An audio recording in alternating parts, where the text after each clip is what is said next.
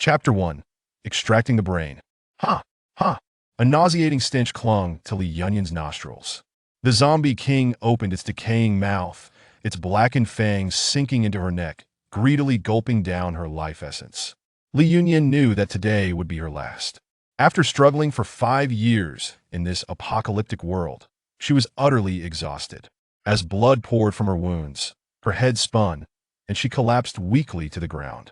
Seeing that Li Yunyin had lost all will to resist, the zombie king became even more brazen, immersing itself in the delightful taste of her blood.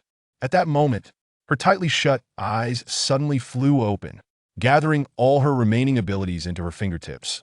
She transformed them into steel claws and thrust them with all her might towards the back of its head. A mixture of foul and icy liquid splattered onto her face.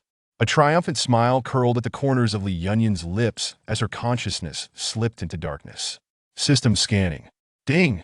High-matching soul detected, attempting to bind. Ding! Binding successful. Ding! Attempting to capture soul. Ding! Capture failed. Ding! Initiating Plan B. System automatically switching to childbirth system. Ding! Childbirth system bound. Li Yunyin, still in slumber, was awakened by the incessant dinging sound in her mind. She opened her eyes to find herself in a void. All around her was a blinding whiteness, devoid of any substance. She murmured, "Am I dead? Is this heaven or hell?" "Host, this is the system space." Upon hearing the familiar mechanical voice, Li Yunyin instantly understood. "So it was you making all that noise?" Ignoring the sarcasm in her words, the system replied emotionlessly, "Host, you have perished in reality. I am the childbirth system. If you can complete the childbirth tasks, you can redeem your lifespan within the system." "Have children?" "Not interested." Li Yunyin flatly refused. "If the host declines, you will die immediately." "Then let me die. Living isn't worth much anyway." After a moment, the mechanical voice resumed. "It seems the host has forgotten how you died. I was bitten to death by the zombie king." Ah! Before she could finish, a sudden realization struck her. Indeed, the system spoke, "If the host dies, you will instantly become the second zombie king." How glorious that would be! The calm and unyielding mechanical voice held an almost gleeful undertone. "Oh no, that's utterly disgusting. No way." She could accept her death, but she could never accept becoming a zombie. The thought of the zombie king's decaying, foul-smelling form sent chills down her spine. Without a moment's hesitation, she immediately shifted her tone. "All right, I accept. Better to live in a wretched manner than to die. It's just childbirth. How hard can that be?" Li Yunyin steeled herself. "So, how do you want me to give birth?" "The system will place the host into several small worlds, where you will need to bear offspring for outstanding males. The more children you have, the higher your points will be. Before that, please set your character form." A shimmering interface appeared in her mind, similar to that of a tablet. Upon setting her name to Li Yunyin, she found that she could no longer fill in the fields below. "Host, you are currently in soul form. Aside from your name, every configuration change will deduct the corresponding points." "How many points do I have?" "Your points, 0. "Then what's the point of changing anything? I'll leave it as is." "Host, you must select at least one option to begin the task." "Can I take an advance?" "Not possible." Li Yunyin began to sense the system's malice. This coercive tactic felt like a meticulously crafted trap designed to ensnare her. "Just cut to the chase and tell me what you want me to do." The system had been waiting for her to say that the host can exchange what you possess for points, such as your soul. "What do you want my soul for?" The system, seemingly confident, revealed its intentions without hesitation. "This way, host, you can become a noble system like me." 50, 50, 50. So the system had its eyes on that prize. Being an emotionless system is hardly better than being a zombie. But now, she was merely a soul, with nothing to exchange for points. What should she do? Li Yunyin instinctively clenched her fist. Suddenly, she felt something sticky in her right hand. Li Yunyin slowly raised her hand, opening it in the void, revealing a glistening mass within her palm. Chapter 2. "I want it all." A smile curled at the corners of her lips. "System, how many points can I exchange for this?" A jarring electric sound abruptly filled her mind. Zing! Li Yunyin gritted her teeth, bearing the sound that made her entire jaw tingle with discomfort. The system seemed to momentarily glitch, sputtering out several zings before regaining its composure. How did you bring this in? The system's voice was no longer calm, laced with disbelief and fear. Li Yunyan shrugged. You brought me in here, didn't you? She tilted her head, smiling slyly. System. Did you make a significant error in your work? Don't say that. The system hurriedly tried to silence her further. At their central system, they were always at risk of being monitored, and if the main system discovered its operational mistake, it would meet a fate of utter annihilation, leaving no trace behind. The only solution now was to ensure it became a true childbirth system, binding its fate to that of this host. System scanning. Ding. Host Li Yunyan. Exchanging one zombie king brain. Current points, 10,000. Please set your character form. To her surprise, the zombie king's brain held significant value. Without needing to sell her soul, Li Yunyan felt quite pleased as she browsed the interface anew. As she continued to explore, she couldn't help but chuckle. Perhaps the system had previously deemed her a lost cause, for the interface was rather rudimentary. All character traits could be exchanged for points, and the cost for each was a mere single point to start. Ordinary appearance, 1 point. Fair appearance, 2 points. Beautiful, 3 points. Stunningly beautiful, for points. Top-tier beauty, 10 points. Normal intellect, 1 point. Slightly clever, 2 points. Intelligent, 3 points. Wise, for points. Universe's smartest, 10 points. With 10,000 points to her name, Li Yunyan was now a wealthy woman, maxing out every character trait. Top-tier combat skills, 10 points. Top-tier medical skills, 10 points. Top-tier physique, 10 points. She wanted it all. Spotting an array of various pills for sale, Li Yunyan didn't even glance twice and purchased 10 of each. As long as the purchased items remained in the system, they would persist indefinitely. After a spree of shopping, she still had over 9,000 points left. Impossible to exhaust. Absolutely impossible. Li Yunyan was delighted. Did she really need to undertake any tasks at all? Minutes later. System. Why can't I find a place to exchange for lifespan? The system was in a state of shock. Fortunately, the situation had been dire at the time, and it hadn't yet set up the option to redeem points for lifespan. Otherwise, the task would have truly been rendered unnecessary. Now, it was bound to the host, no longer in a position of superiority, and instead carefully explained. Host, lifespan can only be exchanged through childbirth. Each child born in a small world will grant you an additional 10 years of life. What if I enter the small world and don't conceive? The host initially has only 1 year of lifespan in the small world. Please act quickly to become pregnant. Fine. Li Yunyan wasn't worried. She had purchased plenty of childbirth pills earlier. Pills for boys and girls, twins, multiples, painless childbirth, rapid recovery, and more. Conceiving a child within a year should be manageable. System. Her voice was calm and steady. Host, what is it? I won't expose you, but you must cooperate with me moving forward. This task isn't solely mine, it's yours as well. For the first time, the system felt a sense of novelty being grasped by the host. However, it understood the host was correct. They needed to complete the task together without alerting the central system. The system slid into a submissive stance, tweaking its operational interface and changing its previously emotionless mechanical voice to that of an endearing lowly voice. Okay, host. Little system will serve you well. Li Yunyan rolled her eyes heavenward. Let's go. Off to complete the task. Chapter 3. The bewitchingly beautiful but dim-witted young lady versus the cold-faced general. As Li Yunyan opened her eyes, she was greeted by the sight of an extraordinary handsome man standing before her. He was tall and slender, with sword-like brows and starry eyes, his gaze deep and enigmatic, and a prominent nose that seemed to be sculpted to perfection. Every feature of his was a direct hit to her heart.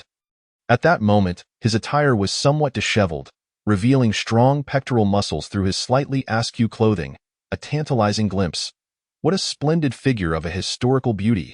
After 5 years of the apocalypse, even the most striking of men had become disheveled and unkempt.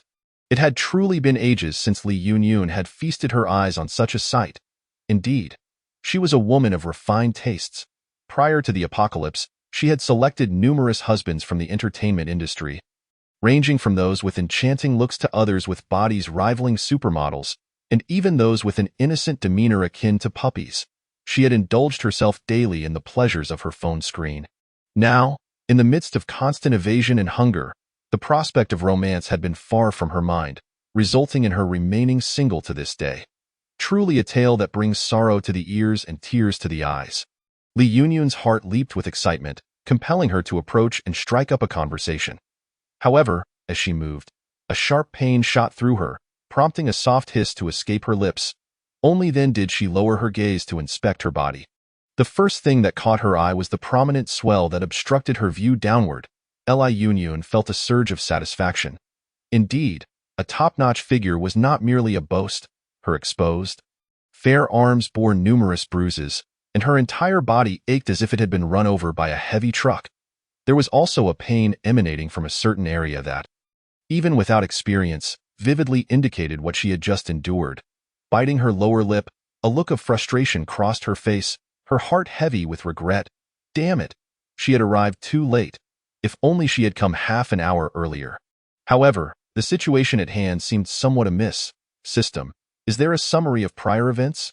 A sweet, youthful voice chimed in. Host, understanding the plot requires a deduction of 100 points. Li Yunyun currently possessed over 9,000 points.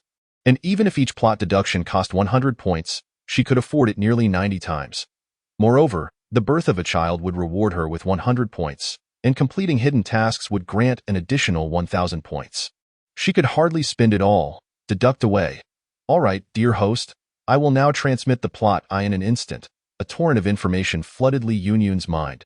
It turned out that she was currently situated in an alternate dynasty, inhabiting the body of the eldest daughter of a second-rank general, also named Li Yunyun. Her biological mother had passed away early, leaving behind a younger brother named Li Yunqing. Since childhood, Li Yunqing had accompanied their father on military campaigns, resulting in minimal interaction with Li Yunyun, who had grown up largely in solitude. Although her father and brother doted on her, they merely showered her with riches and jewels, never providing companionship, which fostered a character of insecurity and weakness within her. Rumors circulated that she was illiterate, squandered wealth recklessly, disrespected her elders, and treated her servants harshly, all while possessing a beauty akin to that of a celestial being, yet her heart was as venomous as that of a serpent. Despite her lack of familial companionship, the Li household was far from empty. On the contrary, it was vast and bustling with people. Li Yunyun's father had a younger brother, her uncle, and a mother, her grandmother. Her aunt had 2 sons and a daughter, and her uncle's concubine had borne 1 son and 2 daughters, creating a genuinely large family. Li Yunyun had always envied the lively atmosphere of her uncle's household, often trying to ingratiate herself to them in hopes of receiving some familial affection. Her uncle's legitimate daughter, Li Yunwu, had been regarded as Li Yunyun's closest friend. Anything that caught Li Yunwu's eye would be generously gifted to her by Li Yunyun. Even if Li Yunwu merely glanced at something, Li Yunyun would have her maid pack it up and deliver it to her courtyard immediately. Such humble and servile flattery, however, only fueled Li Yunwu's ambition, leading her to pilfer Li Yunyun's jewelry and, even worse, set her sights on her fiancé.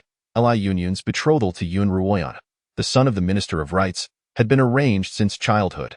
Hailing from a scholarly family, Yun Ruoyan was strikingly handsome and exuded an air of elegance, akin to an otherworldly immortal. Utterly captivating Li Yunyun, it could be said that half of the treasures in Li Yunyun's storeroom had found their way into Li Yunwu's possession, while the other half had been gifted to Yun Ruoyan. In the unfolding narrative, Li Yunwu's schemes had successfully ensnared Li Yunyun. Li Yunyun had been drugged, losing her virginity to the very military commander she despised, Hua Weixin, and upon awakening, she felt as though the sky had fallen upon her. Desperate, she had forced Hua Weixin to leave, hastily tidying herself as if nothing had transpired. Even when Li Yunwu arrived with a throng of people to catch her in the act, the absence of any incriminating evidence left her seething with frustration. Little did she expect that 2 months later, Li Yunyun's monthly cycle would be delayed, prompting her aunt to summon a physician, who discovered that she was already 2 months pregnant. Tearfully, Li Yunyun recounted her encounter with Hua Weixin. The matriarch of the Hua family fell gravely ill upon hearing that Li Yunyun was carrying Hua Weixin's illegitimate child. Struggling to rise from her sickbed, she rushed to the Li household to plead for her son's marriage. Naturally, Li Yunyun would never acquiesce to such a proposal. She had no desire to bear the child of a man she loathed, much less to marry into the Hua family and become a widow. Her heart was set on marrying the illustrious Yun Gongzi. Under the guise of heartfelt counsel from Li Yunwu and her aunt, she ultimately chose to end her life by throwing herself into a well, thereby concluding her muddled existence. Li Yunyun squinted her eyes, processing the plot, and shook her head. What a fool! Though she had usurped another's identity, it was not her place to pass judgment. The next course of action was solely her own. Clutching a pillow, she stood on the bed, while Hua Weixin stood barefoot on the floor, their eyes locked in an intense gaze. What had occurred just moments before? Ah, she remembered. Li Yunyun had threatened to force Hua Weixin to leave, intending to hurl the pillow at him. Her previous line had been, "It's all your fault. Why did you have to show up here?" The next line was supposed to be, "Leave. I never want to see you again." But now, did she still want to throw that pillow? A layer of mist quickly filled her eyes. Her almond-shaped irises glistening with unshed tears, the tip of her nose reddened, and her lips, which had just endured torment, appeared swollen and tender. She gently rubbed the pillow in her hands, appearing as though she wanted to throw it, yet ultimately refrained, embodying a sense of grievance. Her red lips parted slightly, her voice soft and delicate, laced with a hint of seduction. It hurts. Chapter 4. The bewitchingly beautiful but dim-witted young lady versus. The cold-faced General Tu Hua Weixin's pupils dilated in surprise. He had thought she wanted to drive him away or even harm him, only to realize she was lamenting the pain he had caused her. After a moment's contemplation, he recalled that she had indeed been in tears moments ago. Though her mind had been clouded, she had cried out in pain that it was he who had acted recklessly. The potency of the drug had overwhelmed him, leading to a moment of loss of control. Resolving to seek justice for her, he strode to the table and knocked over the already burnt-out incense burner. Should he uncover the culprit behind this deception, he would not hesitate to demand recompense. Taking a deep breath to suppress the remnants of the drug's effects within him, he bowed to Li Yunyun and declared, "I am Hua Weixin, and I wish to take you as my wife. I hope you can overlook past grievances and accept my proposal." Listen to that. What a noble man. He too was a victim of deceit. Yet he did not shirk responsibility, openly seeking her hand in marriage. He was responsible and accountable. The past grievances he mentioned were entirely due to the original Li Yunyun, who had despised military men due to her father's and brother's influence, even declaring she would rather marry a pig or a dog than a general. Li Yunwu had expertly exploited this sentiment, orchestrating multiple chance encounters between Li Yunyun and Hua Weixin, leading the original Li Yunyun to believe Hua Weixin harbored ulterior motives. To the extent that she had slapped him once. Upon hearing Hua Weixin's proposal, a surge of joy blossomed in Li Yunyun's heart, and she nodded enthusiastically. All right. Hua Weixin was taken aback, as he had anticipated her reluctance. He knew she had already given her heart to another, leaving no room for anyone else. Observing his momentary daze, Li Yunyun placed the pillow down and stepped off the bed barefoot. She endured the discomfort and approached him. Realizing he towered over her significantly, looking up at him, a hint of shyness and nervousness washed over her as she softly reiterated, "All right." As she spoke, she seemed to lose her balance, swaying slightly. Hua Weixin quickly caught her by the shoulders, feeling the softness of her skin beneath his hands. The suppressed effects of the drug began to resurface, prompting him to hastily release her. In a deep voice, he uttered, "I am very glad at that moment." A cacophony of footsteps echoed outside, unmistakably approaching their room. Hua Weixin swiftly encircled her waist, guiding her to the edge of the bed, where he pulled the covers around her. Li Yunyun's garments had been torn to shreds in their earlier frenzy. Leaving her exposed as the bedding slipped away, the glaring red stains and disheveled sheets on the bed became evident. His ears flushed crimson as he lowered the bed curtain, allowing Li Yunyun to sit on the bed. Once she was settled, he straightened his clothing and turned to shield her from view. "Do not be afraid. I will protect you." Gazing at the imposing figure shielding her, Li Yunyun felt a profound sense of security. It was as if a horde of zombies had surged in, yet a level 10 supernatural expert stood before her, assuring her that she need not fear, for he would safeguard her. Even though she possessed the ability to fend for herself, the sensation of being protected was truly delightful. Without a knock, the door was suddenly kicked open. "Sister Yin, are you both all right?" Li Yunwu's feigned anxious voice rang out, her tone alarmingly high, as if she feared the world would remain unaware of her presence there. Upon seeing Li Yunyan seated on the bed, Li Yunwu's voice quivered with a hint of tears. "Sister, what has happened to you? What transpired between you and young Master Hua?" She cast disbelieving glances between Li Yunyan and Hua Weixin, her expression a portrait of confusion. Her performance was stiff, devoid of emotional depth, earning her poor reviews. Li Yunyan rolled her eyes, exclaiming, "Stop wailing. I'm not dead yet." She dug at her ears, finding the earlier sound exceedingly grating. Li Yunwu's act faltered. She had not anticipated such a reaction from Li Yunyan.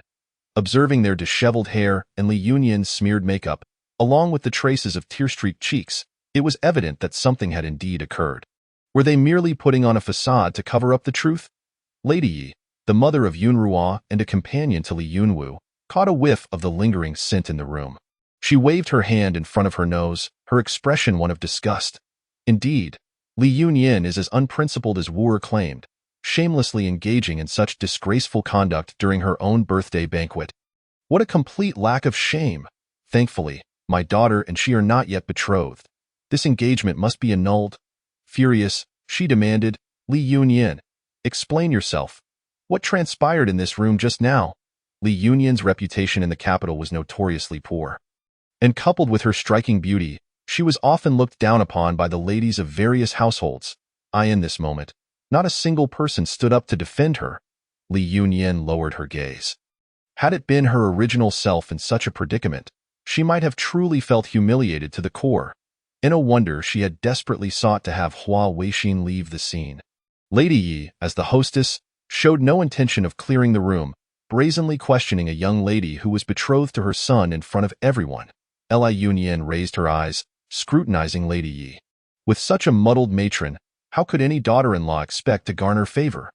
Fortunately, she would not have to marry into such a family. Hua Weixin stepped forward, clasping his hands in a gesture of respect, and addressed Lady Yi. "Madam Yi, today's events were not without cause. I implore you to grant me some time to investigate the matter thoroughly before I come to apologize in person." Upon hearing this, Li Yunwu's brows furrowed slightly. She had to solidify this situation today. If they managed to gloss over it, who knew when another opportunity might arise? Moreover, she absolutely could not allow Hua Weixin to uncover any truths.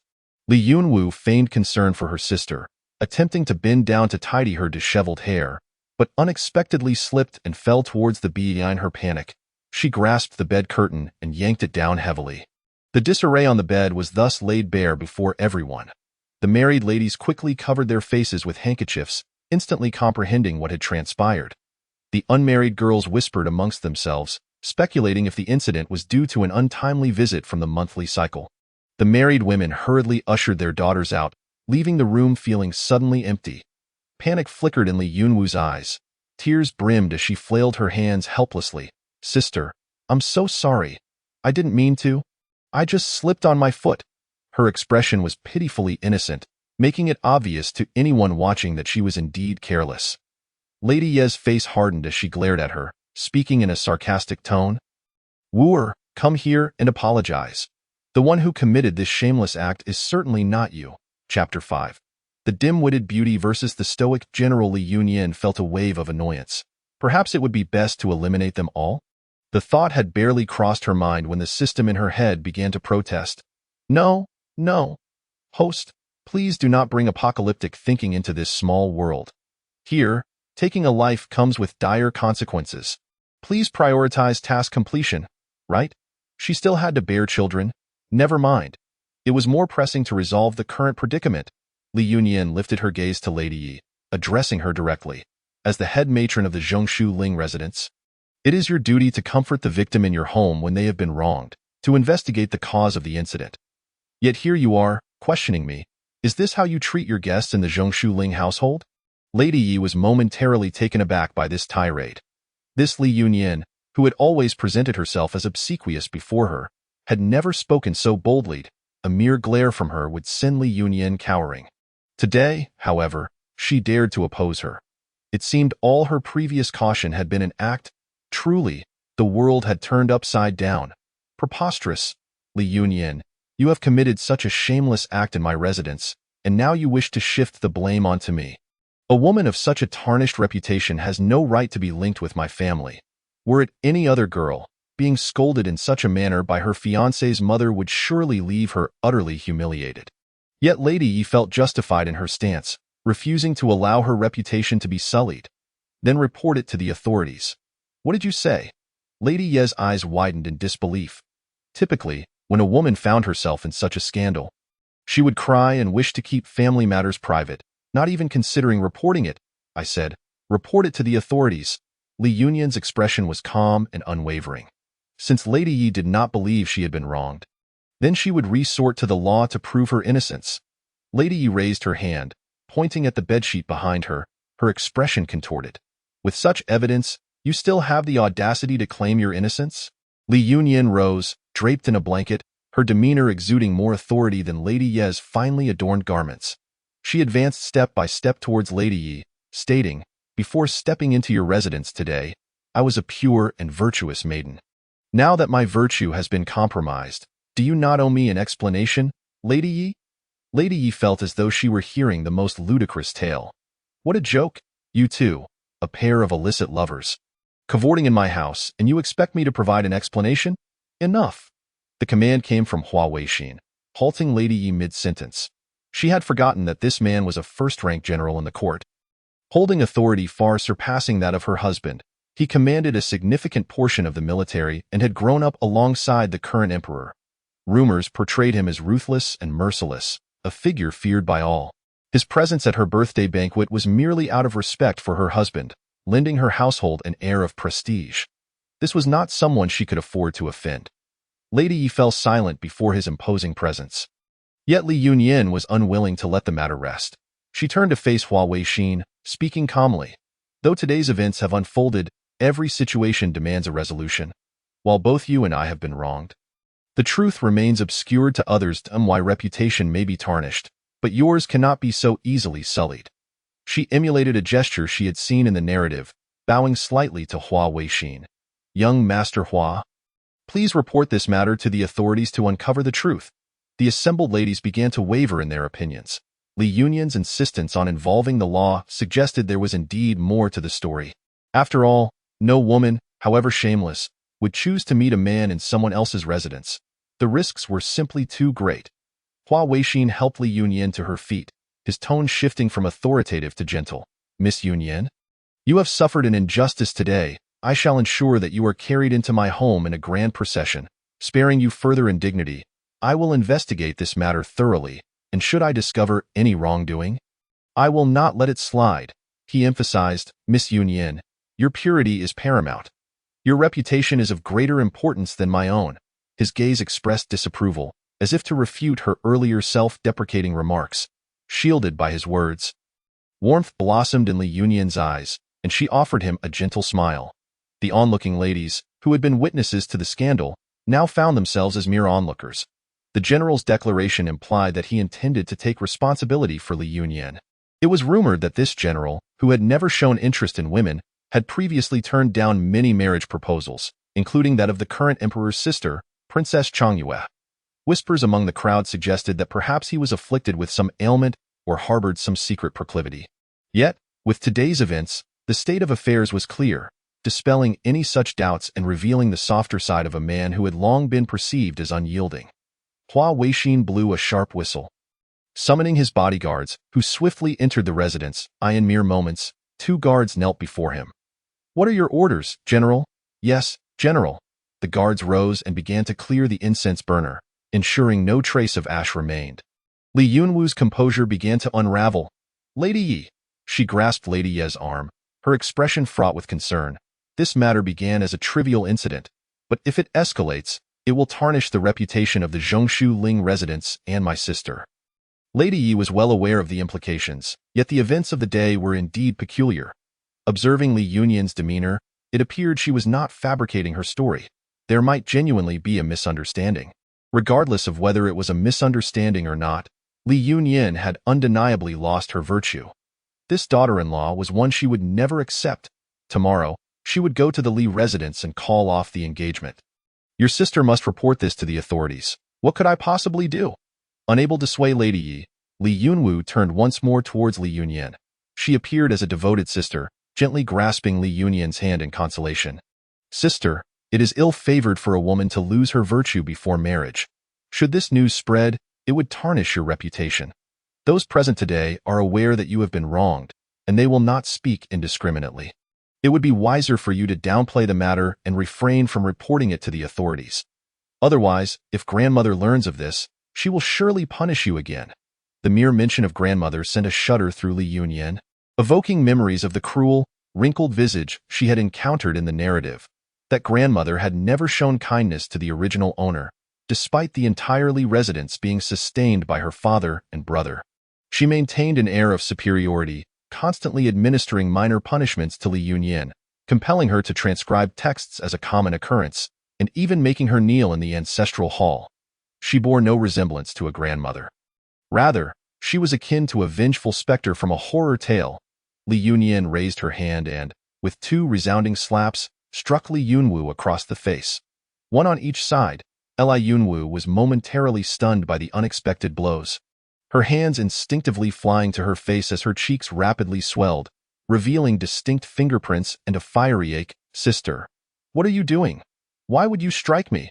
Her eyes shimmered with disbelief, large and glistening. As tears of humiliation threatened to spill, Li Yunyan silently approved of her performance. It was far superior to her previous efforts. "Naturally, I suspect you." Without waiting for a response, Li Yunyan turned to Hua Weixin and said, "Young Master Hua, please investigate my personal maid. She has been missing since my arrival at the Zhongshu Ling residence. Additionally, I require a thorough examination of those surrounding my sister." Hua Weixin was taken aback.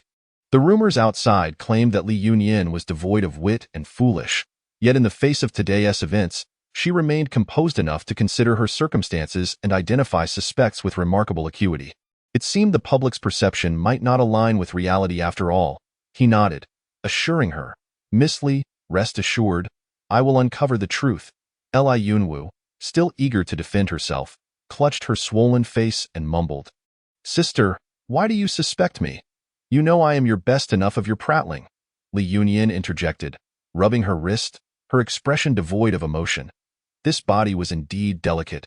After merely 3 slaps, her wrist ached, and her palm throbbed. The law of force was evidently reciprocal.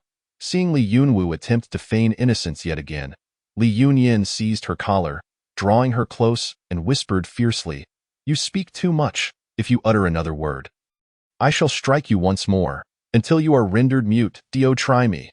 Her gaze was menacing, brimming with a fierce determination that Li Yunwu had never before encountered. In that moment, she felt a genuine fear that if she continued to speak, Li Yunyan might indeed harm her. Tearfully, she nodded, sealing her lips to indicate her silence. With Li Yunwu finally subdued, Li Yunyan released her grip and, in a rare display of kindness, smoothed out her crumpled clothing. Madame Yi was left speechless. Previously, she had been utterly devoted to her son Ruoyan, catering to his every whim, and the entire capital knew how dearly she cherished their engagement. Yet now, she had audaciously broached the subject of annulment. Without pleas for mercy or apologies, she had simply stated, "Let this be the end," and demanded the return of all gifts bestowed upon them.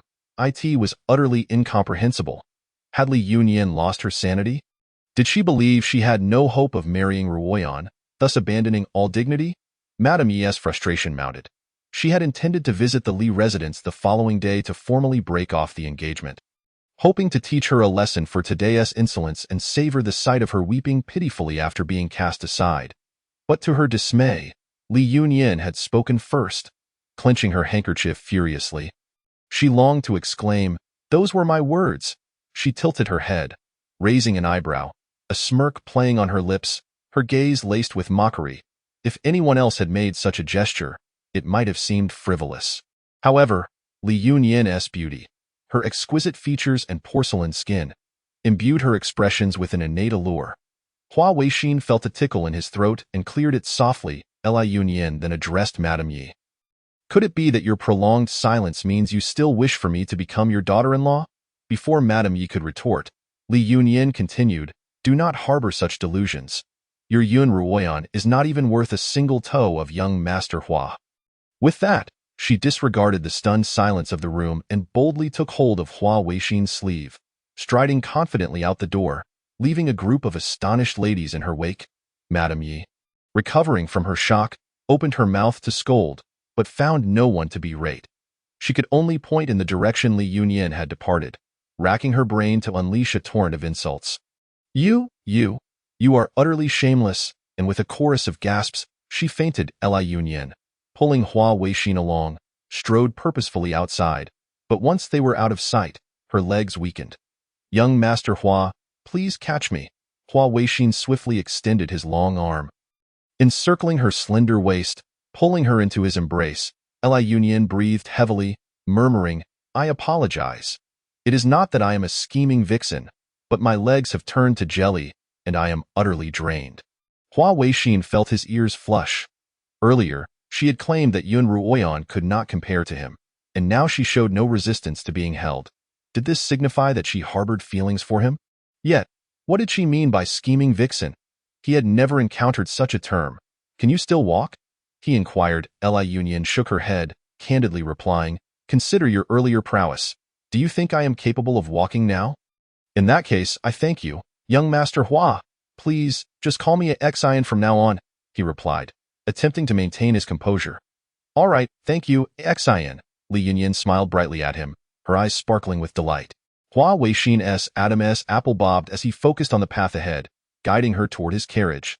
He gently placed her inside before entering the carriage himself and instructing the driver. To the Li residence. Understood. The interior of the carriage was rather austere. Hua Weixin was never one to concern himself with such details, and even the seating was merely a hard bench. Yes, he placed Li Yunyan upon the seat. She inhaled deeply. Hua Weixin, noticing her stifled discomfort, scanned the surroundings but found no soft fabric to cushion her. Regret washed over him. He should have heeded his mother's advice and taken the finest carriage from the estate. His ears reddened again as he settled beside her, softly murmuring, I apologize for the discomfort. In the next moment, he leaned down, one hand beneath her knee and the other supporting her back, lifting Li Yunyan entirely onto his lap. Startled by the sudden embrace, Li Yunyan instinctively wrapped her arms around his neck. Once settled on his lap, she felt significantly more comfortable. Xian, you are quite skilled, she teased with a low chuckle. Skilled at what? Hua Weixin, retaining his hold on her, stiffened, too nervous to move or meet her gaze, staring intently at the carriage door instead, a mask of stoicism adorning his face while performing such an intimate act. Li Yunyan ceased her playful banter, knowing she had a mission to accomplish. Fulfilling her task was paramount. Considering the plot, she realized she should already be with child, while Hua Weixin was soon to embark on a campaign against bandits. For the sake of their future happiness, she had to prevent him from leaving. Adopting a distressed expression, she spoke in a soft, trembling voice, Xian, do you think, given our current situation, it's possible I might become pregnant? Hua Weixin's pupils dilated as he glanced down at her, then abruptly raised his head, voice resolute, I will take responsibility. Then you must act swiftly, Li Yunyan lamented, tears welling in her eyes, if my belly grows. I will have no face to show to the world. Hua Weixin lowered his gaze, witnessing her eyes glisten with unshed tears, each droplet resembling a precious pearl as they fell. A heavy sensation settled in his heart. He was unsure of his own emotions but found them undeniably uncomfortable. Please, do not cry. Clumsily, he lifted a hand to wipe away her tears, only to hesitate, concerned that the calluses on his hands might hurt her delicate skin. He switched to using the back of his hand instead. Li Yunyan met his gaze, her eyes filled with dependence. Xian, I am so frightened.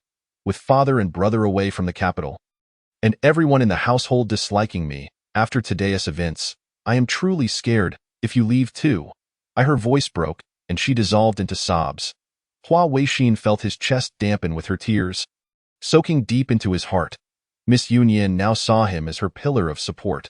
If he were to leave the capital, how would she, so fragile, withstand the cruelty of others? Enough. He would speak to His Majesty about this matter. As for the campaign against the bandits in Julian Mountain, he would request that another be sent in his stead. I promise you. I shall not go anywhere until we are wed. Really? Li Yunyan lifted her head, her eyes sparkling with surprise. The tip of her nose was red from crying, her face still bearing traces of unshed tears, and the brilliance in her gaze was dazzling, causing Hua Weixin's throat to tighten once more. Truly, I am not deceiving you. Splendid. Li Yunyan threw herself back into his embrace, this time filled with joy, her arms encircling him as her delicate face nuzzled against his chest. In truth, she was brushing against his pectoral muscles, something she had not fully appreciated before. and now she seized the opportunity to indulge. Hua Weixin felt her softness in his arms, yet he maintained his composure, sitting upright with his hands neatly placed on his knees. As the carriage approached the gates of the Li residence, Li Yunyin had already succumbed to slumber in his arms. Observing her defenseless sleeping visage, Hua Weixin felt reluctant to awaken her. After all, should he rouse her, she would be unable to enter on her own. Thus, he opted to carry her down from the carriage. The events of today would soon spread, and he saw no need for concealment. He intended for everyone to know that Miss Yunyin was under his protection, and if anyone dared to bully her again, they would do well to consider whether they possessed the capability to do so. In the entire capital, there was no one unfamiliar with Hua Weixin. The guards at the gate, upon witnessing his approach, were prepared to kneel, only to freeze in astonishment at the sight of the person he cradled. Forgetting even to pay their respects. "Miss, the Grand Marshal? What is the meaning of this? How could the young lady be entangled with the Grand Marshal? Was she not already betrothed?" The guard's mind was a tumult of confusion. Unable to grasp whether he should inform the matriarch or properly attend to the esteemed marshal. Hua Weixin was typically cold in front of outsiders, and as he strode into the Li residence, he commanded, "Where does your young lady reside? Lead the way." The guard, initially intending to notify the matriarch, upon hearing the marshal's orders, sent another to relay the message while he guided Hua Weixin. "Marshal, the young lady is this way. Please follow me." Hua Weixin's strides were long, compelling the leading servant to jog to keep pace, and soon they entered a secluded courtyard. Due to her father's standing, her grandmother dared not treat her harshly, resulting in a spacious residence adorned with the finest scenery and furnishings. Cui Xiu, hearing the footsteps, rushed out of the courtyard and was startled to see a servant leading in an outsider. Just as she prepared to admonish, she realized that this outsider was none other than the Grand Marshal, and in his arms was none other than her own young lady. She was taken aback and hurried forward. Miss, what has happened to you?" As the warmth and softness in his arms vanished, Hua Weixin felt an inexplicable emptiness, an unfamiliar sensation. Standing tall like a pine, he addressed Li Yunyin. "Rest well, do not concern yourself with the matters outside. I shall handle them. All right, do not forget your promise to me." Her gaze held a hint of unease as she looked at him expectantly. Hua Weixin nodded, "I shall remember." After speaking, he surveyed the courtyard, gently inclined his head to Li Yunyin, and turned to leave. As he departed, he shot a pointed glare at the servant who stood dumbfounded, prompting the servant to leap to follow suit. Once they were gone, Li Yunyin's body sagged, and she called out, "Cui Xiu, help me inside." Cui Xiu was astonished by the change in her mistress's demeanor today, for Li Yunyin had always been quite averse to her. Li Yunyin waved her hand. "Do not ask me about that now. First, prepare some food. I am famished." "All right, I shall go prepare it at once." Qin Momo turned on her heel, heading to the small kitchen to instruct the cook. Cui Xiu assisted Li Yunyin into the room, whereupon Li Yunyin promptly tore off the blanket that had wrapped her. It had been uncomfortable the entire journey. Cui Xiu gasped, "Miss, what has happened to you? What transpired today?" She covered her mouth tightly to suppress her voice, for her mistress's appearance suggested she had been wronged. Cui Xiu regretted not insisting on accompanying her mistress earlier in the day. At this moment, Qin Momo also entered after instructing the kitchen. "Miss, the food will be ready shortly." "Miss, what has happened to you? Who has wronged you?" Seeing their increasing agitation, Li Yunyin raised her hand to halt them. There was no way to conceal this matter. She had no intention of hiding it, and thus she revealed the truth. "I lost my virtue today at the Minister of State's residence. And so I am in this state." "What? Do not panic. I lost my virtue to Hua Weixin, and he has promised to marry me. He should be coming to formally propose within the next few days. You must simply agree when the time comes." "What?" Their eyes widened in shock, expressions a mix of horror and disbelief, causing Li Yunyin to stifle a laugh. Her stomach grumbled in protest, and she sat up, suggesting, "Why don't we eat while we talk? I am truly starving. How could one not be hungry?" She had barely eaten anything when she left home that morning. Later, she had been set up to eat a feast but had instead endured a dizzying ordeal. Now, her stomach roiled with hunger. Moreover, it had been ages since she had tasted proper food in the apocalypse, and the mere thought of it made her insides churn with desire. Earlier at the Minister of State's residence, she had nearly snatched up the pastries on the table to devour them, but she had restrained herself, fearing they might be drugged. The restraint had left her mouth watering and her head spinning.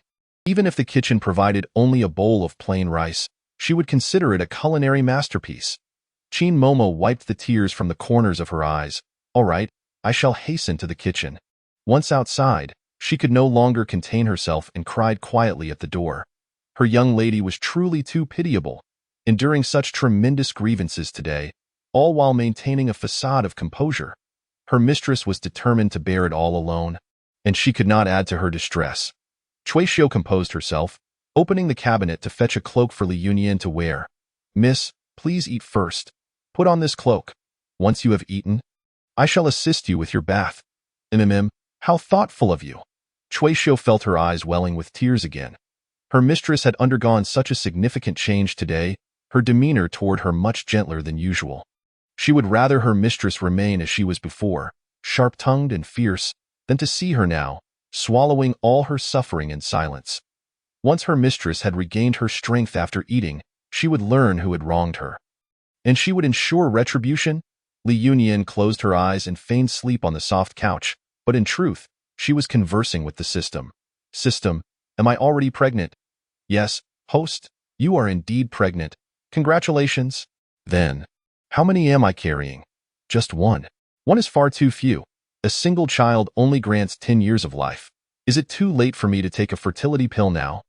Li Yunyan had originally planned to conceive 10 or 8 at once, ensuring she would never have to worry again. Host, the system's elixirs must be consumed within 1 hour prior to or following the event to be effective. The time limit has already passed. Additionally, be advised, carrying multiples significantly impacts one's health.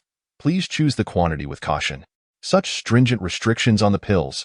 Your system is truly lacking, Li Yunyan scoffed. The system remained silent, and she chose not to continue the conversation. Very well, this is my first pregnancy. I have no experience, so I shall settle for this one and treat it as a trial. Are you in? At this moment. The table was already set with food, and upon catching a whiff of the aroma, Li Yunyan immediately sat up. Cui Xiu assisted her to the table, ready to serve her dishes. Li Yunyan held a bowl in one hand and chopsticks in the other, quickly taking a large mouthful of rice. After swallowing, she immediately took another large bite. With something in her mouth and stomach, she finally had the energy to speak to Cui Xiu. You need not help me. I can manage on my own. The dishes Cui Xiu offered were delicate, a mere couple of pieces at a time, barely enough for her to chew twice. It was far more convenient for her to serve herself. Her manner of eating was exaggerated, as if she had been starved for years, causing Chin Momo to furrow her brow in concern.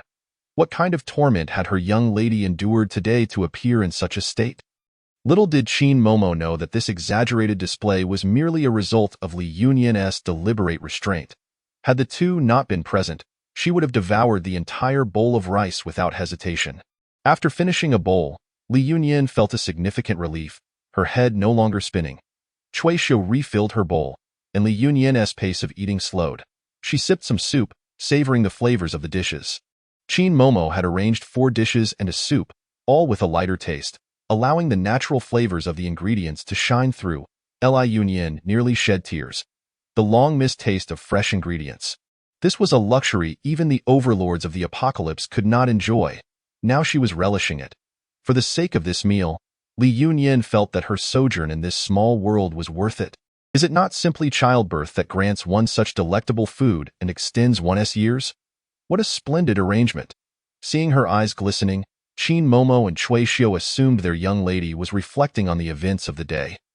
Their hearts laden with myriad emotions, they did not urge her, quietly observing her as she ate, occasionally refilling her bowl or adding more soup.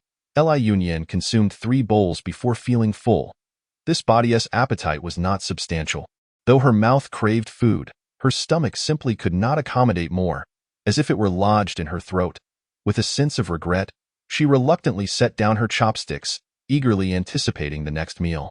She savored the last sip of soup, let out a burp, and wiped the grease from her mouth with a cloth. At that moment, her gaze met 2 pairs of eyes that seemed to hold unspoken words. Chapter 9. The Dits with a Bust versus the cold-faced General Chin Momo and Cui Xiu were both assigned to her by Li Yunyan's father, being the only 2 individuals, apart from her father and brother, who genuinely cared for her. Qin Momo had previously been a trusted confidant of her late mother, while Cui Xiu possessed martial skills, serving not only as a maid but also as a capable enforcer. However, the original owner of this body had been led to believe by her second aunt and Li Yunyun that these two were sent by her father to spy on her, reporting her every move back to him, which resulted in her never treating them with kindness. Now that she had satisfied her hunger, she recounted the events of the day in detail to them. Initially filled with anger, they cursed Hong Fei and Li Yunyun before gradually calming down, pondering what actions to take next. Li Yunyun afforded them ample time to digest the information, understanding that their traditional mindset would likely find the notion of premarital loss of virtue exceedingly distasteful. To her surprise, they accepted the situation rather swiftly, rallying in support of their young mistress. In a conclusive tone, Qin Momo remarked, "Miss, this Wagongzi is far superior to young Gongzi in countless ways. Do not be disheartened. If you marry Wagongzi, your life will surely be splendid." "I share the same sentiment," Li Yunyun beamed, leaving Qin Momo and Cui Xiu utterly captivated. How could they think that their mistress appeared even more beautiful today than ever before? "Miss, what shall we do next? Should I sneak into the second Miss's room tonight?" And Li Yunyun understood her intent instantly.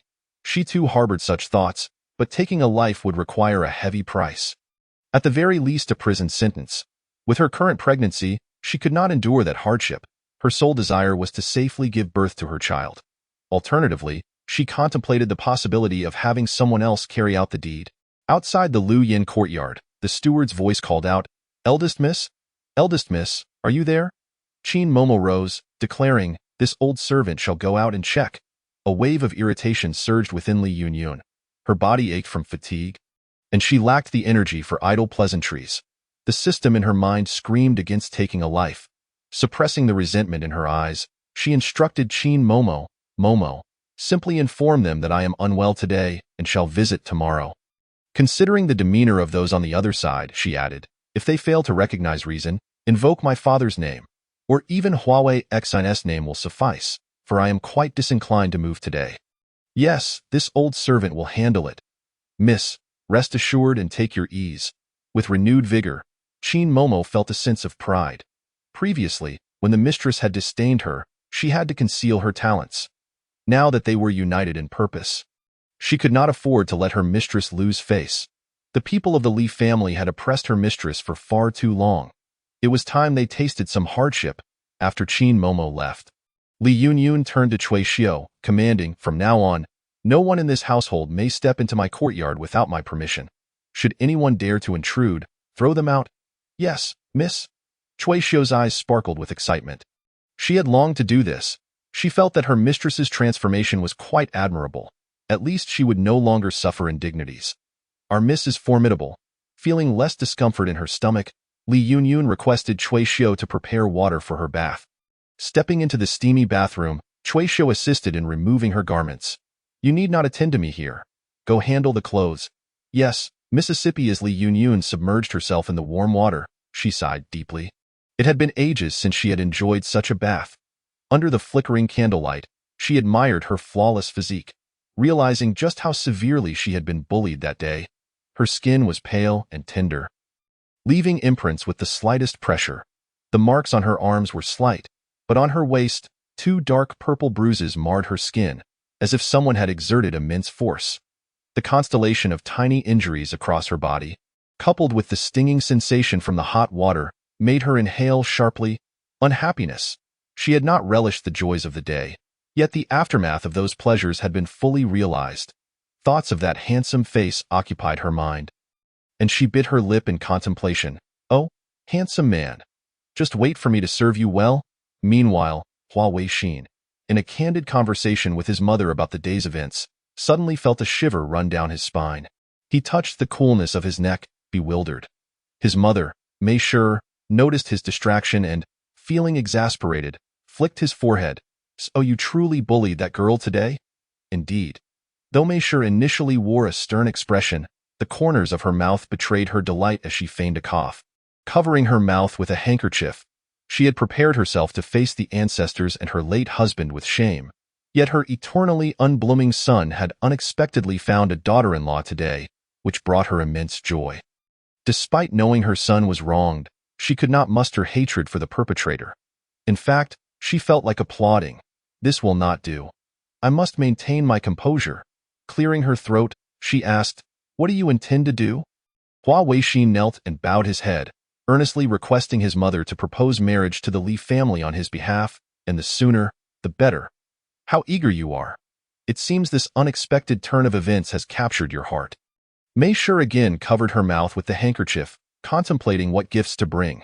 She had heard whispers of the Li family's eldest daughter, renowned for her extraordinary beauty, though her character was said to be lacking. Yet, these were mere trifles. As long as her son was enamored, she could overlook her flaws if need be. She would simply move out and not reside with the daughter-in-law. Tears welled in her eyes. If this daughter-in-law could bear her son a child or two, she would willingly embrace death. After all, the Hua family lineage now rested solely on Hua Weixin. Very well. I shall go to the Li family tomorrow to propose. Seeing her mother agree so readily, Hua Weixin's tense expression softened, revealing a smile. Thank you, mother, for your support. As she watched him smile, Mei Shi also beamed. That girl has endured hardships today. You must treat her well in the future. And do not be fickle, I understand.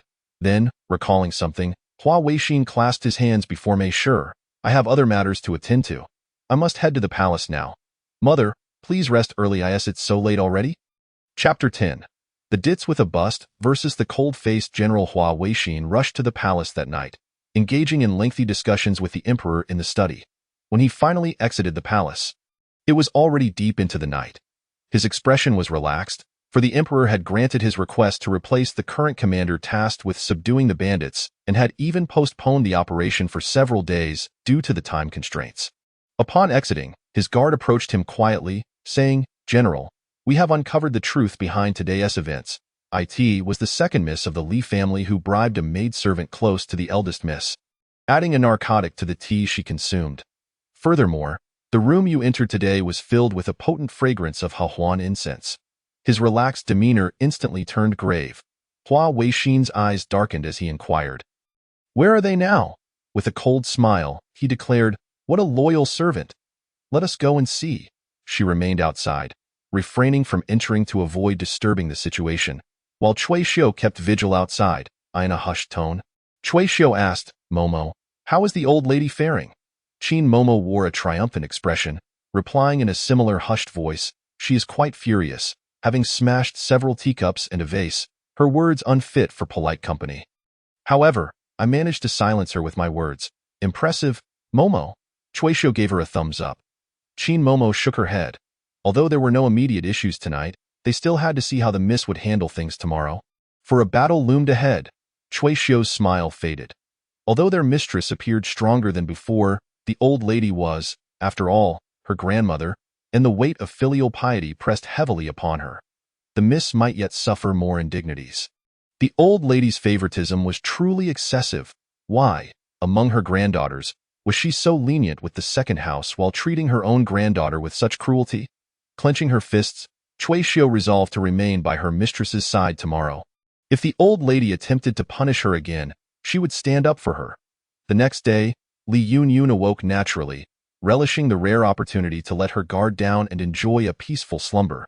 Such days were a long-lost luxury. Every day brought new joys. Sitting up, she stretched her arms wide, moving her waist from side to side and feeling the discomfort from the previous day dissipate entirely. It seemed the benefits of her remarkable constitution were evident. Showcasing her rapid recovery now, she radiated vitality. Hearing the commotion, Cui Xiu entered with a wooden basin. "Miss, you are awake. I shall assist you with your morning routine." "Very well." Li Yunyun was in high spirits as she washed up. Inquiring, "What's for breakfast today?" Cui Xiu wrung out a cloth. "Your favorite, pearl dumplings, along with bird's nest and lotus seed soup, pan-fried fresh fish, and tender lamb stew with noodles. Such a feast. Miss usually prefers simpler fare." "These are all modestly prepared." Li Yunyun's mood brightened even further. Life as a noblewoman in ancient times was indeed splendid. She wouldn't trade it for anything, even if offered immortality. After finishing her breakfast, she rinsed her mouth and sat before the mirror, awaiting Cui Xiu to style her hair. That moment, Cui Xiu returned with a letter, presenting it to Li Yunyun. "Miss, This is a letter just delivered from the Hua family. Li Yunyin took the letter, the characters on the envelope swirling elegantly, undoubtedly pinned by Hua Weixin herself. Upon opening the letter, she discovered that Hua Weixin had revealed the intricacies of the matter at hand. However, Li Yunwu's maid steadfastly insisted that it had nothing to do with the second young lady, and as of now, no evidence had been procured. Li Yunyin had anticipated such a development. She carefully placed the letter aside and instructed Suatio to style her hair. In ancient times, women possessed long hair, making the process of hairstyling quite time-consuming. As Li Yunyin gazed into the bronze mirror, she could faintly discern the outline of her former self, yet every feature, be it her facial structure, complexion, or skin, seemed to have been refined to perfection, each aspect flawless and beyond reproach. Even she herself couldn't help but marvel at her own beauty. Absolutely stunning. Suatio chimed in as she deftly arranged Li Yunyin's hair, adding, "Miss, you are the most beautiful woman in the entire capital. When other young ladies see you, they feel utterly inferior, which breeds jealousy in their hearts, leading them to concoct unfounded rumors to tarnish your reputation." Li Yunyin lifted her gaze, bestowing Suatio with a look of approval, expressing her satisfaction. She then opened a drawer to inspect her possessions. A mere handful of gold hairpins and a few pairs of slightly worn earrings lay despondently in the jewelry box. Her eager fingers hovered in the AI art. Is this all? Suatio skillfully fashioned a bun atop Li Yunyin's head. Her hair dark, lustrous, voluminous, and silky. Suatio found it impossible to refrain from admiring it each time she styled it. She adorned Li Yunyin with all the pins from the jewelry box and turned to her reflection in the mirror. Asking, "Miss, is this satisfactory?" "It is indeed good, but is this all of my jewelry?" "Yes, Mississippi, have you forgotten? You have given away all your jewelry to the second branch. Besides the second young lady, there is also the second madam. The old madam, and even the concubines and illegitimate daughters of the second master. You have gifted them all." Suatio's frustration flared as she spoke. Her young lady was far too generous, giving away to anyone who asked. And as a result, aside from the few pins in her hair, everything else had been claimed by others. The master of the Li residence, who should have been the wealthiest, had become the poorest. Smack! Li Yunyin's hand came down forcefully on the dressing table, exclaiming, "Those were all my treasures. What have I given away? Do you all know?" "Of course, we know. Granny Qin keeps track of everything." Suatio cautiously glanced at Li Yunyin, fearing her lady might consider her meddlesome for bringing it up. "Well done." Li Yunyin rose, flashing a broad smile at Granny Qin. The two exchanged joyful glances, bending their knees in unison, excitedly saying, "Yes, miss." Li Yunyin suddenly had an idea and instructed, "Granny, remember to keep a backup of these lists. Don't let them burn them the moment we hand them over, leaving us with no proof." Of course. This old servant is well aware," Granny Qin replied, her spirit aflame. After enduring for so many years, she had long awaited this day. As Suatio assisted the young lady in changing her attire, Granny Qin stepped outside the courtyard, beckoning a maid to approach, whispering instructions to her. The maid nodded and then exited the estate. Chapter 11. The beautiful but dull young lady versus the cold-faced General Li Yunyin requested Suatio to select the most opulent outfit for her. Fortunately, her stature surpassed that of Li Yunwu, and her figure was more striking. Thus, these garments, exclusive to her, remained pristine within the estate. As the luxurious silks enveloped her, Li Yunyin exuded an imposing aura. Her every movement radiating an innate grandeur. With a smile gracing her lips, she raised an eyebrow in satisfaction at her reflection. "Let us go. Time to pay respects to my esteemed grandmother." The courtyard of her grandmother was a mere 10-minute walk from her location. Along the way, the trio's distinct demeanor drew the attention of numerous servants. After all, that was the great general of the army, a figure second only to the emperor. The eldest young lady appeared particularly radiant today. Her posture was upright and proud, exuding an even greater nobility than before. Truly, she had found her backing. The servants, adept at reading the winds, rushed forward to greet the eldest young lady. Li Yunyin casually nodded, her stride unwavering, not uttering a word, and proceeded directly toward the old madam's courtyard. Just as she approached the entrance, she was halted by Granny Tian, who stood before the old madam. "Young lady, please wait." Allow this old servant to go in and announce your arrival. Granny Tian, a confidant of the old madam, often took advantage of her position to look down upon Li Yunyin. She had been the executor of all the punishments the original owner had faced and was one of her adversaries. Now, she spoke to Li Yunyin with a condescending tone, raising her head high despite being nearly a head shorter. From Li Yunyin's perspective, she seemed utterly ridiculous. However, she was not the main character of the day and thus lacked the qualifications to provoke Li Yunyin at this moment. Li Yunyin's hearing was exceptionally acute. She could discern the voices and soft laughter of Li Yunwu and the old madam from within the courtyard, a smirk playing at her lips. This was perfect. It spared her the trouble of resolving matters in stages. Ignoring Granny Tian's words, she strode past her. "Young lady," Granny Tian squawked, sounding much like a crow, without the old madam's permission. "How dare you enter uninvited? You truly lack decorum." Just as she was about to pursue Li Yunyin, Suatio blocked her path. "Granny Tian, our young lady has matters to discuss with the old madam. It would be best for us servants not to meddle." Granny Tian, accustomed to being fawned over by those beneath her, was taken aback by this unexpected defiance. She had always looked down upon those from the main branch, and no matter how glorious they appeared outside, they turned into mere paper tigers before the old madam. She was not intimidated. "You little wench, how dare you obstruct me? You have truly overstepped," she threatened, ready to slap Suatio. With a deft motion, Suatio seized Granny Tian's wrist, her voice low but firm. "If Granny Tian persists, don't blame Suatio for being ungracious." Granny Tian had always been accustomed to the adoration of subordinates. She had never faced such disrespect. How could she endure this? She had always dismissed the main branch's people, and no matter how grand they appeared outside, they turned into mere paper tigers before the old madam. She felt no fear. "You little minx, how dare you stop me? I'll tear your mouth apart." Crack! With a swift motion, Suatio dislocated Granny Tian's jaw. Ugh. Granny Tian could no longer utter a word, her throat emitting only a singular sound of fury. Her hands trembled as they clutched her dislocated jaw, desperate to scream but unable to do so. Her face flushed crimson with rage as she glared at Suatio, as if trying to bore a hole through her with her gaze. Suatio paid her no mind, maintaining her pace closely behind her young lady. They traversed the front corridor, navigated around the courtyard's rockery, and passed a sprawling ancient tree before finally arriving at the old madam's main hall. By now, the voices inside had ceased, likely due to the commotion caused by Granny Tian's earlier squawking. Just as Li Yunyin was about to step into the room, an unidentified object suddenly flew past her feet. With a deft flick of her toes, she sent the object soaring, shattering it upon impact ahead. The speed was so swift that even Suatio failed to react in time. An ancient-looking woman resembling a 1,000-year-old tree spirit sat in the main seat. Her hand pressed against her chest, as if greatly startled. How could she not be frightened? The old madam, her eyes ablaze with fury, directed her wrath at Li Yunyin. "You have truly gone too far.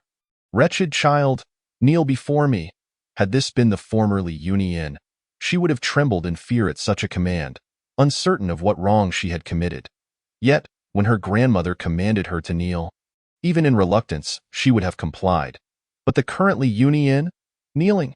She scoffed, coughed, scratched that. More elegantly, this young lady feared not even zombies. How could she be intimidated by you, a mere tree spirit? Raising her eyes, she spotted Li Yunwu standing beside the tree spirit, a smug smile plastered on her face. Was she no longer even pretending to maintain sisterly affection? It seemed the 3 slaps from yesterday had been too lenient. She still had the audacity to lodge a complaint. Did she truly believe she could sway their grandmother in her favor? With several strides, Li Yunyin advanced, seizing Li Yunwu by the arm, twisting her around to face the tree spirit, and delivered a swift kick to her knee. The entire motion was fluid and seamless. With a thud, Li Yunwu fell to her knees. Li Yunyin crossed her arms. Exasperated, "Sister, you've angered grandmother so greatly. Since she commands you to kneel, why aren't you complying? Truly, you lack decorum." Li Yunwu was taken aback by this unexpected turn of events, struggling to rise but finding herself utterly immobilized by Li Yunyin's strength. "Let me go. Li Yunyin, grandmother wants you to kneel. Not me. How could that be? Grandmother is not the sort to penalize without reason." I have done nothing wrong, so how could she possibly punish me? Grandmother, you agree, don't you? The old madam was momentarily taken aback by Li Yunyi's smooth rhetoric. This wretched child, who had previously been incapable of articulating a coherent thought, was now so eloquent.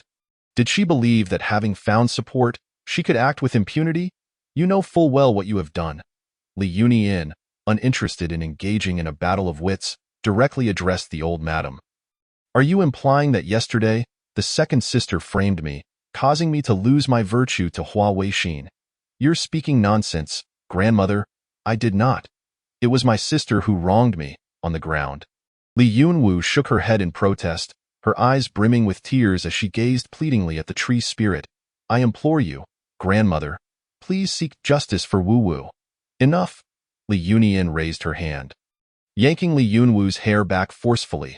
The meticulously styled bun was instantly disheveled, and the exquisite hair ornaments clattered to the ground.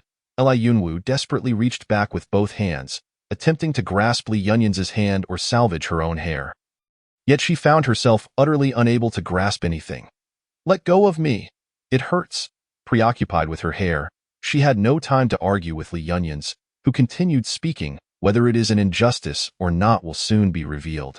The maid Hongfei, who was by my side yesterday, has already been taken away by Hua Weixin, and the maid accompanying my second sister has also vanished without a trace.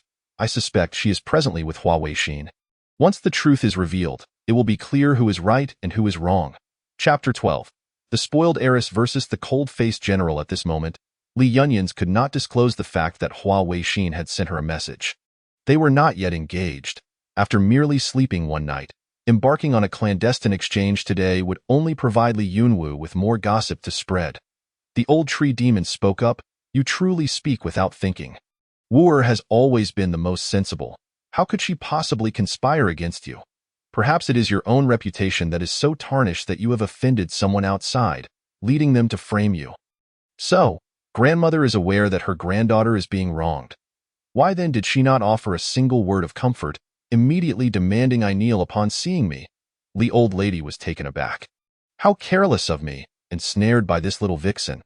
It could very well be that your own licentious nature led you to seduce someone at the banquet, and when the truth came to light, you cast the blame upon your sister. Li Yunyins felt perplexed. Despite the old demoness' disdain for her, was she not still her own granddaughter? How could a grandmother harbor such malice towards her own flesh and blood? To utter such slanderous words was to drive someone to despair. System, can you uncover the reason behind this tree demon's animosity towards the original body? Of course, host, but it will require a deduction of points. Deduct. Understood. Host, please hold on. Found it. Host, it is indeed true that the original body is the tree demon's granddaughter. However, it stems from the fact that the original's father, the tree demon's eldest son, refused to marry her maternal niece, insisting instead on marrying your mother, which caused her to harbor resentment. Later, your father spent many years away, failing to maintain a relationship with her, while your second uncle lavished her with affection daily. Your second uncle may lack any real talents, but he possesses a silver tongue, which only served to further sway her heart. Although my father did not indulge her, he bore the weight of the entire Li household. Is that not enough? Have you ever heard the saying, a grain of kindness can provoke a bushel of resentment? The more selflessly your father gives, the more they believe it is their due. The moment you show any resistance, they perceive it as a desire to escape their control, prompting them to suppress you even more. Is it akin to a parasite attempting to devour its host? Precisely, Dada. Host, look what I have discovered. Just deduct. Speak quickly. Host, the original's mother did not die of illness. She was murdered by your second aunt and the old demoness together. What? Li Yunyins was truly enraged at that moment. Her fists clenched, she attempted to steady her breath. She had not wanted to resort to such extremes. After all, the original's father was a reasonable man, likely desiring a respectable family. She had hoped to maintain a semblance of dignity with them. However, now, she had no desire to endure any longer. These individuals did not qualify as family. They were nothing more than vampires, demons. She was no longer inclined to treat them with any semblance of kindness. Upon hearing her demand for something, the old lady no longer cared about anything else. What do you want? I have nothing here that belongs to you. Chin Mama, you explain.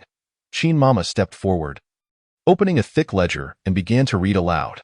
The old lady complained of a headache the day before yesterday and requested a century-old ginseng from the young lady. Last month, she claimed the weather had changed and her knees hurt, taking the young lady's white tiger fur. The month before that, she stated her vision was impaired and asked someone. These were all her treasures. She had not even spoken yet, but the old lady could no longer bear to listen. Silence. These are all gifts from my granddaughter to me, this old woman. What do you mean by returning them? You are simply damaging our relationship. After uttering this, a rare smile graced her face, and she gazed affectionately at Li Yunying in the past. Whenever she treated Li Yunying with even a modicum of kindness, Li Yunying would eagerly offer her heart. Allowing her to select anything from the storeroom, Li Yunying did not hesitate to retort. Grandmother, you worry too much. There is no relationship between us that can be damaged. Li old lady's face fell, her dignity slightly compromised. She slammed the table and shouted furiously, "You wretched child! Are you not afraid of the rumors that will spread, claiming you disrespect your elders and are unfilial? Go ahead and spread them. After all, no matter how well I behaved in the past, did you not also spread rumors of me disrespecting my elders?" The old lady was taken aback. How could she know? How did she come to this knowledge? Could it be that the loudmouth from the second branch disclosed it? What a useless being. Unable even to manage a little vixen. Li Yunying found the ledger too thick. By the time she finished reading it, it would likely be dark. She had no time to wait idly. Qin Mama, no need to read any further. Simply have someone move the items. Yes, young lady.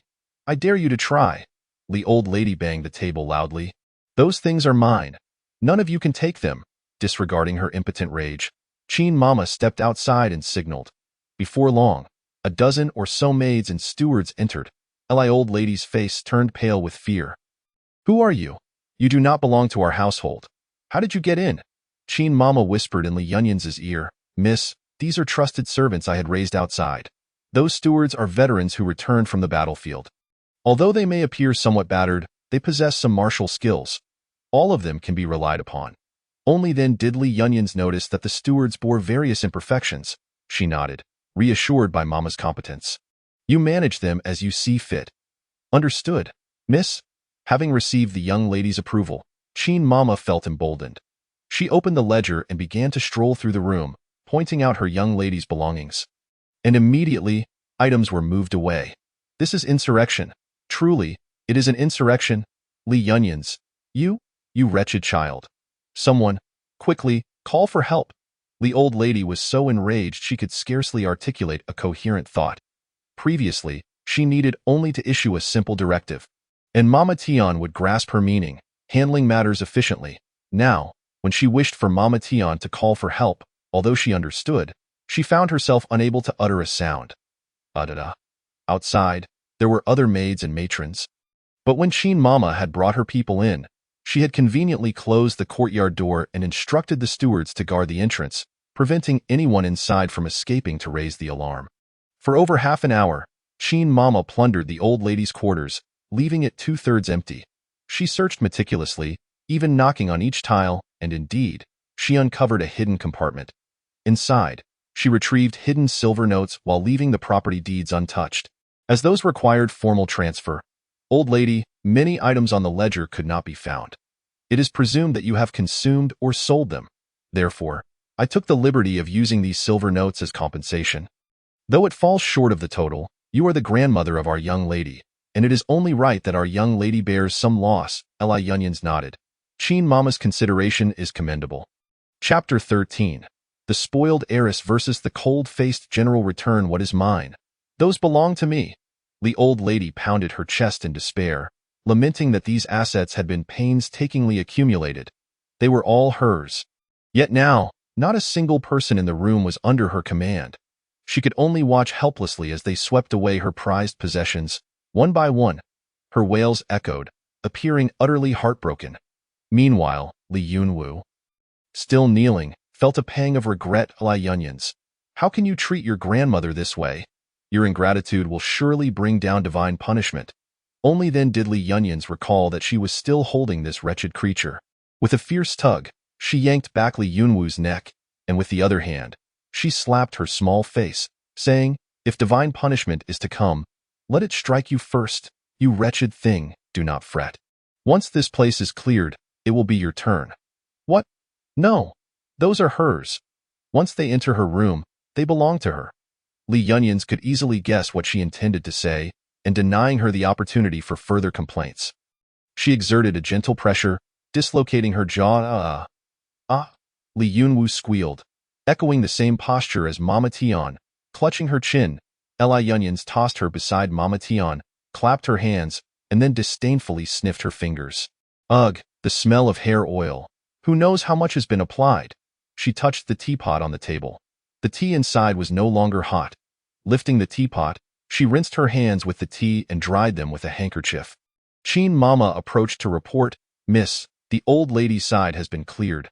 Her eyes sparkled with excitement, brimming with anticipation. Li Yunyans instantly understood. It was time to move on to the next location, then let us proceed. In an instant, they departed, leaving the space utterly devoid of presence. Li Yunwu ran behind them, attempting to intervene, no longer caring about her grandmother's predicament. The maid Huang Yu, who had always understood Li Yunwu best, had been captured. Now, with Qinglian at her side, she was utterly helpless. Li Yunwu is currently unable to speak. Even if she wishes to call for assistance, no sound escapes her lips. In desperation, she hastens her pace, striving to reach her courtyard first to hide her belongings. Upon noticing that everyone has departed and her own room stands empty, the old matriarch is incensed, her fury threatening to tear her apart. Rebellion, rebellion. Someone, come quickly. The servants in the courtyard, witnessing that the young lady's entourage has all left, exchange glances, hesitant to enter the house. At this moment, the old matriarch is in a fit of rage. Anyone who dares to enter will surely suffer her wrath. Having secured the items, Li Yunyan wishes to disregard this affair, leading Qin Mama and Cui Xiu towards Li Yunwu's misty pavilion. Li Yunwu runs swiftly, quickly gaining the lead. Observing this, Li Yunyan flicks her foot, accurately striking a stone against Li Yunwu's thigh, causing her to topple over. Miss, are you all right? Let me help you up." Qing Lian, seeing her young mistress suddenly fall, rushes to assist her. Li Yunwu, frantic, cannot allow Li Yunyan and the others to reach the misty pavilion first. Her treasures lie within. She gestures desperately towards her courtyard, hoping Qing Lian comprehends her intent. Why this time? Li Yunyan has already surpassed her. Casting a sidelong glance, she pays no heed to the two on the ground. Swiftly advancing, Li Yunwu, on the verge of tears, realizes she cannot stop them and points towards another direction, where her mother and father's courtyard lies. Qing Lian understands. "I shall fetch madam right away. Miss, wait for me here." Upon reaching the entrance of the misty pavilion, Mama Ju, spotting the newcomers, intends to belittle them as before, but Li Yunyan ignores her entirely, striding straight inside. With experience, Cui Xiu swiftly silences Mama Ju, leading them towards the second young lady's chamber. The servants within Misty Pavilion are far fewer than those in the old matriarch's courtyard, making them easier to manage. In mere moments, they are all subdued, huddled in a corner like quail. Although Misty Pavilion is not as expansive as Lu Yan Courtyard, its decor is exquisitely elegant, adorned with high-end ornaments that exude opulence and luxury. Li Yunyan's gaze falls upon the vanity cluttered with Li Yunwu's possessions, igniting her rage. "These are all my belongings." Qin Mama, Cui Xiu, commence. "Yes, miss." Box after box of exquisite items are slowly carried out, causing Li Yunyan's heart to ache with every glance. The jewelry and ornaments, once touched by Li Yunwu, she no longer wishes to use. She plans to sell them for silver. Yet, these treasures, painstakingly chosen by her father and brother, bear signs of wear, and selling them may lead to a significant loss. It is infuriating. Stop this at once." Li Yunwu stumbles in, breathless. With her hair disheveled from running, her flushed face glistens with sweat, resembling a wild woman. Yet the others pay her no mind, continuing to haul boxes away, unable to halt them. Li Yunwu rushes before Li Yunyan. "Li Yunyan, are you truly intent on severing our ties?" Li Yunwu bellows. "Do not forget how dreadful your reputation is outside.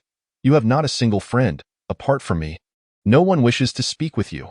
These are words once used by Li Yunwu herself, who fell victim to such deceit. growing ever more self-conscious and eager to please the second household. Despite her beauty, wealth, and loving family, she should have lived a life of peace and joy. Yet, it is these so-called relatives, driven by selfish desires, who have led an innocent woman to face such tragic consequences in her most radiant years. Li Yunyin raises her hand, delivering 2 sharp slaps. You are unbearably noisy. Li Yunwu's previously reddened face swells once more. Li Yunyin, you have truly lost your mind. How dare you strike me again? She clutches her face, her eyes glinting with intense hatred. Initially, she merely wished to ruin Li Yunyin's reputation to secure her own marriage to young Master Yun, but now, she desires nothing less than Li Yunyin's demise. Chapter 14. The dim-witted fair miss versus the cold general. Yesterday, at the Grand Secretariat's residence, with so many ladies present and the Grand Marshal providing protection, she was helpless against Li Yunyin. But now, they are in the Li residence. Her parents, brother, and grandmother, along with the servants, will no longer shield this wretch. If she wishes for her demise, there are ample means to ensure it. After all, her mother has held sway in the Li household for many years. And it was not for naught. Wooer, wooer. What has happened? It is the voice of second Aunt Hong. Li Yunwu forces a sinister smile. Her mother has arrived. She has an ally. Li Yunyin also wears a faint smile. Excellent. Yet another adversary has emerged. Mother. Li Yunwu approaches, covering her face, her voice laden with grievance and tears, adopting an innocent demeanor. Upon seeing her daughter's swollen cheeks, Hong realizes Li Yunwu has been struck again. That Li Yunyin, her audacity knows no bounds. Yesterday was one thing, but today she dares strike my daughter. It seems she requires a lesson. Gently patting her daughter's hand to reassure her, Hong signals to the servants behind her. Storming into the room, a lengthy tirade ensues, aggressive and accusatory. Li Yunyin rolls her eyes, finding such verbal sparring tedious. It is even less satisfying than battling zombies in a post-apocalyptic world. She coolly raises her eyes, slowly striding toward Li Yunwu, seizing her and dragging her towards Hong. Her movements are brazen, ignoring Li Yunwu's futile struggles, and she thrusts her before Hong. Hong, taken aback by Li Yunyin's unexpected boldness, falls to the ground unprepared. Ah, Li Yunyin, how dare you lay hands on me? This is utterly insufferable. Someone, come quickly. Both Hong and Li Yunwu are assisted to their feet amidst cries for help. In the next moment, a dozen strong servants rush into the room. Brandishing clubs, their expressions fierce, resembling trained thugs. So this is the source of their arrogance. Li Yunyin, if you confess your wrongs now and return everything to Wooer, second aunt will overlook this in light of past relations. However, should you remain obstinate, do not blame second aunt for her lack of courtesy. Upon seeing the servants, Hong's confidence surges. The burly servants stand before them, flanked by more subordinates, encircling the 2 women. The sight is daunting. Each glowers at Li Yunyin with hostility. Cui Xiu positions herself protectively in front of Li Yunyin, her body tense and ready for action. Do not fear, miss. I will protect you.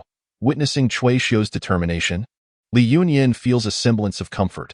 Despite the shortcomings of her relatives, she is fortunate to have 2 loyal companions by her side. Li Yunyin stands lazily, arms crossed, seemingly indifferent to the gathering crowd. What does second aunt intend to do? Hong feigns concerned. Yinner, you have truly overstepped this time. As your elder, second aunt finds it difficult to act. Yet a small punishment is necessary to prevent the other servants from emulating your behavior. Lest chaos ensue in the Li residence, she gestures to the servants. These men are clumsy and hot-blooded. Should they accidentally harm you, your reputation, as her words hang in the air, the servants' gazes shift towards her.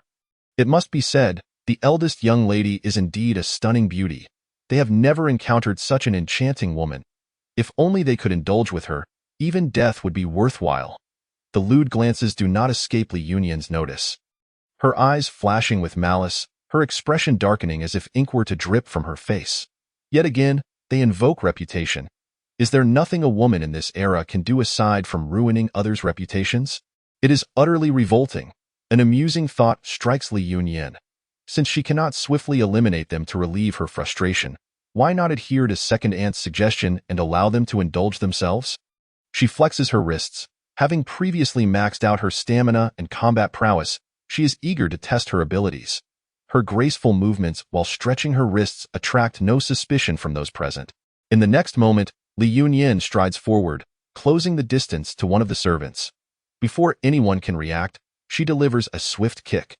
The burly servant is sent flying, crashing against the doorframe and landing on the ground. Blood spilling from his mouth, as her young mistress springs into action, Cui Xiu, without time to ponder how Li Yunyin has become so formidable, instinctively rushes in to join the fray. The room erupts into chaos, filled with the sounds of combat and the shrieks of the women. Splendid, splendid. Qin Mama instructs her people to move everything outside, encircling the servants while summoning her own capable men to assist. These individuals, seasoned veterans from the battlefield, quickly subdue everyone with their extensive combat experience. Li Yunyin shakes her hands. Her combat prowess is indeed impressive, yet this delicate skin proves too tender. After merely swinging a few clubs and delivering a few kicks, her palms burn with pain, and her ankles ache. Truly, she is fragile and soft. It seems that in the future, simplicity may be the best approach. Let us resort to poison directly. Li Yunwu and Hong Shi were being firmly restrained by two matrons, while the servants they summoned lay on the ground, wailing in despair, utterly stripped of their earlier arrogance. Li Yunyin's gaze shifted towards the numerous maids and matrons brought by Hong Shi. Are you not leaving? Do you wish to remain here to be beaten? Please, miss, do not be angry. We will take our leave at once. Before long, the extraneous servants had all departed, leaving only two close maids, Yin Yu and Yuan Yu. Beside Hong Shi, and the elderly matron Zhu beside Li Yunwu, it was better to stay here. Although they could not offer assistance, at least they could demonstrate their loyalty. Moreover, the eldest miss had a gentle disposition, and despite her earlier frightening demeanor, their previous impressions of her weakness led them to believe she could not possibly commit any earth-shattering deeds. However, they soon regretted their decision. Li Yunyin pointed at those remaining in the room. Excellent. They are all those who have bullied me in the past. Her consciousness entered the system backpack, where she rummaged through her previous bulk purchase of pills, discovering one called Ri Ri Huan. The name alone suggested it was not a legitimate remedy. Chapter 15. The dim-witted yet bewitching young lady versus the stoic general. After marking the heads of the remaining individuals, she purchased 10 pills from the marketplace. Just enough for each person to receive one. She turned her back, discreetly retrieving the pills from her wide sleeves and handing them to Cui Xiu. Administer 1 pill to each of them. Yes, miss. Li Yunwu and Hong Shi tightly clenched their mouths, but Cui Xiu swiftly unhinged their jaws, administering the pills and gently closing their mouths afterward. Such proficiency. The servants on the ground were even easier to manage. Those who resisted soon complied after a few stern threats, obediently opening their mouths. The pills dissolved instantly, and within moments, Li Yunwu and Hong Shi ceased their struggles, low moans escaping their lips. The 10 or so servants sprawled on the ground also ceased their lamentations, their eyes gradually reddening. We shall exit and secure the door. Yes, miss. Before long, the room was filled with unspeakable sounds. Li Yunyin maintained a composed expression, her heart brimming with satisfaction. She did not perceive her actions as excessively cruel. After all, Li Yunwu had used drugs to ruin her dignity the day before. Today, she was merely returning the favor in kind. Furthermore, Hong Shi had brought numerous henchmen, overtly intending to humiliate her. At that moment, she truly felt a murderous intent. Allowing them to retain their lives was already a show of mercy. The system itself was not particularly benevolent. As long as Li Yunyin did not commit murder or impede the task's progress, it would not intervene in her actions. Qin Momo and Cui Xiu, hearing the commotion from within, struggled to maintain their composure, especially Cui Xiu, who was still a young girl, her ears flushed crimson. However, she did not reveal her discomfort.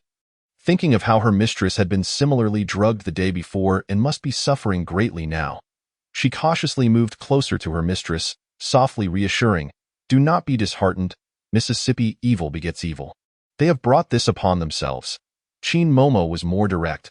She embraced Li Yunyin as though comforting a child, gently patting her head. "My dear miss, you have suffered. Feel free to cry it out. All is well now." Qin Momo's servants were indeed professional. They seemed to ignore the sounds emanating from the room, standing vigil outside to prevent anyone from entering. Is the second uncle not home? Otherwise, such a ruckus would not have gone unnoticed. Very well, let the second aunt and second sister enjoy themselves inside. Let us depart. By the time they returned, it was nearing afternoon. Observing the joy on their faces, it was evident they had reaped substantial rewards.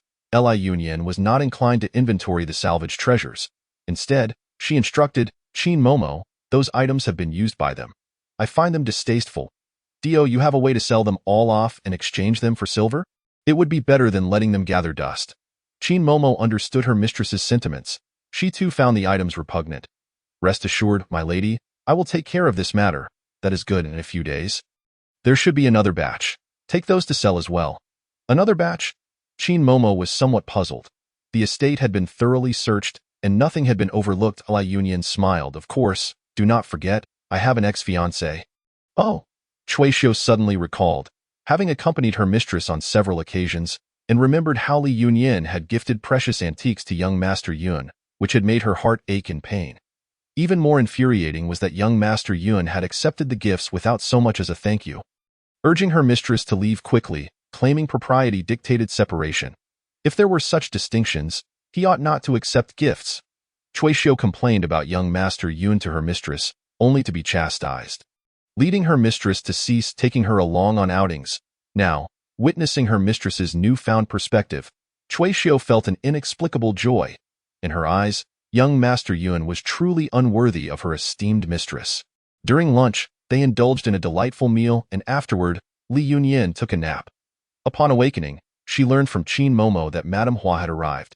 Previously, Hong Shi had managed the household, and matters were directly reported to her. However, since Hong Shi was currently occupied, the attendants had taken the liberty of informing Li Yunyan instead. Li Yunyan had no intention of allowing Hong Shi to meddle in her marital affairs. She instructed Cui Xiu to assist her in freshening up her appearance before heading straight to the front hall. Qin Momo's efficiency was commendable. As soon as she stepped out, she noticed that both the inner and outer courtyards had been filled with her own people. Upon seeing Li Yunyan, they paused their tasks and greeted her respectfully. Li Yunyan nodded slightly. These individuals were reliable and had exerted considerable effort today, deserving of generous rewards from Qin Momo. Upon entering the front hall, she beheld a dignified and elegant woman, quietly sipping tea. Young lady Li Yunyan, greetings to Madame Hua, a clear voice resonated, and Mei Shi glanced up in surprise.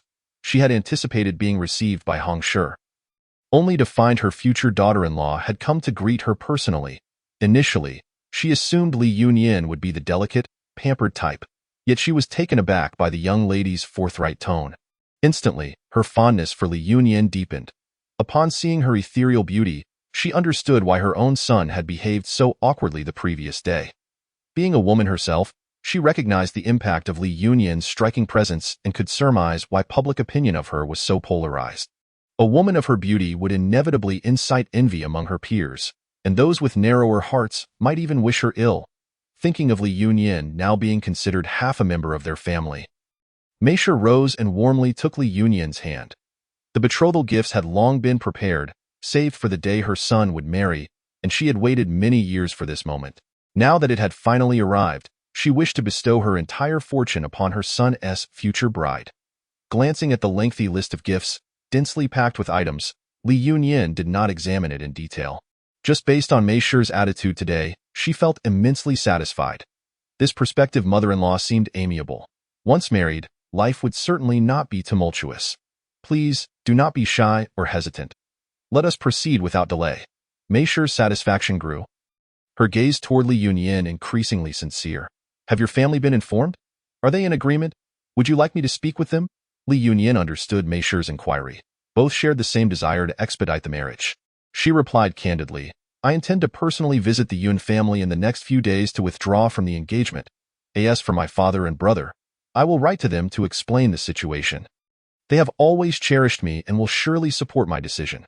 Pausing for a moment, she continued, as for my second branch and grandmother, I have already severed ties with them. There is no need for you to discuss matters with them. Any issues can be directed to me. Chapter 16. The dim-witted yet bewitching young lady versus the stoic general. Seeing her strength, Mei Shi felt a pang of sympathy. At such a tender age to be betrayed by family. To have endured such an ordeal, yet still approach the subject of marriage with composure. What remarkable poise! Meisher held her hand and gently patted her head. You are truly a good child. Our Hua family has struck a tremendous fortune this time. Li Yunyan's nose tinged with a hint of moisture. The gentle gaze Meisher cast upon her was the maternal affection that the original owner had longed for but could never attain. Her eyes shimmered with unshed tears, uncertain whether they belonged to her or the original soul. The wedding was set for half a month hence. There was simply no possibility of expediting the arrangements. The 3 letters and 6 rites, along with various intricate processes, had to be meticulously completed. Preparations for the wedding attire, the bridal chamber, the banquet, and so forth were all required. Fortunately, Meisher had long anticipated this day and was well versed in the procedures. With most items already prepared, Li Yunyan did not need to prepare much. She merely awaited Hua Weishin's arrival to escort her, at which point she would relocate her belongings as her dowry. She and Meisher engaged in pleasant conversation throughout the afternoon, though she wondered how matters were progressing on Li Yunwu's As night fell, it had been nearly a day. Surely, everything must have concluded by now. Li Yunyan was certain they would not dare to make this incident public. After all, it was a scandal that would tarnish their own reputations. Chuisho felt rather embarrassed to speak. She had not yet entered the courtyard. Yet she could already hear the commotion from within. The noise was quite loud. Li Yunyan raised an eyebrow, surprised at the remarkable efficacy of the pill. System, how much longer will it take over there? The system proudly replied, this is no ordinary product. Host, the daily joy pill lives up to its name. Its effects can last an entire day. It continued with great satisfaction. Moreover, this medicine poses no harm to the body. The user remains fully conscious and aware of their actions throughout the duration, so daily joy means this. One day is just one day. She hadn't realized the pill had such an effect. Had she known that half a pill would suffice for each person, she wouldn't have wasted so much. After a refreshing bath, Li Yunyan enjoyed a beautiful sleep, awakening the next day feeling rejuvenated. Miss, young Master Hua has arrived. He is waiting for you at the corner gate. Hua Weishin. Chuisho nodded. Yes, Mississippi young Master Hua is aware that you have yet to rise and has already been waiting for a while. Li Yunyan sat up, allowing Chuisho to assist her in dressing. Why not let him inside the courtyard? Miss, you are not yet married. It would be improper for young Master Hua to enter the courtyard directly. Indeed. Li Yunyan had momentarily forgotten that they were in ancient times, where strict boundaries existed between men and women. Even for those who were betrothed, it was considered inappropriate to meet privately without the presence of elders. The day Hua Weishin had carried her into the courtyard had already been quite audacious. However, there were always ways to navigate such policies. If both parties had feelings for one another, and their elders tacitly approved, there still existed opportunities for private meetings. Thinking of Hua Weishin's handsome face, Li Yunyan smiled, then hurry and help me get ready. Hua Weishin stood not far from Luyun courtyard, feeling anxious. As evening approached, he feared he might intrude upon her, so he had waited until morning. After a night of reflection, his feelings transformed from excitement to apprehension. The events of that day had been an accident, and Yunyan's marriage to him was merely a matter of convenience. She already had someone in her heart, and he had taken advantage of her vulnerability, which was not the act of a gentleman. Yet, he found himself reluctant to let go. His thoughts spiraled, and he felt somewhat despicable for his actions. After considerable deliberation, he decided he must confirm his feelings with her directly. If she was unwilling, he would ensure everything was smoothed over for her. If she wished to marry that young fellow, he would find a way to navigate that situation as well. As he pondered, a graceful figure approached. Li Yunyan walked towards him, illuminated by the morning light, her face adorned with a gentle smile. Her eyes sparkled, and as she slightly lifted her skirt, her stride was more pronounced than that of typical young ladies. The delicate curve of her waist swayed gracefully, her figure enchanting, while her layers of skirts billowed in the breeze. Reminiscent of a fairy who had accidentally wandered into the mortal realm, his heart raced. Axion, what brings you here? Her voice was sweet, her eyes filled with mirth. Her delicate lips curved upwards, and her upturned face seemed almost ethereal in the sunlight, with fine hairs glimmering like a halo. Hua Weishin was momentarily speechless, his throat tightened, and the words he had prepared overnight failed to escape his lips. Just came to see you. Just to see me? Li Yunyan beamed, her eyes mischievous as she tilted her head and asked, were you missing me? Cough, cough. Are you this reserved by nature? Li Yunyan raised an eyebrow. His silence was inconsequential. as it allowed her to admire his flawless visage. That face, his Adam's apple, those collarbones, that broad shoulder and narrow waist. How exhilarating! Hua Weishin was nearly overwhelmed by her unabashed gaze and quickly sought to change the subject. A hymn. Here, this is for you. He pulled out a delicate sandalwood box from his robes. Li Yunyin accepted it and opened it to reveal a thick stack of silver notes. Confused, she looked at him. Why such a generous gift all of a sudden? Hua Weishin rubbed his nose. This is what I've saved over the years. Preparing a dowry by yourself must be quite taxing. Take this and buy something you like. Li Yunyin's eyes sparkled. He must have learned of her plight and was finding ways to compensate for her lack of dowry. She felt immensely gratified. Nothing could be more sincere than giving cash directly. She appreciated such straightforwardness. She accepted the box with a radiant smile. Thank you. I truly like it. Noticing his ears turning red and his silence, Li Yunyin tiptoed and whispered in his ear, Is there anything you like? I can buy it for you too. Every time she called his name, Hua Weishin felt a delightful shiver run through him. He wanted to refuse, but also did not wish to miss the chance to converse with her. After a moment's thought, he replied earnestly, As long as it's from you, I will like it. After saying this, he felt his words were somewhat reckless. He quickly glanced at her and, finding no unusual expression on her face, felt a little relieved. Realizing he had lingered too long, Hua Weishin took his leave. However, unexpectedly, Li Yunyin grasped his sleeve. Wait a moment. Since you've given me a gift, I also have something for you. The skills from the system could not be gifted to him, so she rummaged through various pills. After flipping through several pages, she finally found one suitable for him. The all-purpose health pill and the detox pill. Feigning to pull 2 pills from her pouch, she presented them. The pills were wrapped in gold foil. Their names clearly printed on the surface. These 2 were a fortunate find of mine. They are particularly effective. This detox pill can counteract all poisons, and this all-purpose health pill is for revitalizing the body. They are for you. Since entering the Li residence, Hua Weishin's ears had been burning. The detox pill was one thing, but the all-purpose health pill, did she think he was too frail? The memories of that day flashed in his mind, and he quickly waved it away. Accepting the pills with both hands and departing hastily, Li Yunyin watched his awkward retreat, covering her mouth to stifle a laugh. This inexpensive husband seemed rather endearing. After returning to Luyun courtyard and having breakfast, Granny Qin entered from outside. Now, there were people planted everywhere in the house, and news traveled swiftly. Li Yunyin furrowed her brow.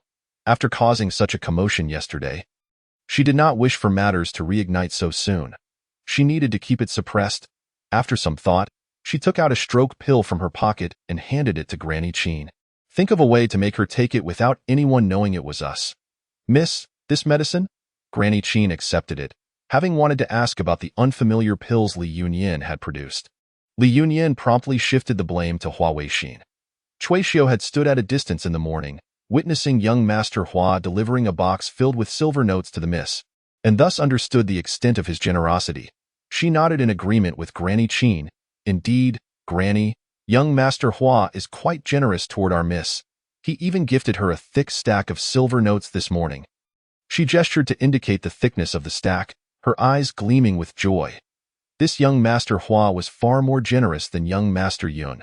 Just as the 2 families were newly betrothed, he had eagerly presented a box of silver notes. In comparison, young Master Yun had been utterly overshadowed. Granny Qin's satisfaction grew as she listened. After all that her miss had endured, she had finally encountered a good man. Surely, Madam must be at peace in spirit. Granny Qin left happily with the pills, while Li Yunyin contemplated the situation regarding Li Yunwu. Having suffered such a setback, she was certain Li Yunwu would not let it rest and would seek to harm her again. Thus, she resolved to take the initiative. She leaned closer to Cui Xiu and whispered, spread some rumors outside, saying, excitedly, she patted her chest and assured, Miss, rest assured, I will handle this beautifully. With that, she stood up and briskly walked outside. It was rumored that the second miss of the Li family, Li Yunwu, had maliciously schemed against her elder sister to seize her marriage, showcasing a wicked heart and showing no remorse. That her second mother consorted with a man. Caught in the act, unaware of the world around them. Upon hearing this, the elderly matriarch was said to have suffered a stroke from the shock. Li Yunyin chuckled with satisfaction as Cui Xiu vividly recounted the tales. Since Li Yunwu and her mother enjoyed spreading slander about her, she would return the favor with something grand. In the spirit of reciprocity, she was merely being polite. At that moment, the events at Wuzhong Pavilion had just concluded. The guards stationed outside, hearing the silence within, withdrew and reported back to Li Yunyan. She nodded, not issuing any further orders. With rumors swirling outside, the Hong family had no time to suppress the chatter. By the time they reacted, the entire city was already aware Li Yunyan's reasoning was astute. Once the effects of the medicine had worn off for Li Yunwu and Hong, they promptly sealed the news. The dozen or so exhausted servants were swiftly silenced and disposed of. Little did they know, rumors had already begun to circulate about them, with many curious onlookers discreetly observing. When the eager crowd saw the secretive removal of multiple strong men's corpses from the back door of the Li residence, the veracity of the rumors was further solidified. Additionally, numerous noble ladies had witnessed the incident of Li Yunwu scheming against her elder sister firsthand. When Li Yunyan had insisted on reporting the matter, they had surmised something was amiss, so her own sister had plotted against her. Truly despicable. The ladies are now all witnesses, vividly recounting their observations from that day at the Minister of State's residence. Leading to the rapid downfall of Li Yunwu's reputation, the rumors spread like wildfire, uncontrollably engulfing the entire capital. After the Hong family orchestrated the events, they retired to their beds to recuperate. While the day had been enjoyable, their bodies could hardly withstand the toll. In her heart, Hong harbored a deep-seated hatred for Li Yunyan, eagerly awaiting the moment she could confront her once she regained her strength. If Hong struggled with her health, Li Yunwu was in an even worse predicament. She lay in her room, refusing food or drink, consumed by a bone-deep resentment towards Li Yunyan, biding her time for future retribution. They remained oblivious to the rumors swirling outside, and even their loyal confidants lay beside them, while those servants who had heard the gossip dared not relay it to them.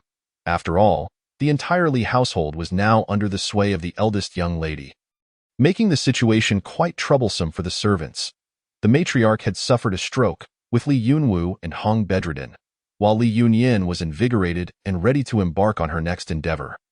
Thus, she resolved to confront them directly. Cui Xiu had already inquired about Yun Ruoyan's schedule in the residence, as the young lady had previously. But let's not dwell on that. Li Yunyan instructed Cui Xiu to adorn her in a dazzling manner. Gathering a few companions, and with the confidence befitting a former lover, she set off with fervor. Sister is here. Tremble in fear. The grand entrance of the Minister of State's residence, adorned with vermilion paint and brass studs, was flanked by 2 stone lions, exuding an air of magnificence. Upon seeing Li Yunyan approach, the guard assumed she was once again, like before, merely delivering gifts in hopes of catching a glimpse of their master, and scoffed in disdain. Chapter 18. The beautiful yet shallow young lady versus the cold-faced general. He awaited the radiant yet empty-headed eldest daughter of the Li family to present him with a flattering smile. Allowing him to steal a few more glances at her beauty, he planned to dismiss her with the phrase, "Just wait," before arrogantly proceeding into the residence, leaving her with an admiring gaze, showcasing his masculine prowess. However, after a prolonged wait, the anticipated smile never materialized. Instead, he noticed a servant beside the eldest daughter brandishing a gong. Bang, bang, bang. The sound echoed. After 3 strikes, he called out, "Please return the dowry of the eldest daughter of the Li family. Young Master Yun." Bang, bang, bang. "Please return the dowry of the eldest daughter of the Li family. Young Master Yun." Bang, bang, bang. "Please return the dowry of the eldest daughter of the Li family. Young Master Yun." His voice boomed loudly, filled with energy, resonating down the street. This was a professional talent personally selected by Li Yunyan, aptly named Sound. Sound, signifying a loud voice, took pride in his name, determined not to tarnish it, shouting at the top of his lungs. The guards were momentarily taken aback, only realizing the gravity of the situation after a few moments, hastily intervening. "What are you shouting about? Stop this at once." Sound, having already received Li Yunyan's instructions, continued to shout. Disregarding everything else, the guards, left with no choice, hurried inside to report the situation. Recently, rumors had spread like wildfire throughout the streets. Everyone knew that the eldest daughter of the Li family was the very one who had been wronged by her own sister just days prior. What a pitiful sight! This eldest daughter had frequently visited to deliver gifts to young Master Yun, and many had witnessed her unwavering affection for him. Now, having lost her purity, the marriage with the Yun family was naturally rendered void. The engagement was nullified, and upon learning that the Yun family refused to return her dowry, the situation seemed utterly unreasonable. The crowd cast sympathetic glances her way. The prevailing sentiment leaned towards compassion for the weaker party, especially one so pleasing to the EYE. In an instant, Li Yunyan's reputation transformed into something entirely positive. The eldest daughter of the Li family, resembling a celestial being, surely possessed a kind heart. Moreover, her sister's audacity to betray her suggested that prior rumors should not be taken at face value. When Yun Ruoyan stepped out from within, he was met with a sea of onlookers gathered at his doorstep. In the center stood Li Yunyan, standing out like a crane among chickens, her demeanor noble and her beauty akin to blooming peach blossoms. His gaze flickered.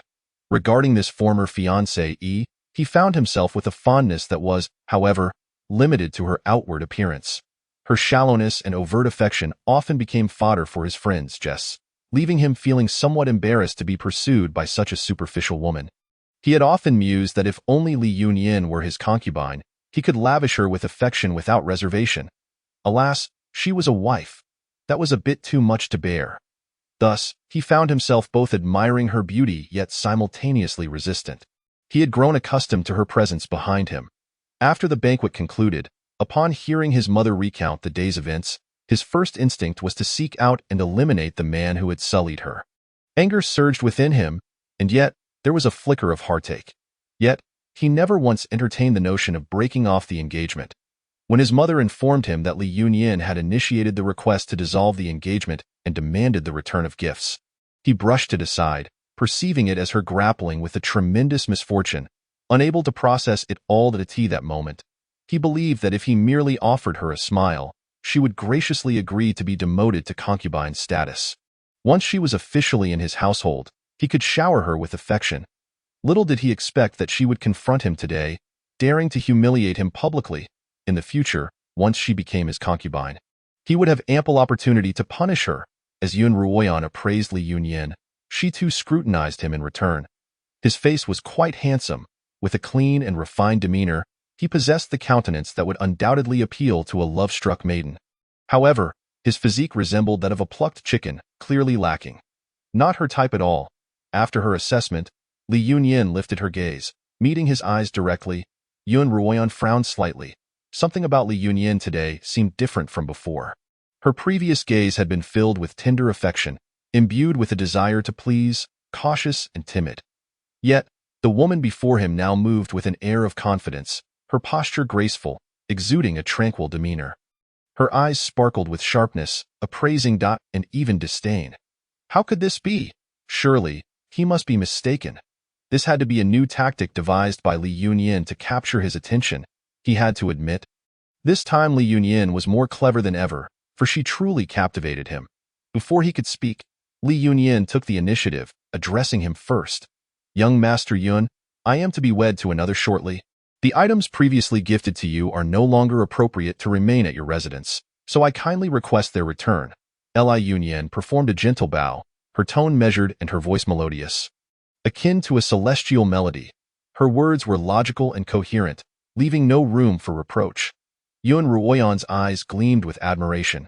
Had she displayed this demeanor earlier, he might have been able to tolerate her. He resolved to make an exception today, granting her a favorable reception. "Come inside and speak." With that, he intended to turn and enter, as the throng outside was hardly the place for serious conversation. "Young Master Yun," Li Yunyan called out. "Young Master Yun, I am now engaged to Master Hua, so it would be inappropriate for me to be alone with you in your residence. I hope you can understand." "What a courteous young lady!" The onlookers began to murmur amongst themselves. Indeed, the eldest daughter of the Li family was both talented and beautiful. How regrettable for young Master Yun to miss such a bride. The Grand Marshal was truly fortunate. Yun Ruoyan stood in stunned silence. "What did you say?" he asked, disbelieving, turning to Li Yunyan. "Please repeat that." Li Yunyan, maintaining her composure, replied, "I said, in 10 days, I shall wed Master Hua. I kindly request that you return my dowry." "Thank you." At this moment, Yun Ruoyan disregarded the presence of the crowd, unable to fathom that Li Yunyan would truly marry another. They had been engaged for years. and Li Yunyin had always been devoted to him without any pretense. How could it be that just days after losing her purity, she would turn around and seek to marry another? Chapter 19. The beautiful yet shallow young lady versus the cold-faced general. He refused to believe it. Surely, she was merely playing hard to get Li Yunyin. This is no joking matter. I do not find it amusing. Yun Ruoyan declared sternly. Li Yunyin, bewildered, retorted, "Who is joking with you? Don't try to weasel out of this. I have a list right here." From her sleeve, she produced a lengthy scroll, unfurling it with a flourish. Nearly reaching her height, blue and white porcelain vases, enamel floral and animal vases, sky blue guanine vases, ice flower jade pendants, jade pots, ice ornaments. The more she looked, the more her heart ached. Each item was a treasure to her. She extended the list towards him. "Young Master Yun, please return everything on this list. Not a single item can be missing. I do not wish for my future husband to misunderstand." The term husband struck Yun Ruoyan like a dagger to the ear. He could not bear to hear her refer to another with that title. He stepped closer, grasping her delicate wrist, and spoke in a low voice. "Li Yunyin, this ends here. If you continue this nonsense, I will become truly angry." "Angry? So what? What does that have to do with me?" Li Yunyin realized that Yun Ruoyan's reaction was peculiar. The way he looked at her felt akin to a husband confronting his unfaithful wife. Did he not despise her? Why was he now playing this charade? Ha! She understood. Was he attempting to seize her dowry for himself? Li Yunyin shook off his grip. Everything else could be negotiated, but he had no chance of taking her treasures. She raised her voice once more. "Young Master Yun, our engagement has been annulled. Let us maintain some dignity and return my dowry." "All right, very well." Yun Ruoyan laughed in anger. Li Yunyin was insisting on this charade. Was she? He complied with her wishes and returned those items to her. When she was in a state of panic and came to plead for mercy, he would certainly make her kneel and apologize for today's events. Snatching the list from her grasp, he coldly declared, "Li Yunyin, this is of your own making. Do not regret it in the future." Agreeing to return the items was one thing. As for his harsh words, Li Yunyin chose to feign ignorance. "I am grateful for young Master Yun's noble intentions. I shall await good news at home." She continued to put on a facade. Yun Ruoyan, incensed, glared at her fiercely before turning on his heel and entering the manor. Leaving behind 2 words filled with fury, "Close the door." With her objective accomplished, Li Yunyin felt immensely pleased. She bowed to the onlookers, acknowledging that today's events unfolded so smoothly, thanks in no small part to their presence. "General, shall we proceed further?" asked Hua Weixin from the corner of the street. Upon hearing of the matter, his general rushed over, fearing that his future wife might be wronged, so much so that he hadn't even removed his armor. Just as Hua Weixin was about to shake his head, his gaze met that of Li Yunyin, who was gracefully approaching him, her skirt lifted. How did Li Yunyin know Hua Weixin was here? Naturally, the system had informed her. She noticed Hua Weixin, clad in black armor, standing there like a deity, exuding an air of grandeur that made her heart flutter. After exchanging a few words with Granny Qin and Cui Xiu, Li Yunyin moved towards him. The ancient skirts were indeed cumbersome, trailing on the ground and making it difficult to walk. As she drew near, Hua Weixin appeared to be in a daze, looking rather foolish. She waved her hand in front of his eyes, her gaze sparkling like a clear spring, filled with mirth as if seeing him here brought her great joy. Just happened to pass by. Hua Weixin had witnessed everything that transpired earlier and had not given it much thought. However, seeing her so candid made him feel a twinge of guilt for his earlier concealment. "I didn't just pass by. I came specifically to see you." Now it was Li Yunyin's turn to be astonished. She hadn't lingered here for long, and it took time for Hua Weixin to arrive after hearing rumors. Could it be that he had been protecting her from the shadows? She had done nothing wrong, so she wouldn't angrily confront him with the question, "Have you been following me?" There was nothing to be upset about. On the contrary, being cared for brought her immense joy. Feeling playful, she stood on her tiptoes, leaning closer to his face, whispering in his ear, "Are you worried about me? Or perhaps feeling jealous?" Hua Weixin pondered seriously. He was undoubtedly concerned, but what did jealousy feel like? As he contemplated, he voiced his question. Li Yunyin had never been in a romantic relationship before, but she had read plenty of novels and watched numerous dramas. Tilting her head, she mused, Perhaps it is the feeling of wanting to separate when seeing me with another man, or wanting to fight. Hua Weixin recalled the moment when that man named Yun had gripped her wrist. And at that instant, he had the urge to rush over and sever that hand. So this must be what jealousy felt like. His gaze fell upon her delicate wrist, and he nodded honestly. Unable to meet her eyes, encouraged by his response, Li Yunyin felt even happier.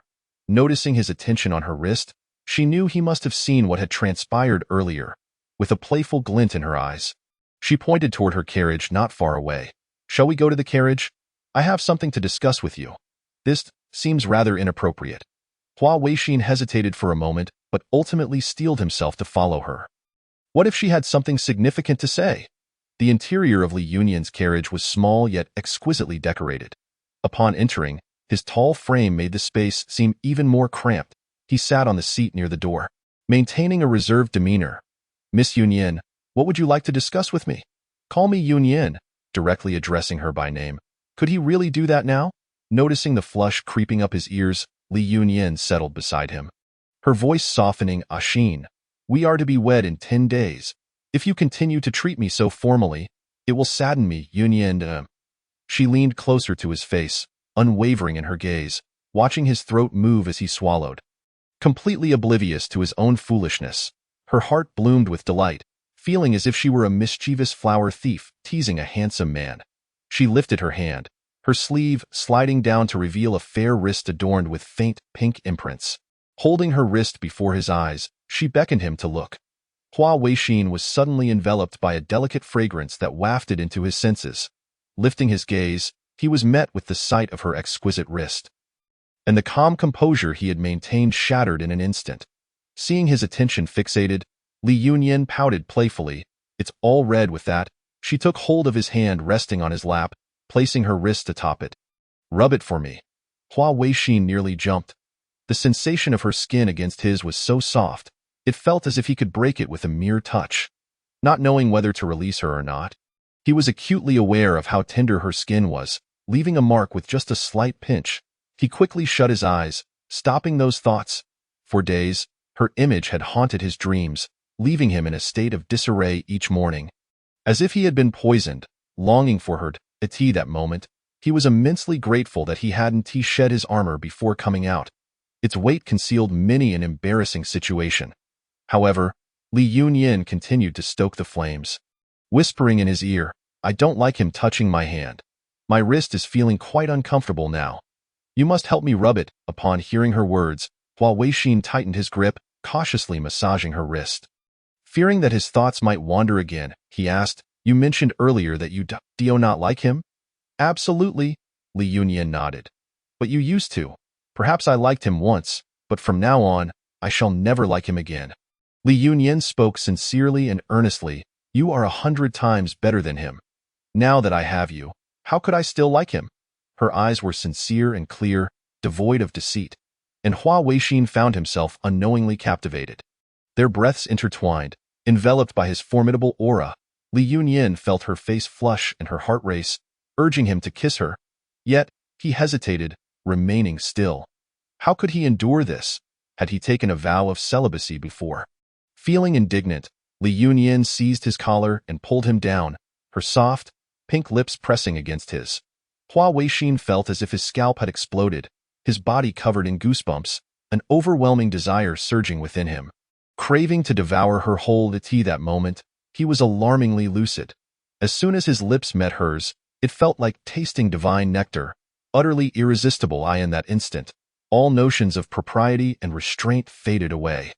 One arm instinctively wrapped around her slender waist while the other cradled the back of her head, claiming her as his own.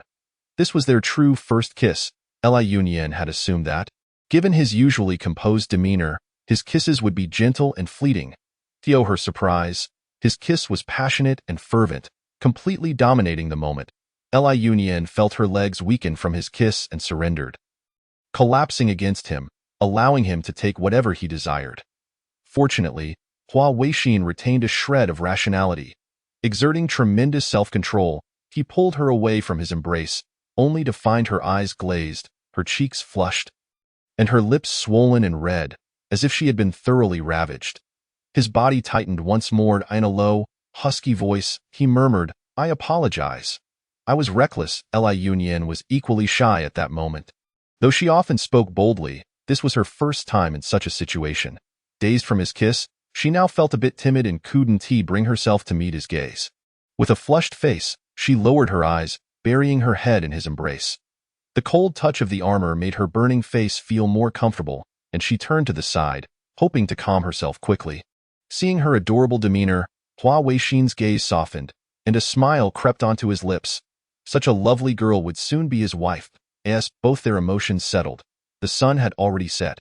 "Wow, I didn't expect Yun Ruoyan to be so swift," Li Yunyan remarked, a touch surprised. Granny Qin confirmed that all was in order. Some items of ordinary quality would be sold, while the truly valuable ones would be set aside as her dowry for the Hua family. "Indeed, miss," replied Granny Qin. As the topic of dowry arose, she reminded, "Miss, you are to be wed in 10 days. Should you not begin preparations?" Li Yunyan, lacking any experience in such matters, inquired, "What do I need to prepare?" Granny Qin explained, "Given the short notice, the wedding dress from the Hua family has already been provided. You may select jade pieces and antiques from this collection. However, you should also prepare some daily attire and jewelry for after the wedding, as well as gifts for your future in laws." Li Yunyan felt a headache coming on. She truly was not adept at these things and decided to let Granny Qin take charge. "Granny, how about this? Once you finish your current tasks, we can go shopping together. You can guide me to the appropriate shops, and we can buy everything in one go." The casual way she spoke of buying her dowry felt as if she were merely purchasing cabbage, and Granny Qin felt a pang of sorrow in her heart. The young lady lost her mother at a tender age and, lacking elder guidance, the heartless second household naturally did not consider preparing a dowry for her. Consequently, as she now prepares to marry, she finds herself scrambling for last-minute solutions. The young lady's heart is heavy, yet Qin Mama dares not reveal her concerns, merely nodding in agreement. The old servant will clear out the items that need to be sold tomorrow, and the day after, she will accompany the young lady to the market. "Very well, let it be arranged thus. It is time for the meal," and joy fills the in the residence of the Minister of the Interior. She had previously expressed her sentiments to him countless times, yet he persistently advised her to disregard them, appearing utterly confident in his stance. Why, then, did he suddenly alter his perspective today, stirred by the commotion caused by Li Yunyan's visit? Upon entering her son's courtyard, she found him seated at the stone table, sipping tea alone. "My son, greetings," she said. Observing his gloomy countenance, Yishur inquired, "Why does your heart seem so troubled? Is it perhaps due to today's events?" Noticing his silence, Yishur offered comfort. "Though Li Yunyan possesses beauty, her character is indeed lacking. Let us not speak of past rumors. Consider today, when she audaciously came to demand her desires, showing no regard for you or me. Moreover, she has already lost her virtue and is unworthy of you. I shall find you a better match in due time." Previously, Yishur had her sights set on the second daughter of the Li family, Li Yunwu, but given the recent rumors circulating in the streets, she thought it best to reconsider. With so many noble ladies in the capital, there is no need to limit oneself to the Li household. Upon hearing this, Yun Ruoyan's expression grew even more somber. Though he looked down upon Li Yunyan, he had, in truth, come to regard her as his possession. Now, this possession had developed a will of its own, tormenting him with desire. He could only ponder who had influenced her to change her approach so suddenly. Admittedly, he felt a twinge of regret for not claiming her sooner. Had she been his all along? No matter how sharp her claws, she would never have escaped his grasp. However, the current situation was spiraling out of control. In the past, he merely needed to wait for her to seek him out. But now he was uncertain of his next move. Should he take the initiative or continue to wait in silence as before? One thing was certain. He yearned for strength. When she mentioned Hua Weixin today, her eyes sparkled with excitement. Yun Ruoyan scoffed, dismissing him as nothing more than a brutish soldier, uncultured and lacking in refinement. Only when he ascended to a position of power, becoming the foremost among officials, would she have the right to admire him. With these thoughts in mind, Yun Ruoyan turned to Yishur, asking, "Mother, what is your purpose in visiting uncle today?" Upon mentioning this matter, a mysterious smile graced Yishur's face. "My dear, today I have secured a splendid opportunity for you." "Oh? What sort of opportunity? He frowned, unwilling to engage in anything beneath his dignity. Why hesitate for such a splendid chance? Yishur continued, observing his wavering resolve. Indeed, it is a remarkable opportunity. Your uncle has worked hard to obtain this post. Originally, it was destined for a high-ranking military commander, but due to unforeseen circumstances, His Majesty decided to replace him. Your uncle leveraged many connections to secure this position. Are you saying this opportunity was initially intended for Hua Weixin? Upon noticing her son's newfound interest, Yishur elaborated, yes, His Majesty has always held great trust in him, assigning him tasks that yield military merit. With him in place, it will be challenging for others to compete. Well, Yun Ruoyan's previous gloom lifted, replaced by a surge of ambition. The following day, he set out with the main force, filled with confidence. Meanwhile, Li Yunyin remained at home, observing Qin Mama and Cui Xiu as they sorted through her dowry. I do not want these jewelry pieces. I shall purchase new ones in the future. This snuff bottle is also unnecessary. Despite its exquisite craftsmanship, it is distasteful. This blue and white porcelain vase can be kept, as it serves as decor. Even if it has been touched and used, a simple cleaning will restore its beauty. Li Yunyin reclined on a beauty couch, one hand resting casually on her abdomen, leisurely shaking her legs while indulging in fresh fruit. Life was truly delightful, if only it weren't for those oblivious individuals. It would be even better. Li Yunyin, come out here. Who is outside? The flowing smoke courtyard was now guarded by dedicated personnel, and without Li Yunyin's permission, no one could enter. The intruder could only shout from outside, their voice grating on her nerves. Qin Mama carefully set down the vase she was holding and said to Li Yunyin, it sounds like the second household's young master. I shall go check. Very well. Previously, when Li Yunwu came to her courtyard to beg for favors, these two often visited, taking her belongings without so much as a thank you, acting as if they were entitled. Li Yunyin, with some free time on her hands, decided to let her good uncle discipline his two sons. She keenly overheard Qin Mama outside the courtyard, struggling to dissuade them, which only provoked their ire. With a flick of her wrist, she tossed the silver skewer she used for fruit aside and rose to confront them as she approached the corridor. The arguing grew louder. The two behaved like ruffians, completely lacking the demeanor of noble young masters. Truly, the apple doesn't fall far from the tree. Upon pushing open the courtyard door, Li Yuntao and Li Yunhao spotted her. Li Yunyin, you arrived just in time. This old shrew in your courtyard won't let us enter. You should sell her to a brothel.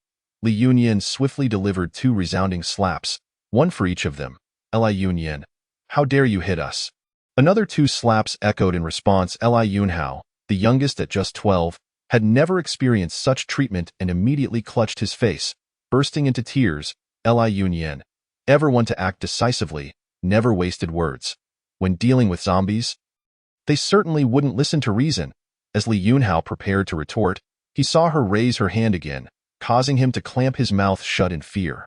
Behave yourself. Li Yuntao, relying on his strength, attempted to seize her hand, only to be met with a kick from Li Yunyin that sent him staggering back several meters, clutching his abdomen in pain.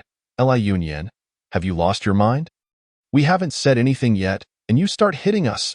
Li Yunyin dusted off her hands and declared with righteous indignation, first, Qin Mama is a servant of my courtyard. Her actions are at my behest, and it is not for you to criticize.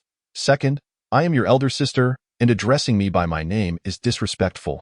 Third, and most importantly, you both lack proper manners, which is quite vexing. Is there any further objection? Li Yunhao shook his head vigorously, covering his mouth. Li Yuntao's forehead was lined with black marks. What ridiculous reasons were these? Hadn't they always behaved this way? It seemed that Li Yunyin had indeed become formidable, as their mother had claimed, and they needed to tread carefully. Although both young men were mischievous, they had previously followed their mother and second sister's lead, simply trying to take advantage of her. They held no deep-seated grudge against Li Yunyin. However, that kick had been excruciating. How had Li Yunyin acquired such strength? Li Yuntao felt a twinge of fear and decided to retreat. Seeing them attempt to flee, Li Yunyin called out to stop them. Li Yuntao turned around, wearing a somewhat ingratiating expression. Elder sister, we were in the wrong just now. You are magnanimous, so please don't take it to heart. Howard and I will be on our way. Li Yunhao, still covering his mouth, looked as if he might burst into tears at any moment. Li Yunyan paid no heed to their feelings, directly inquiring, "Where is your father?" She found it tiresome to be approached frequently. It would be easier to resolve this matter once and for all. My father is with grandmother. Li Yunhao quickly replied, then covered his mouth again. Oh, very well. They hastily departed, leaving no one to notice the incongruity of a niece summoning her own second aunt for inquiries. Li Shirong emerged from his mother's quarters, his expression grim. Upon returning, he discovered that his mother had indeed suffered a stroke. That wretched Hong sure dared to take advantage of his absence to consort with another man. She had caused his mother such distress. She truly deserved to be punished. He hurried toward his own courtyard. Tian Mama breathed a sigh of relief upon seeing the second master leave. Do not blame me. The entire Li household is now under the watchful eyes of the eldest young lady, and with the old lady in such a state, there is no way to protect those within the courtyard. If she continues to act without discretion, her life may very well be at stake. As evening fell, Li Shirong stepped out of his courtyard. Behind him, the heart-wrenching cries of Hong Shi echoed. Master, how can you be so heartless? Everything I do is for you, Master, you wretched scoundrel. May you meet a terrible end. Li Shirong cursed under his breath. Fool. He had previously warned her to act with restraint and not to overstep with the first household. Yet she had refused to listen, only escalating her actions. Greed had led to her downfall. Now, struck down in her arrogance, he could no longer keep her around.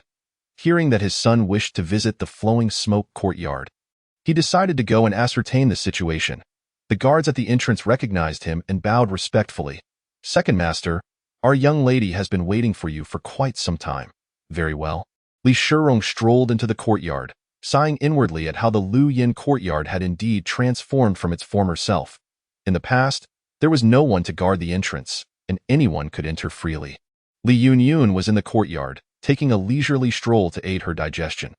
Although she had yet to show signs of her pregnancy, she had heard that walking was beneficial, especially since she had indulged a bit too much in her meals. As she noticed a middle-aged man entering with Yin Xiang, she immediately recognized him as her rather ineffectual second uncle. Please take a seat, uncle, she said, without offering a formal greeting, simply gesturing towards the stone bench in the courtyard. Li Shirong, being astute, sensed that Li Yunyun was different from before, but chose to remain silent and sat down, quietly observing the situation. Li Yunyun's frown loosened slightly. She was concerned that yet another loud and boisterous relative had arrived, which would necessitate her having to manually adjust the volume of the ensuing chaos. However, seeing him remain calm, she found it rare to engage with him in a congenial manner. Li Shirong nodded, waiting for her to continue speaking. After taking a sip of tea, Li Yunyun maintained her composure and said, I am particularly averse to trouble and do not enjoy initiating it. If others treat me with respect, I shall reciprocate. If they harm me, I will retaliate thrice as fiercely. She paused before continuing, I shall soon be wed to the Hua family, and I have no desire to be entangled in the affairs of the Li household. If you are a wise man, uncle, I trust you will understand how to proceed. Li Yunyun's message was clear. She wished to remain uninvolved with the Li family matters, as long as the second branch did not provoke her. Li Shirong, having always been perceptive to others' moods, had managed to win his mother's favor, and he promptly made a decision. Your second aunt has been unwell lately, and I have already arranged for her to recuperate at the estate. As for your second sister, she has acted improperly and has caused our grandmother distress. I shall ensure she is properly disciplined. However, without a woman of the house, the management of domestic affairs may be. Surely, you have numerous concubines? Simply select a capable one from among them. It appeared that he had no intention of interfering further, which greatly satisfied Li Shirong. After all, one could easily dismiss an old wife without any loss. Then, allow me to extend my early congratulations to you, Yin Yan, on your upcoming marriage to a worthy man. May you find lifelong happiness. Thank you, uncle. If you are free in 9 days, please join us for the banquet at the Hua residence. Certainly. After bidding farewell to Li Shirong, Li Yunyun stretched with relief. How splendid. All troublesome matters have been resolved. Now I can simply await my marriage. After indulging in a luxurious nap, Li Yunyun prepared herself with ample silver notes and set off shopping with Qin Mama and others.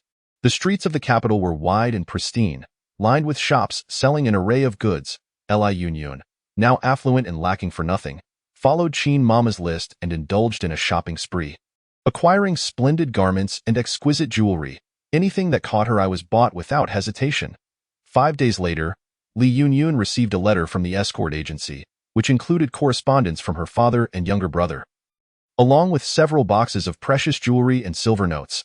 The letter expressed their regrets for being unable to attend the ceremony due to military orders and urged her not to be upset.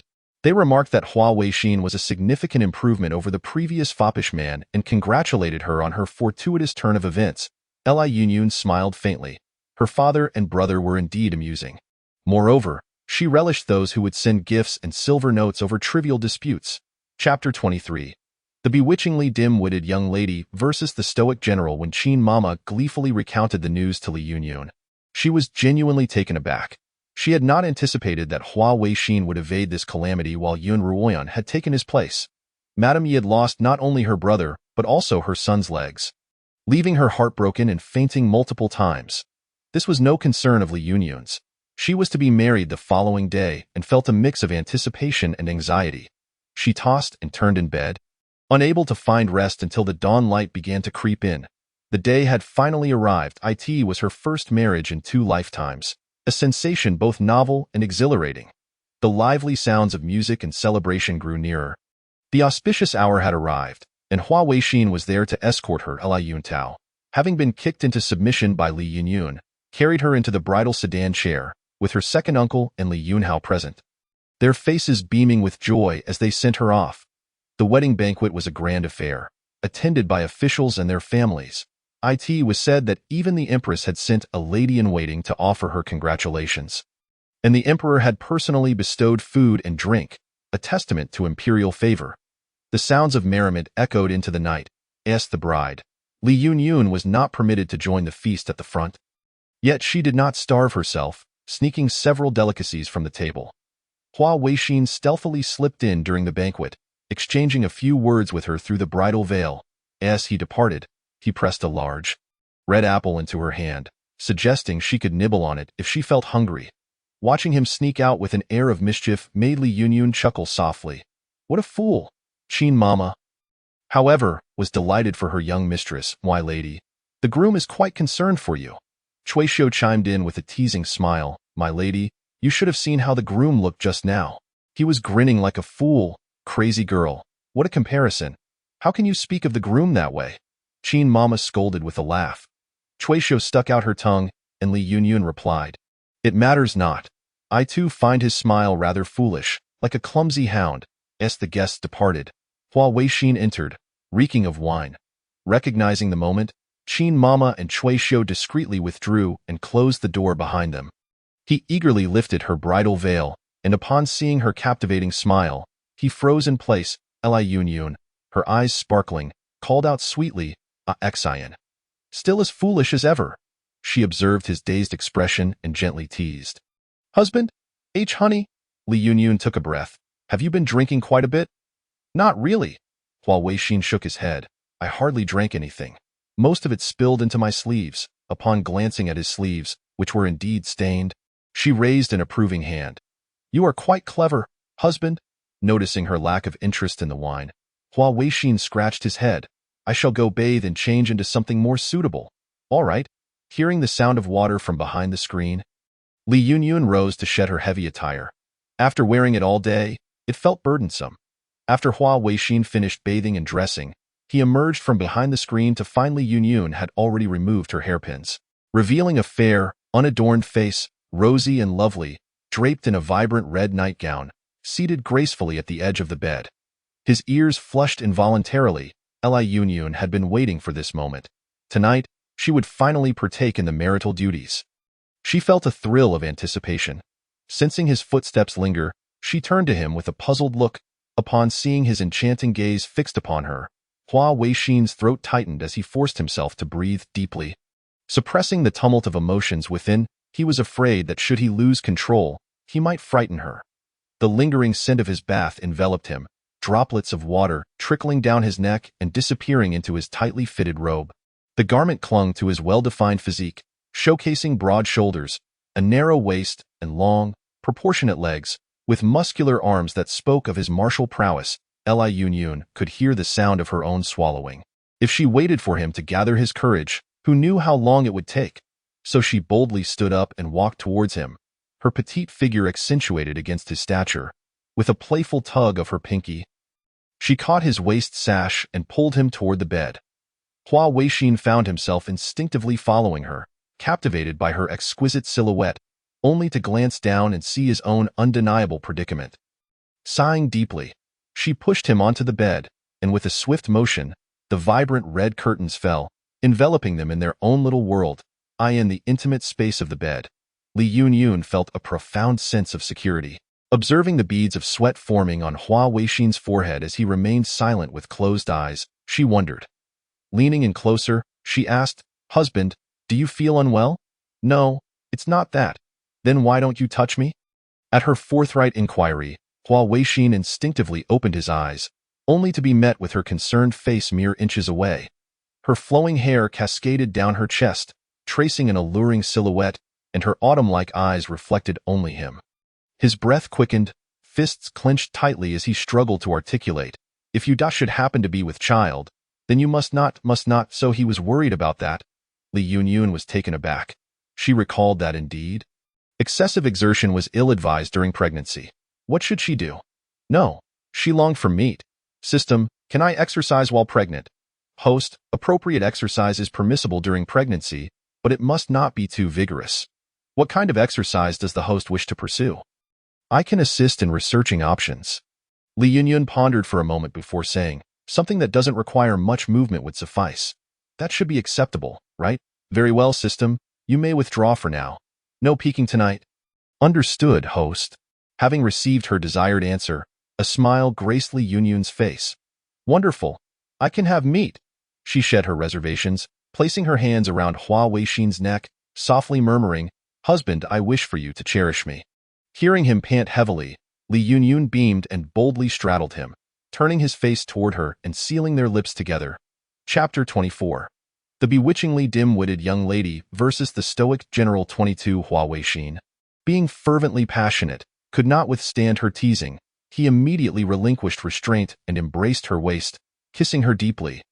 The red curtains billowed as passion enveloped them. In the throes of desire, his deep, husky voice echoed. Yin yin, yin yin. Li Yunyun was in a state of emotional disarray, her hands gripping tightly onto his back. The room was filled with the heart-racing sound of their shared breaths. The following day, the dazzling sunlight streamed through the crevices of the red curtains, rousing Li Yunyun from her slumber. She slightly opened her eyes and pulled the curtains even tighter. The large hand resting on her waist tightened its grasp. Li Yunyun had assumed he would rise early. Yet to her surprise, he remained beside her. Turning her head, her gaze met his yin-yin. His voice, still hoarse from sleep, had lost some of its previous severity, now softened with youthful charm, resembling that of a large wolf dog. Upon noticing Li Yunyun turn towards him, he leaned down and kissed her again. Li Yunyun gently pushed his face away, her voice soft and sweet. "That tickles." Hua Weixin stroked his chin, where a hint of stubble had grown overnight. Her skin was remarkably delicate, easily marked with the slightest pressure, confirming that kisses were indeed ill-advised. He tightened his embrace, holding her firmly against him, their bodies fitting snugly together. Li Yunyun found it somewhat difficult to breathe and pushed against him. "Don't hold me so tightly, I can't breathe." Hua Weixin, feeling her curvaceous form, his eyes darkened. "Don't move, let me hold you a bit longer." To her astonishment, the enlightened man was so clingy, Li Yunyun decided not to resist any longer. Lazily allowing him to hold her, "Shouldn't you go greet your mother? Mother is a seasoned woman. She instructed me yesterday that we could visit her during lunch." "What seasoned woman? Can a grand marshal speak like that?" Hearing such suggestive words so early in the morning made even Li Yunyun's cheeks flush, despite her usual composure. Furthermore, in her current state of undress, being embraced by his heated body and gazed upon with such intensity made it nearly impossible not to feel shy. Seeing her averted gaze and flushed cheeks, Hua Weixin's eyes darkened further as he gently traced her smooth spine with his hand and kissed her again.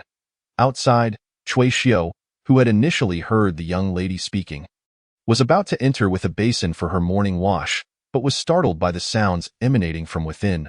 Blushing, she quietly retreated with the basin. The commotion from the young lady's room had persisted throughout the night, and now, barely a few hours after resting, it had resumed. With such a display of affection between the young lady and the young master, it seemed likely that a little master would soon be on the way. By midday, Hua Weixin finally released her. Li Yunyan felt as limp as a noodle and hurriedly called Cui Xiu to come in and assist her with her grooming, as time was running short. Hua Weixin had already prepared himself, watching her sit before the mirror, her pale face now flushed, her enchanting eyes glimmering, occasionally shooting him a glare through the reflection. He stifled a chuckle, his face beaming with satisfaction. As a newlywed, Li Yunyan wore a festive pomegranate red gown adorned with butterfly and floral patterns, her raven hair styled elegantly, embellished with a ruby gold hairpin that accentuated her flawless complexion. She appeared captivatingly graceful, making it impossible for anyone to look away. Feeling quite pleased with her appearance, Li Yunyan turned to Hua Weixin, her smile radiant. "Husband, do I look beautiful?" Hua Weixin, already mesmerized by her beauty, nodded dumbly. "You look lovely." "My wife is truly beautiful." Li Yunyan shot him a sidelong glance. This fool. She instructed Qin Momo to prepare the gifts for her mother-in-law and naturally placed her small, soft hand into his large one. "Shall we go?" Her hand was delicate, and Hua Weixin gently squeezed it as he led her towards his mother's Zuemei courtyard. Having had her head covered by the bridal veil yesterday, Li Yunyan was now seeing the courtyard she would inhabit for the first time. The courtyard was spacious, featuring a wide open area in the center, with a weapons rack nearby, likely Hua Weixin's training ground.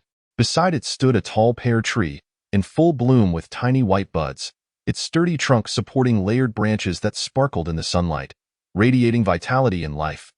Nearby was a small garden, complete with a rockery and flowing water, along a winding pebble path, presenting a picturesque scene. Noticing her attentive gaze, Hua Weixin softly explained, "All the flowers in this courtyard were arranged by my mother. She said that women ought to love flowers, so she moved this patch here for you. If there are any others you fancy, just let me know, and I will procure them for you." The realization that such a beautiful array of flowers had been prepared solely for her warmed Li Yunyan's heart. To be alive once more, her desires were simple: to be well fed and clothed, free from zombies and the constant threat of death. To live without fear was already a blessing. Yet, she found herself enveloped in a long-lost sense of familial care, along with a remarkably capable husband. She resolved to bear several children, at least to live out a few more decades in this small world. Li Yunyan looked up, her face alight with joy. "Thank you, husband and mother, for your thoughtful arrangements. I truly adore them." Hua Weixin, gazing at the glistening moisture in her eyes, felt a surge of affection. Yin had never experienced such familial warmth in the Li residence. It was only a few flowers. Yet they had moved her to tears. He resolved to treat her even better in the future. He tightened his grip on her hand, tenderly saying, "Yin, from now on, my mother and I will be your family. I will protect you and ensure no one can harm you again." His gaze was sincere and resolute, causing Li Yunyan's heart to skip a beat as she nodded slightly in agreement. With both Li and Hua, Li Yunyan and Hua Weixin exchanged smiles. Upon reaching Zuemei courtyard, lunch was already laid out. The servants in the hall greeted them as they entered. "We have seen the general." "And we have seen the madam. Please, rise." Hua Weixin led Li Yunyan into the inner chamber to greet Mei Shi. Mei Shi had been eagerly awaiting their arrival. Upon seeing her son and daughter-in-law enter hand in hand, exuding affection, her smile widened even further. Finally, she had a daughter-in-law. Hearing from Mama Exine early that morning about the previous night's activities in Luhua courtyard, she was utterly delighted with her new daughter-in-law. Chapter 25. The bewitching heiress versus the stoic General Li Yunyan had previously familiarized herself with the formalities. She respectfully presented tea to Mei Shi and called her mother. Mei Shi repeatedly praised her, sipping the tea before handing her a silk box containing their meeting gifts. Upon opening it, Li Yunyan found 2 exquisite jade pendants carved in the shape of lotus flowers. "Thank you, mothered." Li Yunyan accepted the silk box, assisted to her feet by Hua Weixin, who simultaneously presented his own gift. Good child." Mei Shi turned to dab at the corners of her eyes with her handkerchief, then beamed at Li Yunyan, gently patting her hand. "You must be starving. Come, let us eat." Indeed, Li Yunyan was quite hungry. With Mei Shi holding her left hand and Hua Weixin holding her right, the three of them walked side by side to the main hall. In the Hua household, they preferred not to have servants serving them during meals. The three of them sat around the table, and at Mei Shi's gesture, they began to eat. The spread was abundant. 3 times the offerings she had at the Li residence. With a bowl in one hand and chopsticks in the other, she ate with great delight. She no longer devoured her food like a ravenous beast. Always remembering that this was no longer the apocalypse, and there was no one to compete with her. Yet, the food was simply delectable, her small mouth moving rapidly, her eyes sparkling as if the dishes before her were culinary masterpieces. Coming from a family of military generals, Mei Shi appreciated her unpretentious and hearty nature. Watching her eat, she found herself unknowingly consuming more than usual. Hua Weixin gazed at her with fondness, frequently serving her food. Occasionally helping his mother as well, creating a warm and affectionate atmosphere. In the minister's mansion, Yun Ruoyan awoke from his stupor, realizing that Li Yunyin had already been married into the Hua family for several days. He remained silent, feeling the emptiness in his legs. The pain from his wounds was excruciating, making him want to scream and roll on the ground. Clenching his fists tightly, he suppressed the urge. His eyes were as dark as ink, his face clouded, lost in thought. Yi Shi was beside him, weeping inconsolably to Myi's son. It's all my fault. I shouldn't have let you go to that wretched Julian mountain, which has led to your current state. It's all my fault. Woe is me, and my ill-fated brother. How could he have left us so soon? What shall we do now? Yun Ruoyan listened quietly to her cries, emotions swirling in his heart without uttering a word. Days later, he suddenly spoke. Mother, Yin Yin, what do you wish for? Yi Shi, seeing her son finally speak, inquired eagerly. Mother, we should find a suitable marriage for me. His tone was devoid of warmth. Yi Shi was taken aback by his request. Stunned for a moment, she too wished to find a match for her son, but given his current condition, what worthy bride could they find? Not to mention a noble lady, even a commoner's daughter might be unattainable. Yi Shi regretted not securing the engagement with Li Yunyin, while she still could. Li Yunyin had cared for Yin Yin so. She surely wouldn't mind that he had lost his legs. Alas, she was now married to another, and there was no possibility left for Yin Yin. Why do you need to search, mother? Yun Ruoyan's gaze was icy. Isn't there still the second young lady of the Li family? Didn't she express an eagerness to marry me? Li Yunwu had once flirted with him. He was not oblivious to that. However, compared to Li Yunyin, Li Yunwu's appearance was rather lacking at that time. He had no interest, but now Li Yunwu? Yi Shi furrowed her brows. Before this, Li Yunwu had always slandered Li Yunyin in front of her, which fostered her dislike for Li Yunyin. Later, after the incident and the rumors circulating in the streets, Yi Shi had long realized that Li Yunwu was not a good person. Yet, even such a flawed individual remained the legitimate daughter of the second branch of the Li family, and it was unlikely that she would wish to marry Yin'er again. Yin'er, Li Yunwu possesses a vile heart. She is not a suitable match. A cold glimmer flickered in Yun Ruoyan's eyes. Had it not been for Li Yunwu's scheming, his Yin'er would not have left him. Nor would these subsequent events have transpired. His leg would not have. Mother, you must think of a way. I must marry Li Yunwu. Yi Shi attempted to persuade him further, but upon seeing her son's bloodshot eyes and clenched jaw, she found herself at a loss for words. Very well, she would give it a try. After all, Li Yunwu had previously shown considerable affection towards her son, even going so far as to scheme against her own sister to seize this marriage. What if she truly harbored deep feelings for Yin'er? This marriage might just come to fruition. If they were to have a son or daughter, there might be some hope for her later years. All right, mother agrees. I shall go to the Li residence and see. Upon hearing Yi Shi's agreement, Yun Ruoyan's mood lightened somewhat, and he reminded her, the second master of the Li family is quite avaricious. Mother could certainly offer him a bit more, and he would surely acquiesce. Yun Ruoyan was confident for good reason.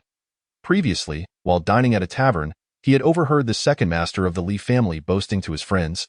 Exaggerating the influence of the Li family's main branch, he discerned that this man was extremely vain. Later, he noticed familiar jewelry atop Li Yunwu's head, which he distinctly remembered Li Yunyin wearing before. A person who covets even his own niece's belongings could hardly be considered virtuous. After listening to her son's words, Yi Shi's heart began to strategize. She sought out an eloquent matchmaker and ventured to the Li residence for inquiries. Currently, the affairs at the Li estate were managed by a concubine from the second branch, who, upon hearing their intentions, welcomed them with delight. The marriage was negotiated on the spot. This left Yi Shi somewhat dazed. Although the reputation of the Li family's second daughter had diminished, surely, they need not have been so eager. It seemed as though they were more anxious than her own family, however, with her head spinning from the situation. Yi Shi had no time to ponder the complexities. In any case, her family would not suffer any loss. What Yi Shi did not know was that Li Yunwu was entirely unaware of Yun Ruoyan's current circumstances. Under the control of Li Shirong, she had not ventured outside for quite some time, and the servants had been instructed not to mention anything about the outside world. This time, when Yi Shi came to propose marriage, she promised Li Shirong numerous benefits. After all, this daughter was already considered a lost cause. If they could exchange her for these advantages, it would not be in vain for having raised her for so many years. When Li Yunwu learned that she could marry Yun Ruoyan, she was nearly beside herself with joy. She had finally achieved her goal. That wretched Li Yunyin was married off, and young Master Yun finally noticed her. The previous gloom dissipated, and Li Yunwu happily began her preparations for marriage. Once she wed into the Yun family and became Yun Ruoyan's wife, she would flaunt her status before Li Yunyin. Infuriating her. Chapter 26. The bewitching miss with a large bust versus the cold-faced general after their marriage. Hua Weixin transformed from a workaholic into an obsessive husband. The current emperor, who shared a brotherly bond with him, noticed his distraction and generously granted him a short leave.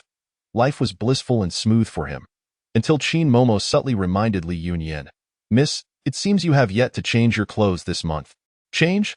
Li Yunyin paused, then realized she meant that her monthly cycle had not arrived. It certainly would not arrive. After all, she was pregnant. Calculating the days, she noted that she had been here for over a month. The physician here should be able to confirm it. Suddenly recalling her skill in medical knowledge, she raised her hand to check her pulse. Indeed, it was slippery. Oh dear. Truly, heaven has blessed us. Our young lady enters the door with joy. What great fortune! Qin Momo exaggeratedly bowed to the heavens, mumbling to herself. Cui Xiu leapt up in delight, exclaiming, "Wonderful! Our young lady is with child. Miss, are you hungry? I shall prepare your favorite glutinous rice crystal cake and some crispy pastries." Saying this, she bounced off to the small kitchen. Li Yunyin shook her head in amusement, placing her hand on her abdomen. Although she had known she was pregnant for some time, seeing those around her so joyous made her feel a surge of anticipation. As Hua Weixin entered the courtyard, he beheld this scene. Li Yunyin wore a gown of milky white adorned with golden embroidery, her hair loosely styled in a half-updo, a white jade hairpin delicately placed in her hair. With dark locks cascading down her front, her waist cinched with a jade belt, exuding elegance and grace, a faint smile graced her face as she slightly lowered her head, sunlight streaming through the window, casting a dreamlike glow upon her features. Hua Weixin's tall figure, once he appeared, commanded attention. Upon seeing him, Li Yunyin's face lit up with a radiant smile. "Husband, come quickly." He strode over, and upon noticing the arrival of his wife, Qin Momo wisely called for the surrounding servants to leave. With everyone gone, Hua Weixin no longer restrained himself. He bent down to lift her and sat her in her previous spot. Li Yunyin had grown accustomed to his embrace. Finding a comfortable position in his arms, she looked up at him and said, "Husband, I have good news to share with you." Her eyes sparkled like stars, and Hua Weixin, suppressing the urge to lean down and kiss her, toyed with her fingers and inquired, "What good news?" Li Yunyin placed his large hand on her small abdomen, her eyes blinking playfully. Initially, Hua Weixin did not comprehend, but as she remained silent and allowed him to feel her belly, his eyes gradually widened. Her voice was soft. "Husband, you are going to be a father." He was overwhelmed with joy, his hand resting on her abdomen, unsure of where to place it, fearing he might exert too much pressure. Stammering, he asked, "Yin Yin, is it true?" And Li Yunyin nodded, assuring him that if he was uncertain, he could call a physician to confirm. "All right, I will find a doctor right away. Quickly, go fetch a doctor." "No, let the doctor come to Zuime courtyard." "Yes, General." Hua Weixin, overly excited, issued commands in a flurry, his hands trembling as he held her. He then dashed toward Zuime courtyard. his martial prowess allowing him to carry her without a hint of concern. She wrapped her arms around his neck, letting him run with her. Upon seeing her son hurriedly carrying his daughter-in-law, Xieshur was startled, fearing something was amiss. However, seeing him place Li Yunyin on a chair and noticing her lack of pain, she finally relaxed. Xian, Yinner, what has happened? Why the rush? Li Yunyin turned her gaze to Hua Weixin, waiting to see how he would respond. Hua Weixin's smile was uncontainable, his eyes glued to Li Yunyin as he grinned foolishly. Seeing her mother-in-law genuinely concerned, Li Yunyin directly stated, "Mother, just now, my husband went to fetch a doctor. When he arrives, he will check my pulse." "Check your pulse." Meisher initially felt a pang of worry, but it quickly turned into wild joy. The faces of her son and daughter-in-law bore no signs of distress. Summoning the doctor could not possibly be due to illness, then it must be. Her gaze shifted to Li Yunyin's abdomen, noticing her hand protectively resting there, further solidifying her belief. Yinner, could it be? She cherished those two words too dearly to utter, fearing it might be a dream. Li Yunyin gently nodded. "Mother, I have not had my monthly cycle this month." "Wonderful." Meisher's eyes filled with tears of joy. "How splendid, truly splendid." Xian Momo grasped Meisher's hand, equally moved to tears. Having served the lady for decades and knowing her deep-seated regrets, since the birth of the young master, the lady had not conceived again, her worries persisting since the master's passing, resulting in sleepless nights. With the young master unwilling to marry, she feared the Hua family line would come to an end, lamenting the thought of facing her ancestors after death. But now, how wonderful! The young master and young mistress had only just married and already received such good news.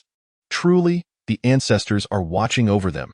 Meisher, overwhelmed with excitement, grasped Li Yunyin's hand, repeatedly exclaiming how wonderful it was, her joy beyond measure. Li Yunyin felt their exuberance and her eyes began to brim with tears as well.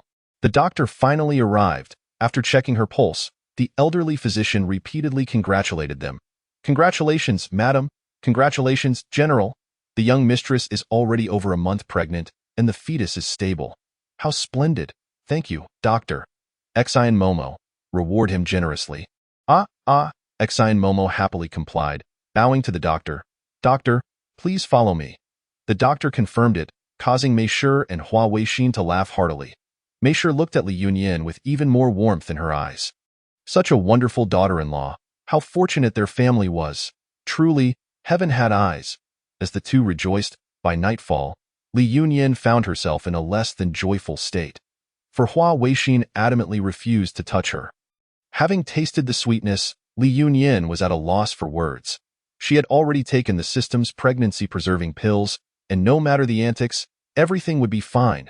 To be lying beside such a handsome man, yet only able to watch and not taste, was tormenting. Oh, how she longed for some affection. Li Yunyin deliberately donned a light, sheer garment, her silhouette teasingly visible, stirring one's blood. Within the gauzy confines, she presented a delicate, pitiful visage, gazing at Hua Weixin with shy eyes. "Husband, I wish for your embrace." Her alluring eyes sparkled, words unspoken lingering on her lips. Chapter 27. The busty foolish young lady versus the cold-faced General. Hua Weixin's Adam's apple rolled wildly, as he exerted every ounce of strength to maintain his composure. Suddenly, it struck him that Yinyan's early pregnancy was not particularly joyous news. His breath quickened slightly, yet he still turned his head away. "Yinyan, not now." "Why not?" Li Yunyin kissed his Adam's apple and collarbone, her every contour alluring to him. He grasped her mischievous hand that sought to wander, breathing heavily as he spoke. "Mother and the doctor both said that during the first 3 months." "We cannot." "Then just be gentler," she retorted. "Weren't we like this before?" She leaned closer to him. "Before, we didn't know. Now that we do, it's different. Besides, once I touch you, I can't control my strength. What if I accidentally hurt you? Mother would chase me with a stick." Seeing her on the verge of tears, Hua Weixin's heart ached. If Yinyan truly desired it, then Yinyan, how about I help you? Li Yunyin pouted, realizing that tonight was certainly not going to happen, and casually asked, "How will you help?" His ears flushed crimson as he raised a hand to touch her. Li Yunyin instantly understood.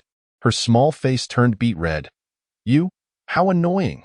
Li Yunyin raised her tiny fist and playfully punched his chest, indignantly exclaiming, "You're the worst? I don't want to, I want to talk to you anymore." The earlier intimacy vanished like smoke, and Hua Weixin chuckled softly, allowing her to lightly punch his chest. Once she grew weary, he gently massaged her wrist, coaxing, "Yin Yin, don't be angry. Be good. Yin Yin, it's all my fault. Yin Yin." Unbeknownst to her, Li Yunin succumbed to sleep in the embrace of his deep voice. Hua Weixin sighed helplessly, wrapping her snugly in the quilt before stepping behind the screen for a quick wash. The following morning, as the young couple awoke, Hua Weixin, under Li Yunin's teasing gaze, went behind the screen with a change of clothes. Li Yunin stifled a laugh, realizing she was not the only one feeling discomfort, and suddenly felt a sense of balance. Hua Weixin lamented, "This is so tormenting." Li Yunin had gone to bed early the night before, and upon waking, she did not return to sleep, experiencing the rare occurrence of an early rise. She soon learned that Hua Weixin had a daily routine of practicing martial arts in the training ground every morning. He was naturally shy. Even while practicing in clothing, Li Yunin regretted missing the sight of his well-defined chest muscles. After a bit of perspiration, the sweat clung to his pristine thin shirt, accentuating his muscular lines. The morning sunlight illuminated him, like a divine weapon radiating dazzling light, rendering him impossible to look away from. Such an exceptional man was hers. As she panted and counted the days until the 3rd month, the young couple would daily accompany the Mei family for meals at Zue Mei courtyard. Mei and Aunt Xin, both experienced, ensured the kitchen prepared a variety of nutritious and delicious supplements for Li Yunin. Her complexion appeared even better, her face rosy and plump, resembling a ripe peach. Every night, Hua Weixin's only indulgence was to embrace her small face and kiss her fervently until breathless. Yet he refused to let her sleep alone. Li Yunin, cradled in his arms each night, often felt as if a sharp blade was pressed against her. Binding her, she frequently felt breathless, driven to bite him, leaving several bite marks on his chest. As she approached 2 months of pregnancy, Li Yunin began experiencing morning sickness. The mere scent of meat made her nauseous, and even the oil floating atop soup noodles could trigger her gag reflex. Forcing herself to eat would only result in her throwing it up. Her face grew pale. Having been conditioned during the apocalypse, she no longer lacked food, yet she remained unwilling to waste a single grain. Li Yunin felt a pang of sadness. So much food wasted. She felt deeply guilty. Tio Hua Weixin and Mei, her downcast expression seemed to indicate that she was suffering severely from morning sickness, deepening their concern for her. After only a few days of vomiting, the flesh on her cheeks visibly diminished, evoking pity. Hua Weixin, burdened with guilt, said, "Yin Yin, it's all my fault. We shall never have children again. How can that be? I wish to live a long life." Li Yunin perked up, comforting him. "It's all right. I just don't want to eat meat. Just let the kitchen refrain from making meat dishes for me." Thus, the entire family accompanied her in eating vegetarian meals. Ironically, the system shop had every conceivable medicine, yet none for alleviating morning sickness. "System, your researchers are lacking. Go suggest they develop something quickly. This is a business opportunity." The system responded with a hint of arrogance. "Host, morning sickness is not an illness. Our system does not possess such low-grade medicine." Even dismissive of low standards, Li Yunin fumed but felt helpless. She had indeed never heard of anyone dying from vomiting. Later, with the kitchen's persistent creativity in dish preparation, Li Yunin finally discovered a combination that allowed her to eat without vomiting. Plain rice porridge with boiled greens, accompanied by pickled vegetables. After nearly 10 days of this, she could no longer withstand the craving for meat. Mei and Hua Weixin rejoiced, gradually allowing the kitchen to return to normal meal preparations. However, initially, the oiliness should be minimized. They feared that if they overdid it, Li Yunin might feel nauseous again. Hua Weixin carefully placed a chicken leg into her bowl. "Yin Yin, what do you think?" Li Yunin, fearing a sudden reaction, stole a glance. "I want to eat." As she devoured it heartily, everyone around let out a sigh of relief. Wonderful. Li Yunin's morning sickness lasted merely half a month before it concluded, and she began to eat heartily. Hua Weixin, mindful of the doctor's advice, ensured she did not overeat at once, always monitoring her to eat smaller, more frequent meals. Consequently, even with her excellent appetite, she did not gain much weight. 3 months later, her abdomen began to show a slight bulge, indicating her pregnancy. May relaxed her tense nerves, knowing that the pregnancy was stable after 3 months. Li Yunin felt an exhilarating sense of impending liberation. She often lifted her gaze to the sky, wondering why it had not yet darkened. Hua Weixin fashioned a swing from the pear tree in the courtyard for her. At this moment, Li Yunin sat on the swing, gently swaying, her gaze following her tall and sturdy husband. Hua Weixin felt a bit uneasy under her intense gaze, rubbing his nose and clearing his throat awkwardly. Why did it feel like a beast was eyeing him? His yin-yin was so delicate and helpless. It must be his illusion. Chapter 28. The busty foolish young lady versus the cold-faced general knight finally descended, and Li Yunin had dismissed Qin Mama and the others early, leaving only Hua Weixin alone with her indoors. Having been married for over 2 months, Li Yunin felt that she might have fallen for this man.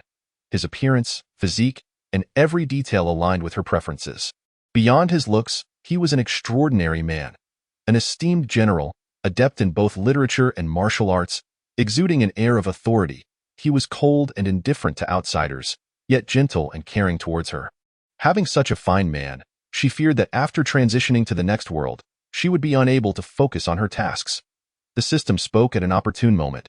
Host, do not worry.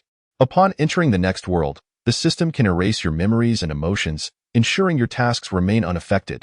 That is good, but I don't want to forget him. Can we just block the emotions? That is also possible.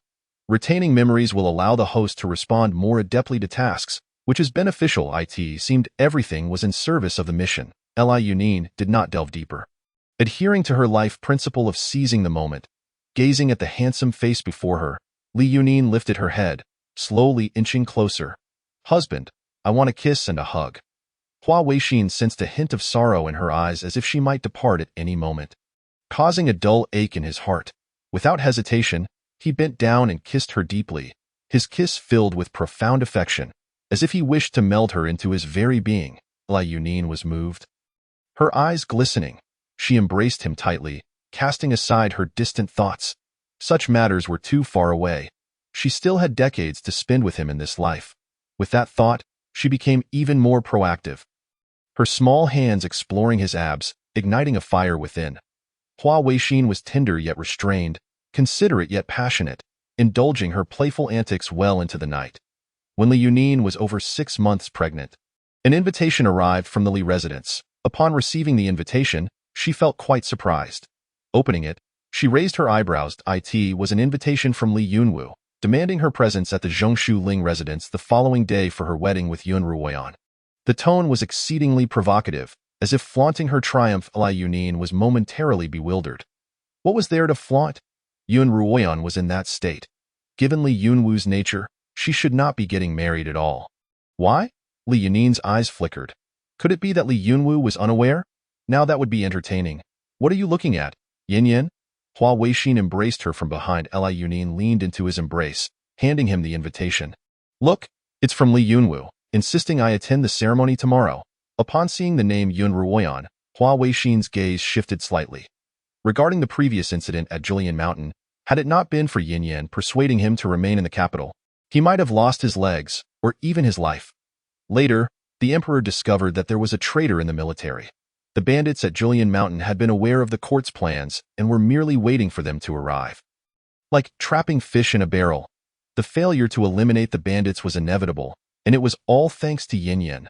The arm that encircled her shoulder tightened slightly, and Hua Weixin's tone was laden with complexity. Are you really going? Yes, I am, Li Yunyin affirmed with a determined nod. She had been stifled at home lately and truly needed to venture out for some relaxation. Sensing his body tense, remaining silent for quite some time, Li Yunyin turned around and looked up at him. She observed his expression, a mix of frustration and sorrow, as he hesitantly inquired, Yin Yin, do you have feelings for him? For whom? Only after uttering the question did Li Yunyin recall her past infatuation with Yun Ruoyan. She had nearly forgotten about it. She scrutinized his expression closely and realized he was genuinely jealous and heartbroken, exhibiting a repressed demeanor that seemed to teeter on the verge of anger. Hua Weixin was indeed cautious. His marriage to Yin Yin was not entirely legitimate. Initially, he had desired to marry her out of a sense of responsibility. However, after getting to know her, he found himself irrevocably smitten. Yet, could Yin Yin truly forget the man she had once loved so deeply? He harbored a constant anxiety, fearing she might leave him at any moment, and he felt he had no right to retain her. Feeling exhausted from looking up, Li Yunyin pulled him to sit on the soft couch by the window. His face was marked by unease and apprehension, making her feel as though she were the villain in this narrative. Certainly, she needed to offer him some comfort. Xian, look at me. Hua Weixin's gaze was timid, fearing she might utter something deeply hurtful. With a smile gracing her face and a gentle tone, Li Yunyin continued. After that incident, I could have chosen another path. Marrying you was not my only option. Noting the focus in his eyes, she added, even if I were to lose my virtue, I would still be the legitimate daughter of the Li family. If I cannot find my place in the capital, I could always seek my father and brother at the borders. Even if I were to become pregnant that day, I possess the ability to raise the child alone. I do not necessarily have to marry you. Seeing his pupils widen, Li Yunyin softly declared, I am willing to marry you because of who you are, not merely because of that incident. Hua Weixin was overjoyed. Gripping her shoulders, his voice trembling with excitement, Are you speaking from the heart? Indeed. Li Yunyin nodded affirmatively and asked him, Xian, do you love me? Hua Weixin, usually cool and aloof, responded without hesitation, I love you. I love you dearly. He embraced her tightly, his tone earnest, Yin Yin, I love you. Please do not leave me, husband. Will you accompany me tomorrow? Of course. He had never contemplated allowing her to attend the banquet alone. As it was a wedding banquet, Li Yunyin felt it inappropriate to dress too plainly. She donned a delicate light pink gauze skirt adorned with auspicious clouds, the fabric flowing freely around her unbound waist due to her rounded abdomen. A crimson sash hung loosely at her sides, swaying gently with her movements, rendering her figure both ample and striking. Hua Weixin appeared somewhat flustered. Her appearance made him reluctant to let her leave. Li Yunyin chuckled, rising on her toes to playfully nip at his chin, teasing, Oh, jealous one. We can set off now. Hua Weixin instinctively wrapped his arms around her waist, leaning down to fervently press his lips against hers until they were both breathless. Releasing pent-up frustration, Oh dear, it's all your fault. My freshly applied lipstick is ruined, she pouted, returning to the mirror to touch up her makeup. Hua Weixin stood behind her, grinning triumphantly like a cat that had just feasted on a fish. Chapter 29. The dim-witted beauty versus the stoic general. That day, Hua Weixin did not ride horseback but accompanied Li Yunyin in a spacious carriage. The interior was exquisitely decorated and plush, with fruits and pastries arranged on the table. The suspension was expertly crafted, and Li Yunyin felt no discomfort during the journey. Upon arriving at the residence of the Minister of Rites, they were greeted by a throng of guests. Although Yun Ruoyan had lost his legs and was no longer the pinnacle of men, his father still held a position in the court, and many families attended the banquet out of respect.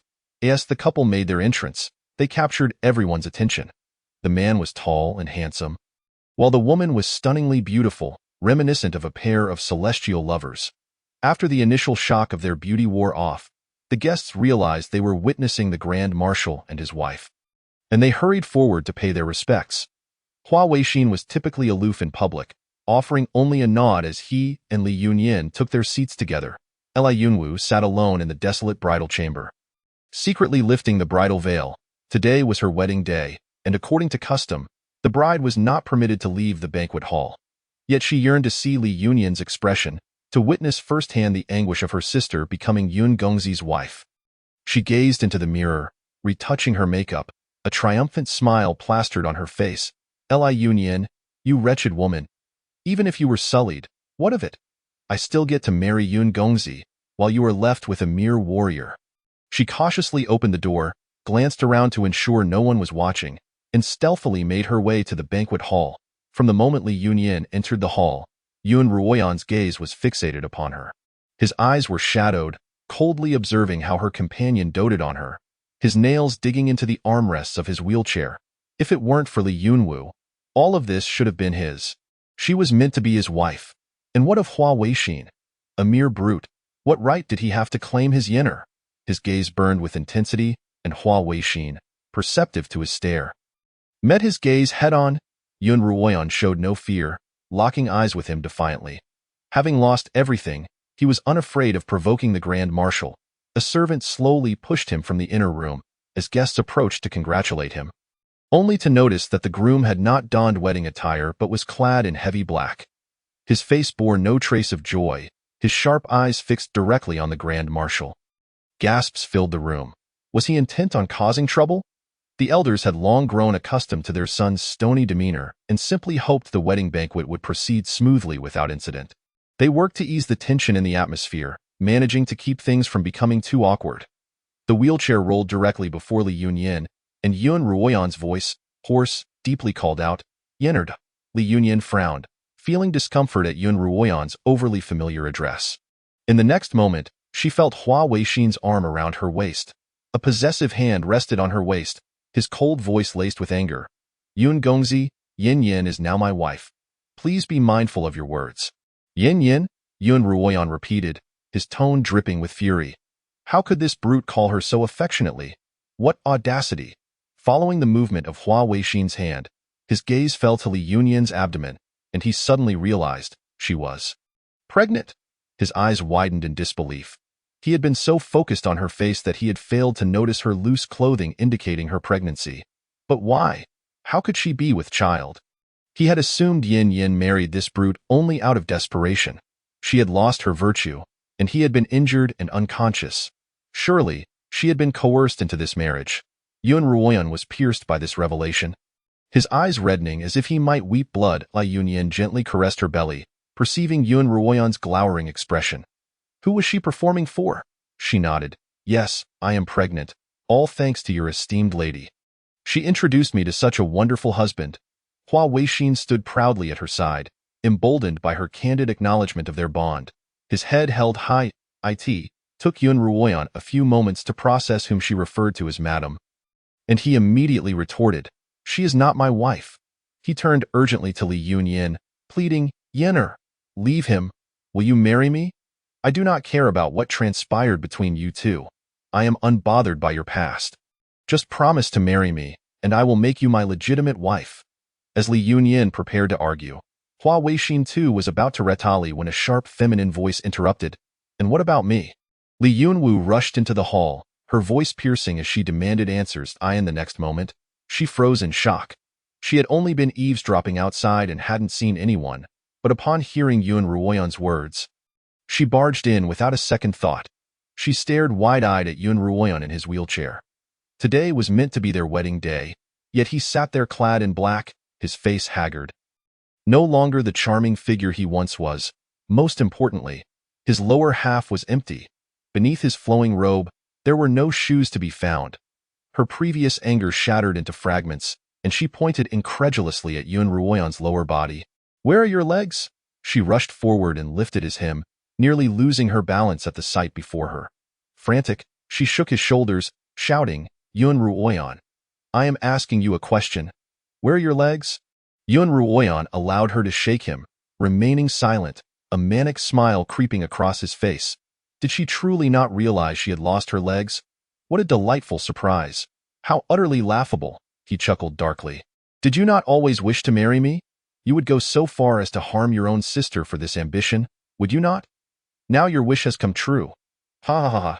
Yun Ruoyan laughed heartily as Li Yunwu, in a frenzy, pushed and shoved him, even attempting to pull down his trousers for a closer look, only to be restrained by the servants. She screamed in anguish, "Let me go! Let me go, you deceivers!" The scene was momentarily engulfed in utter chaos.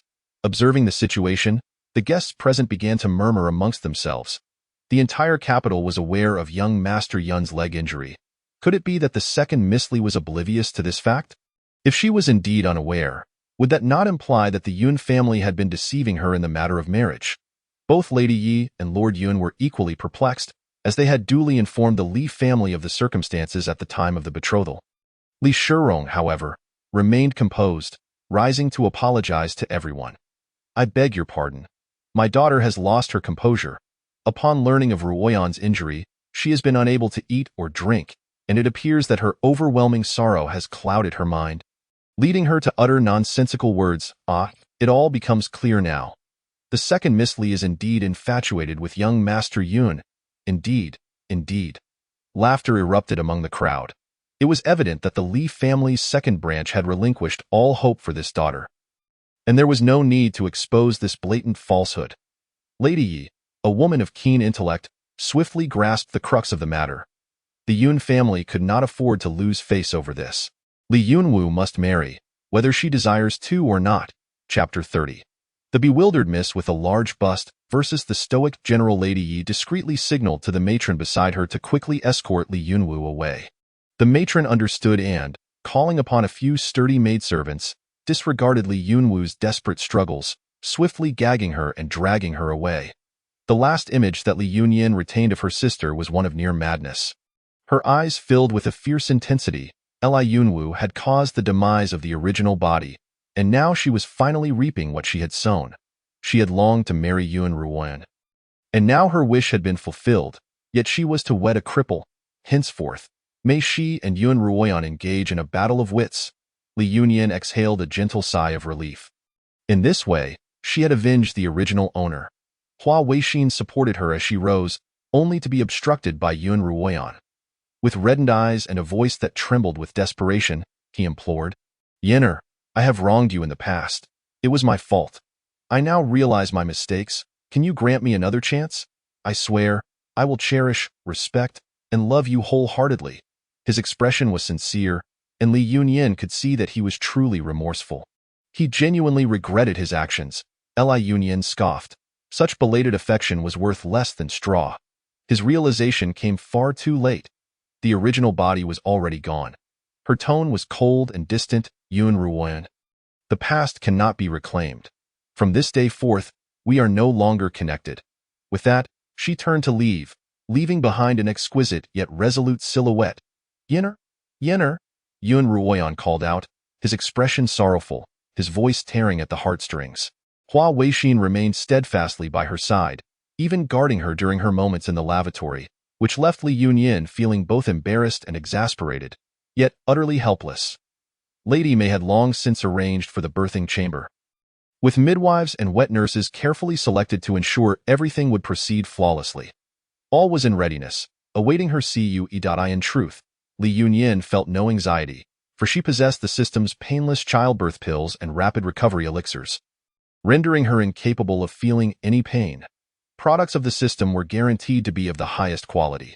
Yet Hua Weixin was excessively tense. He would awaken at the slightest movement during the night. Fearing that she might go into labor, now, with dark circles under his eyes, Li Yunyin felt both amused and pained. She looked forward to the moment when she could finally relieve herself of this considerable burden. In the afternoon, as he supported her beneath the pear tree, they strolled leisurely when she suddenly felt a tightening in her abdomen, followed by the sensation of warm liquid flowing out. Gripping Hua Weixin's arm, she exclaimed, "Husband, I think I am going into labor." Hua Weixin's nerves were taut. Stammering, he bent down to scoop her up and dashed towards the birthing chamber. In his haste, he even utilized lightness skills. His face was mere inches from hers as he asked with concern, "Yin Yin, how are you feeling now? Does it hurt?" "Just a little, Xian. Please step outside for a moment." She felt a discomfort akin to a more intense menstrual cramp and wished to take a pill before the pain escalated. "No, Yin Yin, I will not leave. I shall stay right here with you." Hua Weixin firmly clasped her hand, intertwining their fingers, his expression determined as if he would rather die than step away. Li Yunyin was about to persuade him again when Lady May's voice rang out from behind. "You rascal! If I tell you to go out, you should hurry and do so. You're such a big fellow standing here. Where is the midwife supposed to stand?" With that, she gave his back a couple of light slaps. Feeling somewhat aggrieved after being scolded by his own mother, Hua Weixin merely wanted to be by Yin Yin's side during this momentous occasion. As Li Yunyin began to experience another wave of labor pains, she looked at him with tear-filled eyes and implored, "Xian, please go outside. Your presence is distracting me." Upon seeing the tears in her eyes, Hua Weixin panicked. "All right, I will go. Please don't cry, Yin Yin." Lady May seized the opportunity to pull him outside, turning back to comfort Li Yunyin. "Do not fear, my dear. These midwives are seasoned professionals and very experienced. You will surely deliver smoothly. Yes, I am not afraid. Mother, you should also step outside." "All right, I shall go now. We will all be waiting outside. If you feel pain, do not hold back. Just call out." "Okay, Mother." Finally, they exited, And with the departure of those watchful gazes, Li Yunyan seized the moment when the midwife turned away to swallow a painless childbirth pill. The pill dissolved instantly, and the faint pain in her abdomen vanished, replaced by a series of tightening sensations. Li Yunyan breathed a sigh of relief. She felt she had become rather delicate.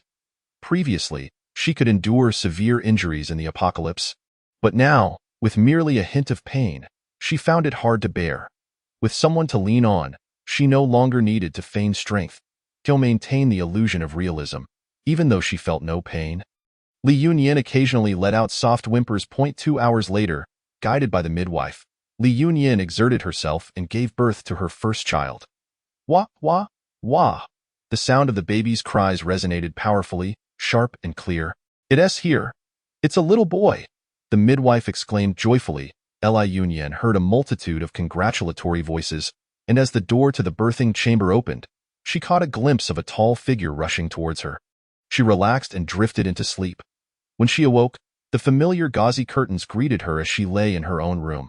Yawning, she consumed a rapid recovery pill, and Hua Weixin, noticing her awakening, immediately rushed over. "Yin Yin, how do you feel? Are you still in pain?" Li Yunyan shook her head. No more pain. However, Hua Weixin suspected she was merely comforting him. She had cried out in agony during childbirth and lost considerable blood. How could she not be in pain? "Where is the baby?" Hua Weixin gestured towards the cradle beside them, where the child had just finished feeding and was now fast asleep. "Quick, bring him to me, of course." He gingerly cradled the swaddled child in his arms and carefully placed him before Li Yunyan. Li Yunyan peered down at her offspring. This was her creation. His little face was rosy and wrinkled, resembling a tiny old man. Li Yunyan felt a twinge of distaste. Why did he look somewhat unattractive? Hua Weixin chuckled lightly. "My mother says that children become more handsome as they grow. Look how long his eyelashes are. Surely, his eyes will be large in the future. Is that so?" Li Yunyan, lacking in experience, found his perspective intriguing and scrutinized her son closely. Upon closer inspection, she indeed noticed a small merit. "Husband, look at how long his eyelashes are." Chapter 31. The bewildered miss with a large bust versus the stoic general indeed.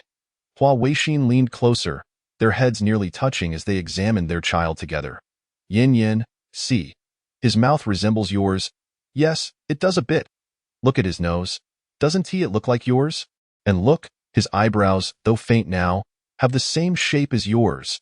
The couple marveled at their newfound treasure, inspecting their son as if he were a fascinating novelty, entirely oblivious to their responsibilities as parents. When Lady May entered, she found them bent over the bed, critiquing their little grandson with affectionate amusement, and she couldn't help but smile softly. "Madam, the young master and young mistress are here," announced Grandma Exine at the right moment. "Mother, you've come. Yinner, do not rise.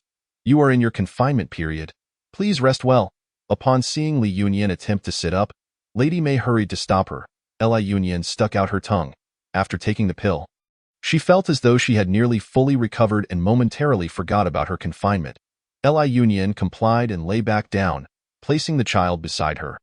Hua Weixin, feeling somewhat guilty for interrupting Yin Yan's rest, climbed down from the bed, realizing he had been caught by his mother. Lady May took Hua Weixin's place on the couch, lovingly gazing at her grandson before grasping Li Yunyan's hand with earnest appreciation. "Yinner, you are a great benefactor to our Hua family. I am truly grateful to you." "Mother, you overstate." Li Yunyan recalled the part of the story where, after Hua Weixin's demise, Lady May, upon learning of the original body's pregnancy, had dragged her ill health to the Li residence to propose marriage. As a result, the original owner had thrown herself into a well that very night. She wondered whether Lady May would be able to withstand the news this time. Li Yunyan sincerely hoped that, this time, she could enjoy the joys of family life and live out her twilight years in peace. She spoke earnestly. "Mother, you flatter me. To ensure the continuation of the Hua lineage is my duty as your daughter-in-law. In the future, I shall bear you several more grandchildren. You shall find yourself overwhelmed with joy." Li Yunyan's words brought a radiant smile to Lady May's face. She beamed with warmth and kindness, nodding repeatedly. "Wonderful. I shall eagerly await the arrival of more grandchildren. I do not fear the headache that comes with it." She has already formulated her plans in her heart, She has now secured a decade of life and aims to conceive a few more children in the coming years, thereby amassing her lifetime's worth of vitality. Following this, she envisions a sweet and blissful life with Hua Weixin.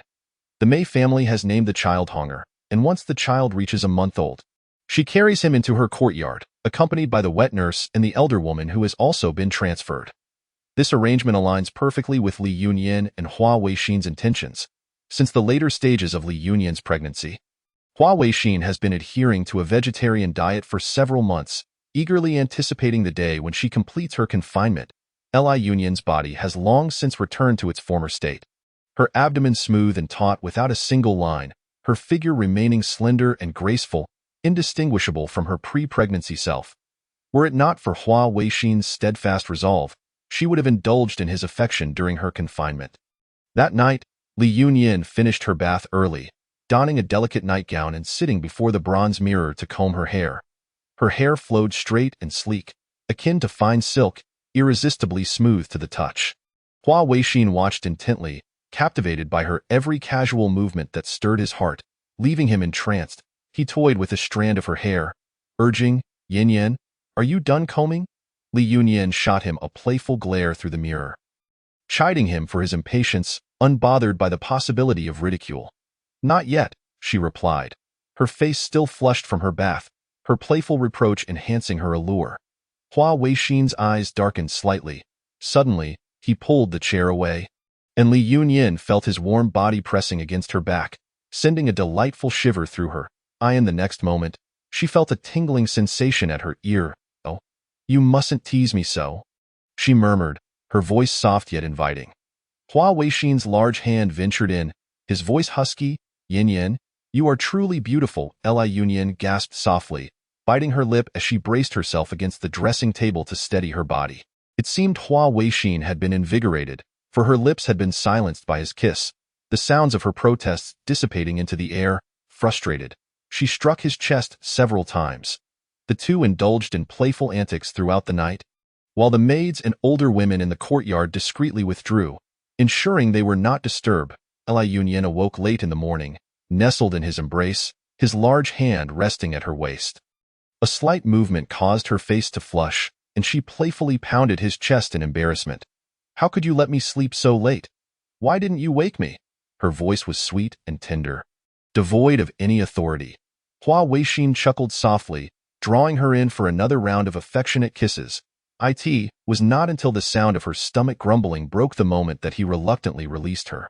During mealtimes, he would hold her closely, even accompanying her to the Drunken Plum courtyard, displaying an undeniable clinginess. Li Yunyan was filled with joy, relishing this life of small, sweet happiness.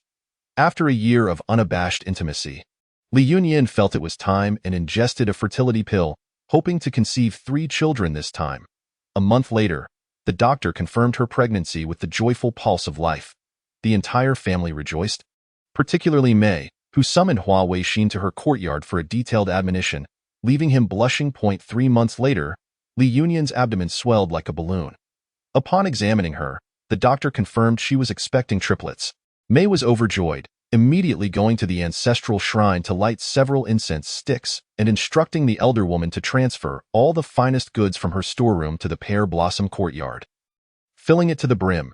She even wished to have Li Yunyan manage the household provisions directly, but Li Yunyan firmly resisted, and after much persuasion, Mei reluctantly abandoned the idea. At this point, Honger was already a year and a half old. He could walk and talk, frolicking around the estate. "Mother, my belly has brothers and sisters." Honger gently patted Li Yunyan's large belly, announcing with excitement. Li Yunyan affectionately stroked his soft hair. "Yes, our Honger is going to be a big brother." Honger's appearance was a perfect blend of Hua Weixin and Li Yunyan's features. Fair-skinned, with large, expressive eyes and a high nose, unmistakably a handsome lad.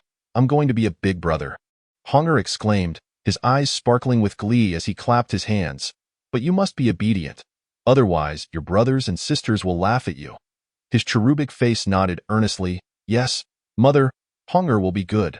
When Hua Weixin returned from court, upon seeing his wife and child, he approached with a beaming smile. He exchanged a knowing glance with Li Yunyan, signaling her to remain quiet, then suddenly lifted Honger into the air. Ah, its father. Hunger showed no sign of fear, enjoying being tossed high before being caught again. This was Hunger's favorite game. The child's pure laughter echoed through the air, resounding beyond the courtyard.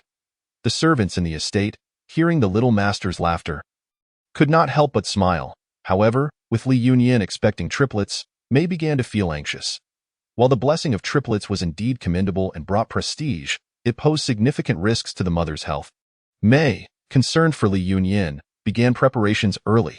She made a special trip to the palace to request a royal chef known for nurturing expectant mothers. This chef, skilled in the dietary care of pregnant women, devised a strict meal plan for Li Yunyan, ensuring she absorbed ample nutrition without allowing the fetuses to grow too large, which could complicate the delivery. Hua Weixin, upon learning of Li Yunyan's pregnancy with triplets, became increasingly tense. He resolutely abstained from any intimacy with her, even after 3 months had passed, exhibiting the restraint of a monk preparing for asceticism. Li Yunyan regretted her decision to pursue a multiple pregnancy for the sake of convenience. It not only heightened her family's anxiety but also deprived her of indulgence. She quietly resolved that for the next child, 2 would suffice. Under the chef's meticulous care, Li Yunyan experienced no morning sickness throughout her pregnancy, and the children remained stable until the 9th month. On a sunny morning, Li Yunyan gave birth to 1 son and 2 daughters, achieving 2 auspicious characters in one go. Mei was overjoyed, celebrating the occasion with a grand banquet for the children's naming ceremony. Attended by all the notable figures in the capital, the emperor and empress even sent gifts of congratulations. Many women from the inner chambers inquired, both openly and discreetly, about how Mei's daughter-in-law managed such successful births. Wondering if there was a secret formula, Mei beamed with pride as she gazed at her 3 grandchildren lying side by side, her eldest grandson lively in her arms, grinning from ear to ear. There's no secret. It's all thanks to my daughter-in-law. Amidst the continuous congratulatory remarks, only Yi from the Zhongshu Ling residence tore her handkerchief in frustration. Had she known Li Yunyan would be such a prolific mother, she would never have rejected the marriage proposal. It was all the fault of that wretched Li Yunwu. She lamented losing such a wonderful daughter-in-law. That wretched girl had been in the household for over 2 years now and had yet to deliver any news. At that moment, Li Yunwu lay in bed, unable to move. For over 2 years, she had endured relentless abuse at the hands of Yun Ruoyan, who frequently beat her and whipped her, leaving her body marred. The once kind mother-in-law had ceased to offer her a kind word, often stoking the flames of her misery. Li Yunwu felt utterly drained. She had imagined a life of luxury upon marrying into the Zhongshu Ling family, only to find herself wed to a cripple, being beaten and scolded daily. She longed to escape and seek help, but she was closely monitored, not even permitted to leave the estate. She regretted her choices.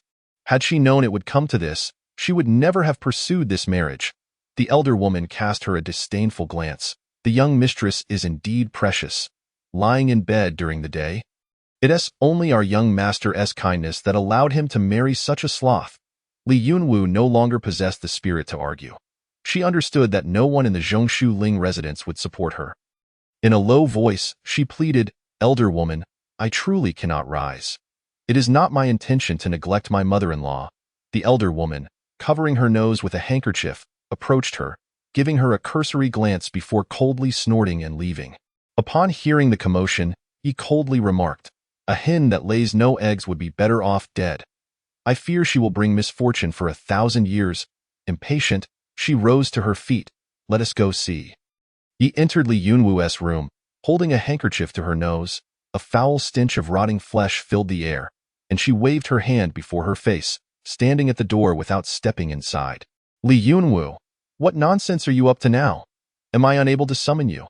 In a fog, Li Yunwu heard Ye's voice, gritting her teeth as she managed to utter a few words. "Mother, forgive me. I am unwell and truly cannot rise." She dared not anger anyone, lest she face beatings or starvation.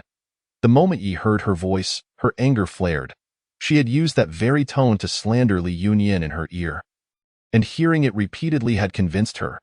The heavens have turned upside down. You, a daughter-in-law, have your mother-in-law standing before you, yet you do not rise to greet her. What audacity! Why do you not ascend to the heavens? What a mannerless wretch! A barren wild hen! Ye's insults grew harsher, her anger escalating, and the surrounding servants occasionally chimed in, their tones dripping with contempt. Even though Li Yunwu had become a soft target, she could not help but feel infuriated. She had been tricked into this marriage. The Yun family not only failed to appreciate her, but also treated her as less than human. Tears streamed down her face as she felt that living on was meaningless. She might as well resist them. She, fueled by an unknown strength, sharply yelled at the Yi family. What do you mean by a hen that does not lay eggs? It is your son who is inadequate. Your son is a useless wretch. He has never even touched me. In a fit of hysteria, she cried out, Yun Ruoyan is nothing but a good-for-nothing. He beats me daily, bullies me, humiliates me, yet he has never even laid a finger on me. You are talking nonsense. Mei, unable to tolerate such slander against her son, cursed in outrage. Yenner has already been examined by the doctor. He may have lost his legs, but he is still capable of siring children. It is you, vile woman, who is worthless, unable to hold your husband's heart, causing him to be disinclined towards you. Li Yunwu felt as though struck by lightning, the last remnants of her pride crushed. She had always believed that Yun Ruoyan's reluctance to touch her stemmed from his inadequacies, yet to discover he had become a cripple and still refused her was a devastating blow. Was she truly so inferior? How could she possibly compare to Li Yunyan? Chapter 33. The Emperor's secret guard versus the enchanting concubine. You are spouting nonsense. You must be deceiving me. It must be Yun Ruoyan who is lacking. He is simply a worthless fool. Li Yunwu began to scream frantically, smashing everything around her to the ground, leaving the room in utter disarray. Her mother had arrived. The unchanging voice of Yun Ruoyan rang out from behind. Why felt that there was no longer any common ground with Yun Ruoyan, often feeling guilt when looking at him. Sometimes, she even felt a tinge of fear in his presence. She had just vented her frustrations and exchanged a few pleasantries with him before departing. Yun Ruoyan sat in his wheelchair, his gaze calm and unperturbed, coldly instructing the servant, bring the whip. Yes, young master. After giving birth to triplets, Li Yunyan decided to temporarily cease childbearing, intending to wait a few years before having more. However, to her surprise, more than half a year later, she found herself pregnant again. She realized her period had not arrived and took her own pulse. Host, think about your frequency. Li Yunyan was left speechless, touching her nose in embarrassment. Hua Weixin, however, assured her, I will be more cautious in the future. Yin, we will not have any more children. Li Yunyan calculated that with this pregnancy, she had borne 5 children, which would only grant her 50 years of life. Wouldn't she die by the time she turned 60? That simply wouldn't do. Hua Weixin, robust as an ox, surely could not only live to 60. What would happen to him if she were to die prematurely? Thus, after giving birth to a daughter 2 years later, she found herself pregnant with twins once more. Hua Weixin was chased by Mei, who scolded him, You little brat, do you wish to tire your mother to death? Now, Mei was surrounded daily by her 5 grandchildren calling her grandmother, crying and fussing, asking to go out or to use the restroom. Her head buzzed with chaos every day. She had never imagined she would have so many grandchildren. Indeed, the more grandchildren one had, the more overwhelming it became. After Li Yunyan gave birth to a pair of dragon and phoenix twins, she decided to stop having children. Mei spent her days taking her 7 little ones to the palace and various estates, feeling both exhausted and joyful.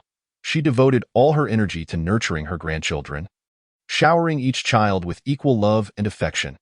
Each of her 7 grandchildren was remarkably beautiful and intelligent, drawing envy from others. As the children grew, Hua Weixin began to teach them martial arts, sending his son into the military for training, while his daughter was pampered and already betrothed to 2 suitors by the Emperor. Li Yunyan traveled across the beautiful landscapes with Hua Weixin, accompanying him in battles, confident that the medicinal supplies in the system would ensure his safety. Their love thrived until old age. At the age of 86, Li Yunyan closed her eyes in Hua Weixin's embrace.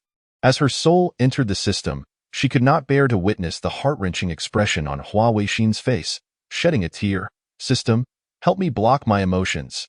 Emotional blocking in progress. Emotions have been blocked. Li Yunyan felt the sorrow in her heart dissipate, yet her memories remained, and she sighed in relief. Let us proceed to the next small world. When Li Yunyan opened her eyes again, she found herself lying on a bed surrounded by bright yellow curtains. The color alone indicated it was a palace drama. System, transmit the plot. Plot transmission in progress. This time, Li Yunyin was the only daughter of a minor official. And during the emperor's selection process, an official happened to spot her beauty while she was out in the streets. Instantly captivated, he seized her and brought her into the palace, making her one of the selected candidates. The current emperor was known for his lecherous nature. Upon seeing her face, he immediately conferred upon her the title of a seventh-rank consort. Today marked her first day in the palace, and the emperor had already summoned her. If it had ended there, it would have been bearable, but the current empress was notoriously jealous. Upon discovering the emperor's excessive interest in Li Yunyin, fearing that her favor would threaten her position, she plotted and caused Li Yunyin's demise shortly after her initial favor, framing her for a scandalous affair. Li Yunyin's father, unable to believe that his daughter had met such an untimely end after only a few days in the palace, sought justice and was subsequently beaten to death. Li Yunyin frowned slightly. This emperor did not seem like a good man. At that moment, she heard footsteps outside and the high-pitched greetings of the eunuchs. Indicating the emperor's arrival, she quickly lowered herself to pay her respects. Rise. The authoritative yet handsome voice reached her ears. Li Yunyin lifted her gaze slightly, and there before her was a stunning face. The emperor, named Hebei, was in his 20s, tall and striking, exuding an imposing presence without needing to raise his voice. For an emperor to possess such striking looks was indeed an unexpected bonus. However, his complexion appeared rather haggard, likely due to years of indulgence in wine and women, with faint bruises under his eyes. It was no wonder he had yet to father a son. Surely he was busy cultivating his skills among the flowers. How dare you gaze directly at the emperor's visage? The sharp voice of the eunuch broke the moment, catching Li Yunyin off guard, causing her to flinch. She immediately bowed her head, finding the tone utterly unbearable. No matter. Yuan Qing, you may leave. Yuan Qing complied and exited. Hebei approached Li Yunyin, gently assisting her to her feet. His gaze unabashedly roamed over the beauty before him, skin as smooth as jade, a face like the dawn, a delicate nose and lips, with a figure so graceful. Every part of her was exquisite, truly a vision of unparalleled beauty. In his harem, where beauties were plentiful, this one could easily outshine them all. Li Yunyin felt uncomfortable under his scrutiny and internally cried for the system. System, do I really have to bear a child with this man? Can I not choose another? She acknowledged that while the emperor was indeed handsome, and his stature acceptable, after having feasted on the finest in the previous world, she found it hard to settle for this common cucumber. Host, the task requires you to bear a child with an exceptional man. But there is no fixed candidate. That is good.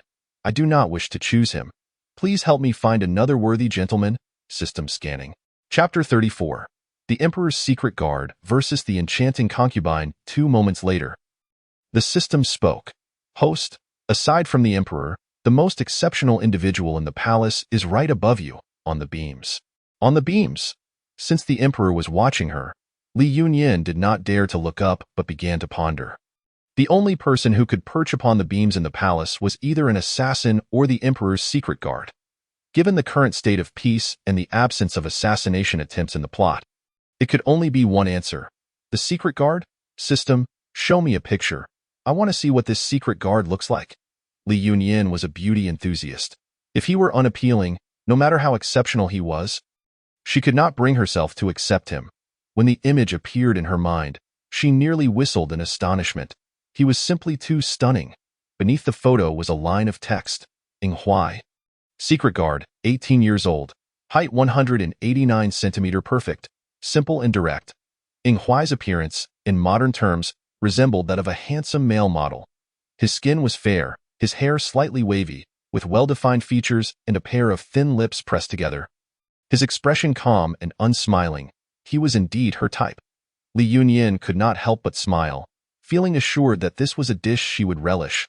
Upon seeing her smile, Hebei's heart stirred, wishing he could immediately embrace her and shower her with affection. Your name is Li Yunyin? Yes, Your Majesty. Her voice was melodious, causing Hebei to momentarily lose himself. He swiftly pulled her into his arms. His breath lingering near her ear. Serve me well tonight, and I shall elevate your status by tomorrow. As he leaned down, Li Yunyin turned her head away, and his kiss landed on her neck. With a nimble twist, she escaped his embrace, her skirts swirling around her, appearing almost ethereal. Feigning modesty, she hesitantly said, "Your Majesty, I am feeling a bit nervous." Hebei raised an eyebrow, intrigued by this woman who dared to resist him. A refreshing change from the usual compliant concubines. Li Yunyan, you are the first woman to defy me. Do you know the consequences of such an act? Li Yunyan was unfazed by his intimidation. With her beautiful eyes, she smiled softly at him. Your Majesty, there are far too many women in your palace. I do not wish to be like them. Soon you will forget me. Oh, this audacious man. Must he hold her to speak? Li Yunyan decided it best not to provoke him and allowed him to hold her. Her cheeks flushed softly, and her voice emerged sweetly. Your Majesty, may I request that the activities you have engaged in with other women be set aside for this evening? Noticing his displeasure, Li Yunyan swiftly extended a slender finger, adding, just for tonight.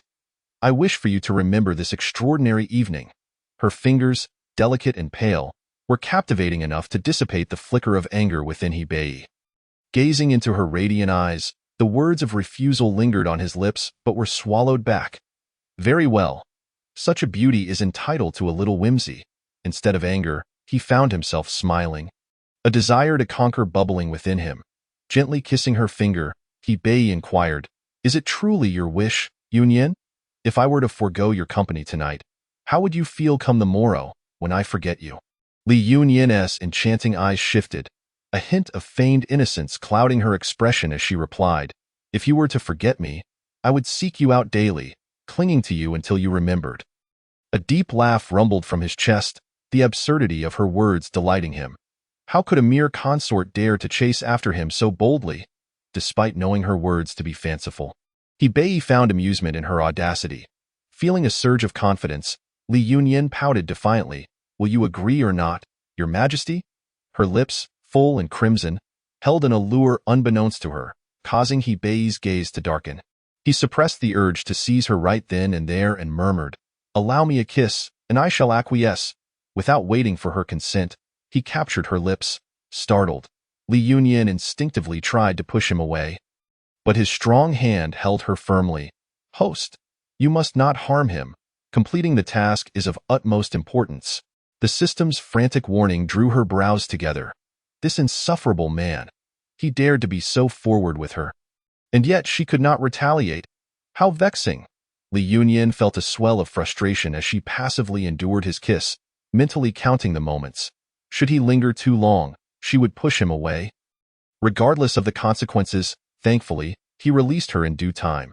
His breathing heavy, eyes shadowed in recent years, Hebei approached his consorts with a businesslike demeanor, focused on producing heirs, never anticipating that he might occasionally be stirred by desire. Though he felt unwell, he had discovered a rare enjoyment. What a novel experience. Once freed, Li Yunyan leapt onto the bed, wrapping herself in the quilt like a silkworm cocoon. She lay perfectly still, her beautiful eyes blinking playfully. Your Majesty, it is time to rest. How audacious to retire before him. A smile tugged at the corners of Hebei's lips, amusement dancing in his eyes. How intriguing. Shaking his head, he extinguished the candle with a snip. Lying beside her, Li Yunyan feigned sleep, inwardly calling out to the system. System, is Inghuai still present? Host, you can exchange for combat power. You may experience it directly. Ah, indeed. She had grown so accustomed to a life of ease in the last realm that she had forgotten her own martial prowess. Focusing her mind, she detected a faint breath on the roof. Inghuai was still there. As the Emperor's shadow guard, he was ever present to ensure the Emperor's safety, even amidst the revelries with various consorts. He was all too familiar with the scenes that unfolded, having witnessed countless consorts come and go, the patterns always the same. Thus, he often saw himself as a mere bystander, a lifeless beam in the rafters. A brick in the wall, a tile on the roof, lacking eyes, emotion, or thought. Yet, this particular consort was strikingly different. She was so beautiful, so breathtakingly beautiful that he couldn't help but steal another glance. Just one more. When he regained his composure and resumed his role as an observer, he heard her decline the Emperor's advances. Astonished, he looked at her again.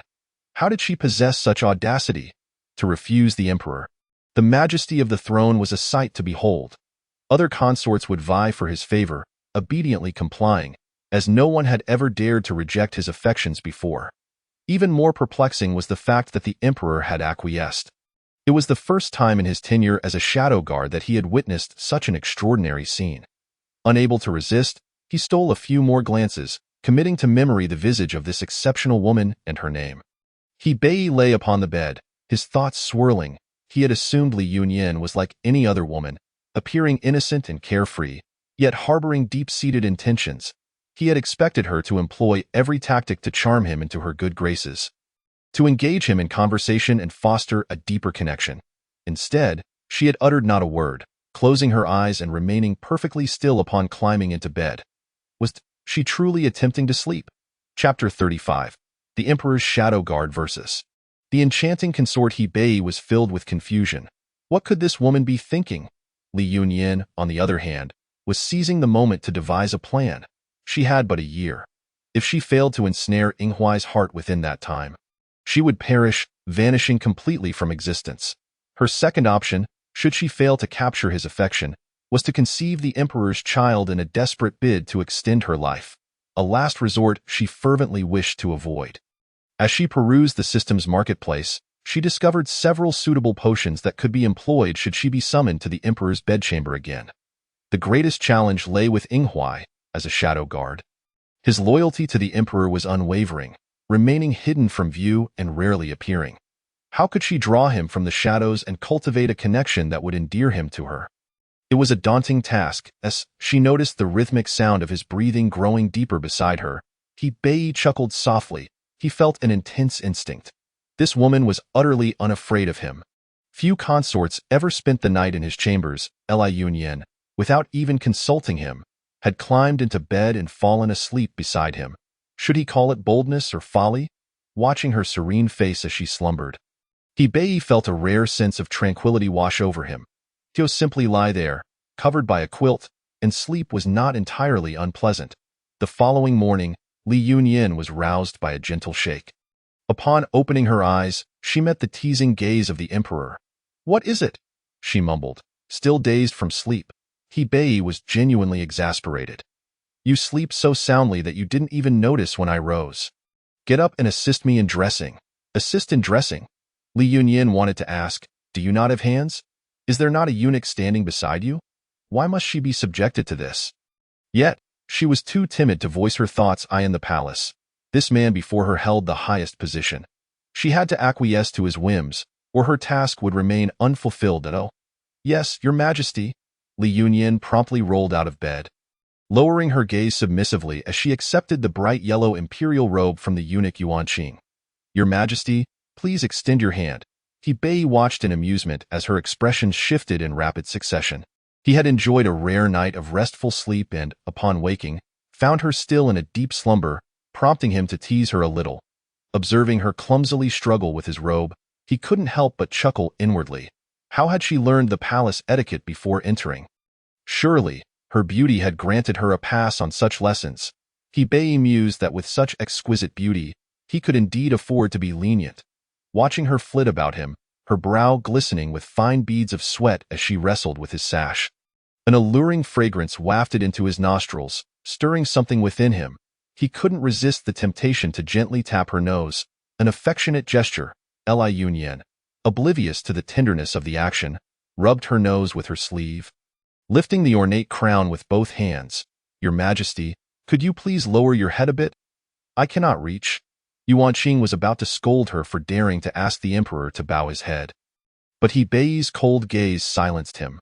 Dumbstruck, he watched as the emperor complied, allowing this mere consort to adjust his attire. Silently marveling at the unfolding scene, it appeared that yet another favored consort was on the horizon. After a considerable effort, Li Yunyan finally dressed the emperor, perspiring profusely. The emperor's attire was exceedingly elaborate.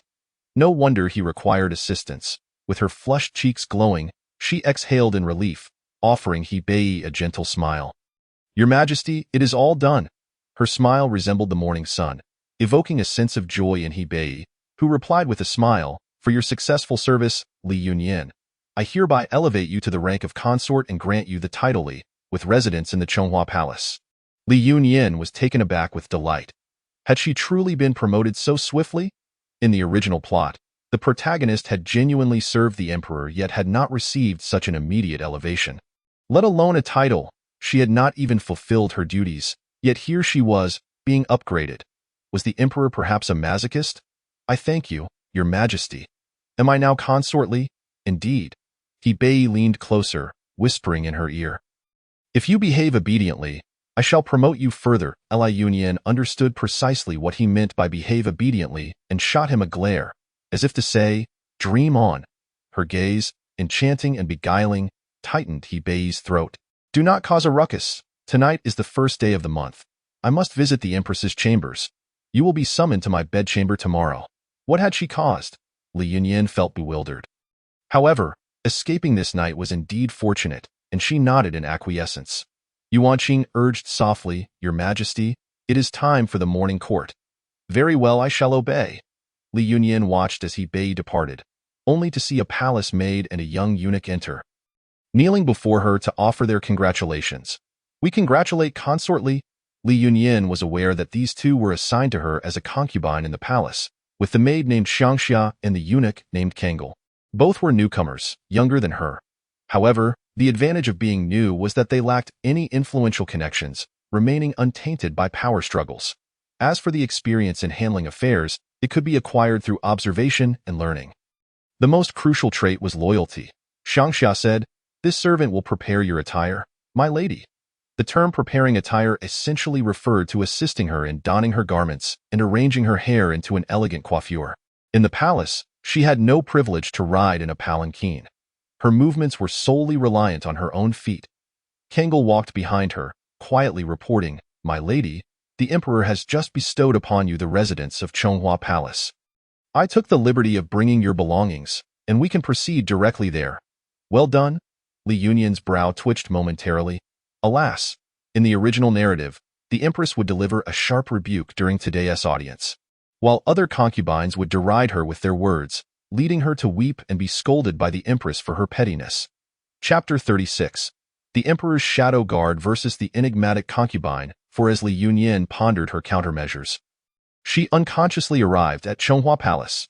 This palace was not far from the Emperor's Yangxin Hall, positioned along the same central axis as the Empress's Fengyi Palace and the Hui Fei's Iha Hall. Having only entered the palace a day prior, she was granted residence in such an important main palace, a testament to the Emperor's favor. Upon entering Chonghua Palace, several maids and eunuchs knelt to pay their respects. And an elderly matron approached, bowing to Li Yunyan as she said, This servant has the honor of meeting Li Pin. I am the head matron of Chonghua Palace, surnamed Li. Should you require anything? Please do not hesitate to command me. Li Yunyan discreetly assessed her. Matron Li appeared to be around 40, exuding a shrewd and capable demeanor, her eyes bright and her spirit invigorated. I appreciate your assistance. Matron Li, as I am new to the palace and still unfamiliar with many matters, I will rely on your guidance in the future. Matron Li bowed again. This servant is unworthy of such praise. I am at your service, my lady. Her words were as polished as they were discreet. Li Yunyan nodded slightly and proceeded to the main chamber, instructing Xiangxia to assist her with her grooming. Matron Li, I will be paying my respects to the Empress shortly. Please accompany me. Yes, my lady. Matron Li complied. Knowing she would soon face difficulties, Li Yunyan requested Xiangxia to change her into a more comfortable azure gauze dress, keeping her adornments to a minimum, emphasizing simplicity. Unbeknownst to her, this understated attire, amidst a throng of intricately adorned jewels and silks, made her stand out strikingly, captivating attention. Upon her arrival at Fengyi Palace, Li Yunyan was intercepted by a maid.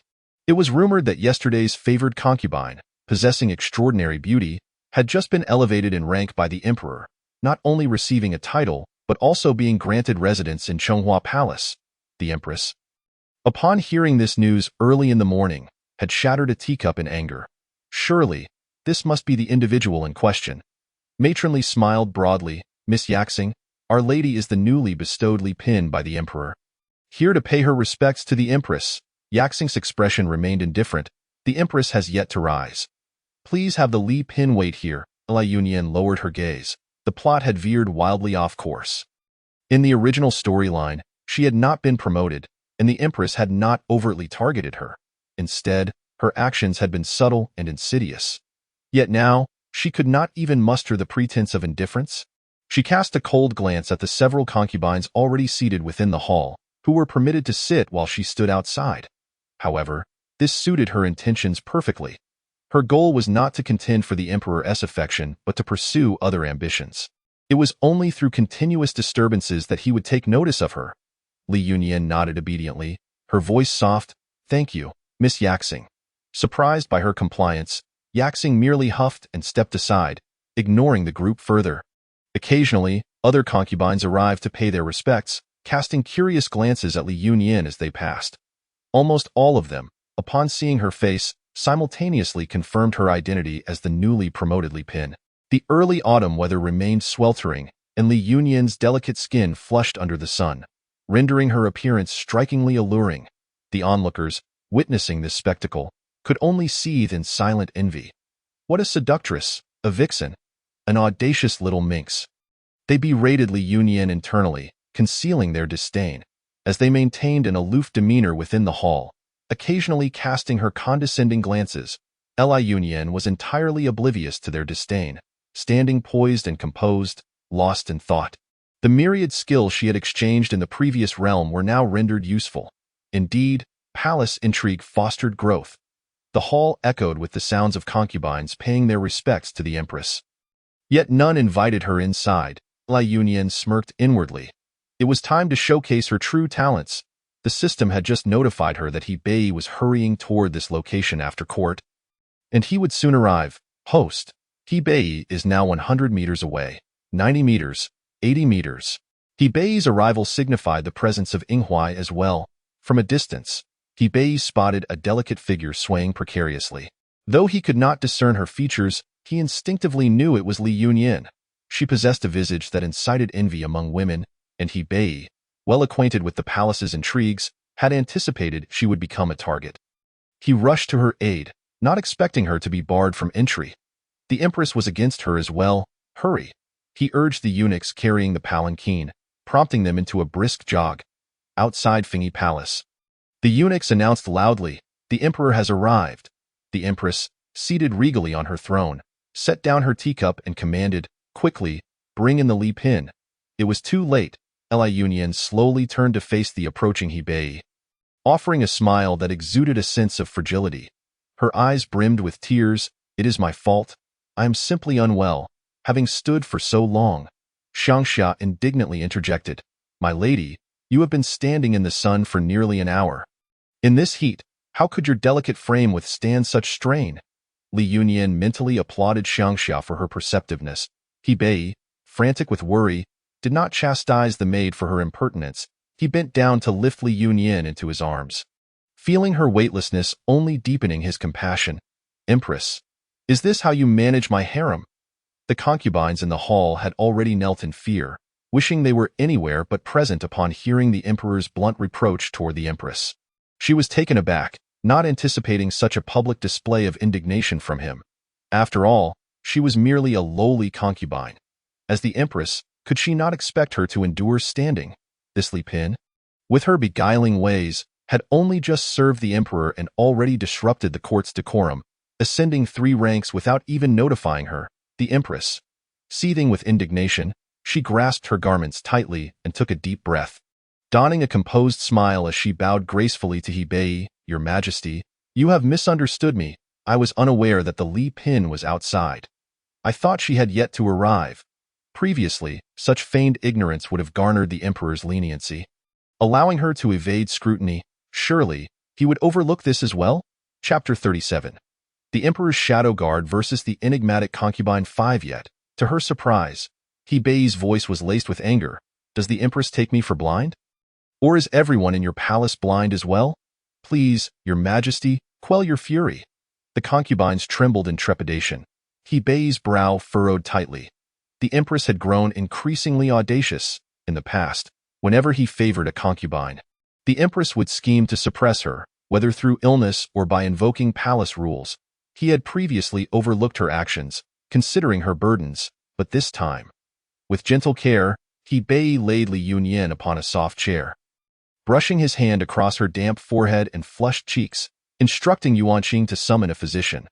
His movements were tender, filled with unmistakable affection and reverence, causing the concubines present to clutch their garments tightly, inwardly cursing the seductress. This scene deeply wounded the empress. She and Hebei had once shared years of tender affection, her family having invested everything to support his ascent to the throne. She had envisioned a life of ease as empress, only to find herself besieged by a stream of beauties, all vying for his attention. Hebei, enamored with the flowers, toiled daily, yet to this day, he had only a daughter with Hui Fei. The memory of her own child, who had perished just a day after birth, surged within her, igniting a fierce sense of resentment. She had no offspring, and she would not allow any other concubine to bear his children. Maintaining an unruffled exterior, the empress spoke softly to Hebei, "Your Majesty, today's oversight is entirely mine, resulting in the Li Pin's undue suffering. I shall ensure that the servants below are more vigilant henceforth, so such negligence does not occur again." Hebei regarded her coldly. "The empress is overwhelmed with responsibilities. If you truly cannot manage your servants, I can have Hui Fei assist you in sharing the burden." The noble consort Hui rose at the opportune moment, bowing gracefully to the emperor and empress, declaring, "I am duty-bound to serve." Upon finishing her words, her gaze turned towards the empress, seemingly respectful yet harboring a glimmer of hidden defiance.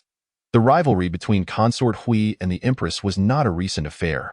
Her maternal family, the general's household of the north, wielded substantial military power, allowing them to stand on equal footing with the empress's clan. Moreover, she had a 5-year-old daughter, a valuable bargaining chip that rendered her unafraid of the empress's authority.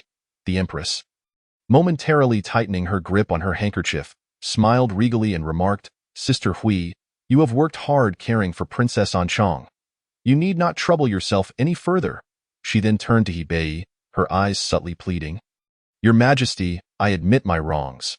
I shall ensure the harem is well managed henceforth." Hebei, initially intending merely to reprimand the empress, had no desire to incite discord within the harem. Observing her lowered demeanor, he coldly interjected, "Let this matter rest for now. Should it occur again." The empress immediately knelt, affirming, "Your Majesty, rest assured, there shall be no next time." What of consort Li? At that moment, the physician had just finished checking on Li Yunyan's pulse. Having already devised a response upon witnessing the situation within the hall, Hebei, noticing the flush on Li Yunyan's cheeks, felt the anger he had suppressed for the empress rekindle, inquiring with concern, "Is the situation serious?" The physician clasped his hands respectfully. "Fortunately, the autumn sunlight is not too harsh. Consort Li merely requires the application of a special white jade ointment, and she shall recover in 3 days. Then prepare the medicine for consort Li, ensuring her swift recovery. Your humble servant obeys." The white jade ointment, a rare concoction exclusive to the palace, contained precious ingredients such as the Tianshan snow lotus, making it exceedingly valuable. Previously, only the emperor and empress dowager had the privilege to use it. Even the empress had never partaken. Now, for a mere sunburn, the emperor personally bestowed the remedy upon consort Li. Inciting both envy and admiration among the onlookers, the empress's expression threatened to fracture. She quickly lowered her gaze and inhaled deeply. Having just been chastised by the emperor, she could not afford to exhibit any dissatisfaction at this juncture. Should the emperor's ire be provoked again, she might truly have to cede half her authority in managing the harem to consort Hui. Deliberation was necessary. Throughout this exchange, Li Yunyan remained silent, delicately leaning against the wall, while subtly observing the women surrounding Hebei. Indeed, Hebei was fortunate. Each concubine was exceptionally beautiful, each possessing their unique allure, their hearts and eyes solely fixated on him since his entrance. As Hebei expressed concern for her well-being, the glances directed towards Li Yunyan turned resentful, as if they wished to bore a hole through her. Lowering her gaze, Li Yunyan acknowledged that Hebei was indeed treating her well, yet she felt unworthy of such fortune. Sensing the weight of the atmosphere above her, Li Yunyan instinctively adjusted her posture, lazily orienting her flushed visage towards that direction. Her movement revealed a graceful silhouette, accentuating her alluring curves just perfectly. Such a casual display would typically warrant rebuke, yet now, with the empress preoccupied with her thoughts and the other concubines lacking the authority to speak, they could only turn a blind eye, leaving behind a chorus of discontented concubines. "We humbly bid your majesty farewell." As the emperor walked away, the concubines who had knelt earlier stood up in unison, having witnessed the empress's reprimand firsthand. Their hearts now filled with trepidation, and no one dared to sit. They all stood in silence, awaiting the empress's reaction. She had already broken several nails in frustration, for today, Hebei had publicly humiliated her before all the concubines, leaving her without dignity. Thus, she resolved to show no mercy towards his new favorite. Coldly, she pronounced, "You all have failed in your duty to council today. Return and transcribe the palace regulations 10 times. I expect to see them by dawn." Transcribing the palace regulations 10 times? They would undoubtedly lose their rest tonight. "Yes, your servant obeys." Fortunately, the strict regulations of the royal court ensured that Hebei, raised under rigorous training, would never indulge in improper conduct. Li Yunyan allowed herself to be held by him and took the opportunity to catch up on sleep. Finally, with some leisure time, Li Yunyan familiarized herself with the inner workings of the Chonghua Palace, delegating the mundane affairs to Mama Li. The eunuchs delivering rewards flattered and catered to her. Seasoned in palace intrigues, they understood that this particular mistress was the emperor's favored one and must not be offended. Li Yunyan treated them with warmth, instructing Mama Li to bestow rewards upon each eunuch before cheerfully sending them on their way. Having possessed an array of exquisite jewelry, luxurious silks, and precious jade ornaments in her previous life, she appraised the offerings and directed Xiangxia to store them securely. As night fell, after a refreshing bath, she applied the white jade ointment freshly delivered from the Imperial Medical Bureau before the copper mirror. Her sunburn had been intentional, thus not severe, merely leaving her cheeks slightly warm. The instant the ointment touched her skin, she felt a cooling sensation that alleviated the heat. Satisfied, Li Yunyan nodded. This was indeed a remarkable remedy. Mama Li, assuming Li Yunyan was awaiting the emperor's arrival, gently reminded her, "My lady, today is the first day of the month. His Majesty will visit the Empress, and it is unlikely he will come here." Li Yunyan was not waiting for the emperor, yet she refrained from correcting her. It was customary for the women of the harem to be preoccupied with thoughts of the emperor, she softly replied. "Mama Li, I am weary. You and Xiangxia may retire for the night." Xiangxia interjected, "My lady, I will sleep outside. Should you require anything, just call for me." She intended to be a person of importance, and having someone stationed outside wouldn't be convenient. "However, my lady." Mama Li was about to counsel her when Li Yunyan's expression hardened. "Within Chonghua Palace, I expect you both to heed my words in all matters."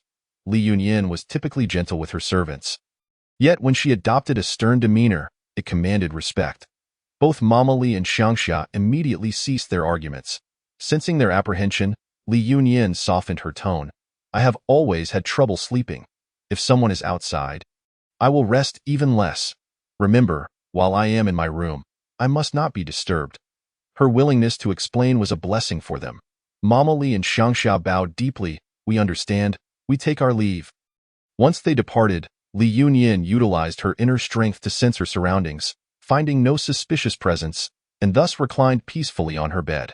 She contemplated her future plans and gradually drifted into slumber.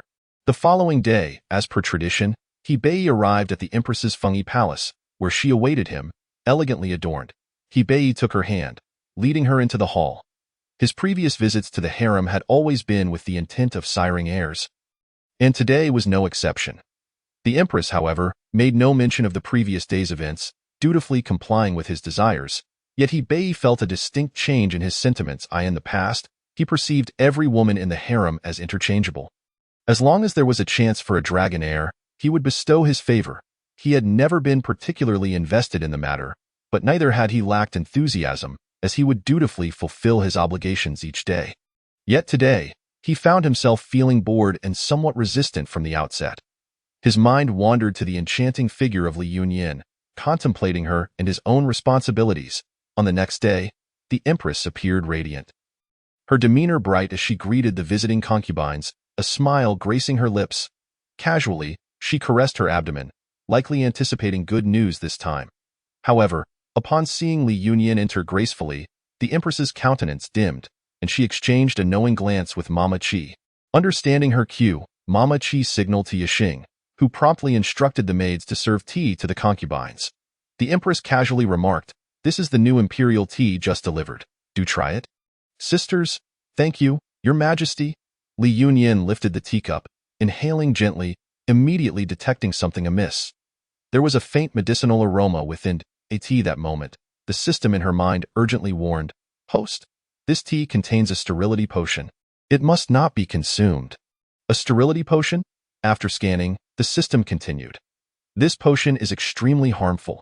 Its consumption will damage one's health, and after 3 doses, it will result in lifelong infertility, even rendering pulse diagnosis ineffective." Now it made sense. Glancing at the other concubines who were blissfully savoring the tea, Li Yunyin realized the truth. She had assumed the emperor had no children due to his inability to father them. But it turned out that all his concubines were barren. No matter how diligently he toiled, that decayed vine would bear no fruit. She almost felt pity for Hebei. Was he unaware of the venomous nature of his empress? Gently blowing on the still steaming tea, she noticed the empress's furtive gaze fixed upon her, her hands tightly clenched beneath the voluminous robes. Drink it now. System, do the detoxification pills in the shop counter this poison? System products are of the highest quality. Our detoxification pills can neutralize all poisons.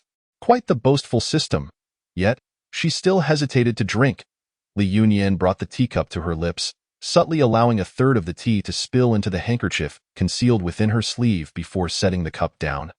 Feigning nonchalance as she smacked her lips, the empress, no longer targeting her, allowed Li Yunyin to feel a sense of relief. Preferring solitude, she began to sample the exquisite pastries on the table, taking delicate bites. With her heightened senses and medical expertise, she could easily discern the absence of poison, thus enjoying the delicacies with confidence. The pastries in the empress's palace were indeed superb, seated at the expansive dragon table. Hebei observed Li Yunyin gliding in with elegance, a smile involuntarily tugging at his lips. "I come to pay my respects to Your Majesty." "Rise." Hebei set down his vermilion brush, stood, and took her hand. Inquiring, "Did the empress trouble you today?" Unbeknownst to her, Li Yunyin shook her head, her demeanor light and cheerful as she remarked, "Today, the Empress Dowager allowed me to savor the newly arrived tribute tea, and I indulged in several delectable pastries as well. And yet, with such trifling favors, you wish to dismiss me." Hebei gently brushed her cheek with the back of his hand, inquiring if she still felt discomfort. "The white jade bomb bestowed by His Majesty is splendid. I am much improved. That is good to hear." Recalling her previous expression, Hebei continued, "If you fancy that tribute tea, I have some more here. I shall have someone bring it to you shortly." Li Yunyin gently shook her head, explaining that although the aroma of the tea was delightful, she was unaccustomed to such exquisite offerings. After merely a sip, she felt unwell and refrained from drinking further. "If you do not fancy it, do not drink it. I have several boxes of fine by Luochun tea. They are all for you. I am immensely grateful." "Your Majesty." At that moment, Li Yunyin had no intention of exposing the empress's nefarious deeds, as it would complicate matters should she become pregnant in the future. She merely needed to lay a subtle thread of implication, providing herself with an excuse if the truth were to emerge later. Hebei, diligent in his governance, engaged Li Yunyin in a couple of cups of tea before resuming his review of memorials. Prompting her to take her leave as she departed, Hebei pulled her close, leaning down to inhale the scent from her shoulder, whispering, "Tonight, I shall seek you out. Await my arrival." Chapter 39.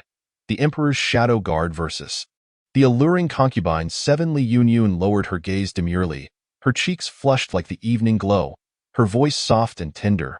"I shall obey, Your Majesty."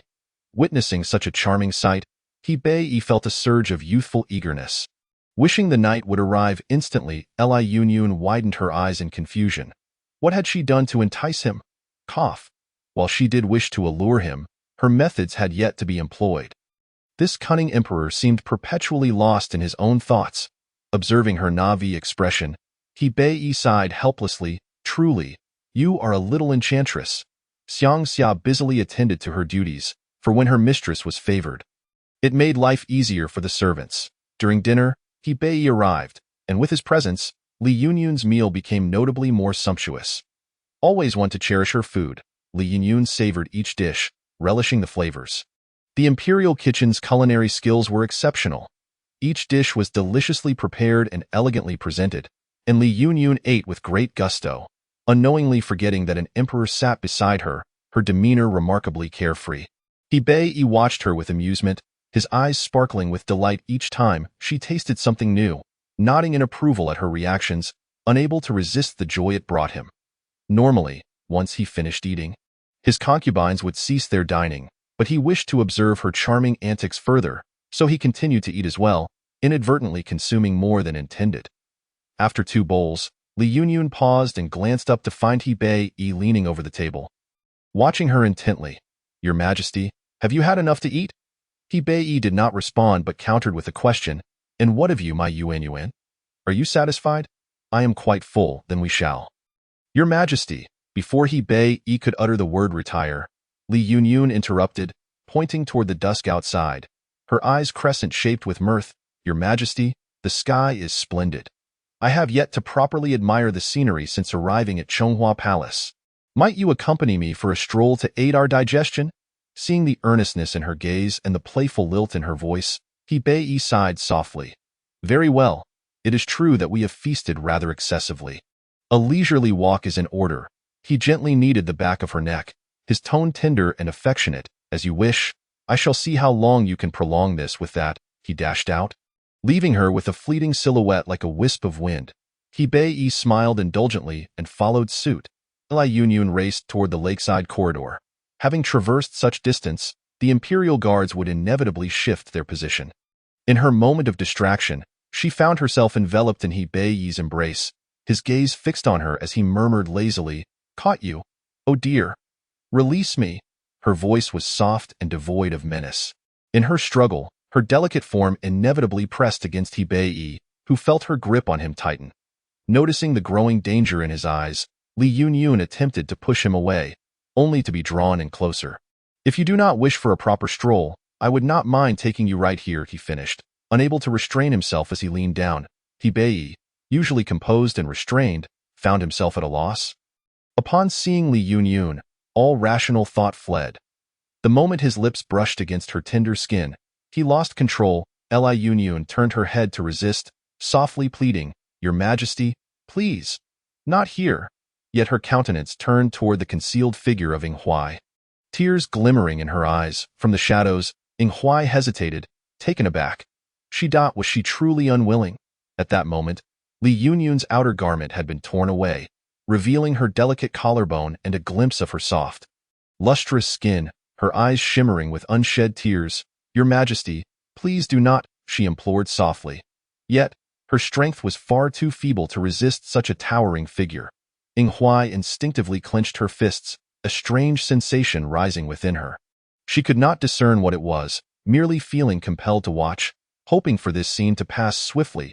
He Bei was ablaze with desire, yearning to possess this exquisite gem before him completely.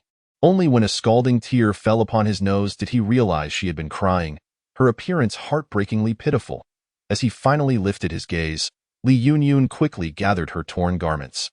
Sobbing breathlessly, the normally steady and sharp gaze of He Bei flickered with a hint of panic. "Yuner, I do not mean to disrespect you. I am simply too fond of you." The Emperor, who had never apologized to anyone in his lifetime, found it remarkable that he could utter such words. Li Yunyun's performance had reached its conclusion. Understanding when to withdraw, she sobbed a few times before He Bei soothed her. Seeing her eyes swollen from tears, her cheeks streaked with moisture, and her nose reddened, He Bei's throat constricted. It was clear that this evening's plans could not proceed. He scooped her up, striding purposefully toward the chamber. Naturally, Li Yunyun turned her head, catching a glimpse of a tall shadow, eyes downcast with a smile. Upon entering the chamber, He Bei dismissed the attendants and placed Li Yunyun upon the couch. Unable to contain himself, he hastily shed his robes while softly assuring her, "Do not fear, Yuner. I shall cherish you well." Li Yunyun shyly retreated until her back pressed against the edge of the bed, leaving her with no room to escape, burying her head into her knees, feigning shyness. Seizing the moment, she took the antidote and applied the previously purchased sedative to her lips. Mere moments later, she found herself pinned beneath He Bei, the sound of tearing fabric echoing as her garments were completely ruined. She offered only the slightest resistance, which to Hebei was merely a playful invitation. One hand slipped beneath her clothing while the other pressed fervently against her lips, drawing her into a deep kiss. Moments passed before his towering form bore down upon her, motionless. Li Yunyun struggled for breath beneath the weight, straining to push him away, all the while instructing the system to project adult films into his mind, altering the faces and scenes to feature the two of them. Fortunately, her points were sufficient. She had no fear of the repercussions. However, this was merely the prelude. The main act was just beginning. Chapter 40. The Emperor's Shadow Guard versus the alluring concubine. Li Yunyun abruptly sat up, instinctively retreating toward the foot of the bed, attempting to wrap herself in the remaining fabric, but her efforts were futile. She wept softly, her expression one of helplessness and despair. Huai, realizing something was amiss, thought, how could His Majesty fall asleep in the midst of such affairs? This is dire. As a shadow guard, her duty was to protect the Emperor's safety. Sensing an anomaly, Huai immediately emerged from the shadows. Li Yunyun, startled by the sudden presence of another, froze in fear. Huai reached out to check Hebei's breath. Thankfully, he merely appeared unconscious. Just as she was about to question him, she turned to find Li Yunyun's enchanting face, her eyes wide with panic. Unconsciously, she loosened her grip on the delicate neck. Who are you? What have you done to His Majesty? The two voices echoed in unison. Li Yunyun and Huai exchanged glances, and after a moment, Huai averted her gaze uncomfortably. Li Yunyun's petite hands grasped the larger hand clasping her neck, her voice trembling and pitiful. Please do not harm me. I merely gave His Majesty a bit of a sedative. He shall wake by morning. The soft touch from her wrist sent a shiver through Huai's eyes, yet she did not release her grip. Why would you drug His Majesty? Speak. Li Yunyun, resembling a frightened child bullied by a tyrant, felt tears brimming in her eyes, her voice quavering. Please do not be rough with me. I simply did not want His Majesty to touch me. Huai had never encountered such a situation, and before she realized it, she had been led into a quagmire by Li Yunyun, oblivious to her own predicament. Her tone softened considerably as she inquired, why do you not wish for his touch? Li Yunyun bit her lower lip tightly, the sheen of her petite white teeth rendering her already rosy lips even more vibrant. She remained silent, seemingly both fearful and hesitant to speak. Huai's thumb pressed against her throat, a gesture that appeared threatening but lacked real force. Speak. If you do not reveal the truth, I shall take your life. Having been in close proximity to her for several days, Huai recognized that this woman possessed a particularly gentle disposition. A mere fright would suffice to make her yield. She was undeniably frightened by him. Her eyes wide with panic as she grasped his small hands tightly, desperately attempting to pry his fingers away from her neck. Huai felt as though every finger of his was caressed by delicate hands. A tingling sensation surging through his fingertips, sending shivers coursing down his spine. You mustn't move, just speak. Her tears began to cascade down her cheeks, landing softly on the back of his hand. She whimpered as she spoke, her fear evident. Woo-woo, there are too many women of His Majesty. My presence is inconsequential. All I desire is to find someone who truly cares for me, regardless of his status or position. As long as he treats me with sincerity, I would willingly share intimacy with him. The last two words barely escaped her lips, but Huai, with his keen hearing, caught every syllable. Could it be that she harbored such thoughts? You are already a consort of His Majesty. Whether you wish it or not, you must comply. But I was taken against my will. Woo-woo. I did not enter the palace voluntarily. This fact was indeed known to Huai. After meeting her, His Majesty had immediately ordered an investigation into her background. Her father's official rank was not high enough for her to be selected as a candidate for the palace, yet her beauty had caught the eye of those in power, leading to her abduction in an attempt to please the Emperor. The Emperor was indeed pleased and rewarded those responsible handsomely. Huai's hand had already loosely rested upon her neck, while Li Yunyun quietly grasped his thumb, occasionally caressing it, her eyes ceaselessly studying his face. He was even more handsome in reality than in photographs, with deep-set eyes, rosy lips, and pearly white teeth.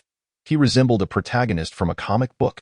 In contrast, Hebei, lying nearby, appeared as clumsy as a pig's trotter. Their conversation, flowing back and forth, hardly resembled an interrogation. It felt more like a casual chat point. One of Li Yunyan's hands slipped beneath the bedding, and when she raised it again, she held 2 small pills. She opened her palm before him, timidly saying, "I have tried to resist, but it was futile. I only have these 2 left, which will last me for at most 2 more nights. Please, allow me to endure for just 2 more nights. Once I come to terms with everything, I will." A hint of mischief sparkled in her eyes as she tilted her head and asked, "Will you confiscate my medicine?" Following her movement, Yinghuai finally noticed her scant attire. She wore nothing but a sheer, delicate garment, which was insufficient to conceal her alluring form, causing a considerable portion of it to spill forth. Below, she wore undergarments that, after her earlier struggles, appeared somewhat crumpled. "Quickly, put on some clothes." "Oh, all right." Li Yunyan's outer garments had been reduced to mere strips of fabric. Fortunately, her undergarments remained intact. She turned to dismount the bed, deliberately walking past him to retrieve her clothing from the wardrobe. Yinghuai turned his gaze away, yet he could distinctly hear the rustling of fabric as she dressed. His throat tightened, and his ears flushed with warmth. "I'm dressed now, my lord." Her gentle voice floated from behind him. When he turned, he beheld her in a white dress adorned with small floral patterns, her cascading long hair resembling a waterfall at her waist. The tear stains on her face had been wiped away, and her bare face, untouched by powder, appeared delightful. Such a simple attire. Yet Yinghuai found it more unsettling than the earlier view he had inadvertently glimpsed, reminiscent of an ordinary couple in a bedroom, casually dressed before their most intimate partner. However, she was indeed dressed demurely, and Yinghuai could no longer find fault. Extending his hand toward her, "Hand it over." "What is it?" Li Yunyan's clear, bright eyes blinked innocently. Feigning ignorance, Yinghuai realized he was at a loss for harsh words against her. He felt a tinge of helplessness creeping into his tone. "If you hand over the medicine now, I shall not disclose what transpired tonight." "Are you serious?" She instinctively took 2 steps closer, gazing up at him. Her small face radiated joy, and her clear eyes brimmed with trust in him. Initially, he had intended to deceive her, but now he then observed her gleefully retrieve the 2 pills from her inner garments, presenting them to him with an expression of pure innocence. "Here." Yinghuai reached out to take the 2 small pills, still warm from her touch, now feeling somewhat hot in his hand. How easily she was deceived. How would he manage in the palace from now on? Chapter 41. The Emperor's shadow guard versus the bewitching consort. Li Yunyan exhaled softly with relief upon seeing him accept the medicine. Her face, more radiant than flowers, illuminated by a gentle smile. "My lord, you've taken my medicine. You mustn't expose me tomorrow." Yinghuai longed to inquire what she would do without the pills, but he understood his position and recognized that such concerns were not his to bear. To promise her silence regarding tonight's events was already a grave disrespect to his master. He merely murmured in acknowledgement and then melted into the shadows. Knowing he would still be watching, Li Yunyan realized she must continue her performance. She rolled up her pant legs, steeling herself as she bit into the inner side of her calf, allowing droplets of blood to seep forth, which she then smeared across the bedsheets. In the darkness, Yinghuai's eyes widened. He had not anticipated her resorting to such a scheme.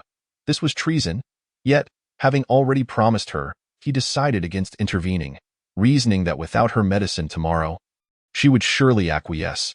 After completing her act, Li Yunyan's tense expression finally softened, a satisfied smile gracing her lips as she prepared to lie down, only to remember the Emperor was still present. She fetched another quilt to drape over him, then cocooned herself snugly, drifting into a peaceful slumber. When he awoke, he felt refreshed. Last night had been exceedingly pleasurable, and gazing at the still sleeping Li Yunyan beside him filled him with contentment. After admiring her for a while, he rose from the bed, deciding against allowing her to dress him today, considering her hard work the previous night. Lifting the covers, he noticed a vivid splash of red, and his heart ached for her as he tucked the blanket around her. Stepping into the outer chamber, he quietly summoned Yuanqing. "Ensure that no one disturbs Consort Li's rest." "Yes, your majesty." After he departed, Li Yunyan did not sleep for long, as she still needed to pay her respects to the Empress. Today, she would again face the drugged tea, employing her usual tactics, concealing her intentions flawlessly. Upon returning to Chonghua Palace, the eunuchs delivered another batch of rewards, which Li Yunyan instructed Mama Li to collect and store in the treasury. That evening, He Bei indeed returned to Chonghua Palace. Li Yunyan greeted him with a beaming smile. Dismissing the attendants, He Bei, unable to contain his eagerness, embraced her, softly inquiring, "Did I hurt you last night?" Given the intensity of their previous encounter, it was no surprise for him to ask such a question. Li Yunyan lowered her head, shyly replying, "Your Majesty, you show no pity for me." He Bei let out a hearty laugh, his masculinity greatly satisfied, and with a firm gesture, he pushed her onto the bed. "Tonight, I shall cherish you, Yinner." From the rafters, Ing Huai clenched his fists, pondering that without her medicine tonight, she would likely weep afterward. The memory of her tear-streaked face from the previous night tightened his throat. Filling him with guilt, he shut his eyes, unable to bear the sight, only to hear a familiar sound. Upon opening his eyes, he saw the Emperor, as he had the night before, being pushed away by her. He instinctively leaped forward, testing He Bei's breath. Thankfully, he was merely unconscious. "Wait, how do you still have medicine?" Li Yunyan sat up, gathering her hair behind her, revealing a delicate collarbone marred by several glaring red marks. She approached him barefoot, her voice soft. "There's only one left." She stood too close, a pleasant fragrance wafting into Ing Huai's senses, causing him to instinctively avert his gaze and notice her bare feet. Displaying 10 perfectly pink toes, he averted his head awkwardly, his voice tinged with frustration. "Give it to me. I truly have none left. I don't believe you. You must still be hiding some." Li Yunyan took another step closer. Gazing up into his eyes, "If my lord does not believe me, then you may search me, search." His gaze unconsciously drifted to the spot where she had retrieved the medicine the night before. Overwhelmed by the sight of her delicate form, he quickly shut his eyes, clenching his hands behind his back. His voice turned cold and hard. "If you don't present it, don't blame me for being rude." After a flurry of rustling, her sweet voice chimed, "My lord, feel free to search." He opened his eyes to see her standing before him, clad only in a sheer garment, appearing timid. Ing Huai sighed silently. This was the second delicate garment he had seen her in. Yesterday it was pink, today it was blue. What would tomorrow bring?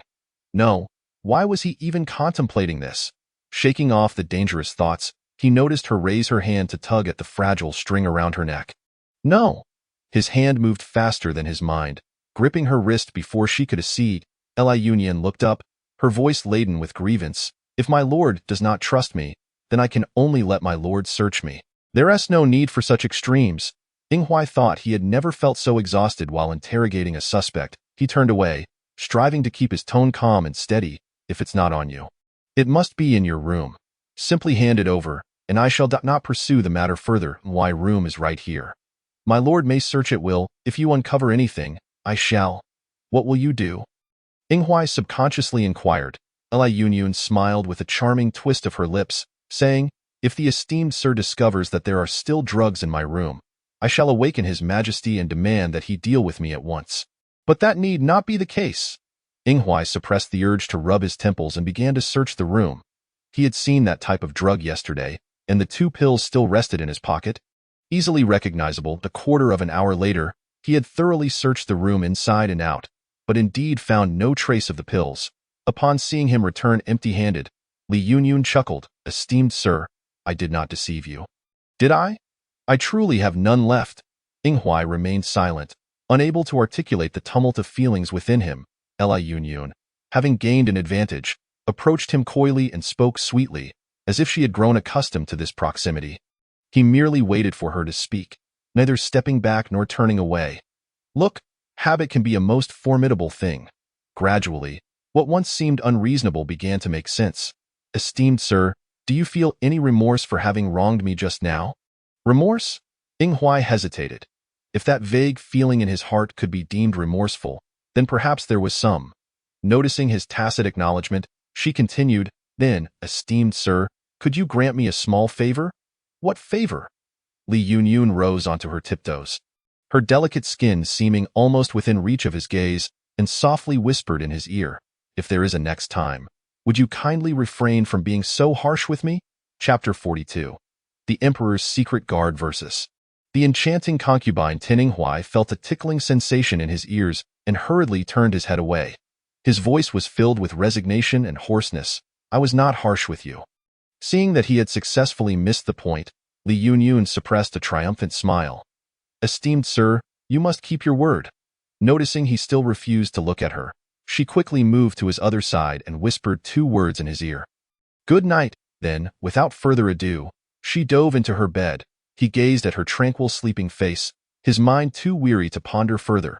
He Bei awoke feeling particularly refreshed, always sensing a sense of comfort with Yenner by his side. He affectionately kissed her forehead and stepped into the outer chamber, instructing Yuan Qing to assist him with his attire, as was her custom. Li Yunyun visited the empress for a cup of tea, and today marked the 3rd instance of bringing medicinal tea. Upon seeing her drink it, the empress's expression brightened.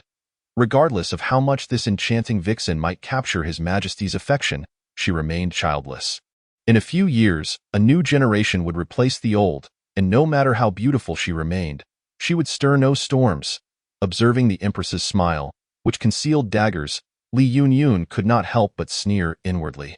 The empress believed she held the upper hand, but who truly wielded power in this game was yet to be determined. That evening, He Bei once again visited the Chonghua Palace.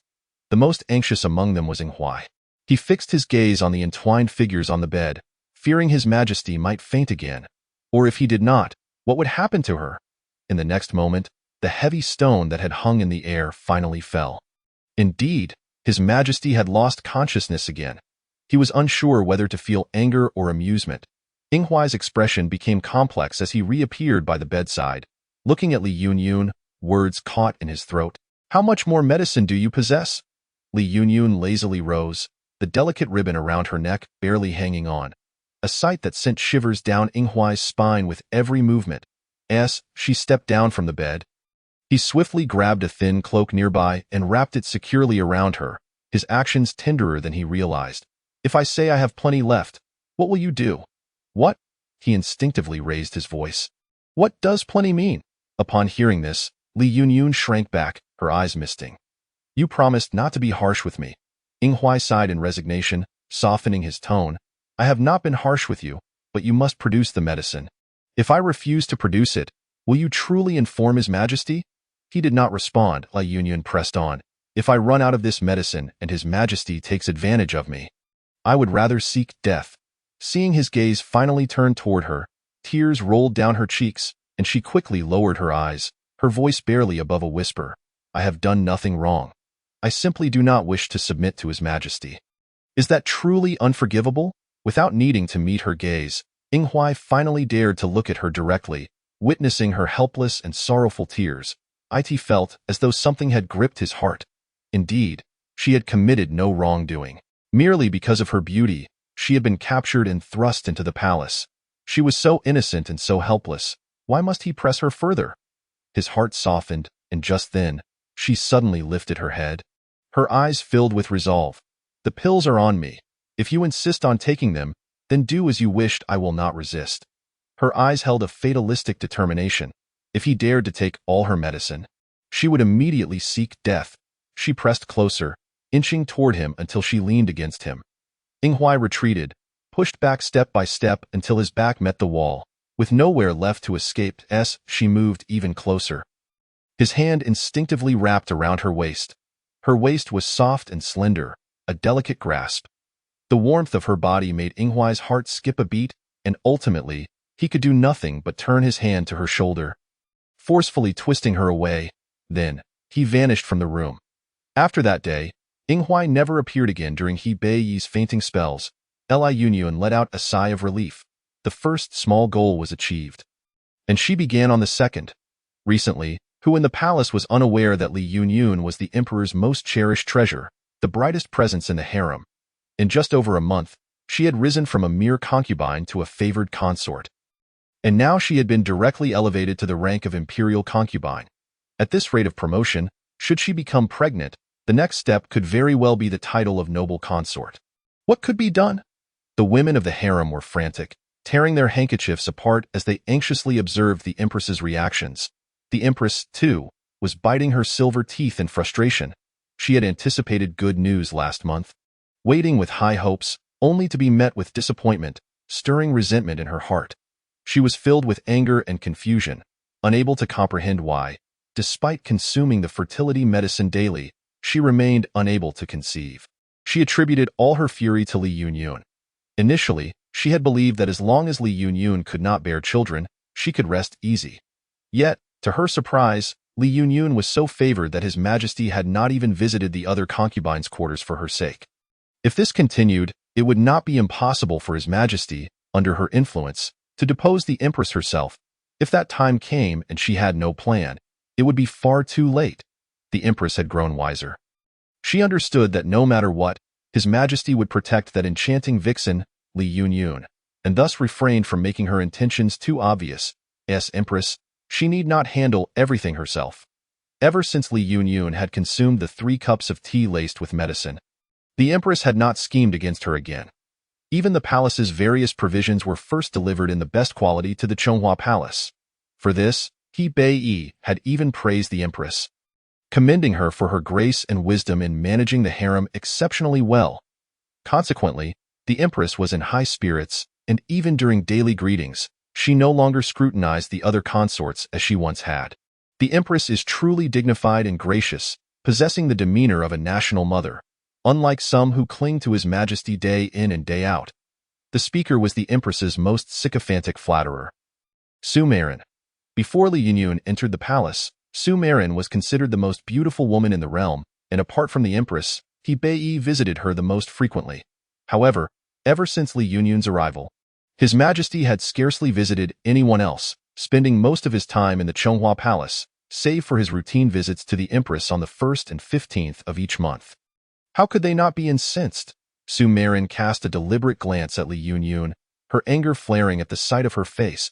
Li Yunyun immediately recognized that she was the target of her ire. Unable to endure being treated like a cricket, she feigned ignorance and asked, "Sister Su, why do you not ensnare His Majesty? Is it because you do not wish to?" Chapter 43. The Emperor's Secret Guard versus the Enchanting Concubine 11. Is it that she does not wish to? It was because His Majesty simply did not come to her. You vixen." Li Yunyun nodded earnestly. "Thank you, Sister Su, for the compliment. His Majesty also praises my beauty." "Pa, was that praise?" Su Marin's beautiful eyes bulged in disbelief. Such silver-tongued flattery. "I wonder what His Majesty sees in you." Su Marin was backed by a powerful family and enjoyed a good relationship with the Empress, making her easily incensed. Provoked by Li Yunyun, she dared to let any words slip. The Empress merely frowned, pretending to sip her tea, and did not intervene. Li Yunyun was unbothered by her remarks. Verbal sparring was simply a means to exploit her opponent's vulnerabilities. Yet, if her adversary lacked any sense of shame, such words would have no effect. Sister Su truly does not know why. Li Yunyun's voice was calm and enchanting, her eyes shimmering as she smiled, delicately cradling her exquisitely beautiful face. It is precisely because of this sister's countenance. Her series of graceful gestures flowed seamlessly, captivating several consorts with weaker resolve, leaving them speechless. Su Marin was rendered speechless. The hall fell silent as a pin could be heard dropping, and a few conspicuous swallowing sounds accentuated the quiet, prompting them to hastily lift their teacups to mask their embarrassment. Noticing Su Marin's stunned silence, Li Yunyun smirked, raising an eyebrow in a challenging manner. Su Marin could no longer contain her emotions. Her hand came down heavily upon the armrest of her chair as she pointed at Li Yunyun, unleashing a torrent of vitriol. "Li Yunyun, do not presume that just because His Majesty dotes on you, you can disregard us. You are merely blessed with a modicum of beauty, but in a few years, you too shall succumb to the ravages of time." After delivering her scathing remarks, she did not neglect to pay homage to the Empress. "Unlike you, Empress, who is dignified, noble, and possesses great understanding, you truly are the perennial jewel of the harem." Numerous voices echoed in agreement, their envious glares piercing into Li Yunyun's back, wishing for her to feel such shame that she would vanish from their sight altogether. Li Yunyun leisurely finished her morsel of delicacy, brushing the crumbs from her fingertips before retrieving a silk handkerchief to dab at the corners of her mouth. Many noticed that the handkerchief in her possession was fashioned from exquisite yun brocade. Instantly, several women felt their nails snap under the pressure of their disbelief. Such a rare fabric, worth its weight in gold, would be treasured and displayed daily if it were in their possession. Yet Li Yunyin had the audacity to use it as a mere handkerchief. As they scrutinized her more closely, they discovered that the gown she wore today, a delicate azure hue interwoven with gold thread, was crafted from the finest dragon silk. Their hearts sank further, filled with an urge to spit blood. Truly, the disparity between them was infuriating. After dabbing her mouth, Li Yunyin fixed Su Marin with a piercing gaze. Her voice, no longer soft and gentle, took on a tone of mild severity. Su Marin, I beseech you to choose your words with care. Her gaze then shifted to the Empress, imbued with a sense of unwavering clarity. The Empress is the mother of the nation, and her composure and grace are beyond compare. As concubines, how could we ever hope to match her dignity?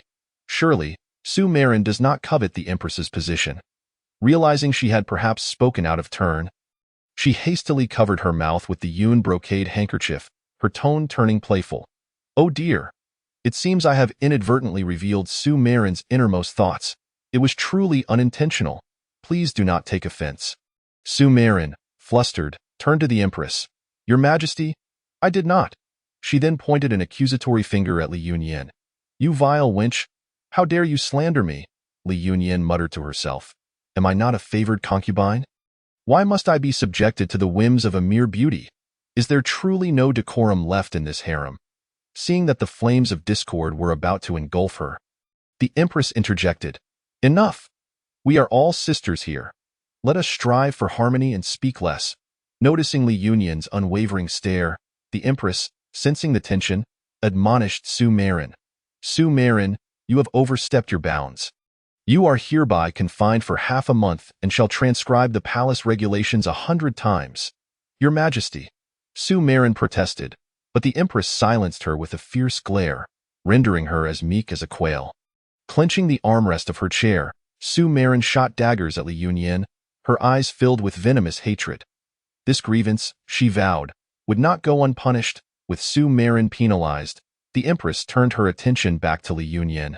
Softening her tone, Li Fei, please do not hold Su Marin's indiscretion against her. We all serve His Majesty, and with an abundance of favor here, there will inevitably be some discontent, as his favored concubine. You must encourage His Majesty to distribute his affections evenly and expedite the continuation of our lineage. I understand. That evening, when Bei returned to the Sage Palace, he was intercepted by Li Yunyin at the palace gates.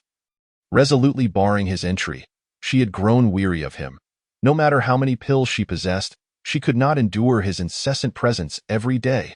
Such a routine would deplete even the richest treasures. Yin, what troubles you?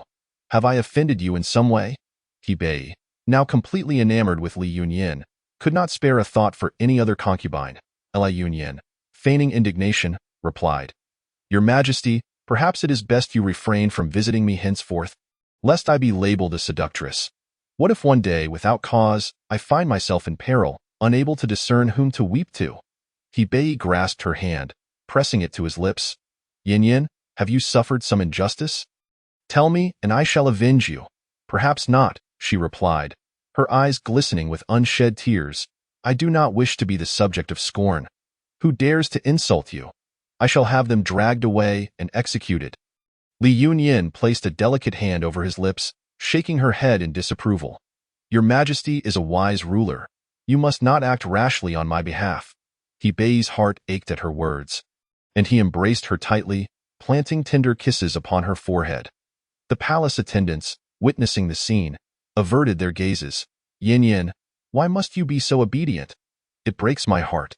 Enduring a few more of his kisses, Li Yunyin suddenly pushed against his chest, her voice laced with emotion. Your Majesty, you must be fair to all. It would be best if you visited the palace less often with that. She concealed her face with her sleeve and fled into the inner chambers. Bei, hearing the tremor in her voice, felt a surge of sorrow and fury within him. He commanded, Investigate this matter thoroughly. I must know what transpired today. Yes, Your Majesty. Chapter 44. The Emperor's Shadow Guard versus the enchanting concubine. It had been over a month. Finally, she could sleep alone in her own bed. Since their last encounter, Huai had not shown his face for more than a month. During this time, whenever Bei visited her, she would use her medicine to render him unconscious. Huai had ceased to interfere with her activities. Yet, Li Yunyin had not been idle. Each night, she dressed in light garments, dancing beneath his very nose, occasionally humming a tune or performing a little dance, reveling in her beauty. Several times, she had noticed the sound of breathing from the eaves becoming noticeably heavier. She secretly chuckled to herself. In contrast to Li Yunyin's situation, Ing Huai could see her every day. The emperor's affection for her remained unwavering, aside from the 1st and 15th days of the month. He would rush to the palace after completing his court duties, only to be subdued by her sedative. Initially, Ing Huai had worried that the frequent use of the drug might endanger the emperor's health. However, seeing that the emperor awoke each day refreshed and in high spirits, he eventually put his concerns to rest.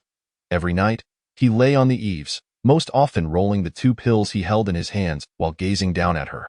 She was simply too beautiful, so stunning that it dazzled his eyes. Even though he knew he should not gaze directly at the emperor's favored concubine, he could not restrain himself.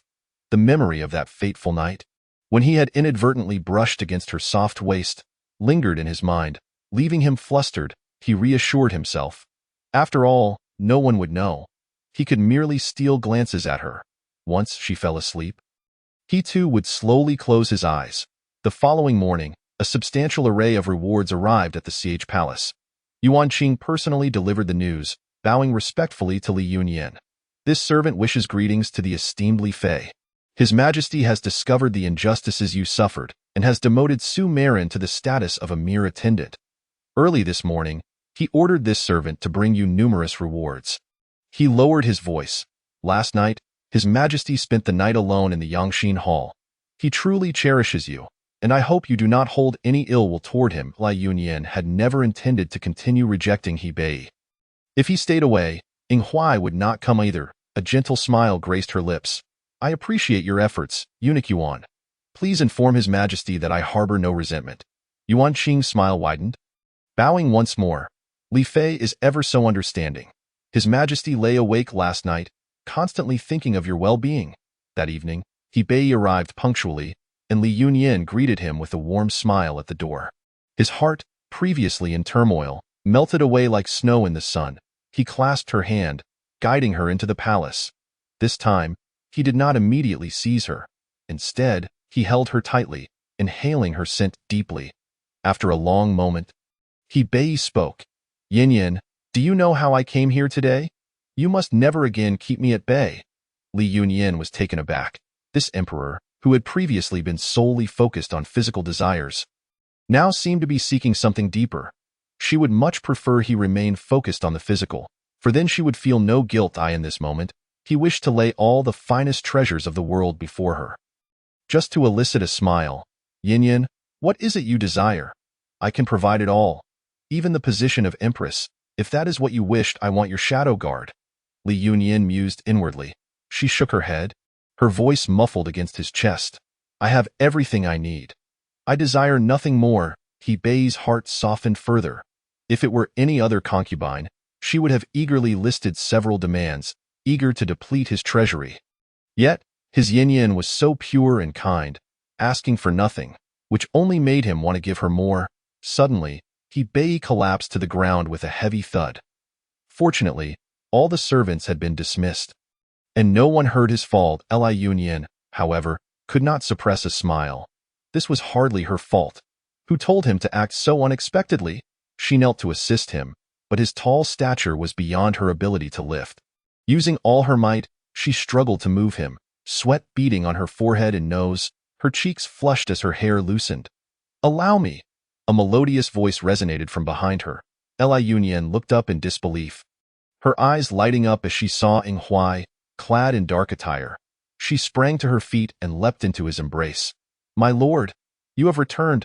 Her enthusiastic leap was so vigorous that when her face collided with his chest, her already loose hairpins fell away, cascading her long, dark tresses down. Ing Huai deftly caught the falling hairpin, yet found himself unexpectedly enveloped by a fragrant, soft presence. He was suddenly rendered rigid, his heart pounding like a drum. You? What are you doing? Yet, Li Yunyin seemed to have regained her senses in an instant, swiftly extricating herself from his embrace and turning her back to him. Her voice trembled with unease as she murmured, I apologize for my momentary lapse. I failed to react in time. Please do not take it to heart. A lapse? Why would there be a lapse? Does a lapse necessitate embracing someone? Ing Huai found himself utterly flustered. Unable to contemplate the implications of her words, his limbs at a loss for where to position themselves, he stared blankly at her exquisite silhouette, her head bowed, lost in her thoughts.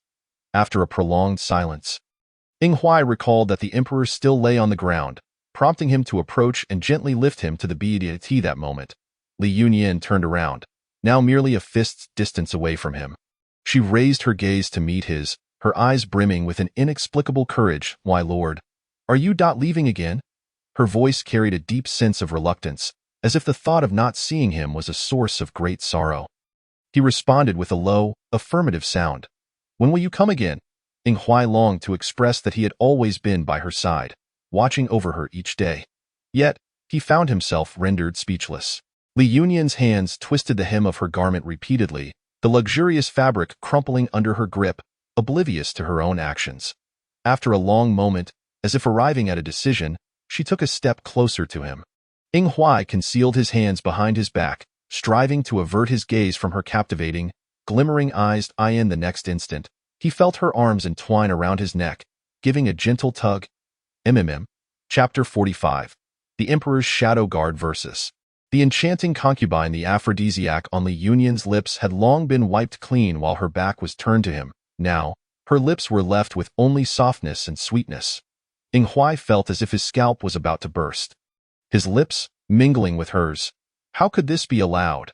Instinctively, he attempted to push her away, but the moment his hand brushed against her waist, she tightened her embrace even further. Her lips were so tender that after merely savoring them a moment longer, Ing Huai found himself irresistibly ensnared. His hand resting on her waist gradually intensified its grip. Just as he contemplated indulging further, he felt a sharp pain at the corner of his mouth.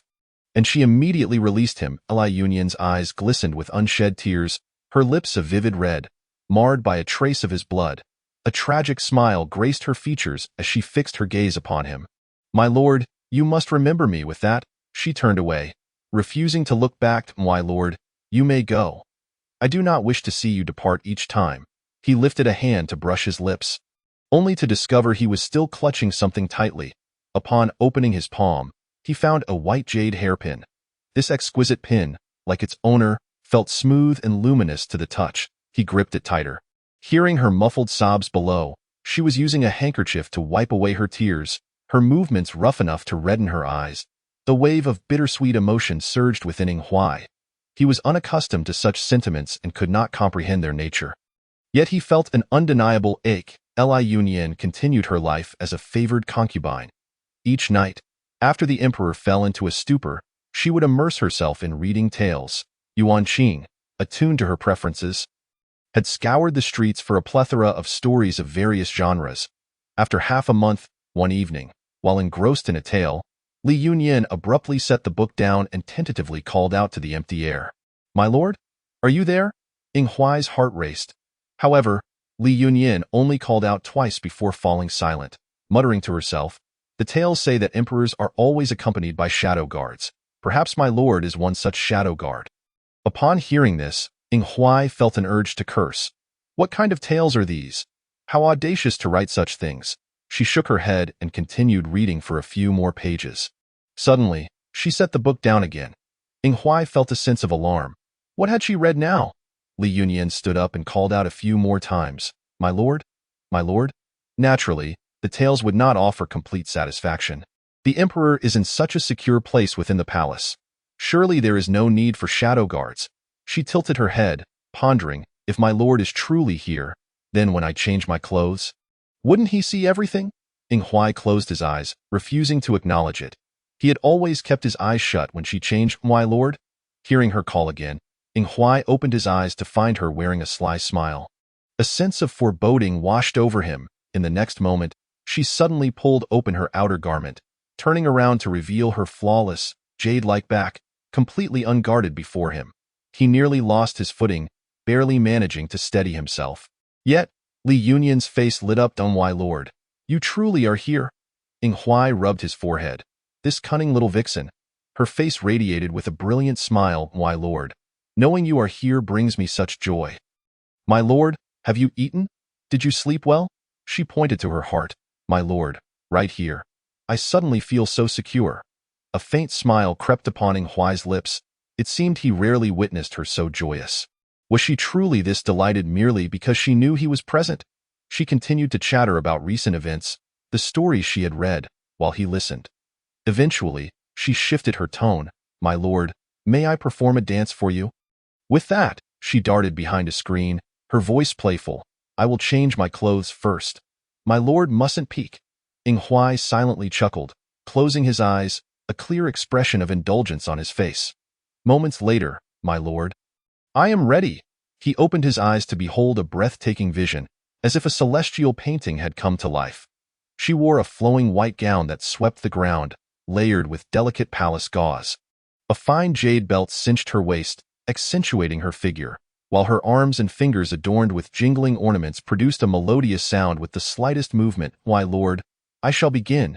In truth, Ing Huai had already been captivated long before she had to remind him. She lifted the hem of her gown, slightly bending her knees, and with a graceful flick of her skirt, began to twirl. Her hands executed a series of elegant movements, occasionally bending at the waist or lifting a leg. Her posture reminiscent of a willow branch, supple and delicate as if it might break with a mere touch. A smile adorned her face, pure and sacred, akin to a fairy that had strayed into the mortal realm. Ing Huai's heart raced. Even in his obliviousness, he understood that he was smitten. After her dance concluded, she stood catching her breath, her flushed cheeks endearing. Li Yunyan looked at him with expectant eyes. "My lord, did you see? Did I dance beautifully?" After a long pause, a soft echoed from the darkness. The empress hosted a mid-autumn banquet at Fengyi Palace. Hebei would also be in attendance. The concubines present were all eager to catch the emperor's eye, hoping to rekindle past affections. Since it was the 15th day of the month, Hebei could not accompany Li Yunyan that evening. So he remained in Chonghua Palace from the afternoon, reviewing documents in his study while Li Yunyan sat beside him, engrossed in her tales. Thus, they attended the banquet together at Fengyi Palace. The empress, seeing the two of them arrive together, received the kneeling courtiers as though they were the emperor and empress themselves, her fingers tightening in a fist. A composed smile adorned her face, yet her heart harbored a cold smirk. "Li Yunyan, tonight shall be your demise." Li Yunyan remained unaware of the empress's schemes, but instinctively felt that something unusual would transpire at the banquet, prompting her to remain vigilant. She instructed the System, report any anomalies to me. Do not spare any points. Understood, host. Her seat was arranged at the lower left side of the dragon throne, and as Hebei was about to release her hand, his eyes held an apologetic glint. Li Yunyan offered him a gentle smile, lifting her gown as she walked to her designated spot. Hebei took his place on the main seat draped in bright yellow satin. Seated alongside the empress, "All concubines, rise. This humble servant thanks his majesty." "Thank you, empress. This humble servant abides by your command." As dancers surged into the hall, the sounds of joyous music filled the air, igniting a festive atmosphere. Ing Huai reclined lazily in a nearby palace, mentally critiquing, "Not as good as her." Chapter 46. The emperor's shadow guard versus the enchanting concubine. Li Yunyan sat upright in her place, delicately nibbling on pastries. Hebei enjoyed watching her eat, her lips parting and closing, whetting the appetite. He pointed to a plate of crystal cakes beside him, instructing Yuan Qing, "Present this to Li Fei. She loves them." "Yes." Li Yunyan received the pastries from Yuan Qing and smiled up at Hebei, who returned her affectionate grin. Upon witnessing their exchanged glances, the other concubines could no longer contain themselves. They abandoned their pretense, raising their wine cups and approaching the emperor and empress to toast. Hebei was soon surrounded by a throng of palace ladies, rendering him unable to see Li Yunyan. He glanced towards Ing Huai's hiding place. Ing Huai understood and promptly shifted to a different eve, ensuring he could see Li Yunyan's every move in an unnoticed corner. A low-ranking concubine slipped away from the banquet. Li Yunyan leisurely sipped tea and admired the moon, observing the crowd of charming ladies surrounding Hebei with amusement. Finding no boredom in the scene, suddenly, she felt a gentle tap on her shoulder. Turning, she saw an unfamiliar palace maid. The maid leaned in and whispered, "Li Fei, our master wishes to speak with you. Please follow me." Mysterious indeed. Who could her master be? Li Yunyan felt no fear of their schemes. She possessed antidotes and martial skills, and unless surrounded by top-tier experts, she had little to fear. She nodded gently and followed the palace maid. At that moment, both the maid and Ying Huai shared the same thought. How easily she could be deceived. The maid continued to turn right, leading her to a secluded courtyard. Li Yunya had never ventured to the back of Fengyi Palace before and was unaware that such a remote place existed. Upon arriving in front of a dimly lit room, the maid halted her steps. "Your Grace, our master is inside." The system suddenly screamed, "Host! There is a wild man inside the room. Aphrodisiacs have been lit. The potency of the drug is exceedingly strong.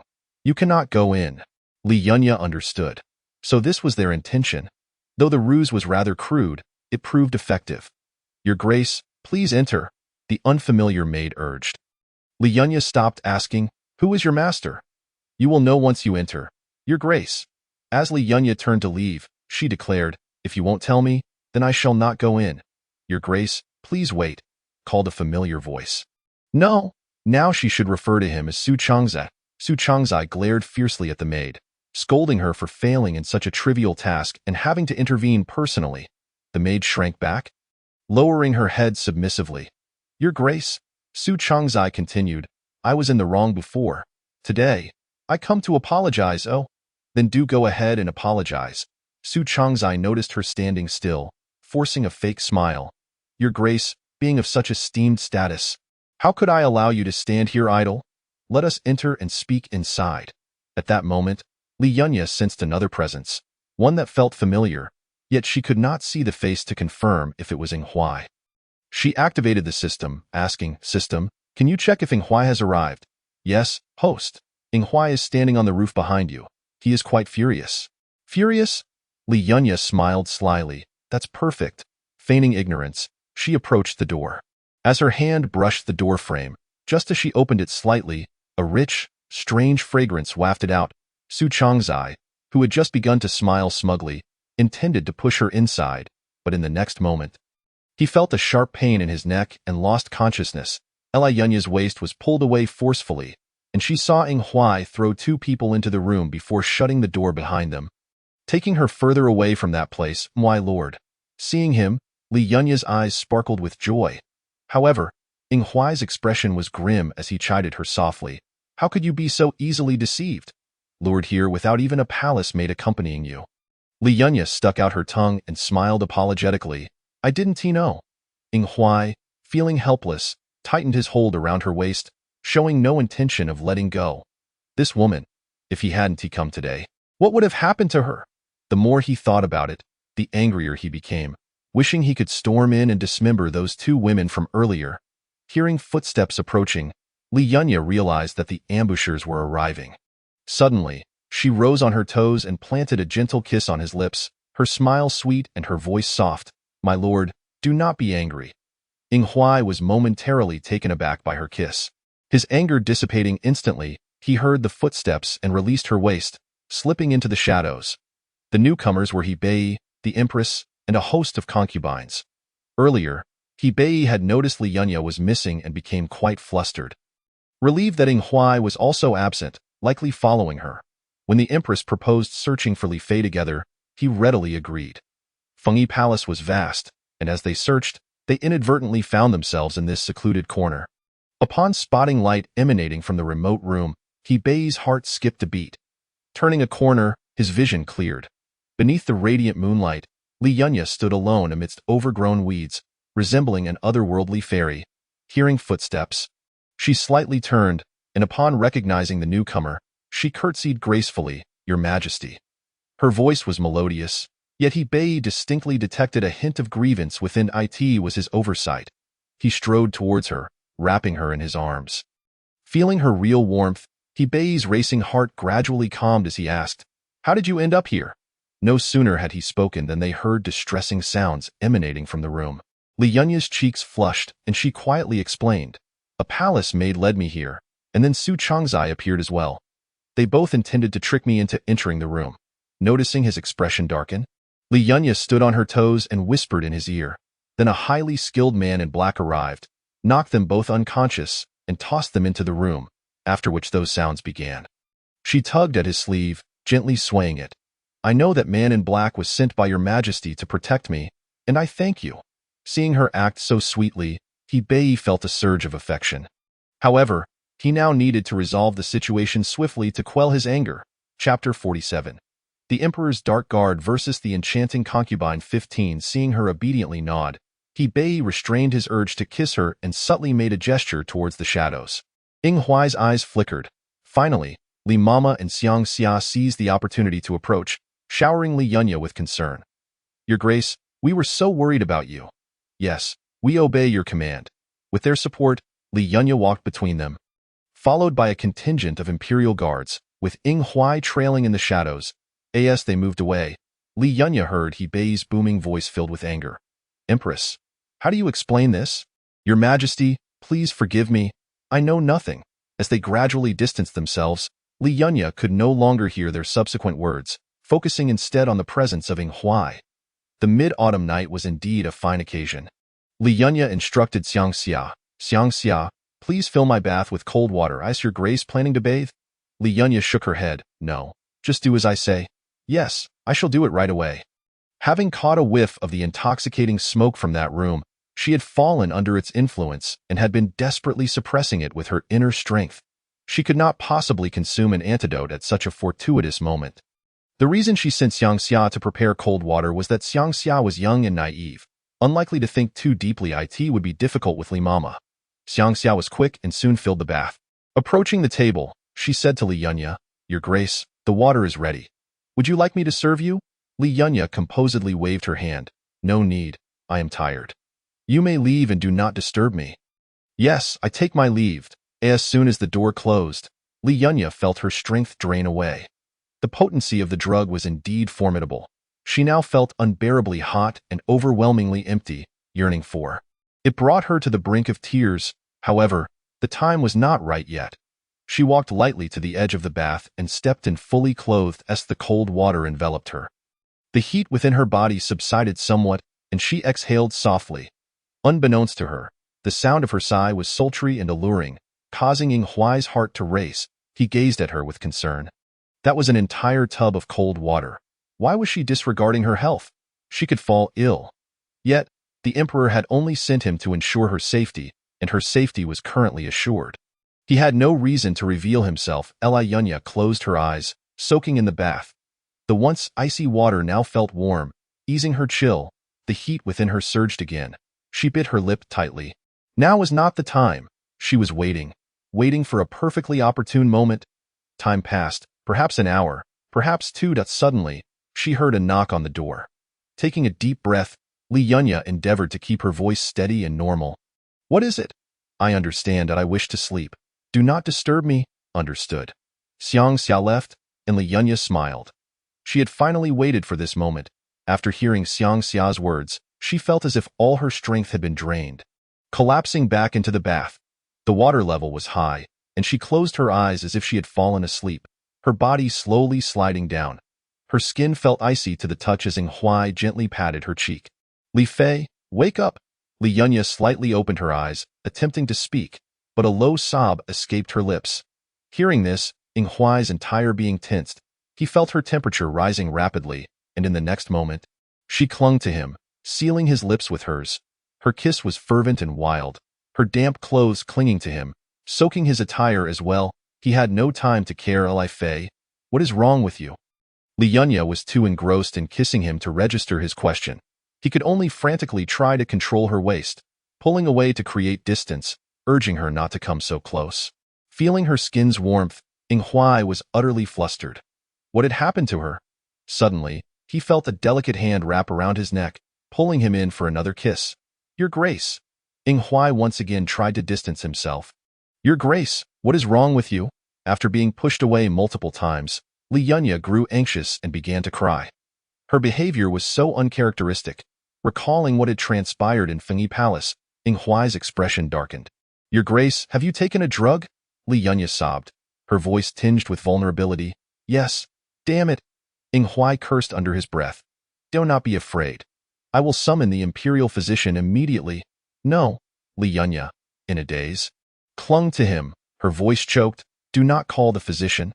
Otherwise, the emperor will find out. Then I shall inform his majesty. Li Yunyan opened her captivating, shimmering eyes. If the emperor were to learn of this, would he summon the imperial physician to administer an antidote for me? Ard as his majesty's consort, it was only natural that he would choose to provide her with the remedy directly. Inghuai was momentarily taken aback, his grip on her gradually tightening. Lowering his gaze, he looked deeply into her flushed face. She was unwilling, and just the thought of that scene stirred an indescribable bitterness within him. His hand clenched into a tight fist, his heart torn in conflict. Noticing his daze, Li Yunyan sensed that he had abandoned the idea of summoning the physician. And her heart leaped with joy. She entwined herself around him, her hands encircling his neck as she gently inhaled against his prominent Adam's apple. She heard the sound of his sharp intake of breath. Her lips descended, peppering his neck with fervent kisses. Inghuai was already numb. How could he navigate this predicament? She was under the influence of the drug, and he must not take advantage of her vulnerability. Yet, if he were to call for the physician, she would vehemently refuse. What to do? Inghuai was engulfed in turmoil, uncertain of his course of action. Li Yunyan began to cry again, lifting her head to seal his lips with hers. At that moment, they were still on the floor by the bathtub, Inghuai sitting against the tub's wall while Li Yunyan kissed him. Their clothing was disheveled, and Li Yunyan's consciousness was becoming increasingly hazy, making her appear exceedingly pitiful. Merely witnessing this scene could provoke a catastrophic scandal. Please help me, won't you? She pleaded softly. Suddenly, Inghuai opened his eyes, as if having made a resolute decision. Do you truly wish for my assistance? Yes, please help me. No regrets? I shall never regret. In Chapter 48, The Emperor's Shadow Guard versus the Enchanting Concubine 16, Inghuai embraced her back, carefully placing her on the ground.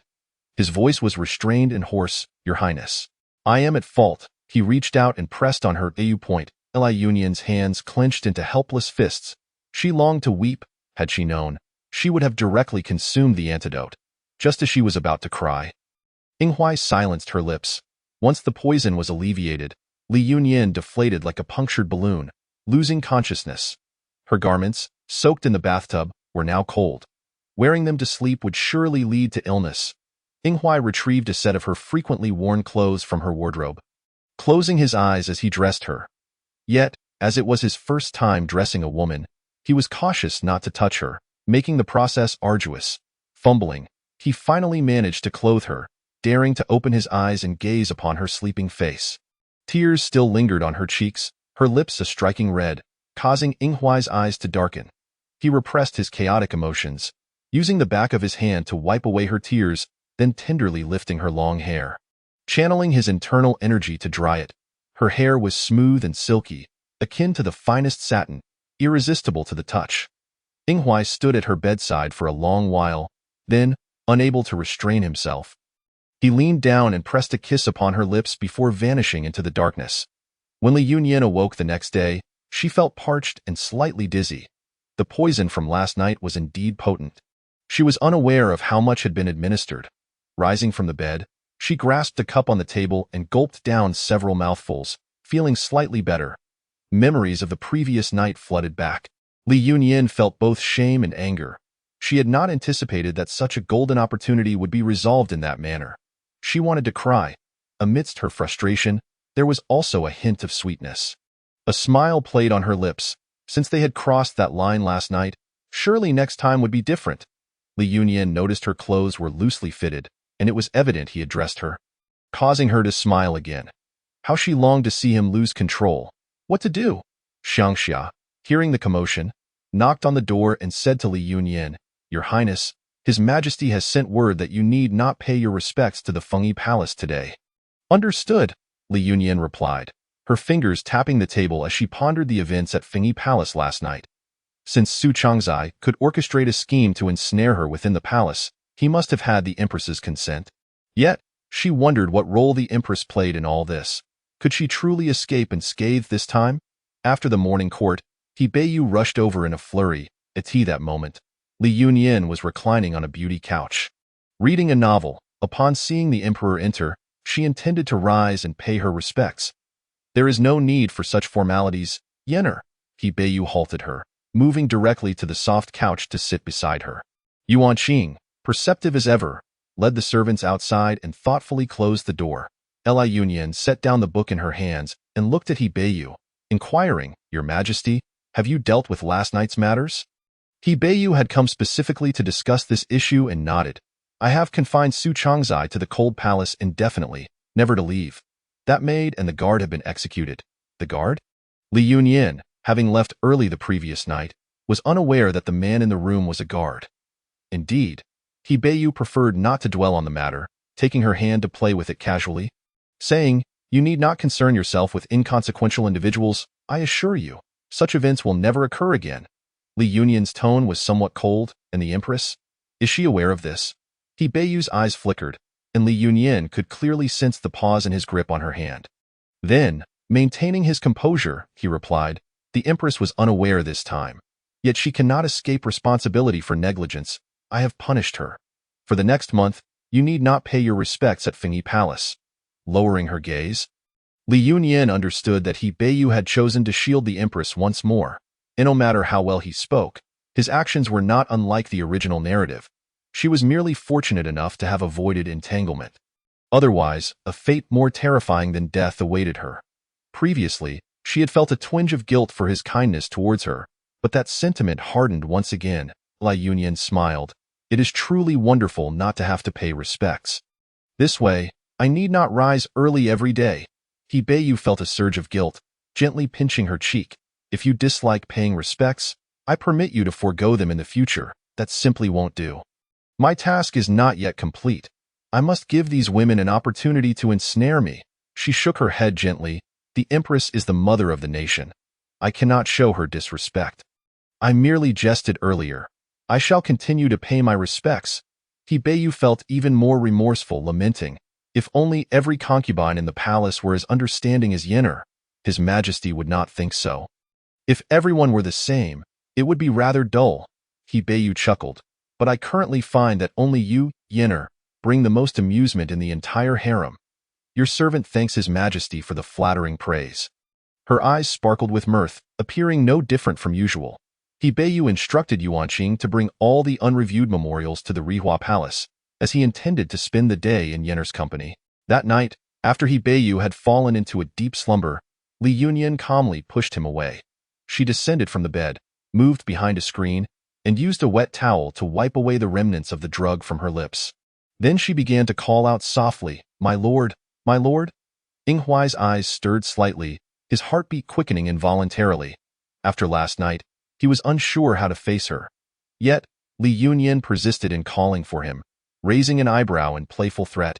"My lord, if you do not come out, I shall keep calling until others can hear me." As soon as the words left her lips, she felt a gust of wind behind her, and upon turning, bumped her forehead against a wall. "Ouch, that hurts." Li Yunyan rubbed her reddened forehead, pouting, "My lord, you bumped into me." Inghuai looked down at her, brushing aside the stray hair from her forehead, revealing a red mark in the center. "Why is your skin so delicate?" "I apologize." Before he could finish, Li Yunyan had already thrown herself into his embrace. She buried her face in his chest, wrapping her arms around his waist, murmuring, "My lord, I miss you so much." Inghuai's heart raced. Her increasing boldness was overwhelming, and he had not realized that he did not push her away as he usually would. Instead, he stood still, allowing her to nestle into his embrace. The woman in his arms was restless, her small face nuzzling against him, sending shivers down his spine. In Chapter 49, The Emperor's Shadow Guard versus the Enchanting Concubine 17, Li Yunyan took it a step further. Lifting her head in his arms and feigning ignorance, "My lord, what did you do to me last night?" Noticing his ears turning crimson, she stifled a laugh, rising on her toes to whisper in his ear, "My lord, does that mean I am now your woman?" Cough, cough. Inghuai was taken aback by her words, awkwardly clearing his throat. He straightened and, with a serious expression, replied, "Your Highness, you were drugged last night. I acted out of necessity. Please do not hold it against me." A flicker of hurt crossed Li Yunyan's eyes, yet she maintained a strong expression, asking, "Was that kiss merely a matter of necessity as well?" Inghuai turned his gaze away in panic. And in that moment, He caught sight of the unconscious He Beiyu on the bed. The deeply ingrained sense of loyalty stirred within him, prompting him to harden his resolve. He pulled her away from his embrace. Closing his eyes and reopening them, clarity in his gaze as he declared, "Indeed." It was all a matter of necessity. Tears cascaded down Li Yunyan's cheeks in an instant, as she questioned in a voice tinged with sorrow, "Do you truly harbor no affection for me at all?" Today, Li Yunyan seemed resolute in her quest for an answer. She stepped closer, gazing intently at him, articulating each word with gravity. "My lord, I am enamored with you. I yearn to be your sole companion for eternity. Will you accept me?" A tempest of emotions surged within Ing Huai. He had never anticipated that the person she had longed for would be him. He yearned to acquiesce, yet the words that escaped his lips were, "Your Majesty dotes on you greatly. Should he discover our relationship, he would be driven to madness. And what of my sanity?" Li Yunyan's tears fell like pearls from a broken string. "Both the Emperor and you are aware that last night, it was the Empress who sought to harm me. Yet how did the Emperor respond? He shielded the Empress, allowing the true culprit to roam free. He never considered that I too could be harmed. Had the Empress's scheme succeeded, I would now be dead. You shall not come to harm. Last night, it was the Emperor who instructed me to protect you in secret. But can you promise to protect me every time? As long as the Empress exists, she will not relent, constantly devising ways to harm me. You may shield me once or twice, but can you guarantee my safety for a lifetime?" "I can." He spoke with resolute conviction. Yet, Li Yunyan shook her head. "I cannot believe you. You all deceive me. He Beiyu once professed to cherish me, claiming he would safeguard me, yet he repeatedly sheltered the Empress. You must also be lying to me. You are all great deceivers." By the end of her words, she was inconsolable, crouching down and embracing her knees, weeping bitterly. Hearing her cries, Ing Huai's heart ached as if it were being cleaved apart. He knelt beside her, awkwardly wrapping an arm around her, gently murmuring, "Do not cry. Please, cease your tears." After an indeterminate time of weeping, Li Yunyan lifted her head from her knees, her once bright eyes now red and swollen from crying. She fixed him with a cold gaze and spoke icily. "So, what you mean is, the Emperor holds great affection for me, and therefore, you cannot be with me, correct?" He nodded, confirming her interpretation. "Then you do not harbor feelings for me either. Do you?" He momentarily lost himself, but with a heavy heart, he nodded again. "In that case, I shall truly be with the Emperor starting tomorrow. You will not mind, will you?" He instinctively wished to nod in agreement. Yet upon grasping her words, his eyes widened in disbelief. "What did you just say?" A sorrowful smile appeared on Li Yunyan's face. "Why, lord, I understand now. In the Imperial harem, the Emperor's favor outweighs all else. I shall heed your counsel. Tomorrow, I will cease administering medicine to the Emperor. Once I become truly his woman, I shall no longer covet you. You need not worry." A wave of excruciating pain surged within Ing Huai. That was not his intention. He gazed into her eyes, filled with tears, reflecting her sadness and anguish. He knew she did not wish this, yet he had just verbally rejected her. He should feel elated. Should he not? Seeing him unresponsive, Li Yunyan tilted her head, her icy lips brushing against his for a fleeting moment before pulling away. Her voice was devoid of emotion as she bid farewell.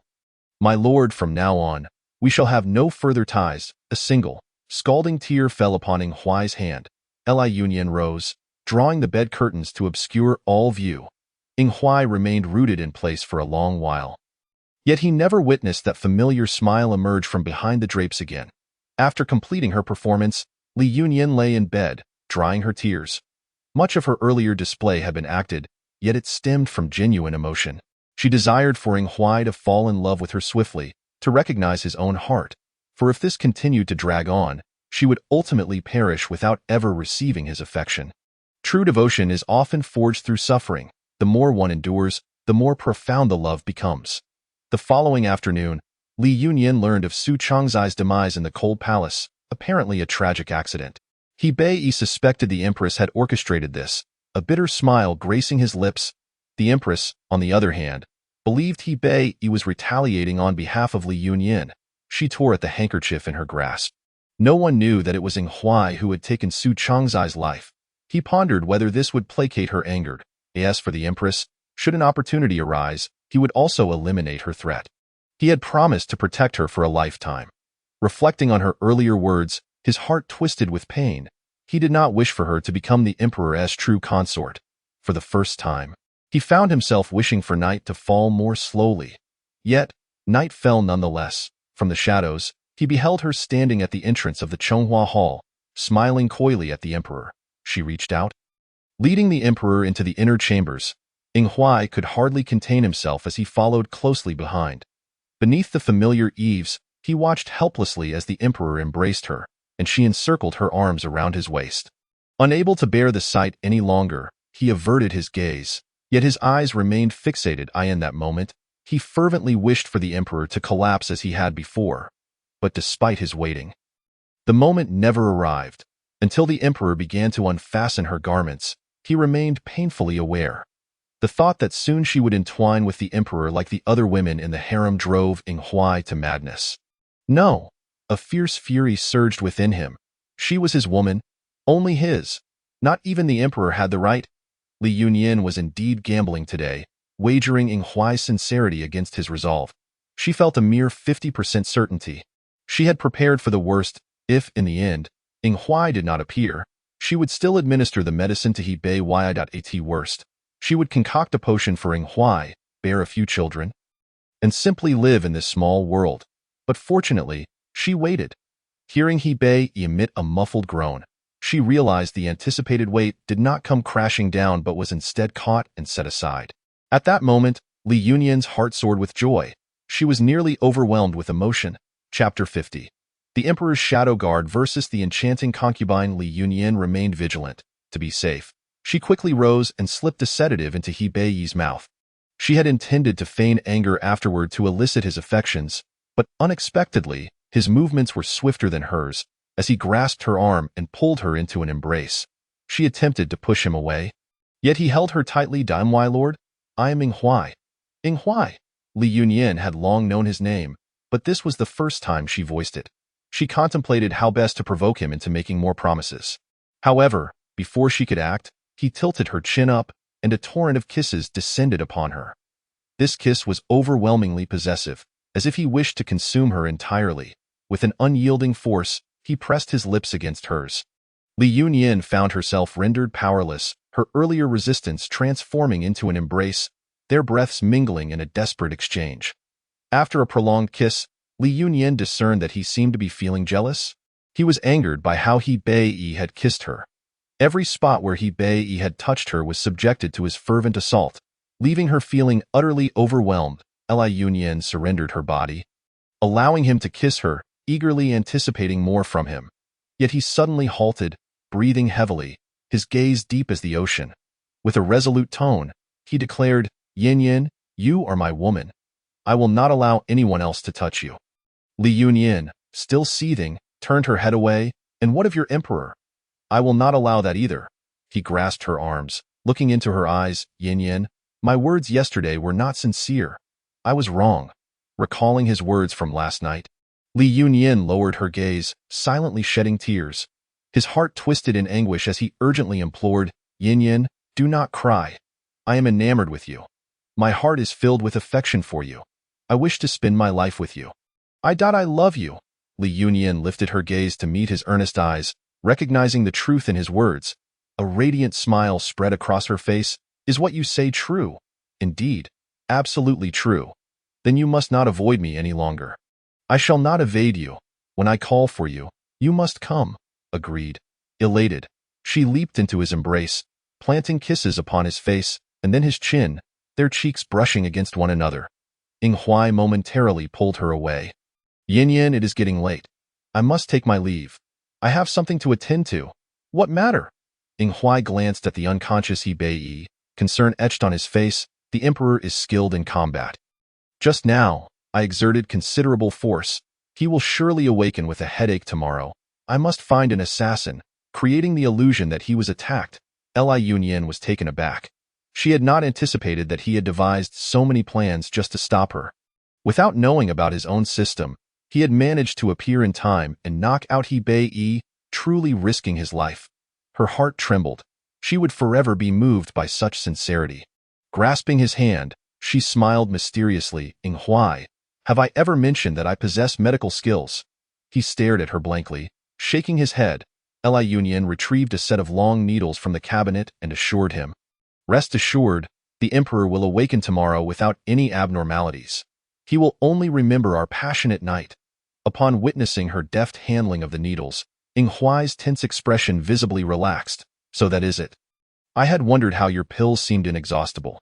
It turns out you possess medical skills? Indeed. I am quite impressive, am I not? Yinyan is truly remarkable. But what words are these?" Li Yunyan pondered. "A life of indulgence and pleasure." His gaze flickered, and he emitted a low hum in response. It was hard to discern that he was indeed a jealous man. Li Yunyan beamed with laughter, entwining her arms around him, and whispered in his ear, "I promise you, from now on, I shall indulge solely with you." His ears instantly flushed crimson, and his Adam's apple bobbed nervously. He remained silent, yet the corners of his mouth curled slightly upward, betraying his elated mood. Li Yunyan felt even more jubilant. The relationship with Huai was now solidified. It was merely a matter of time before she consumed him entirely. She had always had opportunities since that day, as they had met each other after Bei fell into a coma. Each time, she was left breathless and weak-kneed from his kisses. Yet, they had never advanced further. Li Yunyan hoped that their first encounter would be devoid of Bei's presence. However, without Bei around, Huai could not approach her freely. Thus, she needed to seek another opportunity. The first day of November marked Bei's birthday. Known for his wise governance and a flourishing treasury, the Empress had organized a grand celebration. During the day, Bei celebrated with his officials in the Grand Hall. Amidst songs and dances, night, he rode on the lake with the concubines, marveling at the fireworks. The splendid dragon boat gently swayed on the moonlit lake, adorned with countless palace lanterns. Exuding opulence, Bei sat in the lavishly decorated cabin, with the Empress on his left and Li Yunyan on his right, his large hand firmly clasping hers, as if afraid she might slip away. It was no wonder Bei was so cautious. He was aware that Li Yunyan was resented by numerous women, and danger lurked at every corner. Furthermore, the entire birthday feast was orchestrated by the Empress, who had been scheming to eliminate Li Yunyan. Although he could not yet act against the Empress, he remained vigilant, resolute in not allowing her to leave his side for even a moment. After a few opening remarks, the concubines took turns presenting gifts to Bei. Li Yunyan's heart sank. This was something she had not anticipated. However, it was not a significant issue, as she observed the concubines offering their treasures. Some presented longevity paintings, others exquisite items, and some brought shoes and garments. Each displayed their unique flair. Yet, the most abundant gifts were fragrant sachets. Li Yunyan gazed at the intricately embroidered sachets in various hues and suddenly recalled a particularly popular drama from before the apocalypse. In that show, the Emperor was renowned for his mastery in carrying multiple sachets simultaneously, which went viral among netizens. Remembering that image, Li Yunyan couldn't help but chuckle softly. Her laughter, radiant and enchanting, drew Bei's gaze irresistibly to her face, his eyes filled with tender affection. The Empress, hidden beneath her flowing robes, clenched her fists tightly. Recently, she had been exceedingly cautious, refraining from any overt actions against Li Yunyan, which had softened the Emperor's demeanor towards her. Although she only received visits from him on the 1st and 15th of each month, each time was filled with vigor and extraordinary affection. She had thought that the Emperor still held some feelings for her, but upon witnessing today's events, it was clear that as long as Li Yunyan was present, she would forever remain invisible in the Emperor's eyes.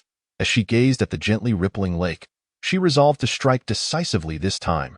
Chapter 51. The Emperor's shadow guards versus the alluring concubine. The Empress wore a gracious smile, praising her fellow sisters for their craftsmanship, declaring it a blessing for the harem. Bei's expression brightened with delight. With a wave of his hand, he rewarded each concubine, evoking joyous gratitude and laughter from all.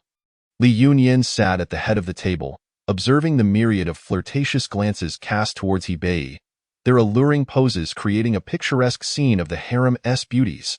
She silently lamented how fortunate it was to be the Emperor. Just as she was curiously consulting the system about whether the future world would feature a female emperor, the Empress turned towards her with a gentle demeanor. Sisterly, having garnered the emperor's favor. I presume you have prepared a surprise for him today? He ignored the underlying acidity in her words, as he too was eager to discover what gift Yennefer had prepared for him. His expression filled with anticipation. Li Yunyan smiled sweetly, her eyes shyly cast downward, addressing Hebei. Your Majesty knows me well. My embroidery and calligraphy cannot compare to that of the esteemed sisters, so I dare not present anything shameful. Instead, I have personally brewed several jars of pear blossom wine, and when your Majesty next visits, I shall warm it for you. Hebei was genuinely pleased. He received birthday gifts annually, but they were always similar, lacking novelty. This would be the first time he received wine brewed by a concubine herself. Overcome with emotion, he could not help but lean down and bestow a soft kiss upon her lips. Murmuring, I shall visit you tomorrow, Yennefer, to drink the wine you have crafted for me. Li Yunyan nodded bashfully, her heart aching for her wine, which she had hoped to share with Ying Huai. The other concubines ground their teeth in envy. Cursing this enchantress, the empress was well aware that Li Yunyan had not prepared any gift for the emperor, hence her earlier inquiry. Yet witnessing Li Yunyan's graceful composure, which not only spared her from embarrassment, but also drew forth the emperor's public affection, filled her heart with jealousy. In the past, the emperor had always maintained a cool demeanor in public. When had he ever displayed such vulnerability? This vile woman, she must be eliminated today. Your Majesty, the waters of Moonlit Lake are clear and transparent, said to be home to playful golden koi. With the moon shining brightly tonight, it is the perfect time to admire the koi dancing beneath the water. The empress's words were faintly echoed among the palace staff, and many concubines excitedly craned their necks towards the water. Hebei, well aware of the golden koi in the lake, remained cautious of any of the empress's actions.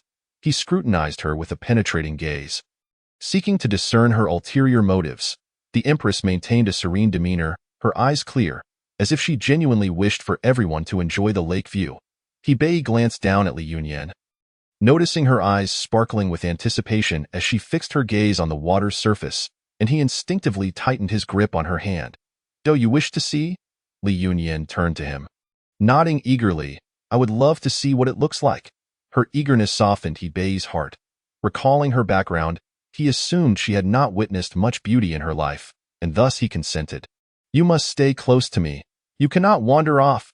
Li Yunyan smiled sweetly. Of course, your Majesty, I understand. He gently pinched her radiant cheek, then took her hand, their fingers intertwined. Let us go and take a look. Together, Li Yunyan and Hebei approached the boat's edge, discovering that, just as the empress had claimed, the water was remarkably clear. Even at night, they could see golden fish darting gracefully beneath the surface. Particularly lively, a palace servant brought fish food, distributing a packet to each concubine, including Li Yunyan. Almost immediately, one concubine eagerly began feeding the fish, and as the golden koi caught scent of the food, they swarmed over, eliciting gasps of excitement. Upon receiving the fish food, Li Yunyan noticed something amiss. The food contained a special ingredient that would drive one mad, and it was likely the fish would experience a similar effect. Moreover, the fish could not speak. Even if they sensed something was wrong, they could not communicate, complicating any investigation. With a sense of determination, Li Yunyan, like the others, scattered the fish food into the water, attracting a multitude of golden koi vying for the morsels. Caught up in the moment, she leaned further over the boat's edge. Hebei's expression darkened with disapproval. Yennefer, be cautious. Li Yunyan smiled at him. With your Majesty here, I know I am safe. Feeling her trust warmed his heart, and he could not resist stealing another kiss. Oh, your Majesty, please don't tease. I still need to feed the fish. Li Yunyan playfully pushed his face away and returned her focus to the fish.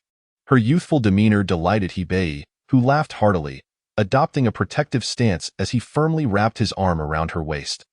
The empress's eyes flashed with a hidden glimmer before she turned her head, seemingly absorbed in admiring the increasing number of koi. Come forth, all of you. The more, the merrier. After the fish food was exhausted, Li Yunyan was not yet satisfied, excitedly leaning over the boat's bow to admire the scene. However, as today was the first day of the month, Hebei had to visit the empress's palace. Otherwise, he would face reprimand from the officials, which would tarnish Yennefer's reputation. Frustrated, he resolved to seek some form of solace to alleviate his longing. He tightened his grip around her waist, cupping the back of her head with his other hand, pulling her down forcefully.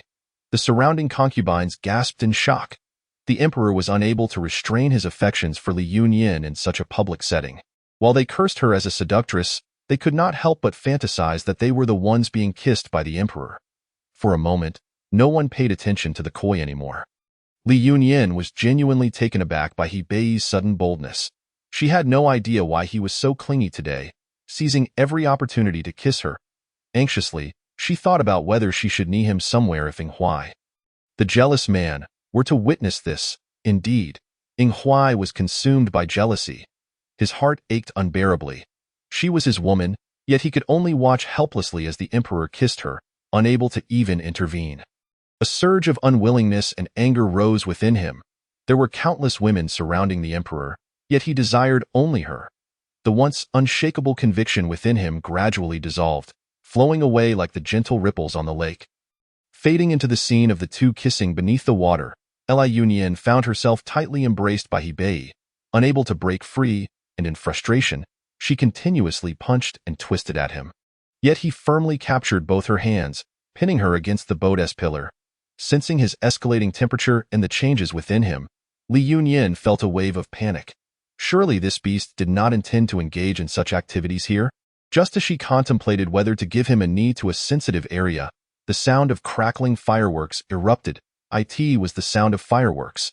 Seizing the opportunity while he was momentarily distracted, Li Yunyin pushed him away, creating a few steps of distance between them. Noticing He Bei's darkened gaze as he attempted to approach her again, she pointed to the sky with a smile. "Your Majesty, look at the fireworks." Chapter 52.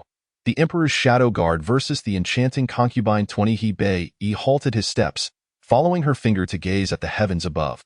Colorful sparks erupted in the sky, resembling countless twinkling stars, embellishing the night like a poetic masterpiece. It was indeed breathtakingly beautiful, captivating the attention of all present. Suddenly, a turn of events unfolded. The cabin shook violently. The concubines were thrown into a panic. Chaos ensued. Someone shouted, "Protect His Majesty." Many rushed towards He Bei, separating him from Li Yunyin. A throng of individuals surrounded Li Yunyin as well, comprising concubines, guards, and maids. Yenner, He Bei, filled with anxiety, attempted to move towards Li Yunyin. However, he was encircled by people, the Imperial guards standing at the ready, creating an impenetrable barrier around him. The ship swayed more violently, and Li Yunyin heard several splashes. Splash! The sound of individuals falling into the water was followed by a chorus of screams. Had a concubine fallen overboard? "Hurry, jump in and save them," came the voice of the Empress. Guards continuously leaped into the water. The women on board were all concubines of the Emperor. Once submerged, their garments clung to their bodies, and should they be rescued by the guards, they would undoubtedly lose favor. Li Yunyin, surrounded by others, craned her neck to see who had fallen into the water. On the other side, a few more concubines plunged into the depths, creating utter disarray. At that moment, she felt a forceful shove from behind. Her body losing balance, and amidst the exclamations, she too fell into the water. Yenner, He Bei, who had been fixated on her, was aghast. He immediately activated his lightness skill, intending to dive in and rescue her. Yet, his clothing was firmly grasped by someone. "Your Majesty, you must not. Your well-being is paramount." It was the Empress. He Bei's eyes widened in fury. "You dare? Let go." "I will not. Your Majesty's life is priceless. Not a single mishap must occur. Even if you wish to execute me, I will never let go." "You are outrageous." He Bei disregarded everything else, kicking her aside, just as he was about to leap into the lake. He was halted by the leader of the Imperial Guards. "Your Majesty, please reconsider." Several more guards stepped forward to obstruct him. With no other choice, He Bei shouted, "Inghuai!" Inghuai, who had been restless, thought he might jump in himself if the Emperor did not call for him soon. Hearing He Bei's command, he immediately plunged into the water. Li Yunyin had been mentally prepared. Yet upon hitting the lake, the icy temperature and the water rushing into her nose were excruciating. She knew how to swim, having honed her skills during the apocalypse, along with the system by her side. She was certain she would survive. Gritting her teeth against the discomfort, She surveyed the water, spotting numerous concubines struggling in the depths. Li Yunyan shook her head. Those who fell into the water should not struggle. Relaxing their bodies would allow them to float gradually. Guards swam closer, grasping the arms of the women and pulling them toward the shore. Then she noticed several indistinct dark figures swimming toward her direction. The guards wore white clothing, while these figures donned black. They were certainly not the Imperial guards. Was the Empress so fearful of her drowning that she had arranged assassins in the water? With a swift kick, Li Yunyan aimed to breach the surface. At that moment, Ing Huai descended like a bolt from the blue, grasping her and soaring toward the shore. Li Yunyan felt a smile tugging at her lips. Ing Huai, now devoid of any hesitance, did not wish for her drenched form to be seen by others, and without a moment's pause, he enveloped her and flew to the bank. He set her against a large tree. The night breeze was chilly, and he quickly removed his outer garment, wrapping it tightly around her. Ing Huai was frantic, gently patting her cheek. Yin Yin, wake up. Please do not frighten me. Li Yunyan tilted her head, coughing up a few mouthfuls of water, feeling as if her ears, nose, and eyes were filled with the lake's liquid, rendering her exceedingly uncomfortable. Her eyes, red and teary, gazed at him, on the verge of tears. This sight broke Ing Huai's heart, and he instinctively reached to embrace her. Do not act recklessly. Li Yunyan halted his movements, her voice weak and hoarse. There are assassins in the water. Ing Huai's expression turned grave. Really? Li Yunyan nodded. I saw them with my own eyes. They wore black clothing, but I did not catch their faces. His fury ignited. A sharp pain pierced his heart. If he had been any later, would she have fallen victim to their malice? To possess the ability to orchestrate assassins underwater, while simultaneously causing chaos during the fireworks display, could only be the work of the Empress, that venomous woman. He swore he would end her life. Yenner. It was He Beiyi's voice. Hurry and hide. Li Yunyan urged. Ing Huai, for the first time, loathed his identity as a shadow guard, as he could never appear openly before others.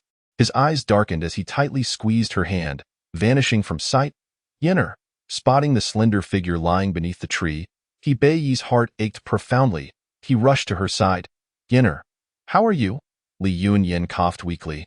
I am fine. He enveloped her in a tight embrace. Yenner, it is all my fault. I should not have let go of your hand, putting you in danger. Li Yunyan lifted her gaze to him. Disbelief etched on her face as she could not fathom He Beiyi's navet in thinking today's events were mere coincidence.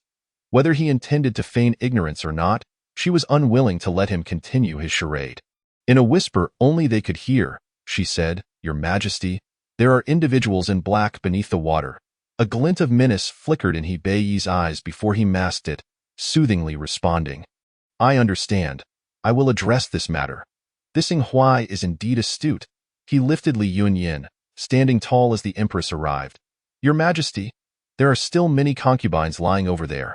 They all require your comfort. The leader of the Imperial Guards approached, cupping his hands in salute. Your Majesty, there are new findings on that side. Please, Your Majesty, come and decide. Li Yunyan's heart raced, yet she feigned reluctance. Very well, I shall await Your Majesty tomorrow. He Beiyi summoned a contingent of Imperial Guards and had a soft sedan chair brought forth, signaling Ing Huai to ensure her safety. Yes, Chapter 53.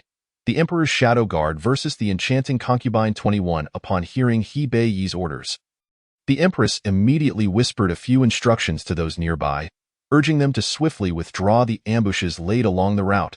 She was filled with bitterness, gritting her teeth, her nails digging painfully into her flesh. Tonight, she had set 3 traps, believing Li Yunyan would surely meet her demise. Yet that wretched woman had escaped. She was unwilling to accept this. Maintaining a facade of calm, she concealed her inner turmoil. A flash of lightning illuminated her face, casting it in stark contrast. In her heart, she seethed. Li Yunyan, just wait. You will not remain so fortunate forever. Upon arriving at the Chonghua Palace, Mama Li hurriedly organized hot water and ginger soup. The atmosphere was chaotic. Xiang Xia assisted Li Yunyan in bathing. After her bath and a bowl of ginger soup, Li Yunyan felt all discomfort dissipate, warmth enveloping her. Xiang Xia then presented a cloth to dry her hair. Once her hair was half dry, Li Yunyan dismissed Xiang Xia, saying, I am weary. Do not disturb me for anything. Yes, Your Highness. Now that winter had set in, the rain outside fell heavily, the weather somewhat abnormal.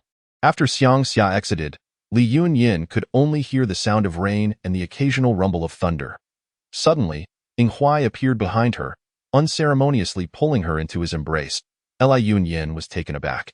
This was his first proactive move. Previously, she had always called for him. Ing Huai. The candles in the room flickered out, and he lifted her, placing her on the couch, using his internal energy to dry her damp hair. His embrace was broad and warm, prompting Li Yunyin to relax and inch closer. Ing Huai's throat bobbed as he softly inquired, "Are you feeling any discomfort after falling into the water?" She shook her head. After bathing and drinking ginger soup, she felt much better. He held her tighter, his voice low and hoarse, "Yin Yin." Suddenly, he pressed her into the soft bedding, propping himself up on his elbows. Gazing directly at her, "I desire you." What? Li Yunyan's mind went blank. She had previously regarded such words as predatory, yet coming from him, they sent shivers through her entire being. He lowered his head, capturing her lips in a fervent kiss, whispering in her ear, "Yin Yin, if you do not wish it, simply push me away." Pushing him away was out of the question. It would never be possible. Li Yunyin was enveloped by his heated and assertive aura, trembling as he kissed her, involuntarily emitting soft moans. This was an unspoken invitation, and Ing Huai knew she was willing. Tears streamed down Li Yunyan's face uncontrollably. This enchanting sensation was long overdue. The torrential rain continued to pour outside. Li Yunyin awoke near noon, feeling utterly exhausted and ravenous, as if she had been dragged through 2 miles of plowing. She sat up, discovering that Ing Huai had meticulously cleaned her and even changed the sheets to identical ones. She couldn't help but sigh inwardly. Such attention to detail comes with being a shadow guard. She placed her hand on her abdomen. Having taken fertility pills last night, she was now harboring 3 little lives within her. A smile graced her lips as she softly called for Xiang Xia. "Your Highness, you are awake?" I feel a bit unwell. Please have the kitchen prepare some light meals for me." "Certainly, Your Highness. Have you perhaps developed a fever from yesterday's immersion in the water?" Li Yunyin touched her forehead. While she wasn't feverish, it provided a perfect excuse to remain in bed. "Indeed. I feel somewhat unwell. My head is spinning." Upon hearing this, Xiang Xia exclaimed, "Oh dear! Your Highness, please lie down. I shall hasten to summon the Imperial physician." "No need," Li Yunyin swiftly interjected. "A brief rest will suffice. Please have someone bring food. I am quite famished." "Very well. I shall procure it at once." After finally satiating her hunger, Li Yunyin felt a sense of relief wash over her. It was then that she found the time to ponder the events that transpired on the dragon boat the previous night. Golden koi, a plunge into the water, fireworks, and assassins, each element intricately connected. Surely only the Empress, who orchestrated the entire birthday banquet, could devise such a meticulous plan. Yet, she wondered, would the Empress manage to evade danger once more this time? Recalling what He Bei had said, that he would come to see her today, she noted his absence thus far. Likely hindered by some pressing matter. Perhaps this was for the best, for she truly wished to refrain from further flattering him. Once her condition allowed, she resolved to advise He Bei against visiting her again. Unbeknownst to her, she drifted back into slumber, and when she next awoke, twilight had descended. After partaking in dinner, she found herself wide awake and invigorated, and thus, she rose from her bed. Granny Li approached and inquired, "Your Highness, do you feel any better?" "Yes, I am quite well now." Granny Li breathed a sigh of relief and continued, "Your Highness, His Majesty sent word that he is occupied with affairs today and will not be coming." Li Yunyin nodded, "I understand."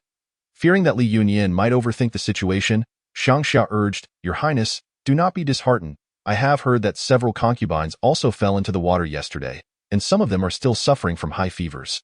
His Majesty may merely be checking on them and will not stay." Li Yunyin felt no concern regarding this and responded dismissively, Yes, I understand. You may leave now. As you command, I shall take my leave." With a worried expression, Xiang Xia closed the door to the chamber. Last night, her mistress had also fallen into the water, yet His Majesty only sent someone to inquire and did not come to check on her personally. Such callousness. Her mistress, a celestial being, continually faced such unfortunate incidents. It was truly lamentable. At this moment, He Bei was in the Fengyi Palace. The events of last night had been investigated, yet the findings remained inconclusive.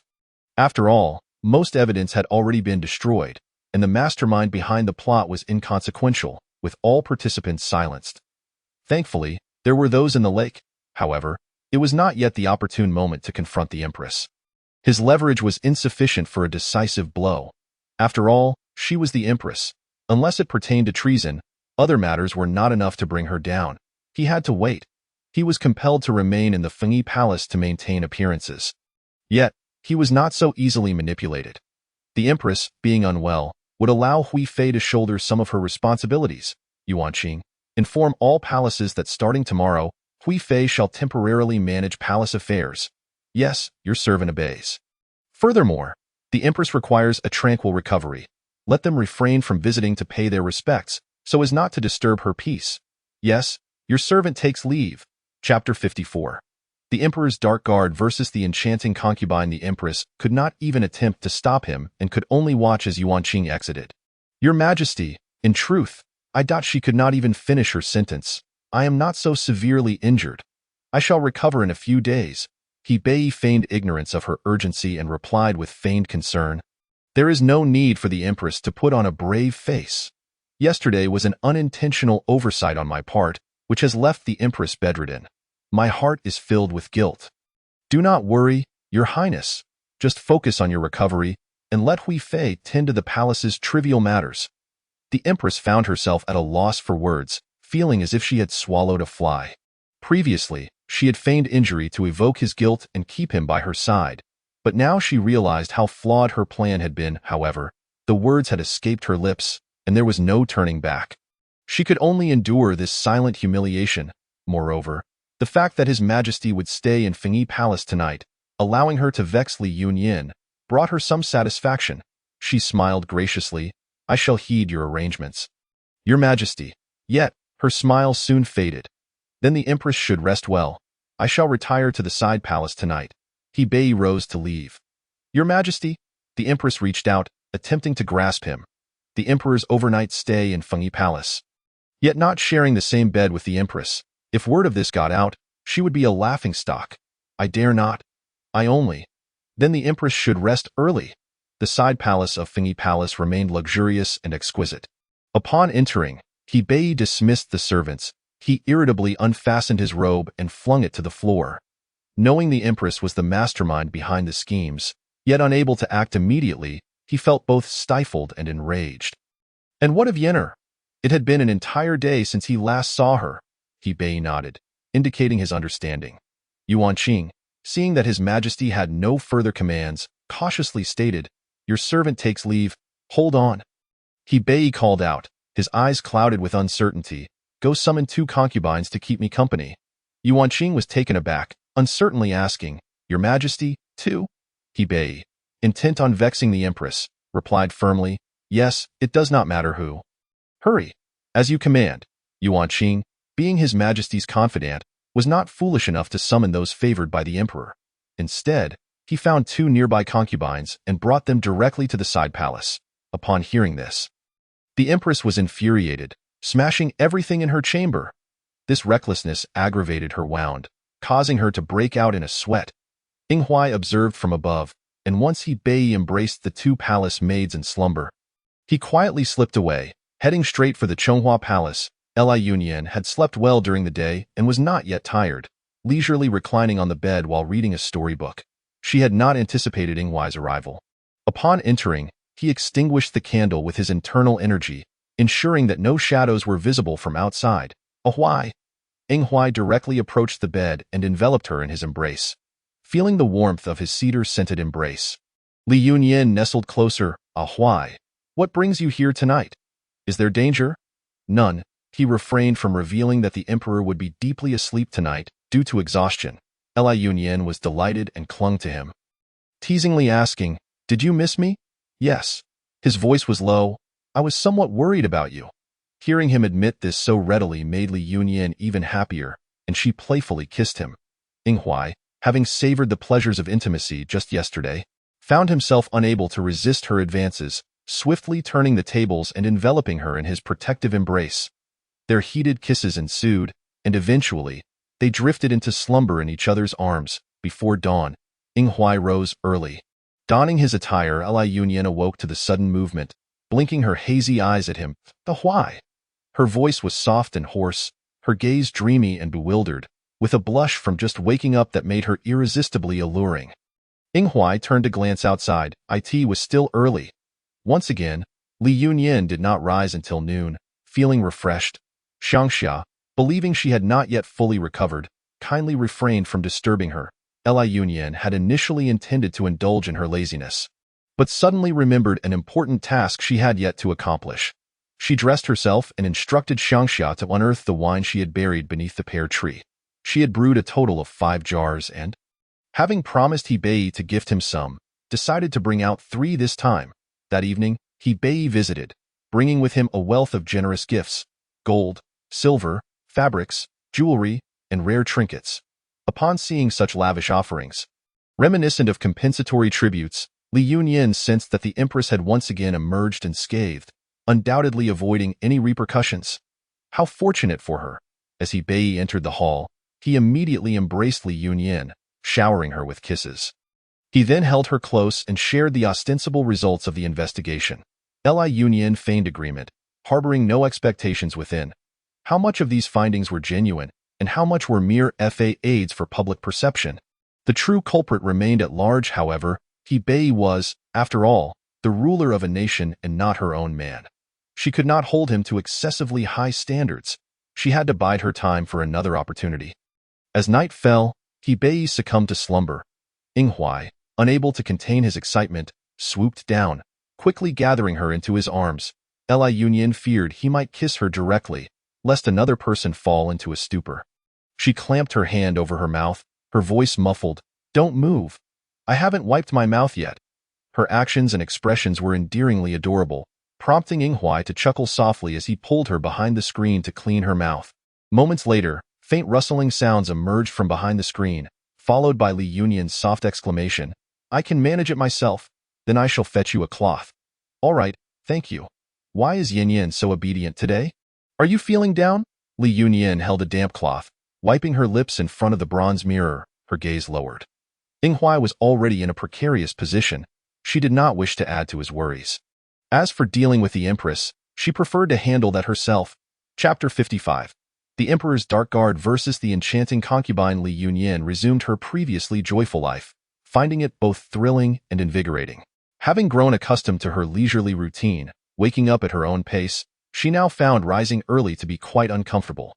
With squinted eyes, she was assisted by Xiangxia to sit at the delicately crafted sandalwood dressing table. Allowing the palace maid to style her elaborate hairdo, as December approaches its midpoint, delicate snowflakes drift softly from the sky, as if adorning nature in a gossamer veil, creating a scene of ethereal beauty. "Your Highness, it is quite chilly outside. Do wear something warmer today?" Li Yunyan, with her eyes barely open, caught sight of the pristine white landscape and nodded in acknowledgement. She was dressed in a fitted inner garment, layered beneath a honey-colored, richly embroidered gown woven with gold thread, and topped with an immaculate white fox fur cloak. The cloak's hood was adorned with interwoven golden and silver chains, strung with lustrous white pearls. Swaying gently as she walked, shimmering in the sunlight, enhancing her otherworldly grace and beauty, making her appear almost celestial.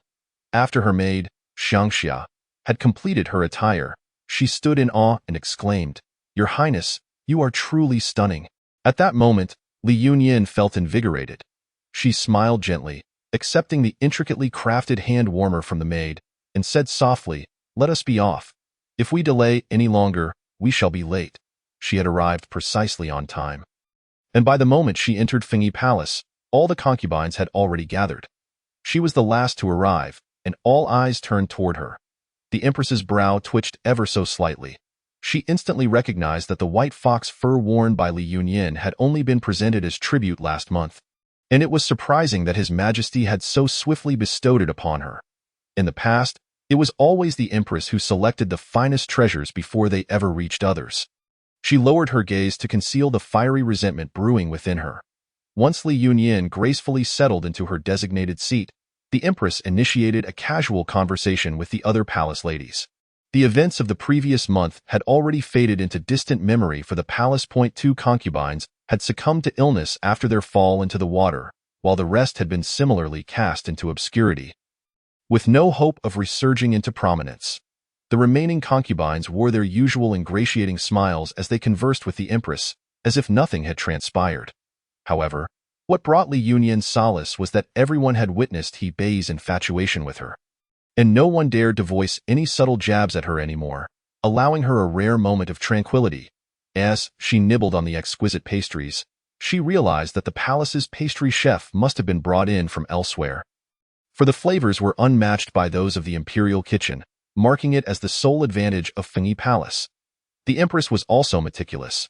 Ever since Li Yunyan had consumed those 3 cups of tea, all subsequent dishes had been scrupulously clean, devoid of any unsavory ingredients. Today, the sour jujube paste was particularly to her liking, and she unconsciously devoured several pieces. However, when she reached for a peach crisp from another jade platter, the moment it neared her lips, the oily scent overwhelmed her senses, causing her to involuntarily make a sound of discomfort. Her sudden exclamation drew the gazes of all present. Li Yunyan hastily set the peach crisp down and sipped tea to alleviate the discomfort in her throat. Gently patting her chest, Xiangxia, who had been attentively monitoring Li Yunyan's every move from outside, rushed in without a second thought upon witnessing her distress. "Your Highness, what seems to be the matter?" the Empress inquired with concern. Indeed, she had been enjoying herself too much lately and nearly forgot this matter. With a feigned bashfulness, Li Yunyan replied, "Your Majesty, please pardon me. Perhaps it is the cold weather that has disrupted my rest, making me feel somewhat unwell." The Empress, dignified and gracious, offered her gentle admonitions, saying, "Li Fei is indeed cherished by His Majesty. You must take good care of your health." Li Yunyan's cheeks flushed, and she lowered her head, acknowledging, "Yes, I shall heed your advice." Hui Fei, being someone who had experienced such matters before, discerned her reaction immediately and smirked slightly. It was unexpected that Li Fei would exhibit such cleverness, managing to become pregnant under these circumstances. What a delightful way to annoy the Empress. Hui Fei's tone was languid as she remarked, "Seeing Li Fei in her current state reminds me of when I was with child, how even the slightest scent would make me feel ill." Pregnant? The mere mention of the word reverberated throughout the grand hall, shattering the Empress's carefully composed demeanor. She looked at Li Yunyan in disbelief. She had full confidence in her own concoctions, having never erred in so many years, and thus had not considered that direction until now. Upon further reflection, could this not be a sign of pregnancy?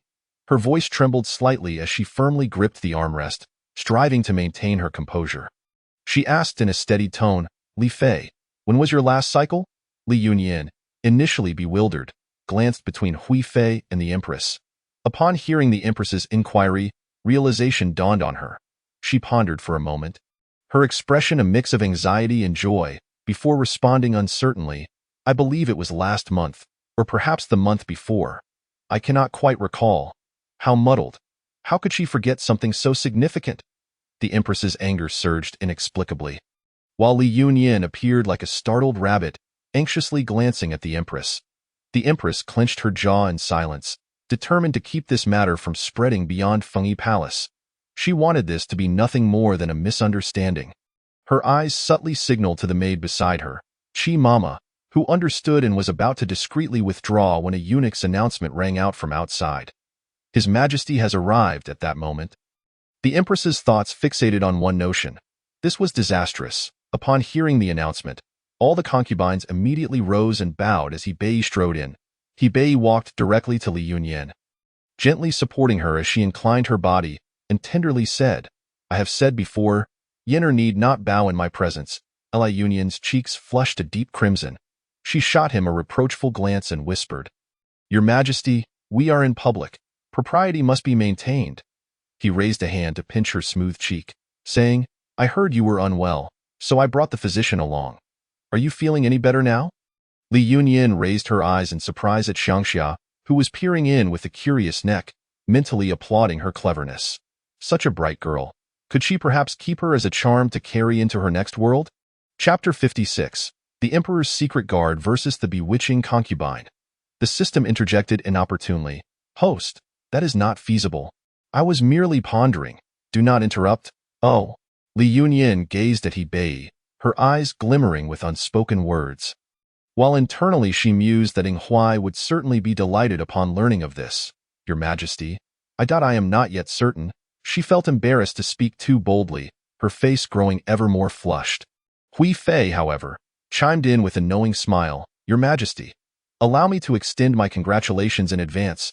Hui Fei, with her forthright personality and being the mother of His Majesty's only heir, had always enjoyed a favorable impression from He Bei. Thus, her interjection did not irk him. Instead, he asked, what is there to celebrate? Hui Fei teased, concealing her laughter behind her handkerchief. Your Majesty should first allow the physician to examine Li Fei's pulse. Her wrist was as radiant and smooth as fine mutton fat jade. He Bei retrieved a handkerchief embroidered with dragon motifs and delicately placed it over her wrist. Physician, please take her pulse. Yes, Your Majesty. Physician Lin knelt, placing his hand upon Li Fei's wrist. After a few moments of stillness, his hand abruptly trembled. He Bei's heart raced. What is it? Physician Lin, trembling with apprehension, dared not speak hastily. With such a monumental revelation, if he misdiagnosed, His Majesty's wrath would undoubtedly lead to his demise. He raised his quivering hands, stammering, Your Majesty, please allow me to examine once more. Granted. Hurry and diagnose. Everyone held their breath, eyes glued to the unfolding scene, awaiting the physician's verdict. This time, Physician Lin lingered for several breaths, and the pulse beneath his fingers felt smooth and round, unmistakably indicating a slippery pulse. He Bei's eyes widened in disbelief. He hadn't heard those words in far too long. He looked at Physician Lin incredulously. Are you certain? Physician Lin raised his gaze slightly, meeting He Bei's eyes, and nodded firmly. I can confirm this, but given the gravity of the matter, I implore Your Majesty to summon additional physicians to verify alongside me. Physician Lin had always been responsible for the Emperor's health. Renowned for his medical prowess, He Bei took his words to heart, believing them to be largely true. Yet to ensure absolute certainty, he ordered the summons. Yuan Qing, quickly summon the head of the Imperial Medical Institute and call upon all physicians currently on duty there. Yuan Qing, equally exhilarated, swiftly replied, Yes, I shall go at once. Above in the palace, Ing Huai nearly lost his footing. Upon hearing the news, he yearned to dash to her side and embrace her. That was his child. He and Yin Yin were going to have a baby. A radiant, foolish grin spread across his face as he gazed through the cracks in the tiles at the woman he cherished. She stood there, dazed, her hands unconsciously resting on her flat abdomen. Noticing He Bei's flushed, ecstatic gaze upon her, she murmured, I truly am pregnant, aren't I? At that moment, He Bei adored her beyond measure, disregarding the circumstances, and pulled her into a warm embrace, repeatedly calling, Yenner, my dear Yenner. They held each other passionately, while the other concubines observed with mixed emotions. Envy and resentment were certainly present, yet some concubines, upon seeing Li Fei with child, felt a flicker of hope ignite within them. If Li Fei could be with child, then surely they too had a chance. Li Fei's pregnancy was indeed a fortunate occurrence, for it meant they might have their own opportunities for intimacy. Hui Fei, aware of the Empress's clandestine, unsavory dealings, felt relieved that her daughter had been spared and desired nothing more. She cast a joyful glance at the Empress, whose previously composed smile had finally faded. Yet at that moment, no one paid heed to the Empress's expression. All eyes remained fixed on Li Yunyin. How fortunate she is. Not only is she beautiful, but she also has the Emperor's favor and is now with child. It is utterly incomparable. A cacophony of hurried footsteps echoed through the hall as a dozen Imperial physicians rushed into the grand chamber. Your humble servant pays his respects. Rise, gather around to examine the pulse of Lady Li. The Emperor, He Bei, impatiently interrupted their kneeling. The physicians had just heard from eunuch Yuan Qing, their hearts a mix of excitement and trepidation, as they hastily made their way from the Imperial Medical Institute to Fengyi Palace. Feeling more exhilarated than when they first learned they were to become fathers, they were still panting heavily. The head physician was the first to regain his composure. He approached He Bei and Li Yunyin, clasped his hands in greeting, and placed his fingers upon her wrist. Almost instinctively, he detected a gentle pulse, then held his breath, concentrating intently. It was indeed the pulse of joy. He Bei's eyes brimmed with tears as he trembled and urged. Another examination. Another physician stepped forward and confirmed the joyful pulse. Then another dot and another. Until every physician had verified the joyous pulse without a doubt, the entire assembly knelt in unison to congratulate. We humbly congratulate your majesty. Congratulations, your majesty. He Bei's expression radiated delight. Bestow rewards. Generous rewards for all. Thank you, your majesty, for your great kindness. Unable to contain his joy any longer, He Bei disregarded the presence of others and embraced Li Yunyun. Seating her in the imperial palanquin, the empress looked on at the receding figure wrapped in golden silk, her eyes filled with rage. That palanquin was reserved solely for the emperor. Even she was unworthy to ride in it. If Lady Li were to bear a son, what would become of her position as empress? No, she could not sit idly by. Once the other concubines had departed, the matron Qi approached the rigidly standing empress and gently reassured her. Your Majesty, do not let your impatience cloud your judgment. We can still devise a long-term plan.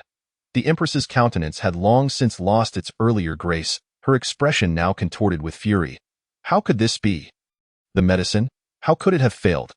Matron Qi, experienced and perceptive, pondered briefly before stating, I have heard it said that there are certain women whose bodies are exceedingly conducive to conception. Lady Li must be one of them. Upon hearing this, the empress's jealousy twisted her lips. Why must all good fortune fall upon that wretched woman? Does heaven truly favor her so? It is profoundly unfair. Matron Qi hastily urged, Your Majesty, please calm your anger. Lady Li's pregnancy may not be a misfortune for us. The empress, taken aback, finally focused her gaze on Matron Qi. How so? Matron Qi leaned in closer, lowering her voice. Your Majesty, have you forgotten? We still have a move left to play. The empress raised an eyebrow, listening intently as Matron Qi continued. If Lady Li were to bear a son, it would be for the best in due time. Your Majesty could nurture the prince in your embrace. And when he grows close to you, would His Majesty not favor you above all else? The empress's anger subsided in an instant, though she still felt a twinge of discomfort. I have no desire to raise that wretched woman's child.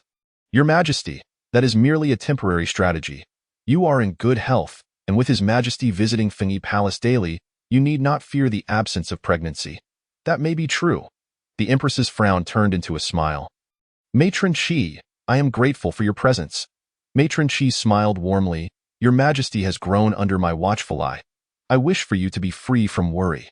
The empress, regaining her composure, declared generously, Matron Qi, ensure that Lady Li receives the finest tonics as a reward for her contribution to the imperial lineage.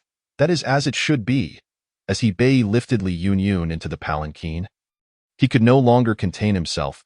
Leaning down to kiss her, Li Yunyun allowed only a couple of kisses before turning her head away, placing her hand over his mouth and softly saying, Your Majesty, please refrain. He Bei, overwhelmed by his affection for her, found it nearly impossible to restrain himself. In a hoarse voice, he asked, Why does Yunyun not wish for me to kiss you?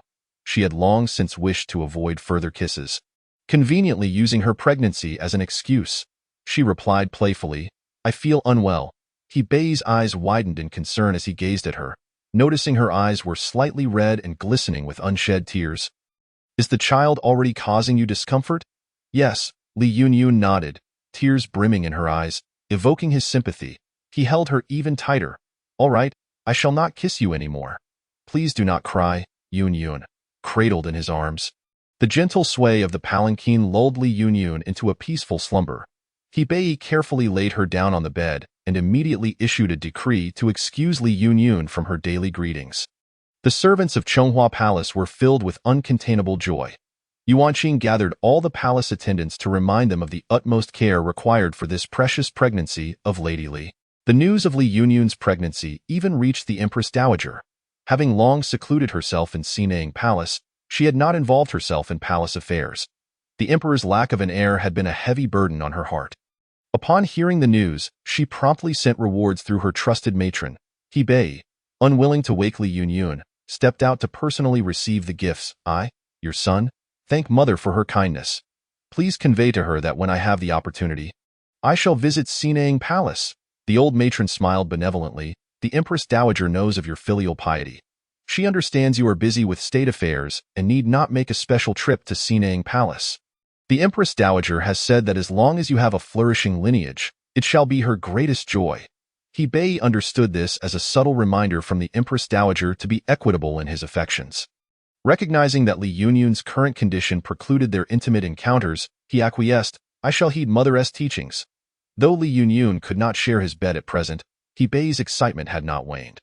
That very evening, he stayed in Chonghua Palace. He tenderly held Li Yunyun in his embrace, expressing his joy in a gentle murmur. Yunyun, tomorrow I shall announce in court that you are to be elevated to the rank of Guifei. Yunyun, if you bear a son, I shall declare him crown prince. Even if it is a daughter, I shall shower her with the same affection. The child you bear shall undoubtedly be as beautiful and charming as you. Li Yunyun felt the sincerity of his affection. Though it could not compare to his throne and power, it stirred her heart nonetheless.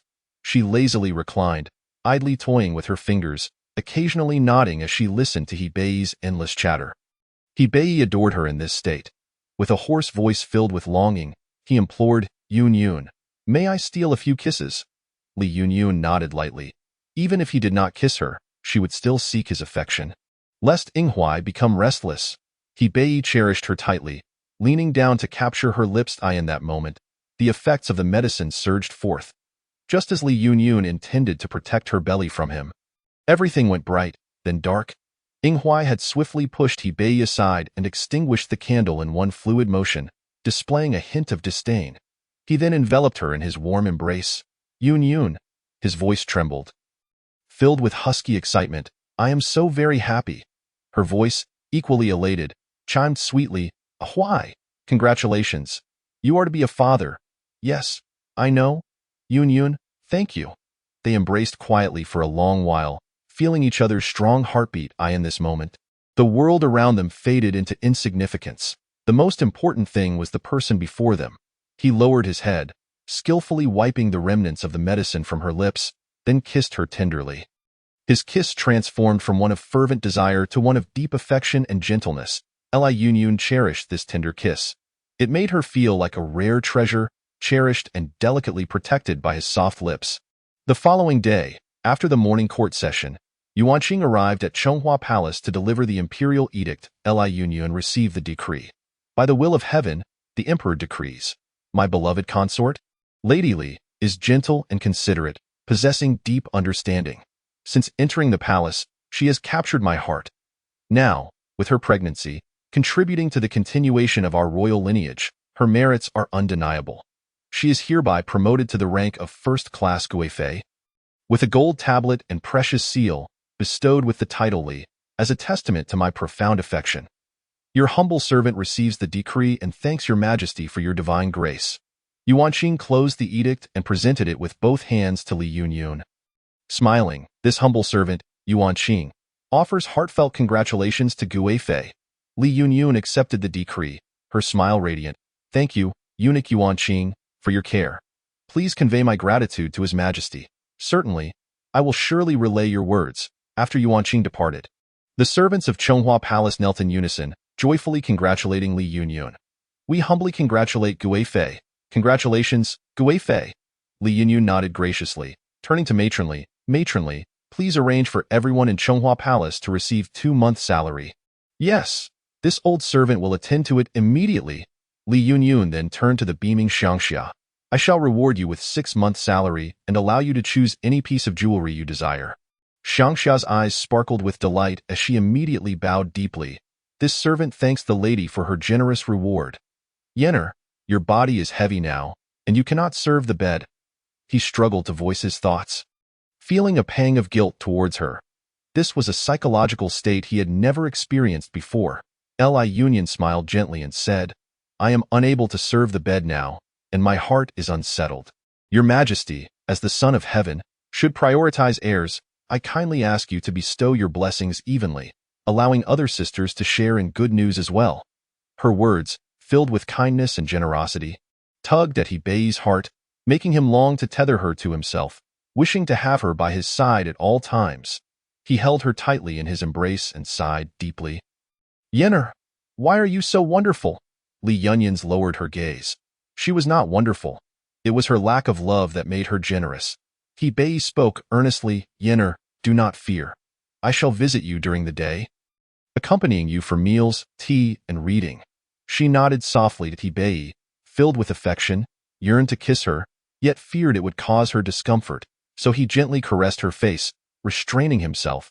That night, Bei went to another part of the harem. Commencing his daily duties, he specifically sent several dishes to the Chonghua Palace, all of which were Li Yunyan's favorites. Late into the night, when Li Yunyans had already extinguished the lamp and settled down, Inghuai approached. He quietly climbed onto the bed, wishing to hold her as they slept. Li Yunyans instantly leaped into his arms. Are you not asleep yet? He asked in a husky voice. I was wondering if you would come. What if I had not come? Then I would have waited and eventually fallen asleep. He was utterly charmed by her words, lovingly kissing her forehead. How can you be so obedient? Li Yunyan skillfully slipped her hand inside, feeling his abdominal muscles. Because you are wonderful. Inghuai grasped her mischievous hand, his voice growing husky. Do not move. I will move. She extended her other hand, reaching for his chest muscles. Inghuai, overwhelmed by her antics, seized both of her hands and placed them above her head, threateningly saying, Yin Yin, if you move again, I shall not be gentle. Li Yunyans directly wrapped her legs around him, pressing close, her voice sultry as she whispered in his ear, I adore it when you are not gentle with me. Feeling her alluring curves, Inghuai surrendered, his tone helpless. Yin Yin, please be obedient. The physician has advised. But I want to. However, he still tried to resist. Will you or will you not? Wu will. I will. I will give. The tender exchange was intoxicating. Li Yunyans was blissful, unaware of the world around her. Time drifted by, and at 3 months into her pregnancy, her belly began to show slightly. Even in the depths of winter, despite thick layers of clothing, it was evident that her belly was somewhat unusual. Both the court and the harem placed immense importance on this pregnancy. Even the Empress Dowager sent her personal maid to check on her regularly. Bei was exceedingly cautious, summoning 3 physicians simultaneously to take her pulse. The result was unequivocal. Congratulations, Your Majesty. A momentous occasion. The physician bowed deeply and exclaimed, Your Majesty. The noble consort carries 3 fetuses. Bei abruptly stood, too overwhelmed with excitement, knocking over a stool. His voice trembled with joy and disbelief. Is this truly so? The physician raised his head, filled with exhilaration. Your Majesty, it is indeed true. Ha ha ha. 3. Splendid. Truly splendid. Yuan Qing, quickly inform the Empress Dowager of this wonderful news. Yes. I shall go at once. Yuan Qing was nearly brought to tears by joy. Their sovereign had everything, yet his heirs were scarce. Now, to suddenly have 3, he was genuinely delighted for His Majesty, feeling that even if he were to die immediately, it would be worth it. Once everyone had withdrawn, Bei joyfully lifted Li Yunyans, spinning around the room as she felt his elation. She tightly wrapped her arms around his neck, allowing him to revel in his happiness before leaning against him. Slightly dizzy. Only then did Bei realize he had become too carried away, and he asked with concern, Yenner, forgive me. I am simply too joyful. Do you feel unwell? Li Yunyan shook her head. Seeing Your Majesty happy brings me joy as well. Bei was genuinely overwhelmed with happiness, firmly believing that Yenner was the most precious gift bestowed upon him by the heavens. Yenner, I scarcely know how to express my gratitude. I wish to give you all the finest things in this world. I wish to bestow upon you the title of Empress. Li Yunyans quickly raised her hand to cover his mouth, shaking her head disapprovingly. Your Majesty, such words should not be spoken lightly. If the Empress hears, she will be displeased. Bei's excited gaze dimmed. The Empress, he would remove her one day. He wanted his Yenner to ascend to the position of Empress with grandeur. The rewards from Sinang Palace were even more abundant than before.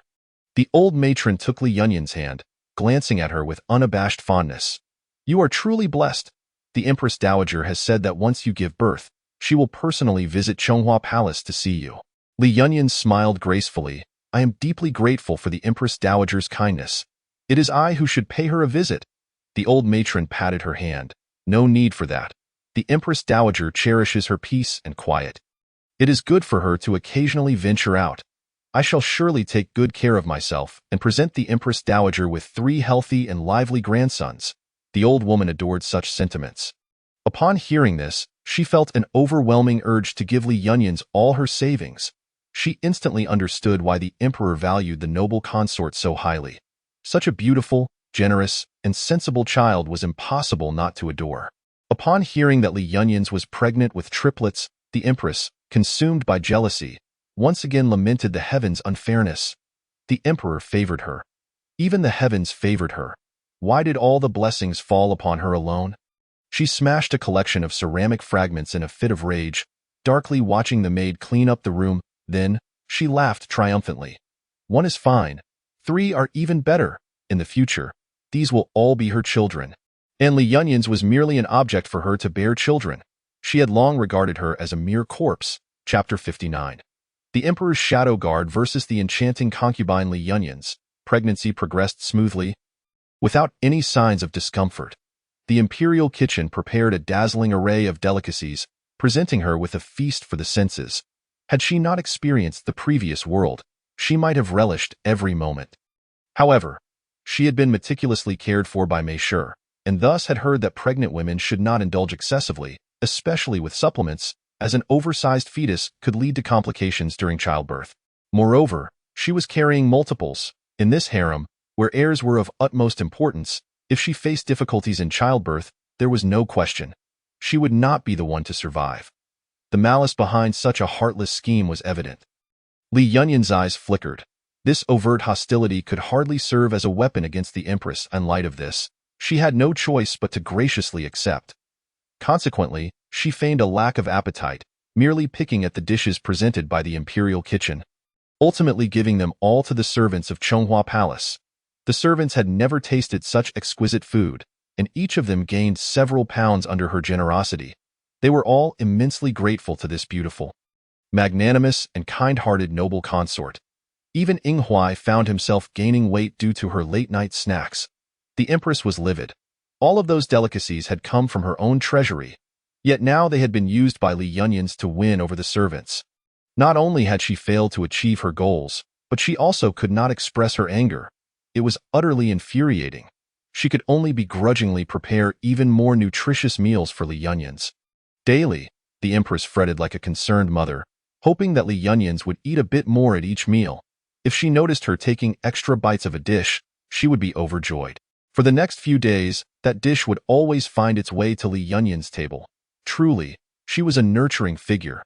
How touching, yet, despite the empress's diligent care, Li Yunyans did not gain an ounce, her belly merely growing rounder. All that silver wasted, the empress felt as though a dull knife had pierced her heart. With the consolation of Mama Qi, she regained her spirits. If Li Yunyans did not gain weight, so be it. After all, this time, she would undoubtedly perish. Li Yunyans began her labor on a late summer afternoon. At that time, Hebei was still in the study, and only she and the servants remained in Chonghua Palace. As the first pangs of pain began, she did not show it but quietly instructed Xiangxia, quickly summon His Majesty, and do not alarm anyone. Upon hearing this, Xiangxia grew anxious. Was there some malevolent force at play? Yet she dared not reveal her concern, fearing it would hinder Li Yunyans. Taking a deep breath, she nodded earnestly, finding an excuse to pick flowers for the noble consort before rushing out. Once Xiangxia departed, Li Yunyans lay on the soft couch, consuming a pain-relieving herbal pill, her mind racing with thoughts. After the empress's failed scheme, she knew the silence was merely a fade, and she had to remain vigilant. The most opportune moment for the queen to take action would be when she is utterly defenseless during childbirth. Within the entire Zhonghua Palace, her most trusted confidant is none other than Xiangxia. Thus, the task of alerting the emperor can only be entrusted to her. Although she possesses the painless childbirth pill, should a sudden influx of assassins arrive while she is in labor, no matter how many strategies she devises, she cannot simultaneously contend with such a multitude of unforeseen circumstances. It is better to exercise caution. As her abdomen tightened in waves, Li Yunyun gazed at the storybook while gently caressing her belly, murmuring, "Child, do not be too hasty. Await your father's arrival." Your true father.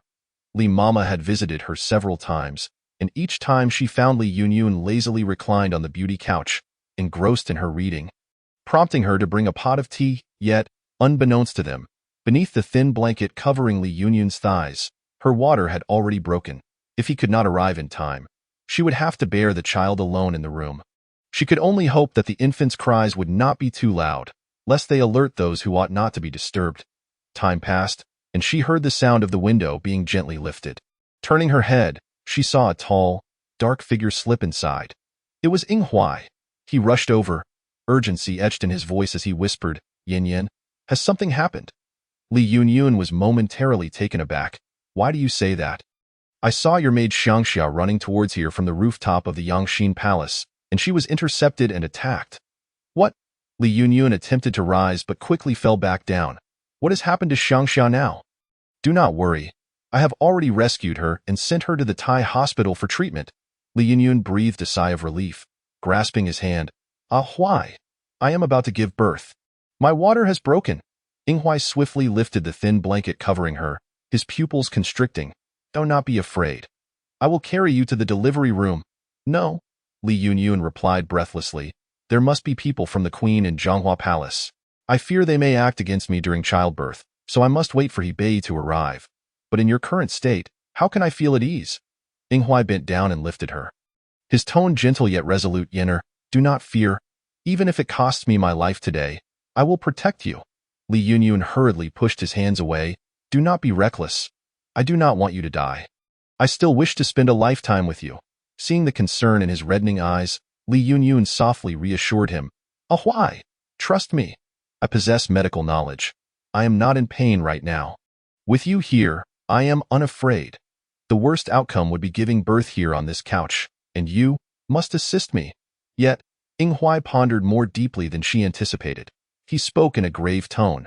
"Since Xiangxia has already been discovered, the Queen's people must have received news as well. This place will not remain safe for long." With Ing Huai present, Li Yunyun felt a surge of security and gradually regained her composure.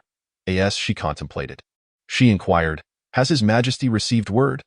"I have already sent someone to notify him. He knows I have come here and should be on his way." "Will he suspect anything with you coming here?" "It matters not. He previously instructed that everything should prioritize you." "That is good." Li Yunyun lifted her gaze to him, articulating each word. "Ah Huai, you are of utmost importance to me. If you perish, I do not wish to live alone. Therefore, no matter what transpires, unless I call for you, do not appear." Ing Huai's eyes reddened as he asked, "What do you intend to do?" "I must immerse myself in the game. Whether or not I can bring down the Queen hinges on this moment." Hearing footsteps approaching, she leaned in and pressed a deep kiss to him before gently pushing him away. "Ah Huai, believe in me. I have the ability to protect myself. For our future, you must endure." Ing Huai's eyes seemed to well with tears as droplets fell from his lashes, mingling with the blood pooling beneath her. He clung to her words. If he perished, she would not wish to survive alone. Thus, he would cherish his own life, enduring as long as she did not call for him. T worst, he would accompany her, becoming a true ghostly couple. With that thought, a smile crept upon his face, one filled with tenderness and affection. Li Yunyun closed her eyes upon the arrival of the intruders. She feigned unconsciousness. This ruse was her only means of explaining why she had initiated labor without calling for assistance. Your Highness, please awaken." It was Li Mama's voice. Finding that Li Yunyun would not stir, and detecting a faint, unfamiliar scent, she gently lifted the blanket covering her. "Quickly, summon help. The noble consort is about to give birth." The palace was bustling with attendants, and Li Mama soon called several midwives to assist in lifting Li Yunyun to the prepared delivery room. The midwives had already readied themselves, waiting within. Li Yunyun remained unaware of the Queen's internal informant. She could only speculate, though her guesses remained uncertain. Now that she had arrived in the delivery room, fearing that she might faint again, she roused herself, groaning as she touched her abdomen. It hurts." Li Mama rushed to her side, stabilizing her. "It is wonderful that you have awakened. You are about to give birth." Enduring the pain, Li Yunyun asked, "Has His Majesty been notified?" Her eyes flickered as she replied, "Yes, he has been informed. He will arrive shortly. Do not fret, Your Highness. The midwife is here, and you may deliver with peace of mind." Li Yunyun nodded, clutching her abdomen as she cried out in pain. The midwife approached to check. "Ah, you are already 6 fingers dilated." "Do not worry, Your Highness. I am very experienced." Just follow my instructions and exert yourself slowly when the time comes. Li Yunyun's objective was to delay as much as possible, hoping to give birth only after He Bei's arrival. As she whimpered, she communicated with the system, how much longer until I give birth? Goodness. Less than 10 minutes. Must it be so swift? The system responded haughtily. A product of the system is always of the finest quality. Li Yunyun was infuriated, wishing to strike the system. How could it be so arrogant at such a critical moment? Indeed, mere minutes later, she felt an overwhelming urge to push. The midwife joyfully exclaimed, "Your Highness, you may exert yourself now." With no other choice, fearing for the child, Li Yunyun began to push. With only a few efforts, the first child slipped forth. "Wah wah wah! Congratulations, Your Highness! It is a little prince." Li Mama nearly leapt for joy while Li Yunyun gave a slight nod, but within a minute, she felt another wave coming. This is truly exhausting. The medicine works too well. I cannot decide whether to praise or condemn it. Soon after, the second child was born. "Congratulations, Your Highness! Another little prince." Li Mama appeared ecstatic, nearly beside herself with joy. Li Yunyun cast her eyes down, expressionless, and nodded once more. Moments later, begrudgingly, she birthed the third child. "Congratulations, Your Highness! Another little prince." Observing Li Mama's jubilant demeanor, Li Yunyun thought the queen would likely not harm her 3 children, thus feeling slightly reassured. She sensed the midwife busily attending to her, clearing away the impurities, while she remained vigilant for any unusual sounds. Once the midwife had cleaned her up, she exited the room, and Li Mama took the children to the adjoining room, where prepared wet nurses would care for them. Everything seemed to be proceeding normally, except for the fact that she, the birthing mother, was left alone in the chamber. She noticed the tiles above her shift slightly, revealing Inghuai's worried gaze. Li Yunyun offered him a faint smile. They exchanged a silent understanding. Gradually, she began to feel dizzy. However, it was not yet the time to take the recovery pill. Then, she saw Inghuai's eyes suddenly widen. An alarm blared in her mind. Beep. Beep, alert, alert. The host is experiencing severe hemorrhaging. Please stop the bleeding promptly. Li Yunyun detected a strong metallic scent of blood and understood the queen's intention. The plan was to cause the birthing mother to hemorrhage post-delivery, leading to her death through ineffective rescue. Given the excessive blood loss, a mother would feel faint and powerless, unable to call for help. This was precisely why she was left alone in the delivery room. When the relevant parties arrived, they could claim ignorance, having heard nothing, thus absolving themselves of responsibility. Such a deep-seated scheme.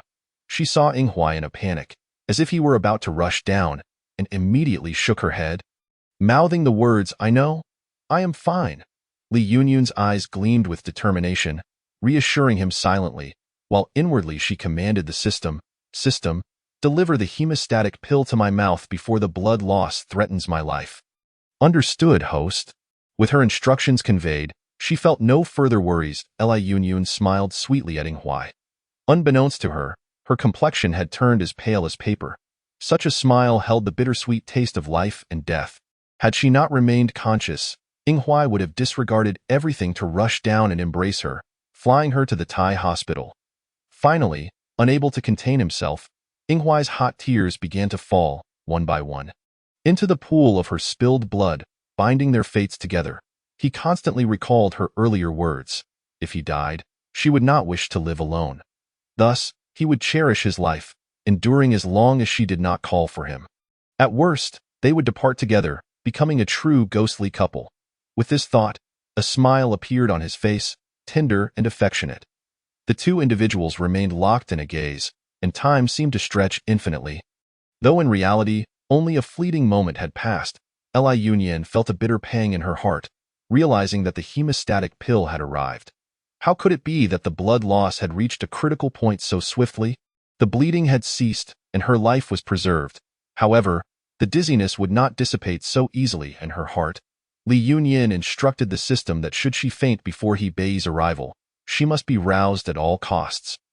Even if it required electric shock, after the system acquiesced, Li Yunyun waited in silence, either for herself to succumb to unconsciousness or for He Bei to arrive. It seemed to come slower than anticipated. Yet He Bei stepped into the Zhonghua Palace just before she lost consciousness. She heard his voice conversing with Mama Li outside. This was the moment, with her remaining strength, Li Yunyan shouted, "Your Majesty." Then, with a final vigorous shake of her head towards Yinghuai, she succumbed to darkness. Chapter 61. The Emperor's Dark Guard versus the enchanting concubine. Li Yunyan's cry was both piercing and agonizing, reminiscent of a last lament from a cuckoo. He Bei's heart tightened at that moment. Disregarding Mama Li's obstruction, he strode forward and kicked open the delivery room door. The sight that met his eyes constricted his pupils and tore at his heart. Endless blood flowed from the birthing bed, staining the entire surface and the exquisite white carpet beneath. Li Yunyan lay pale as paper, quietly ensconced in the pool of blood, her fate uncertain and a frenzy.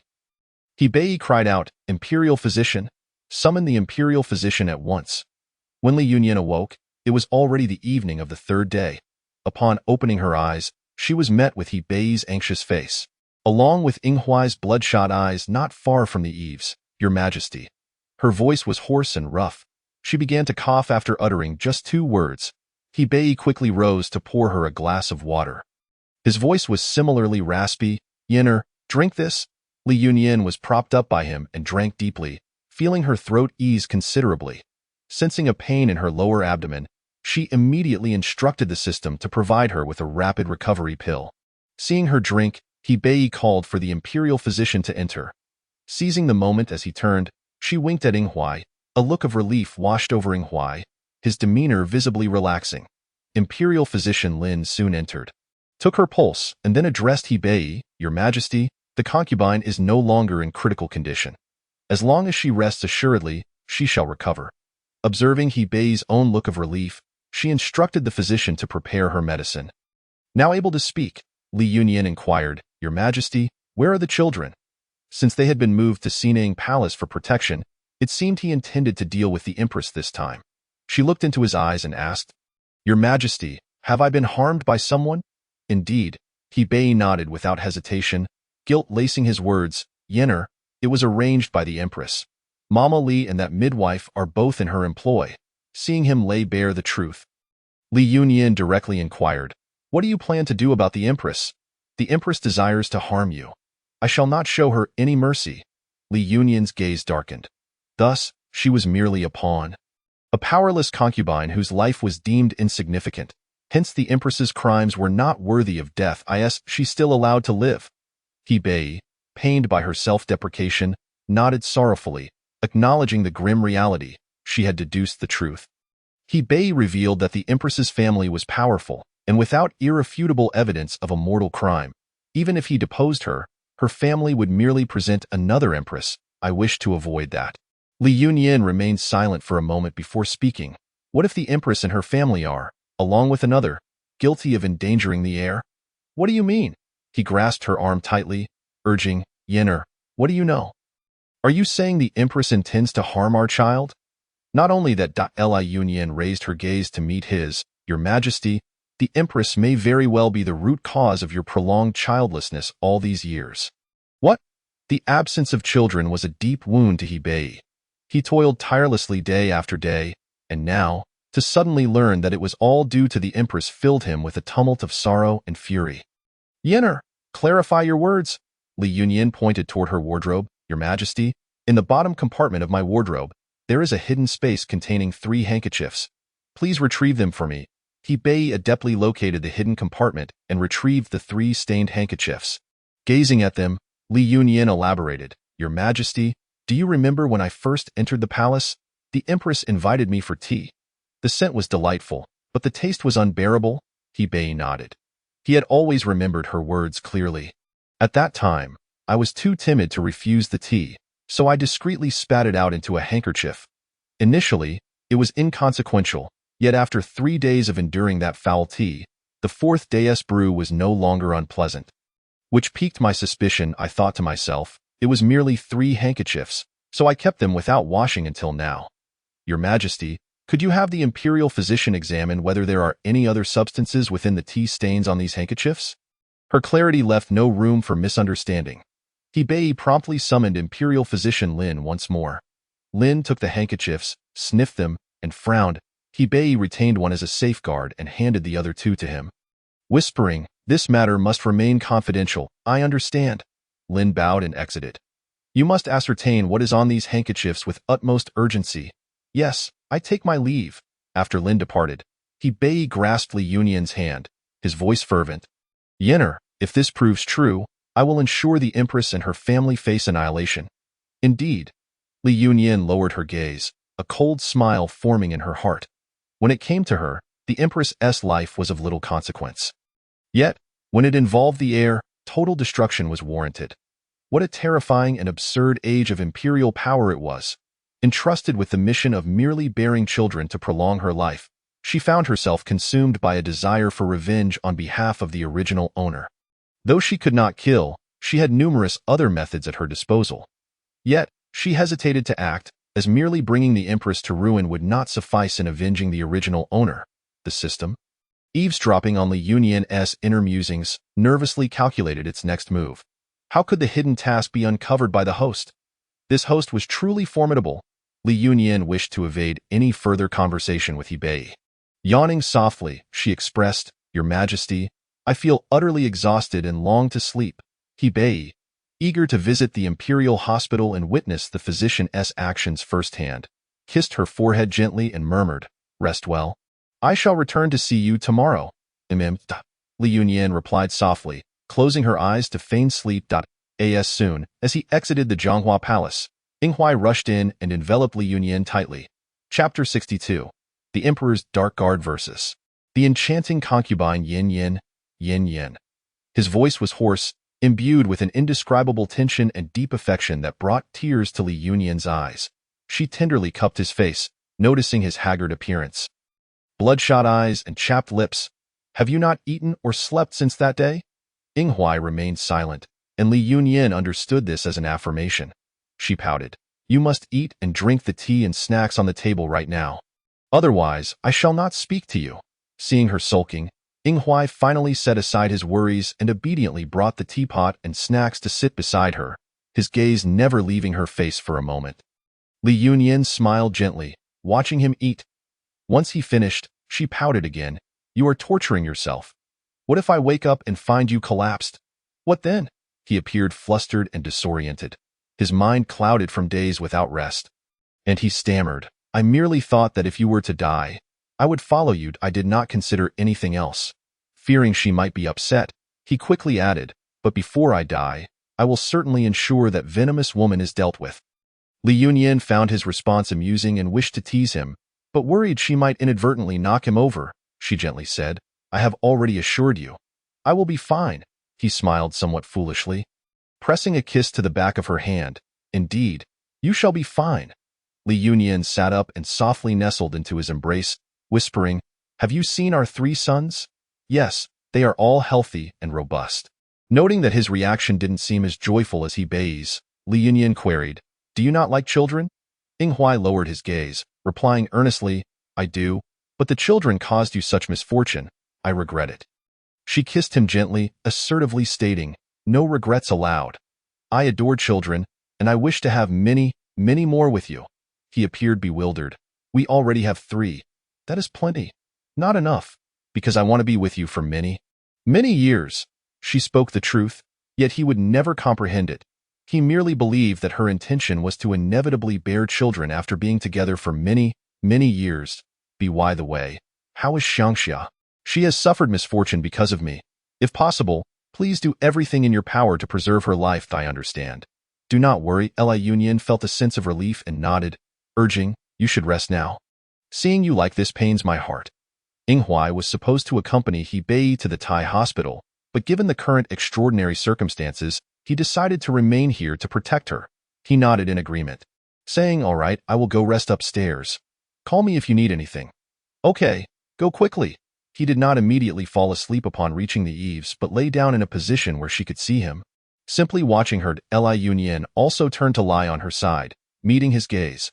Slowly, they both drifted into a peaceful slumber. 10 days later, a large contingent of Imperial guards suddenly stormed in, taking the entire family of the Empress. The Empress herself remained imprisoned in the palace's dungeon. 3 days later, He Bei announced during the morning court that the Empress had conspired with her family to harm the royal heir and plot against the consorts. with irrefutable evidence of her heinous crimes. The entire family was sentenced to death. It was said that during the execution, many commoners gathered to witness, and one particularly horrifying scene unfolded. As the Empress's head fell, several wild dogs suddenly emerged from nowhere, tearing and gnawing at her corpse, and her head was never seen again. Regarding this outcome, Li Yunyin expressed her satisfaction. She smiled lightly, playfully poking Yinghuai's chest and asking, "Was it you who did this?" "Yes," he replied honestly, never hiding anything from her. "I had someone apply a potion to her body and hair beforehand, and then release trained dogs during the execution. It was as simple as that." This indeed brought her relief, and Li Yunyin kissed his chin, exclaiming, "You did wonderfully." Yinghuai held her tightly, lamenting, "I only regret not having killed her sooner, allowing you to suffer so much." "No," Li Yunyin shook her head, "merely killing her was not enough to satisfy my anger. This outcome is the best." Yinghuai, still shaken, remarked, "Yin, you truly frightened me this time. From now on, I will never allow you to find yourself in such perilous situations again." Once Li Yunyin had recovered from childbirth, she became lively once more. She secretly gave her a tonic, and indeed, the next day, she was just as vibrant as before. In a few days, it would be Li Yunyin's coronation as empress. Although she held no particular obsession with the position, she thought it better to occupy it herself than let someone else take it and plot against her. At least, she would not harm anyone. When Bei came to inform her of the news, he appeared much more haggard than before. "Your Majesty, are you unwell lately?" "No wonder. Anyone would cough up blood." Bei, feeling despondent, embraced her, finally feeling a sense of comfort in his hollow heart. Yuanqing, noticing this, promptly dismissed the servants and thoughtfully closed the door. Bei held her in silence for a long time, while Li Yunyin remained still, contemplating how to break this impasse. Otherwise, just dealing with Yinghuai's jealousy was becoming overwhelming. As Bei's lips moved closer, Li Yunyin hastily called out, "Your Majesty." He halted, his eyes filled with inquiry. Li Yunyin gently spoke, "Your Majesty, since the previous matters have been clarified, I wish to request that you expand the harem, allowing new sisters to help you bear heirs." Upon recalling the years wasted, Bei felt a lack of enthusiasm and could not muster the energy. He sincerely replied, "I already have Chang'er, Song'er, and Yen'er. The kingdom has successors. From now on, I only wish to spend my days with you, Yin." "That cannot be," Li Yunyin urged softly, "Your Majesty. I will soon be crowned empress. It is my duty to advise you to expand the harem. Please have compassion for my situation." Her words brought tears to her eyes, and Bei couldn't help but remember the injustices she had suffered, realizing that a significant part of the blame lay with him. Moreover, he had faced considerable opposition from the court in his efforts to elevate her to empress, which had already attracted a fair amount of criticism. If she were to become empress, and he continued to act unilaterally, her days would likely remain difficult. Very well, he thought, it is merely a matter of bringing a few more women into the palace. Whether to favor them is ultimately my decision. He tenderly cupped her face, whispering, "Do not be upset, Yin. I will comply with your wishes." She immediately beamed, her eyes sparkling like stars, and sweetly smiled, "Thank you, Your Majesty, for your understanding." He could no longer restrain himself and leaned down to kiss her passionately. Bang! Li Yunyin patted her chest, relieved that Yinghuai had suddenly appeared behind him to catch him. Otherwise, even if Bei did not suffer a concussion from the fall, he would certainly have a large bump. Yinghuai, with an impassive expression, carefully placed him on the bed and extinguished the candle with a flick of his hand, then wrapped his arms around her waist and led her behind the screen. With a voice laced with jealousy and a husky tone, he warned, "From now on, do not smile at him like that." Li Yunyin chuckled, her voice sweet and teasing. How domineering! She even took the opportunity to distract Bei with a playful exchange. He was unaware of what he had done to elicit her gasps, followed by a symphony of intertwined breaths. After a while, she breathlessly pleaded, "I have already let him choose the concubines. Must you still act this way? Werwo, do you still have the energy to talk?" Werwo. He was increasingly domineering. She adored it. After the coronation ceremony, Li Yunyin presided over the selection of concubines for Bei. While Bei appeared disinterested, Li Yunyin was full of enthusiasm, captivated by the array of beauties. In the end, she filled all the vacant positions in his harem. The new empress was not only beautiful and gentle, but also virtuous and unjealous. She certainly proved more reliable than the previous empress. Otherwise, she would have offended the powerful families behind those women. After this round of selections, the visits to the Chonghua Palace naturally decreased in the process. She also discovered several charming candidates and divided the visits accordingly. Over the course of 6 months, the frequency of Hebei spending the night at Chonghua Palace decreased from 28 days a month to about 10. Li Yunyin breathed a sigh of relief. Although she still had the most time with him, it was not so glaringly obvious, and Ying Huai also ceased his relentless teasing. After giving birth to 3 children, Li Yunyin no longer felt the same urgency to fulfill her tasks. Drawing from her experience in the previous realm, she realized she could take about 10 years to conceive naturally, as expected. When her 3 children had just begun to walk, she found herself pregnant again. 10 months later, she gave birth to a pair of twin daughters. The 2 daughters were exquisitely beautiful, inheriting at least 80% of Li Yunyin's looks. Winning the affection of both the emperor and the empress dowager, not to mention their doting father, Ying Huai. Ying Huai adored the twin daughters, often sneaking in to hold them when no one was around, which made Li Yunyin's heart ache with sweetness. One day, she would ensure that Ying Huai no longer had to hide. She wanted them to be a true couple. Good news also began to spread within the harem, as 3 concubines became pregnant in succession, finally breaking the heirless crisis set by the previous empress. They each gave birth to 1 son and 2 daughters. By this time, the empress dowager had no more concerns and departed to join the late emperor on a night in early spring. Several years later, Li Yunyin gave birth to another son. She was now in her 20s, while Hebei was nearing 40.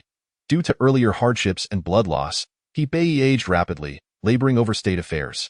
Finally, as he approached 50, he passed away, and He Huaicheng ascended the throne. Watching her son, now a grown man, Li Yunyin thought it was time to leave the palace. She gathered all her children in the Sinang Palace, dismissed the servants, and was left with her 6 children, big and small, as well as Ying Huai standing beside her. She addressed her 3 eldest sons directly, saying, "You are aware that I was once forcibly brought into this palace." Upon hearing this introduction, they sensed their mother's intention. Indeed, Li Yunyin continued, "I have been trapped in this palace for half my life. In the second half, I wish to live for myself. What are your thoughts?" As the eldest, He Huaicheng knelt at her feet, bowing respectfully, "Mother, you have exhausted yourself for us. From now on, whatever you wish for your life, I will ensure it is arranged properly." Seeing her children so dutiful and caring, Li Yunyin nodded in appreciation. "We wish to live as ordinary citizens.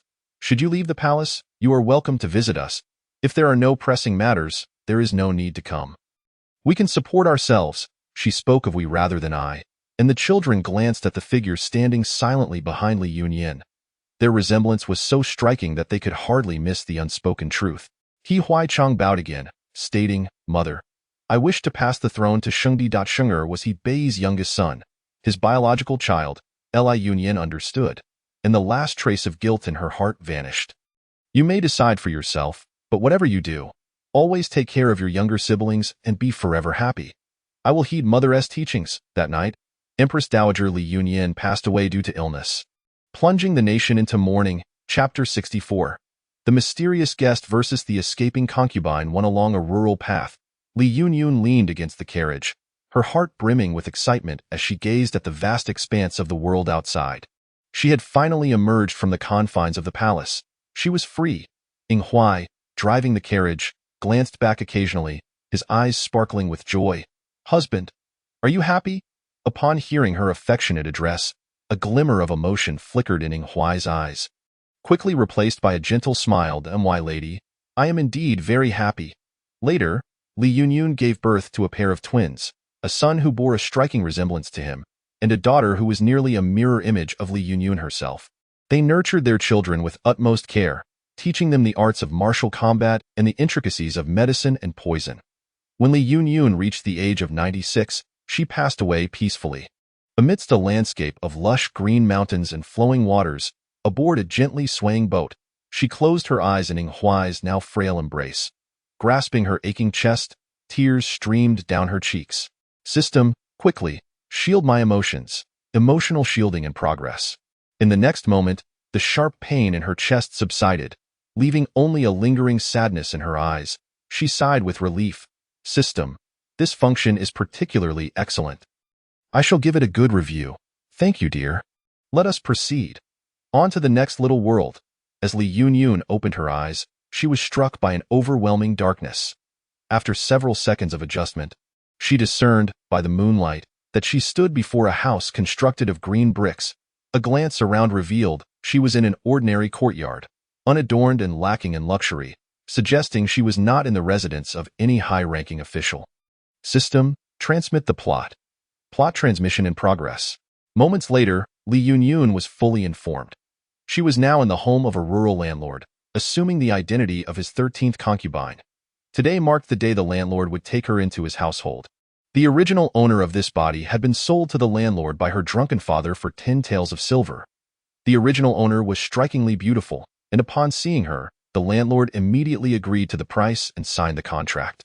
However, the original owner had a fierce temperament, and when the corpulent landlord attempted to consummate their union, she seized a nearby vase and struck him while he was momentarily incapacitated. At this very moment, she had just fled from the room. It seemed straightforward, but what unfulfilled desires lingered in the original owner's heart? For now, that was of little concern. Escaping this place was paramount. Just as Li Yunyun contemplated climbing the wall to flee, she was halted by the system's voice. Please prioritize your task. Complete the mission first. The system's tone was almost flattering. Host has misunderstood. I have detected the presence of an exceptional male nearby. Hence the urgency for you to complete the task. Oh? Is there someone else around here? In the room to the left of where you just escaped, there is a mysterious guest.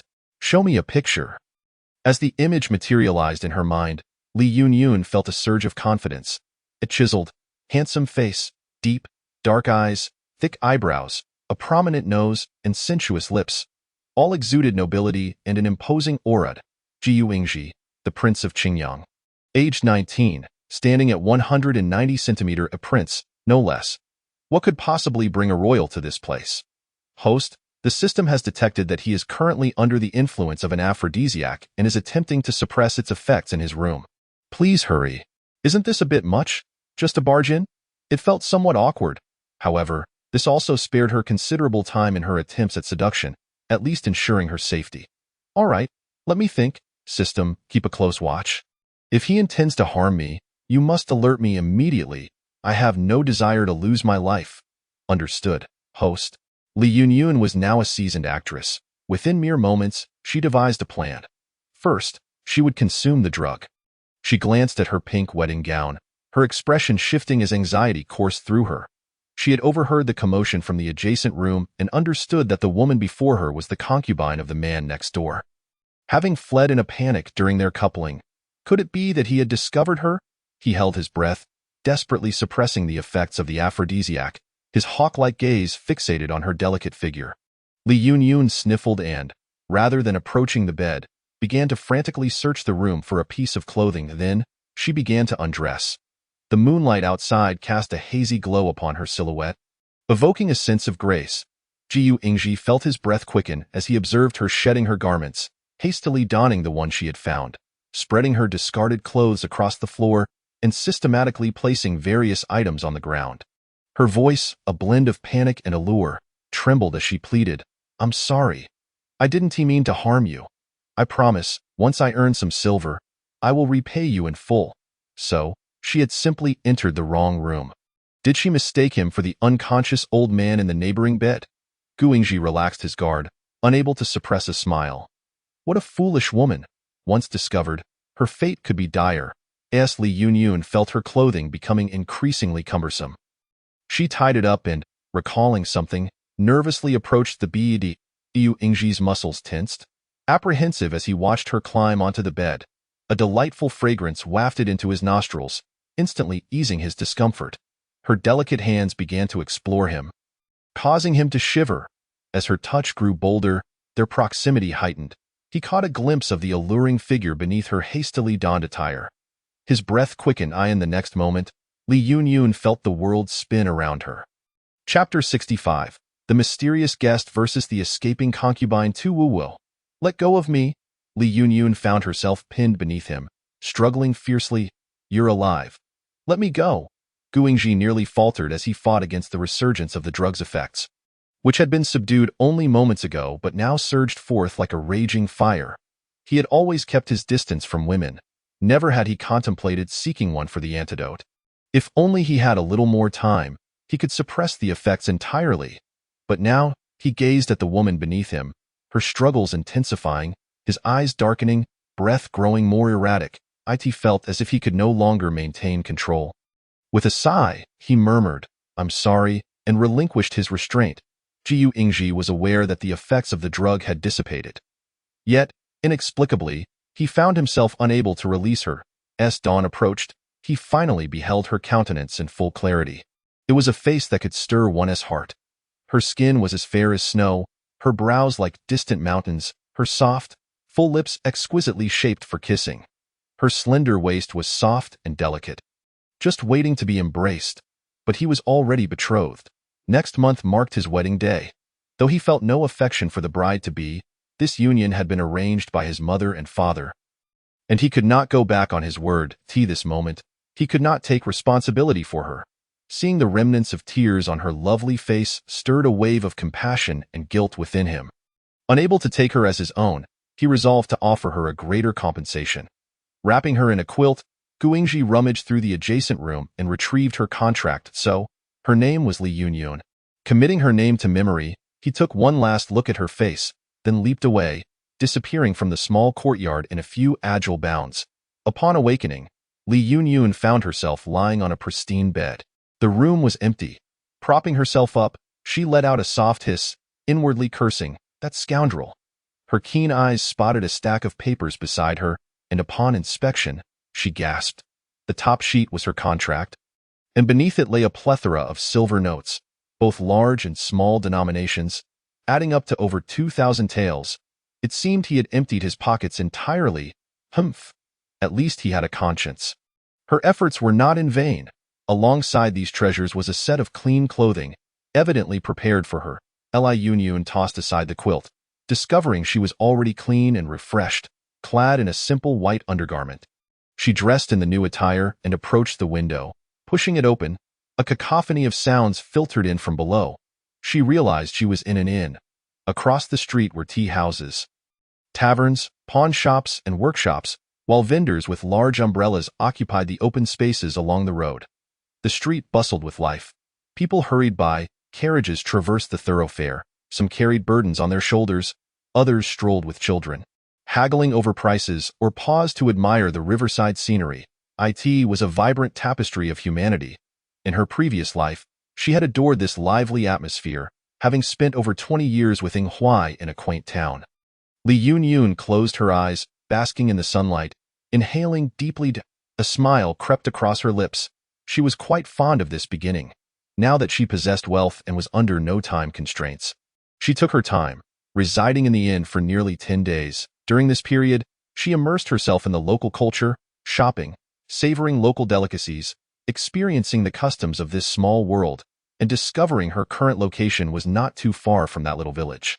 With her striking appearance, if the landlord truly sought her, finding her would be a trivial matter. Li Yunyun was unafraid of trouble but loathed complications. Now that she carried a child, it was prudent to relocate. After checking out of the inn, she donned a light gauzy veil and rented a carriage, making her way to the ferry terminal, embarking on a boat that appeared modest yet respectable. For 2 lifetimes, Li Yunyun has been resolute in not compromising her own comfort. She added a bit of silver and reserved the finest private cabin aboard the ship. She did not inquire about the ship's destination, for even if it were revealed, she would remain none the wiser. Better not to ask. However, it was certain that it was not headed to Qingyang City. After all, Qingyang City was still quite far from here.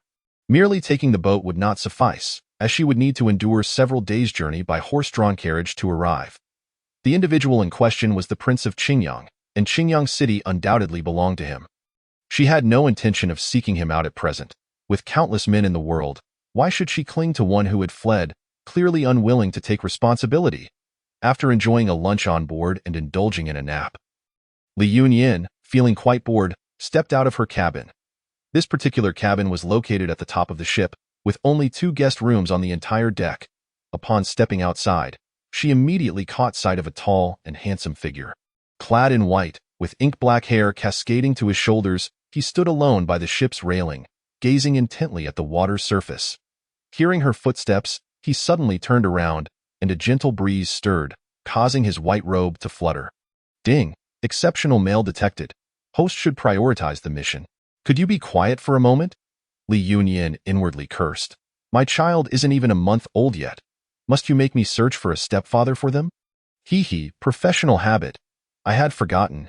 Paying no heed to the noisy system, she observed the man before her, whose elegant demeanor and refined appearance resembled that of an ancient nobleman. However, she had no time to admire men at present. Noticing his dazed gaze, Li Yunyan instinctively touched her face, realizing she had forgotten to wear her veil. Yet, with only him present, there should be no trouble. She relaxed her hand and decided to simply watch. There is no need for excessive courtesy, sir. We are both merely passengers aboard this ship, and there is no question of one being impolite to the other. Xie Fengxing raised his head upon hearing her words. Noting that not only was this woman exceptionally beautiful, but her conversation was also quite engaging, Li Yunyan pointed toward the other end of the ship, saying, "You stay there, and I shall remain here.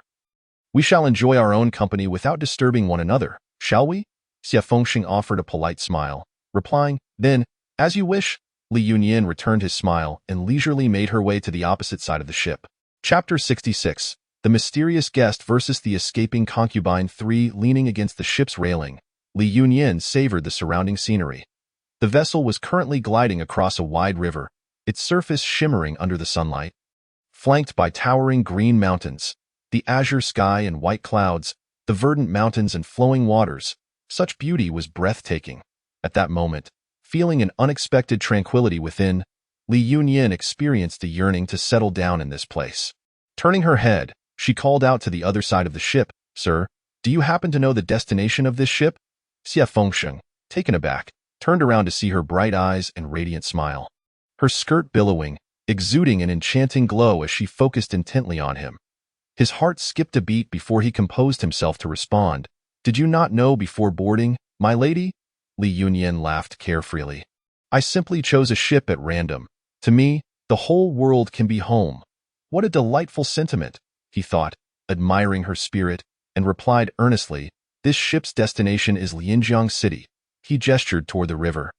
"We will reach it in approximately 3.5 days. Following this waterway, Li Yunyan found herself quite fond of this river. She continued questioning, "Is Lianjiang City large? How is the public safety? Is it enjoyable?" Xie Fengxing smiled slightly. "Lianjiang City is quite expansive, and the safety is reasonable. As for enjoyment, my family members often venture out for leisure, so it must be quite entertaining. You are from Lianjiang City? Then? Indeed. Oh, I see. Thank you." Li Yunyan felt no guilt in taking what she needed before turning back to relish the beautiful scenery. Yet, Xie Fengxing found himself momentarily lost in thought at the sight of her graceful turn. 3.5 days was both long and short. The two of them no longer maintained the formality of their first day, but rather stood naturally by the railing, either admiring the landscape or engaging in casual conversation. They exchanged only a few words. She learned his surname was Xie, while he learned hers was Li. Nothing more. On the final day, the ship's horn signaled their arrival. Li Yunyan prepared her modest belongings, donned her veil, and with a graceful bow, expressed, "Thank you, young Master Xie, for your companionship and insights these past few days. Farewell." Xie Fengxing watched her figure blend into the crowd, murmuring, "Farewell, Miss Li." A servant from another cabin approached, seeing his master standing in a daze, and said, "Young master, we may depart now." Upon disembarking, Li Yunyan instantly fell in love with this place. The roads were wide and clean. The townsfolk radiated vitality, indicating a prosperous life without pressing worries. After finding a restaurant that suited her taste, she decided to settle in. As evening fell, Li Yunyan finished her meal and sought a nearby inn, requesting a room on the upper floor. After enjoying a comforting hot bath, all her fatigue dissipated, though she still felt as if the ship were swaying beneath her feet, and her head spun as if still aboard. Drawing upon insights from her previous life, she used her internal energy to dry her hair before collapsing into slumber.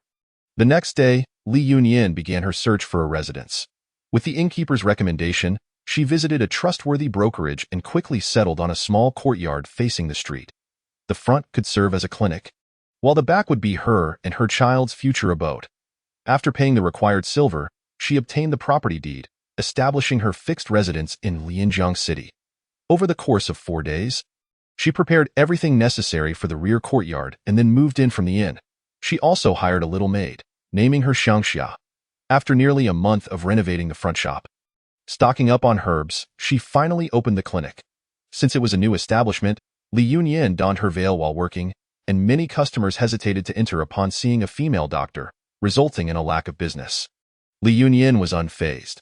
She had opened the clinic merely to pass the time, not for profit or fame. 3 months later, as Li Yunyan's belly began to swell, people finally realized that this clinic run by a female doctor was not only operated by a woman, but one who was also pregnant.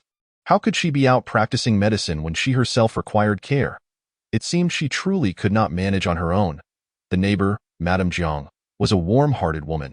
Upon seeing Li Yunyan alone and pregnant, she felt pity and decided to patronize her clinic. Madame Jiang had long suffered from knee pain, especially exacerbated on rainy days, and had little hope of being cured. To her surprise, after just 2 acupuncture sessions with Li Yunyan, she felt rejuvenated, her legs free of ailment.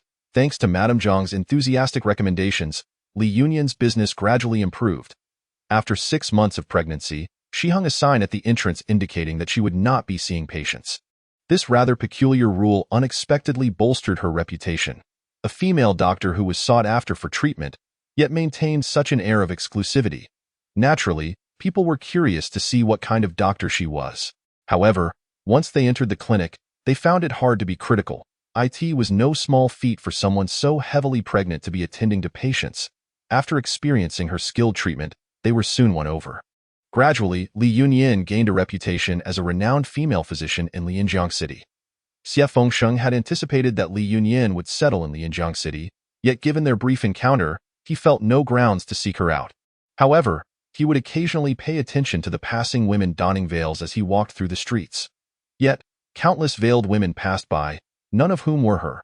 He arrived in Qingyang City, navigating familiar paths to the princess residence, and directly entered Guingji's study. Xie Fengsheng, at your service, your highness, Guingji responded with a gentle demeanor. There is no need for such formalities between us. Xie Fengsheng respectfully replied, your highness, one must not neglect etiquette. Come, sit. Yes. Xie Fengsheng took a seat opposite him, where a chessboard lay between them, the unfinished game from their last meeting. Both men were not overly talkative, choosing instead to focus on their game in silence. Gradually, Xie Fengsheng noticed Guingji's distracted demeanor, as he made several blunders in his moves, far from his usual precision. Xie Fengsheng, perceptive as always, inquired, your highness, do you have something on your mind?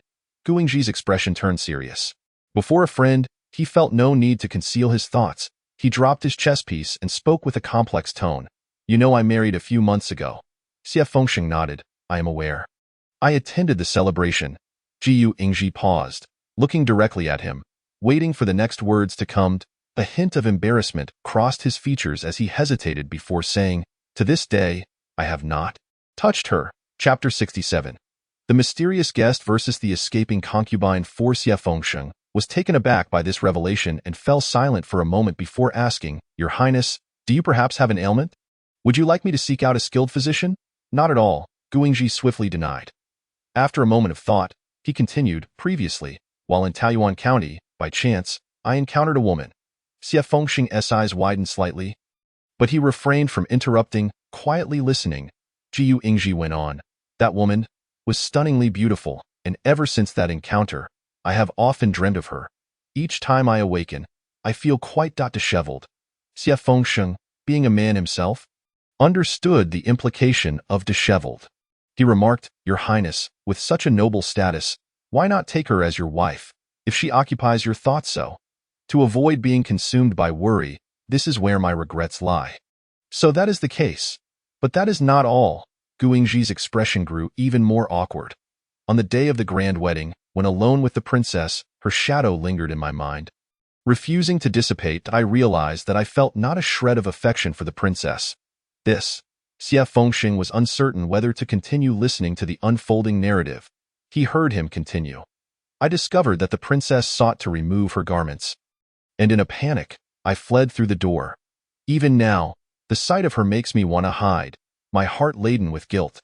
Xie Fengxing wished fervently that he could be deaf. He yearned to offer comfort, yet lacked any experience in such matters, utterly at a loss for where to begin.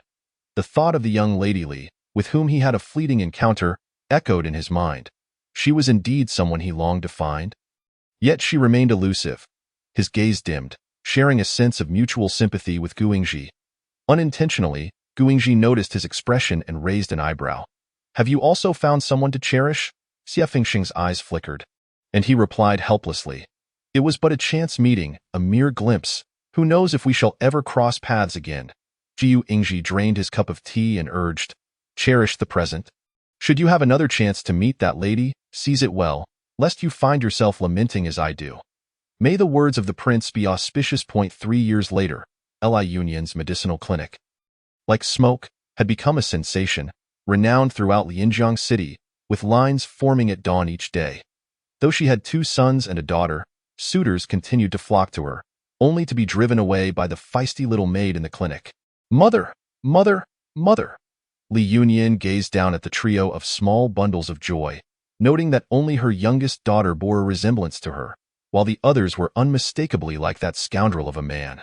Genetics are indeed unfair. Next time, I shall choose another person to be born to. She spoke gently. Go to the backyard and help Ai Xiangxia. Do not run around. All right, mother.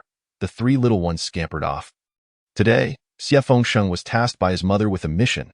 He had heard that there was a clinic called Like Smoke on Changdang Street, where a female physician of remarkable skill practiced.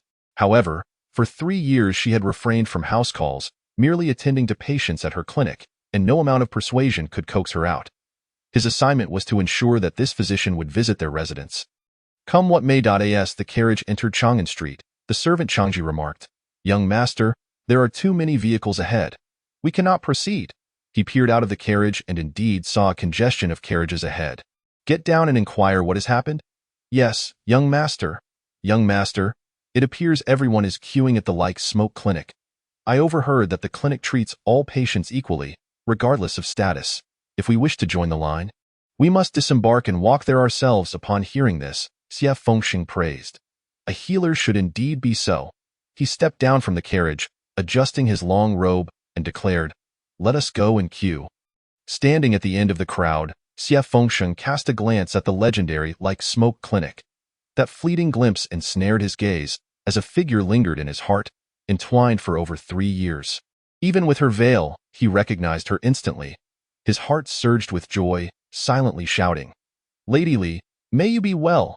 Li Yunyan had been consulting patients from dawn until dusk, and just as twilight approached, she finished with her last patient and rose to close the door, only to hear footsteps approaching once more. Apologies. The clinic is closing for today. Please return tomorrow. Li Yunyan lifted her gaze to the newcomer. Stunned. The visitor had a handsome visage, his eyes sparkling with mirth, his voice warm and courteous. Lady Li, may you be well. You are. Xie Gongzi? Xie Fengxing nodded slowly, restraining himself as he met her gaze. Li Yunyan smiled, her eyes crescent-shaped. I never expected to encounter you here. Perhaps it is fate. His voice was gentle and calm, concealing his feelings beneath a veneer of light-heartedness. Li Yunyan, unabashedly, replied, Then we are indeed fated. Do you, Lady Li, feel the same? Mother, mother, mother, dinner is ready. Just as Xie Fengxing spoke, sweet, high-pitched voices echoed from the backyard. Moments later, 3 tiny figures burst forth, clinging to Li Yunyan's legs and showering her with affection. All right, stop shaking me. I might fall. Li Yunyan patted each child's head in turn and pointed at Xie Fengxing, saying, This is a guest. Call him Uncle Xie. The 3 little ones performed a formal greeting. Uncle Xie? Hello. Xie Fengxing was momentarily taken aback, and after a few breaths, he nodded in acknowledgement, his mind preoccupied, not taking the time to scrutinize the children's appearances. Indeed, it had been over 3 years. At their age, she was surely of marriageable status. Li Yunyan was tidying the tools on the table when she casually remarked, I am a widow. My husband passed away before the children were born. This had always been her public narrative, flowing easily from her lips. He let out a slight sigh of relief, calculating the time, and inquired, When we met on the boat at tea that time, my husband had just died, and I was unaware that I was with child. I see. Far away in Qingyang City, Guingji suddenly sneezed several times in succession. He looked up at the sky, finding nothing amiss. Chapter 68. The Mysterious Guest Versus. The runaway concubine 5 Xie's mother observed him lost in thought repeatedly and shook her head. How can you be so useless? You cannot even summon a physician. It cannot be that you have not left for even half a day. Mother, you do not know. Dr. Li has 3 young children to care for. She must attend to patients while raising them, truly a struggle to balance. Upon hearing that she had young ones to nurture, Xie's mother fell silent. As a mother herself, she understood the deep-seated worry one feels for their children, knowing that a mother can hardly be away from them for a moment. But not necessarily. Xie Fengxing interjected. Mother, Dr. Li possesses a remarkable skill. I could take my sister-in-law's medical case to her for her insight. Perhaps she may discern something different. Xie's mother had never seen her youngest son praise anyone so highly. So she asked, Is Dr. truly that exceptional? Seeing him revert to his previous demeanor of keeping others at a distance, Xie's mother huffed. You must change this temperament of yours, at your age. Still dragging your feet on marriage. Do you intend to leave me without dignity to face our ancestors? Remembering her face, Xie Fengxing replied. With my elder brother and sister-in-law around, there is no need for you to worry about me. Mother, Xie Fengxing lowered his gaze, concealing the emotions within his eyes. Mother, my fate has not yet arrived. Your urgency is of no use, Xie's mother, exasperated, exclaimed. Fine. I shall not concern myself with you. Tomorrow, take your sister-in-law's medical case and queue up. Let us see if there is a chance for change. The following day, Xie Fengxing returned to the smoke clinic, where he engaged in casual conversation with her just as she was about to close. Li Yunyan advised him to come earlier next time to avoid arriving at closing time. He agreed. On the 3rd day, he arrived early and enjoyed a lunch there. On the 4th day, he returned, had lunch, and stayed for dinner. By the 5th day, Li Yunyan regarded Xie Fengxing, who was assisting her in packing medicine, with curiosity. What on earth are you here for? Please do not take offense. All the men I have encountered before were straightforward, and it is truly difficult to detect such subtlety. Xie Fengxing had already prepared his reply. My mother instructed me to ensure that you visit our home to check on my sister-in-law's pulse. Li Yunyan pointed at the sign outside. But I do not make house calls. I know, Xie Fengxing replied. Hence, I did not mention it, so, you have been coming here merely for a meal? Xie Fengxing chuckled softly. Precisely. He gazed at her, and Li Yunyan remarked proudly. The meals at home are particularly delicious. Indeed, i.e. Xiangxia's cooking skills were honed through her guidance. How could they not be delicious? She said with a hint of pride. If you wish to continue enjoying my hospitality, you must assist me. He smiled gently, raising his eyes to her, a softness emerging in his gaze. I am deeply grateful for Lady Li's kindness. Li Yunyan smiled brightly, her beauty blooming like a flower. I am already a mother. Do not call me lady. Just call me Li Yunyan. He savored the name, the tenderness infused in his tone. Yunyan. I am Xie Fengxing. Xie Fengxing did not visit the smoke clinic every day. He had promised Guingji to meet at his residence once a month, and it was time for him to depart. Yunyan, I shall not be able to come for a few days. Please remember to cook less. He was unsure what to advise, but felt the need to say something. Li Yunyan, busy chopping herbs? Nodded absent-mindedly without raising her head. He gazed at her deeply. It was in these moments that he allowed himself to gaze at her without restraint. Yunyan. He sought to make conversation. Do you have any desires? Ah? She finally raised her head, her eyes sparkling like clear springs as she looked at him. Xie Fengxing quickly lowered his gaze. Qingyang City? Isn't that the realm of that scoundrel? Li Yunyan paused her actions and inquired. What is there in Qingyang City? Observing her interest in the topic, Xie Fengxing racked his brain. Knowing her fondness for food, he spoke of culinary delights.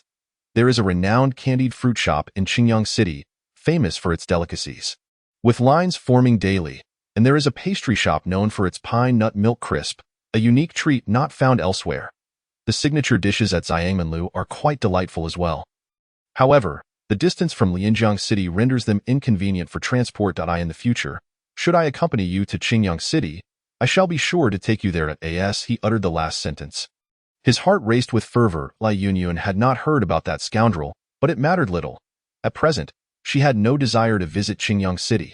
She remarked, "If you find the time, please bring me some. If not, then let it be. There are more pressing matters at hand." Xie Fengxing felt a twinge of melancholy, observing her engrossed in her tasks, and a gentle smile tugged at his lips. Noticing a few strands of her hair cascading down, his palm itched to tuck them away, yet he refrained. His voice was smooth. "Yun, please take good care of yourself and the children." Yun smiled softly in response. "You must also travel safely indeed." Upon arriving at the Qingyang Wangfu, Gu Yingji noticed Xie Fengxing lost in thought, at times smiling gently, while at others appearing despondent, a portrait of deep, unshakable affection. His rich voice held a hint of curiosity. "What is it? Have you found that woman? Or do you have a new flame?" Xie Fengxing's lips curved into a slight smile. "I have found her. Then why not hasten to propose?" He let out a soft sigh. "It's not that simple." Gu Yingji looked puzzled. "You are the scion of the foremost family in Lianjiang City. Surely, there is nothing beyond your reach." Xie Fengxing's gaze remained indifferent. "It seems she holds no place for me in her heart." "Have you inquired?" "Not yet." "Then how can you be so certain? What if she is merely reserved, waiting for you to make the first move?" Xie Fengxing's eyes sparkled. "Does the prince truly believe so?" Gu Yingji sighed. "I only know that if there is something you wish to pursue, it must be done without delay. Otherwise, you may find yourself filled with regret." Observing his demeanor, Xie Fengxing asked, "Is the prince and the princess still as before?" Chapter 69. The Mysterious Guest versus the Runaway Concubine 6. Gu Yingji nodded. "This prince feels guilty towards her. I wish to part ways with her to offer her compensation, yet she refuses. The prince is a dragon among men. The princess must surely be haunting his dreams. My mother urges this prince to produce an heir post-haste, even sending several concubines and secondary wives my way, yet I cannot entertain any of it." This? Xie Fengxing was at a loss for words. "Enough of such disheartening topics. Let us speak of you. Would you like this prince to lend you a hand?" "Absolutely not." Xie Fengxing clasped his hands. "Your Highness is busy with state affairs. Allow me to handle my own matters." Gu Yingji chuckled. "So protective of your treasures. Now I am quite intrigued." Xie Fengxing smiled, recalling her delicate features, and remained silent. After finishing a game of chess with Gu Yingji, Xie Fengxing spent half the day in the marketplace, purchasing delicacies he had previously mentioned to her. As he passed a jewelry shop, he inexplicably stepped inside. Upon exiting, a smile danced in his eyes, and a faint blush graced his ears.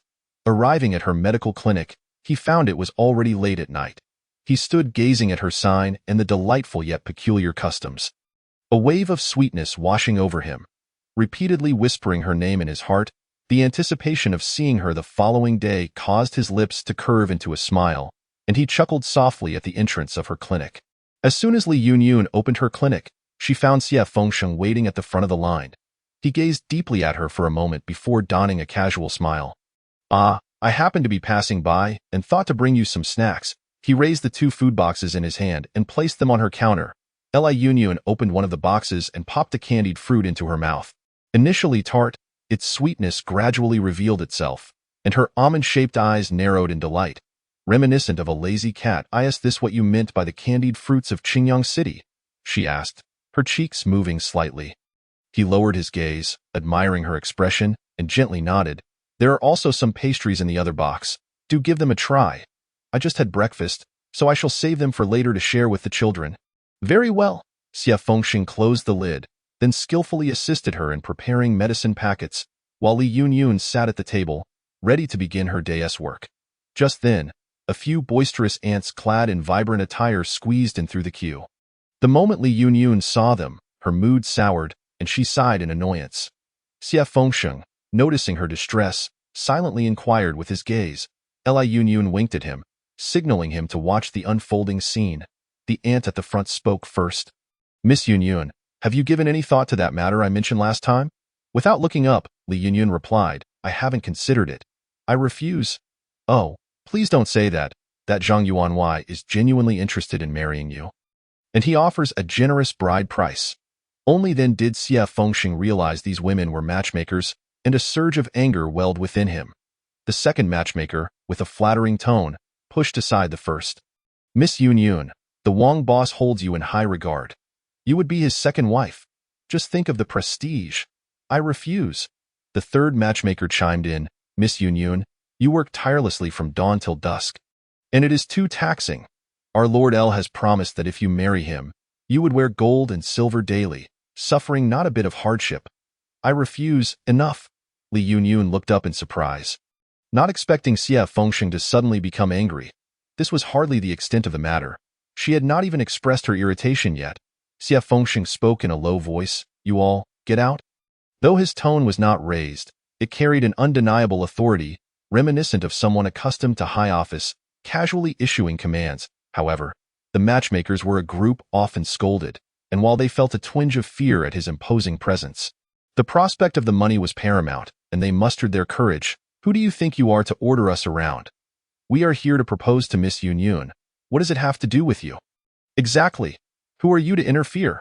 Fearing the matchmakers would only grow more brazen, Li Yunyun attempted to rise and mediate the situation, or at the very least, summon Xiangxia to chase them away. Just as she stood, she felt her wrist tighten. Xie Fengsheng had grasped her arm. Holding her wrist, he spoke deliberately. Dr. Li, you are the one chosen by the Xie family. If you dare to lay your sights on her again, think carefully if you can cross the Xie family. The Xie family? The Xie family? There is but one Xie family in Lianjiang City, and none other would dare claim such a title, the crowd murmured. Fully aware of the Xie family's standing. The Xie family is a century-old lineage, deeply rooted in Lianjiang City. Even the governor holds them in esteem. They are not to be trifled with.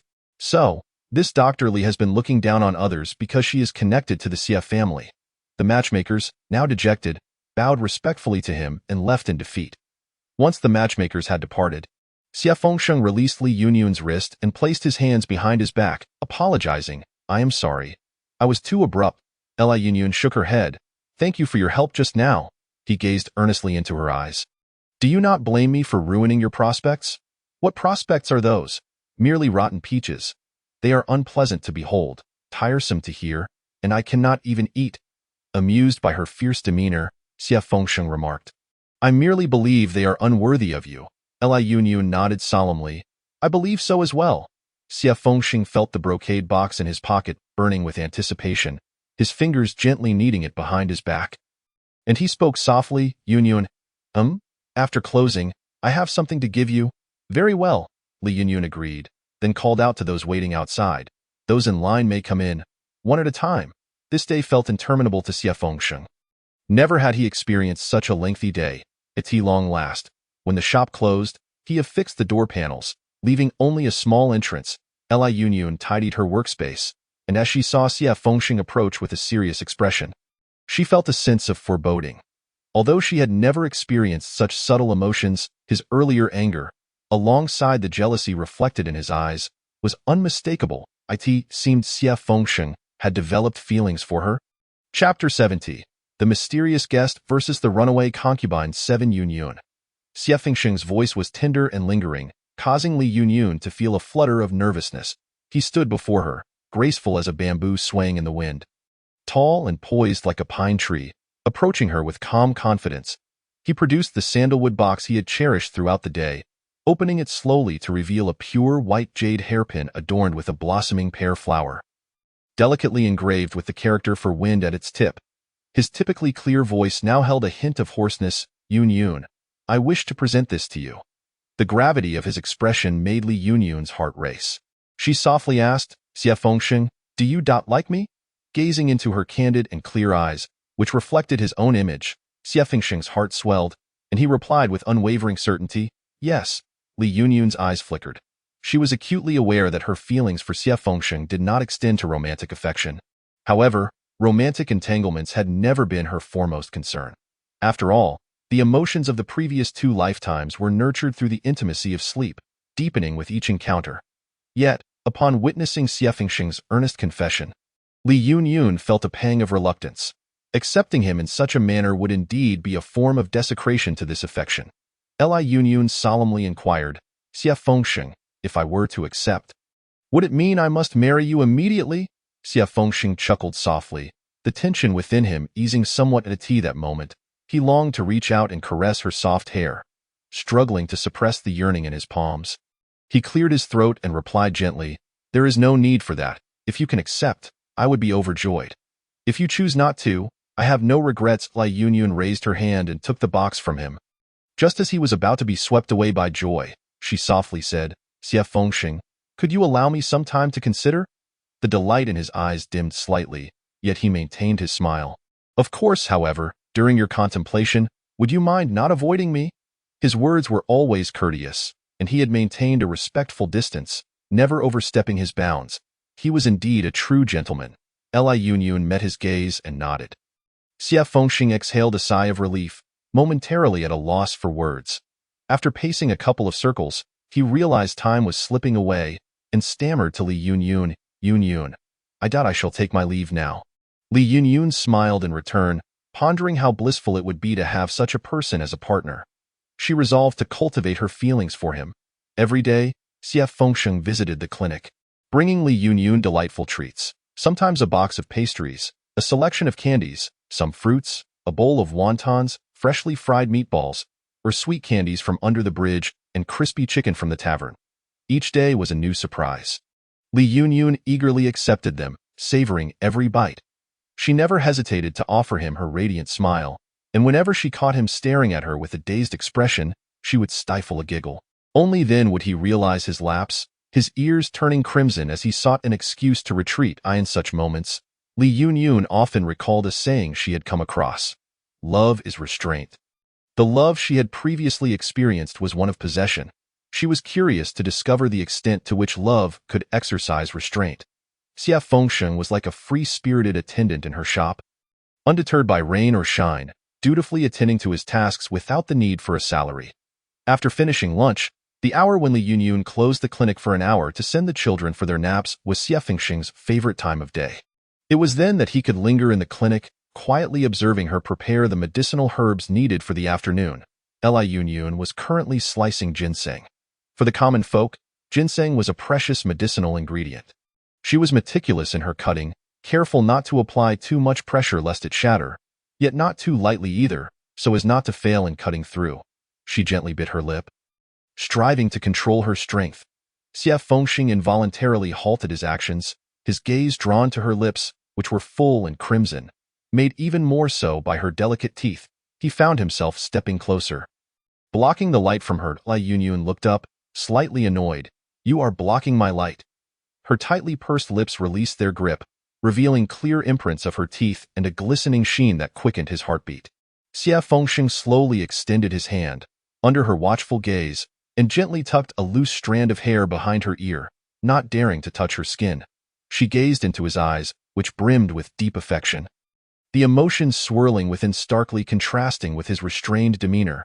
She felt a twinge of sympathy for him. She was not a paragon of virtue worthy of such reverence. Had he been a bit more reckless, she might have even borne his child. Li Yunyun stood, stepping closer to him, reducing the safe distance they had maintained. Xie Fengxing immediately caught the scent of her fragrance, fresh, sweet, with a hint of the bitterness of medicinal herbs that left him utterly entranced. His heart raced, uncertain of her intentions or how he ought to respond. He watched as Li Yunyun tilted her head, her gaze soft as she looked at him, her porcelain-like face inviting him to touch. He clenched his fists, striving to restrain his impulses, yet she seemed oblivious to his tumultuous thoughts, lifting her lips to offer him a radiant smile. That moment, he was captivated, though gaze upon her, so openly had always been his dream. His head instinctively lowered, inching closer until her eyes fluttered shut. Li Yunyun closed her eyes, her fingers gently grasping the hem of his shirt. She sensed his breath drawing nearer, warm and restrained, brushing against her face. His breath lingered around her lips for what felt like an eternity, before finally ascending, softly landing on her forehead like a dragonfly skimming the surface of water. Li Yunyun's heart raced violently. She slowly opened her eyes, meeting the depth of his gaze. Her red lips parted. Fengxing, I accept your feelings, therefore, you may kiss me. Chapter 71. The mysterious guest versus the escaping concubine. Xie Fengxing's eyes sparkled with immense surprise, his exhilaration prompting him to grasp her arm. Feeling her softness beneath his grip, he abruptly released her and stepped back. Enchanted by his smile, Li Yunyun took a step closer, tugging at the hem of his sleeve, softly shaking it. Her words were tender and shy. Fool, I just said you could kiss me. Li Yunyun noticed his ears flush crimson, his eyes flickering wildly, his lips pursed in a struggle between desire and propriety. Fearing future regrets, she boldly grasped his lapel and pulled downwards. Rising onto her tiptoes, she pressed a gentle kiss upon his meticulously groomed chin. In that close proximity, she could hear the thunderous beating of his heart. Xia Fengsheng stood frozen for what felt like an eternity, until he finally regained his composure. Looking deeply into her eyes, Li Yunyun was aware of his gaze, but chose to ignore it. She couldn't always take the initiative. She smiled radiantly at him. Slowly nodding, he returned her smile with warmth, turning to exit the clinic. She watched the carriage grow distant, a flicker of worry crossing her features. "No, I refuse, mother." Xia Fengsheng knelt on the ground, the joy in his eyes replaced by profound sorrow and anxiety. He had never anticipated that after her acceptance, his mother would oppose him. Bowing low before Madame Xia, he implored, "Mother, my heart is resolute. In this lifetime, I wish to marry Dr. Li. Please grant your consent." Madame Xia struck the back of her Wangwali chair forcefully. "Wretched child. You, who rejected so many noble ladies, now dare to tell me you wish to marry a widow with 3 children. Are you intent on bringing disgrace to the Xia family?" Xia Fengsheng maintained a straight posture as he knelt, countering, "Mother, Dr. Li is pure, kind-hearted, and sincere. She is a remarkable woman, compassionate towards the common folk. It is I who am unworthy of her. You dare to speak on her behalf?" Madame Xia grew angrier. Her son, who had previously faced challenges in marriage, had never defied her until now. Now, for the sake of a publicly exposed widow, he was disobeying her. This was her beloved child, the pillar of the Xia family. How could he tarnish their name? The more Madame Xia thought, the more furious she became. This son, once her pride, was now enchanted by a mere visit to the clinic. Despite her usual composure, she found herself unable to restrain her words. "What a seductress!" Xia Fengsheng furrowed his brow, raising his voice, "Mother, please be cautious with your words." Seeing the anger in his eyes, Madame Xia was struck with fury. "Oh, so you would dare to reprimand your mother for such a woman? Very well. I see you have grown wings and forgotten your family's teachings." "Zhong Butler," Madame Xia commanded. "Madam, how may I assist you?" "Confine the second young master to the ancestral hall. No one is to release him without my permission." This, Zhong Butler, an elder of the Xia residence, hesitated upon hearing the order, knowing the second young master was well liked by all for his kindness. Madame Xia slammed the table. "Am I to understand that I can no longer command you? Your subordinate dares not? I shall arrange it at once. Second young master, please." Xia Fengsheng stood, taking a measured step forward. Aware that his mother was in a volatile state, incapable of hearing reason, he would wait for her anger to subside before making plans. However, his thoughts lingered on Li Yunyun. He gazed solemnly at the sky outside the courtyard, murmuring, "Yunyun, please wait for me." Since Xia Fengsheng's departure, Li Yunyun had been plagued by a sense of unease. Her reputation was less than favorable, and the Xia family wielded significant influence. Unless Xia Fengsheng was the head of the family with absolute authority, their union would not be easily realized. Yet he was simply too wonderful, and she thought to give them both a chance. What if, as a new day dawned, Xia Fengsheng did not come? She had promised him yesterday. And today she adorned herself with the pear-blossom white jade hairpin he gifted her. If he were to see it, he would surely be delighted. Yet, the following day, he did not arrive. On the 3rd day, he still did not come. By the 4th, 5th, and 6th days, Li Yunyun's gaze dimmed. She should have foreseen this. Madame Xia wore a worried expression, her wrinkled face deepening with lines of concern. Behind her, a young maid gently massaged her shoulders, while another attended to her legs. Nearby, an elderly matron was racking her brains to console her. "Old madam, the second young master has been locked away for so many days. If he is not released soon, his health will surely deteriorate. In the end, it is you who will suffer, is it not?" She exhaled a heavy sigh, her voice hoarse as she inquired, "How is he faring now?" Madame Xia truly felt the weight of concern. Her son was already slender, and if this continued, it could jeopardize his very foundation. "Send for him." "I wish to inquire." The elderly matron nodded eagerly. "Yes, this old servant will see to it at once." When Xia Fengsheng emerged, he felt as though his head was spinning. He thought his mother had finally relented, and with renewed vigor, He approached her. To his dismay, however, her first words were, "Have you come to your senses?" Xie Fengsheng bowed respectfully and declared, "Mother, I wish to marry Dr. Li." Madame Xie, enraged, hurled a teacup to the ground, shattering it into countless pieces. Xie Fengsheng knelt directly upon the shards, his voice steady and unwavering.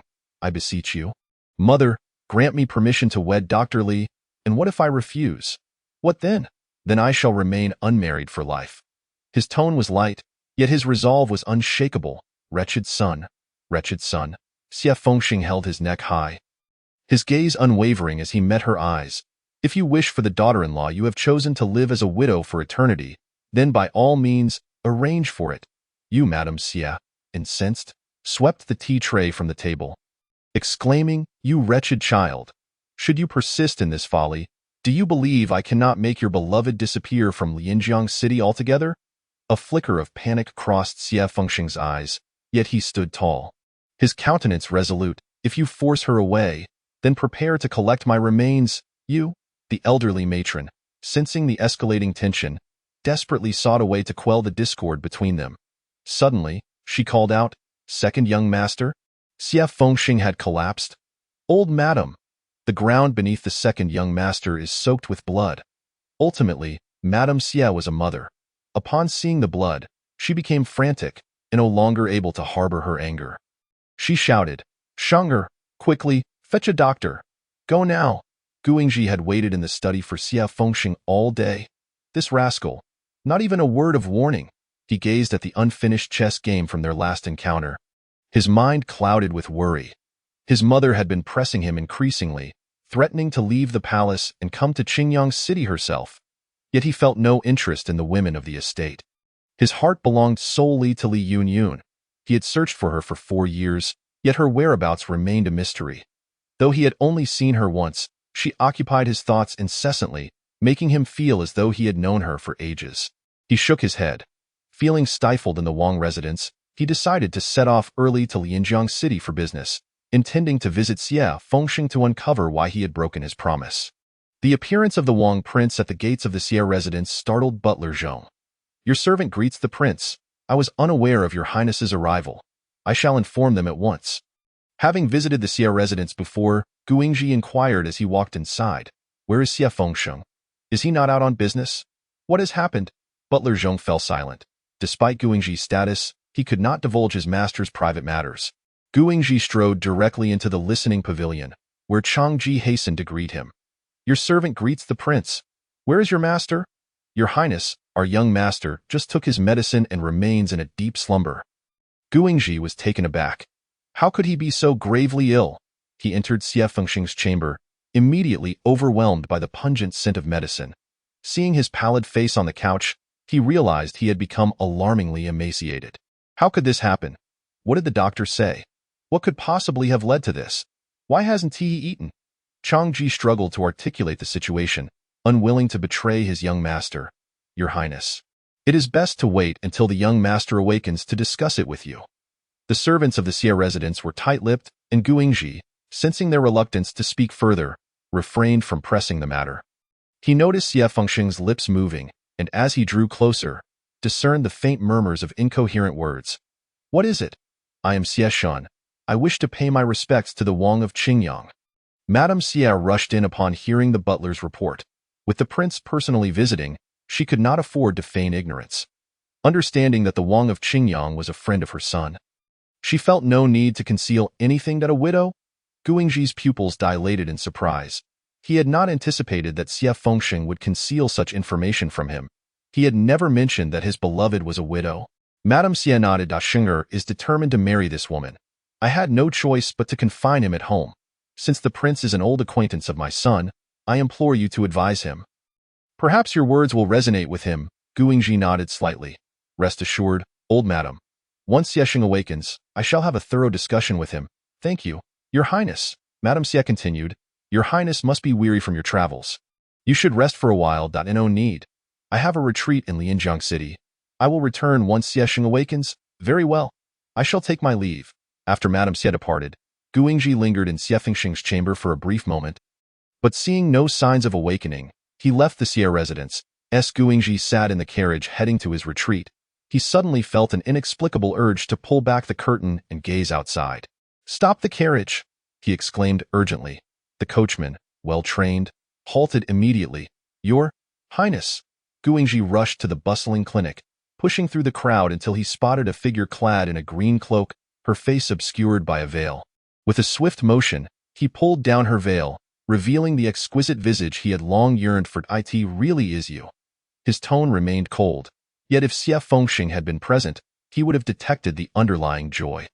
Li Yunyun, taken aback by the sudden unveiling, was about to express her anger when she lifted her gaze to find a familiar yet strange face before her, tall and imposing, with a demeanor as striking as the portrait in her mind. Her eyes flickered. This was the first time Li Yunyun's beauty had been revealed publicly, and the air was filled with gasps of astonishment. "5 swords. Clear the vicinity." "Yes, master." 5 swords, sword in hand, stood at the entrance of the clinic. "Today, my master has taken over this establishment. You are to seek medical attention elsewhere."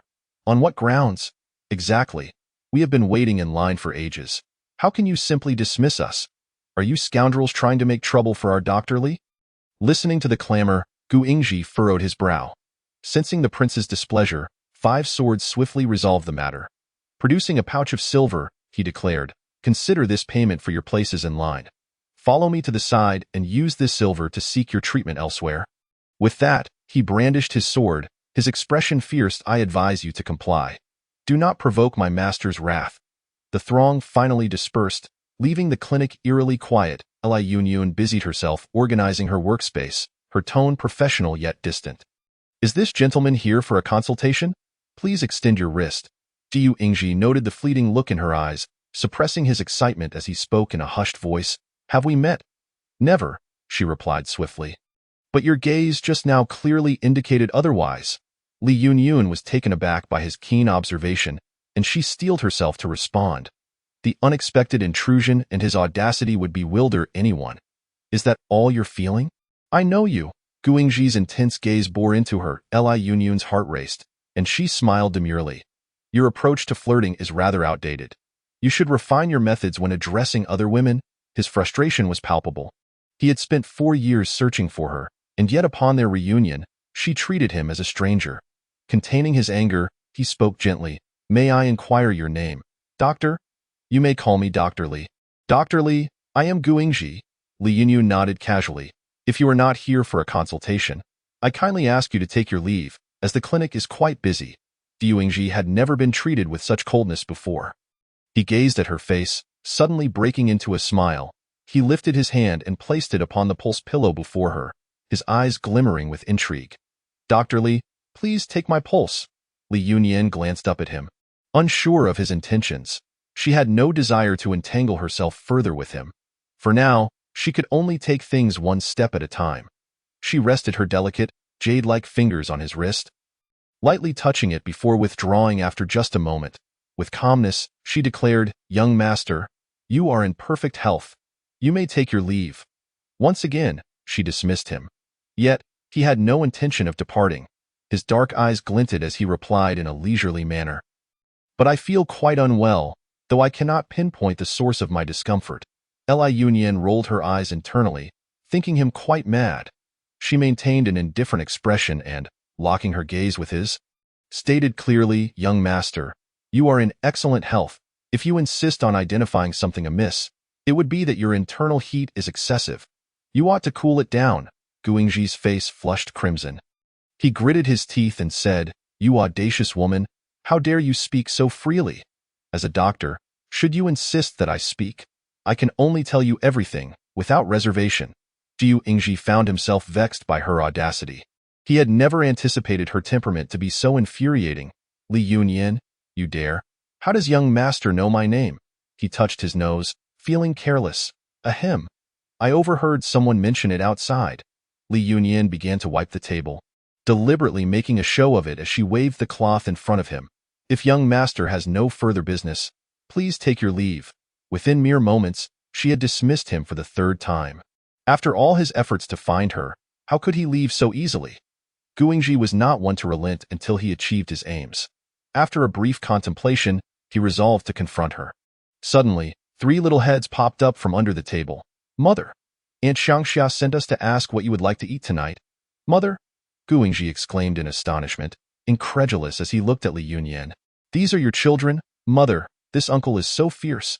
Sheer clung to Li Yunyan's leg, nuzzling against her. Mother, Sheer is scared. Li Yunyan shot him a glare, her tone displeased. Young master has frightened my child. I must ask you to leave. You ask me to leave again. Gu Yingji could no longer contain his anger, grabbing her wrist forcefully. Who are these children? He exerted considerable strength, and Li Yunyan felt her wrist would surely bruise. She struggled but could not break free, and unwilling to reveal her martial prowess before him, she ceased her resistance. Your question is strange. They are my children, naturally belonging to my husband. Which scoundrel is your husband? I shall kill him.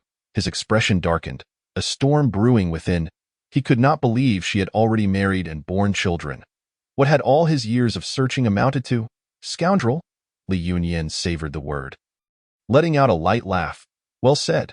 Seeing her laugh in the face of his fury only intensified Gu Yingji's rage. He yanked her close, his voice cold as ice. I care not who that man is. You must divorce him, or I shall kill him.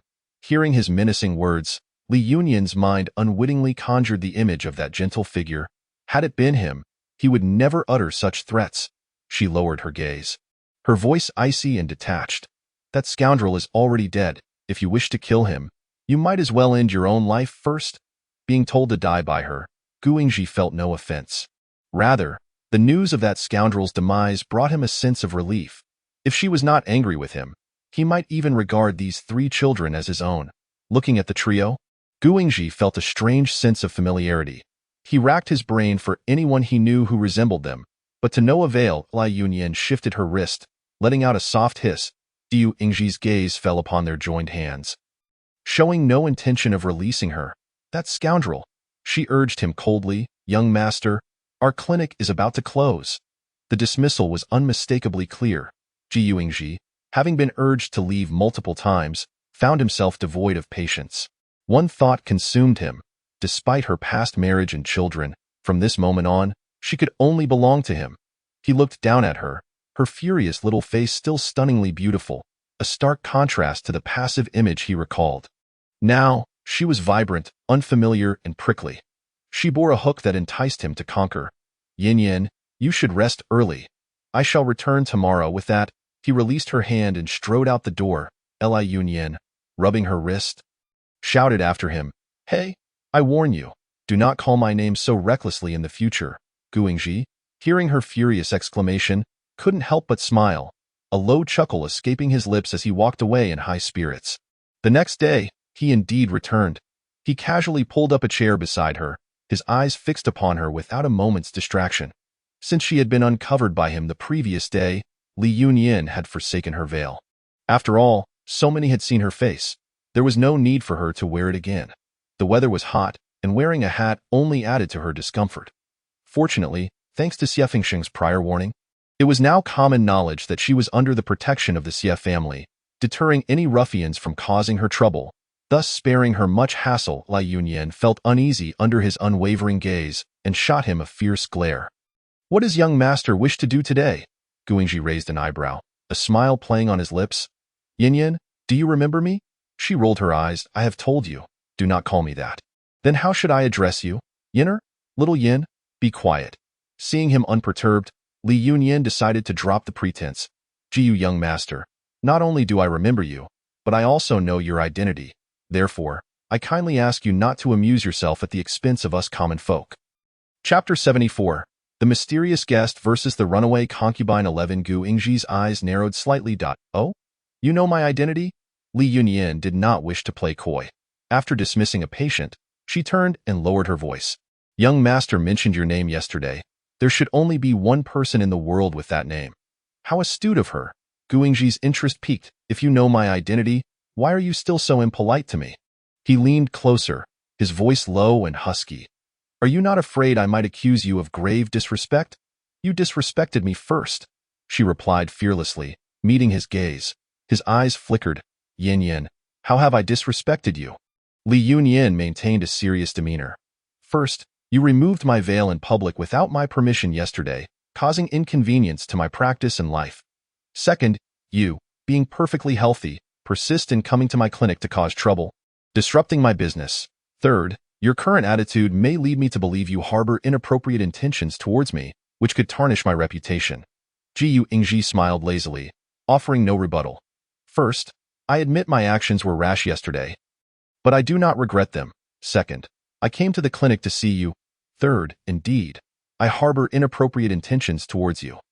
Once again, she dismissed him. Gu Ingji remained steadfast, his tall frame trapping Li Yunyan between him and the consultation table. Leaving her no escape, he spread his arms, further constricting her space, the familiar scent that had enchanted him 4 years ago wafting towards him, causing his body to tense involuntarily. Li Yunyan tried to shrink away.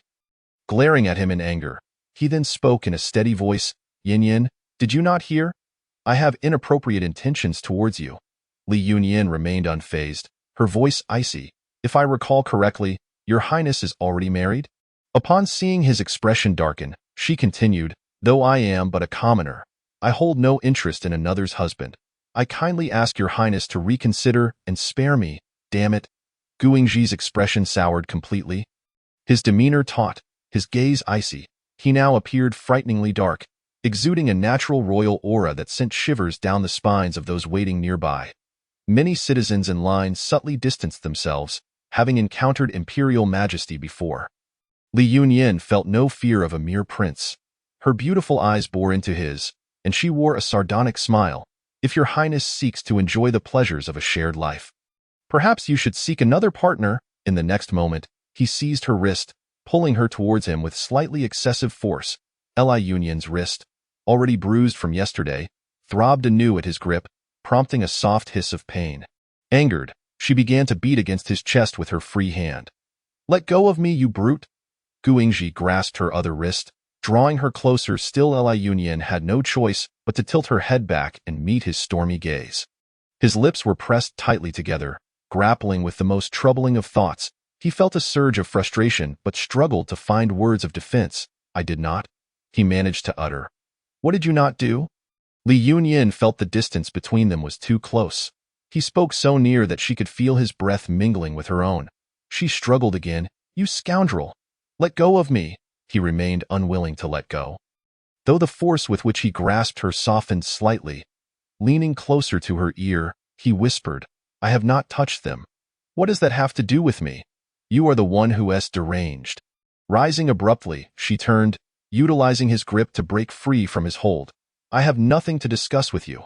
Gu Ingji, realizing her stubbornness, lowered his tone, his voice tinged with a hint of pleading.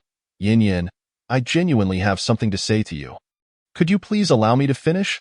Li Yunyan understood his intentions, yet she was resolute in her refusal. Even if he had remained chaste and never laid a hand on another woman, the fact remained that he was already betrothed to someone else. Moreover, she had made a promise to Xie Fengsheng. With a frigid tone and eyes brimming with indignation, she declared, "Gu Ingji, I am truly angry. If you do not release me this instant, I shall not hold back." Observing the resolute expression on her face, devoid of any lingering affection for him, Gu Ingji felt an indescribable sensation in his heart.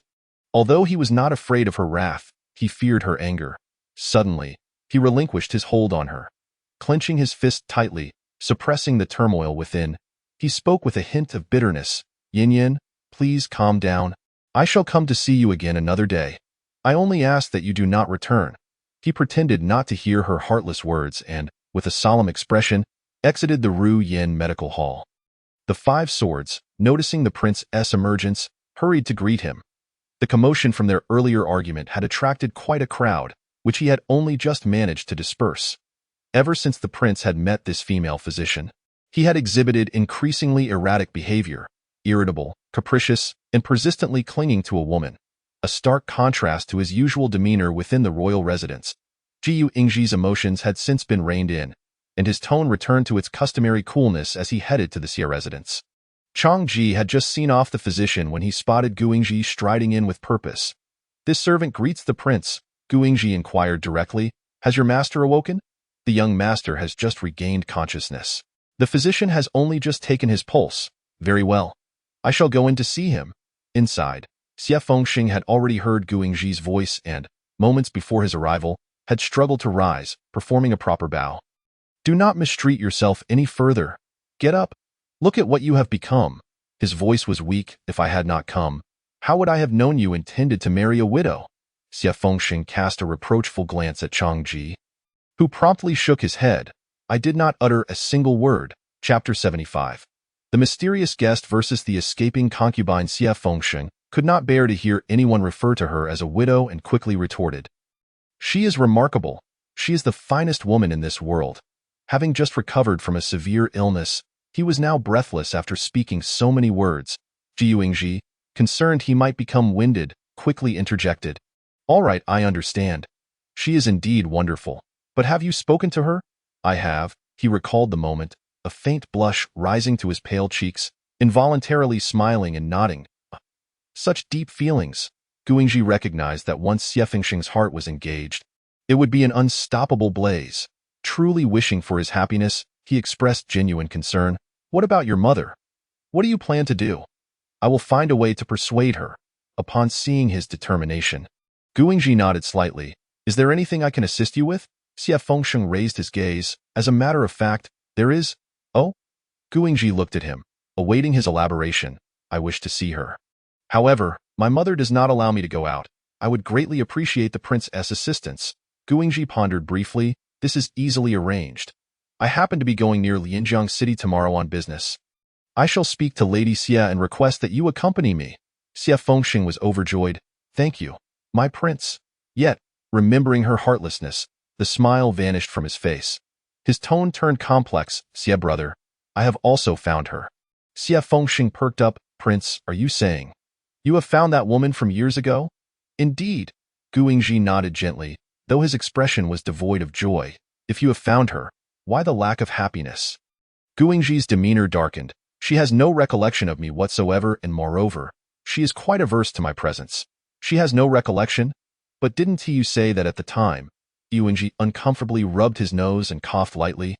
At that time, I was afflicted by an aphrodisiac, and the room was shrouded in darkness. She never saw my face.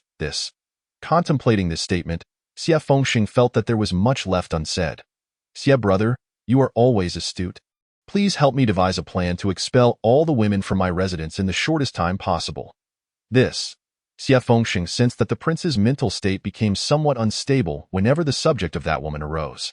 Previously, the prince had harbored guilt over his inability to consummate his marriage and had considered divorcing his wife, but at least he had maintained some sense of compensation. Now, having found his true love, he wished to cast his wife out of the palace. Your Highness, those concubines may be dismissed, but your legitimate wife has been formally wed into the royal family. Do you truly intend to expel her from the palace? Indeed. He nodded firmly. She despises that I have married, refusing even to allow me to touch her. Xie Fengxing felt a strong urge to face-bomb. Did these two matters have any direct correlation? Observing Gu Yingji's love-stricken expression, he refrained from voicing his inner thoughts. After all these years, he understood the prince's deep affection for that woman. Now that he had finally found her, it was only natural for him to feel a sense of urgency. Your Highness, this matter is of great significance and should be approached with caution. I have considered it thoroughly. Gu Yingji's emotions were highly relatable to Xie Fengxing. When such an extraordinary woman, akin to a precious gem, stands before you like a ray of morning light, one feels that only the best can truly be worthy of her. Empathizing, Xie Fengxing elaborated, Your Highness, this matter requires careful deliberation. Allow me to think it over thoroughly. We must ensure everything is foolproof. Lady Xie indeed consented to allow Xie Fengxing to accompany Gu Yingji on his outing. She thought it would be beneficial for her son to clear his mind. With a legitimate task at hand, perhaps he might forget about that Dr. Li. Reflecting on Dr. Li, Lady Xie felt conflicted. She did not look down upon widows. In fact, she admired intelligent women like Dr. Li. Thus, upon learning that her son wished to marry her, though she was angered, she did not send anyone to stir up trouble at her clinic. Yet, as the matriarch of the Xie family, her two sons' futures were intertwined with the family's reputation, and marriage was a significant matter that could affect a lifetime. Her eldest daughter-in-law's failings had already caused her immense regret, making her even more protective of her son's marital prospects. How could she possibly allow him to marry a widow? she sighed deeply, hoping that her son might understand a mother's concerns. Upon leaving the Xie residence together, Xie Fengsheng and Guingji immediately parted ways. He took a carriage directly to the Ruyin Medical Hall. Li Yinyin was engrossed in writing a medical case when she suddenly sensed a shadow falling over her. Raising her head, she met his gaze, filled with longing. Fengsheng.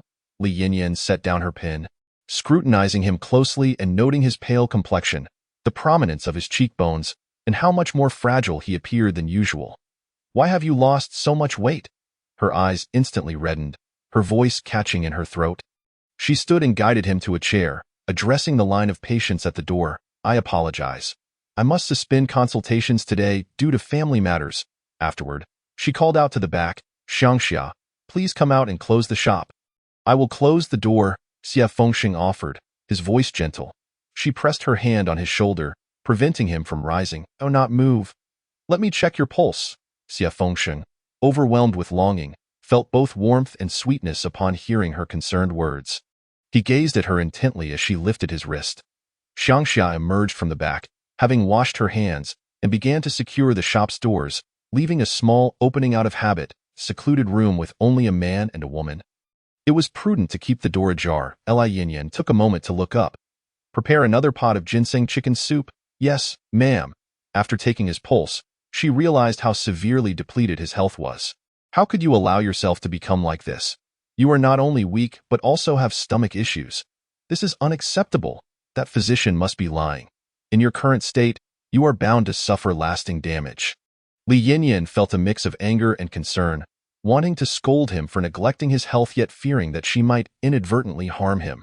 With a pair of beautiful eyes, she glared at him. A touch of pride in her tone. Fortunately, you have encountered this doctor. My skills are unparalleled. I shall surely restore your vitality. Chapter 76. The mysterious guest versus the escaping concubine. Xie Fengsheng gazed at her animated expression. His voice warm and tender, imbued with deep affection. Indeed, how fortunate it is to have Yinyin by my side. Upon hearing him refer to her in that manner, Li Yinyin momentarily paused, then responded with a meaningful smile. Rising, she poured him a glass of water, then turned her back, pretending to retrieve something from the medicine cabinet.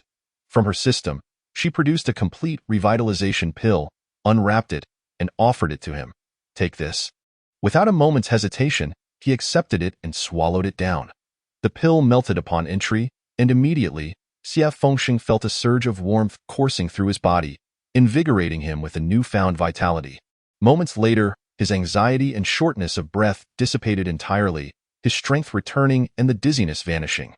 The medical prowess of Yinyin was indeed as renowned as rumored. Li Yunyin was typically reluctant to share the medicinal pills from her system with others. Only those closest to her were granted such a privilege. In the previous 2 small worlds, she had relied on this, occasionally feeding them a pill to extend their lifespans to match her own. Seeing his complexion brighten significantly, she let out a sigh of relief. She squatted before him, resting her hands on her knees and supporting her face, her eyebrows arched playfully. Of course, this medicine is quite the challenge to concoct. I do not give it to others. Witnessing her playful demeanor, Xie Fengsheng felt a tingling in his palms. After days of yearning, he could no longer suppress his impulses and, almost instinctively, reached out to gently touch her cheek. Not stopping there, she leaned into his palm ever so slightly, their gazes intertwined, laden with emotion. After a prolonged moment, he was the first to falter, turning his head slightly, his ears flushed with a fiery hue. Li Yunyin's lips curved into a smile, her eyes sparkling with delight, her laughter ringing sweetly in his ears, prompting his lips to involuntarily curl higher. In this dreamlike state of happiness, Xie Fengsheng spent 5 days. During these days, he visited the clinic in the daytime, assisting her in preparing medicine, conversing with her during the noon closures, and spending his nights in Guingji's villa. When noon arrived and the clinic closed, he reluctantly bid farewell to Li Yunyin. I may not be able to come tomorrow. Do not wait for me. Li Yunyin sat beside him, having had Xiangxia prepare nourishing medicinal dishes for him daily over the past few days. Combined with the effects of the comprehensive tonic pills, his complexion had returned to its former state, though he still appeared somewhat frail. He nodded in agreement, a hint of worry flickering in his eyes. Li Yunyin observed him. Fengsheng, have our matters placed you in a difficult position? He was self-destructively harming himself. Even if he did not speak, she could sense some of his turmoil. Coming from a prestigious family, someone of her standing could never be part of his world. Yin Yin, grant me a little time. I will resolve this, however. It may inconvenience you. So please wait for me. Li Yunyan lifted her gaze to meet his. Her eyes shimmering. In truth, I do not care for titles. Xie Fengxing's heart ached as if pierced. In a moment of desperation, he grasped her hand, his tone earnest. Yin Yin, but I do care. You are so exceptional. I do not wish to hear anyone speak ill of you. His expression was sincere, his eyes deep and affectionate as they bore into hers. Li Yunyan felt a wave of shyness wash over her, hastily averting her gaze to compose her racing heart. Yet, he slowly intertwined his fingers with hers, their hands becoming enmeshed. His voice dropped to a husky whisper, Yin Yin, listen to me. His throat moved as he glanced at the pear blossom hairpin adorning her head, gently brushing his fingers against it, then tucking a loose strand of hair behind her ear, his voice growing even more gravelly. Yin Yin, I wish to honorably marry you, allowing you to shine as my wife. Rather than being an unacknowledged companion, Li Yunyan lowered her eyes, nodding softly. Since affirming their relationship, she felt he had become increasingly flirtatious, and his earnest manner only added to her amusement. She had already developed feelings for him.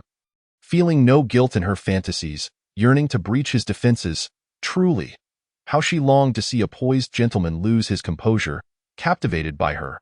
Unbeknownst to her, her bashful demeanor set his heart racing. Yin Yin Dadamem? She looked up to find his eyes swirling with ink-like intensity, his gaze deeply fixed on her, the corners of his eyes tinged with a faint blush, his breath becoming uneven. His head lowered ever so slightly. His focus locked onto the rosy hue of her lips, his other hand cradling the back of her head, gently guiding her down. Li Yunyan tightly shut her eyes, one hand anxiously clutching his clothing.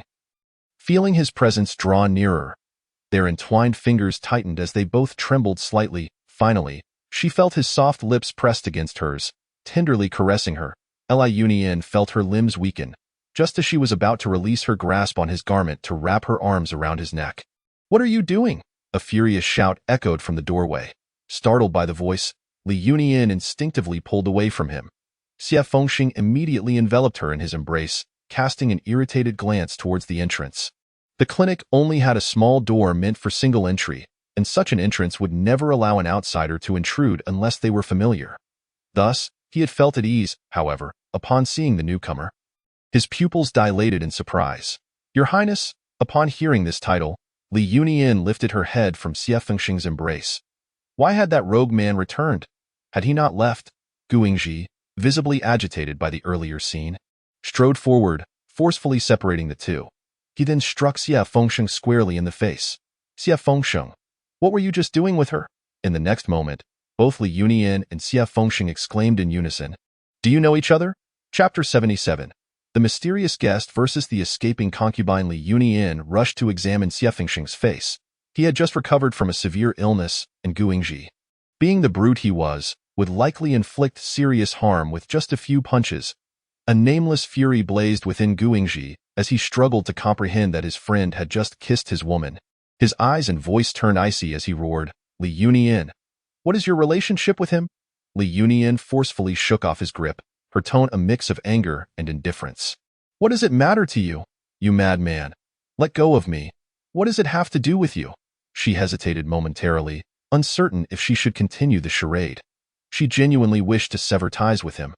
Ever since learning of his impending marriage, she had no desire to remain entangled with him. However, Xie Fengxing was struck with a thunderbolt of realization.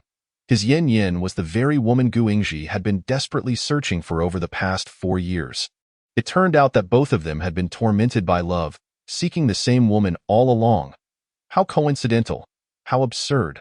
Suddenly, an idea struck him, and he turned sharply to gaze at the 3 small heads peeking from the rear courtyard, their eyes widening in shock. His heart began to race uncontrollably.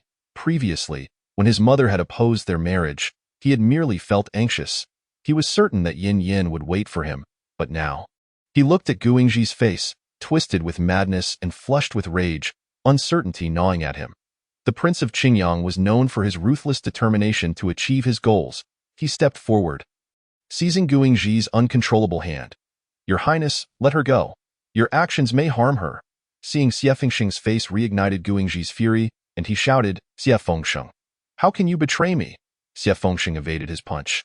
Your Highness, I was unaware. I did not know Yin Yin was. I will not allow you to call her that.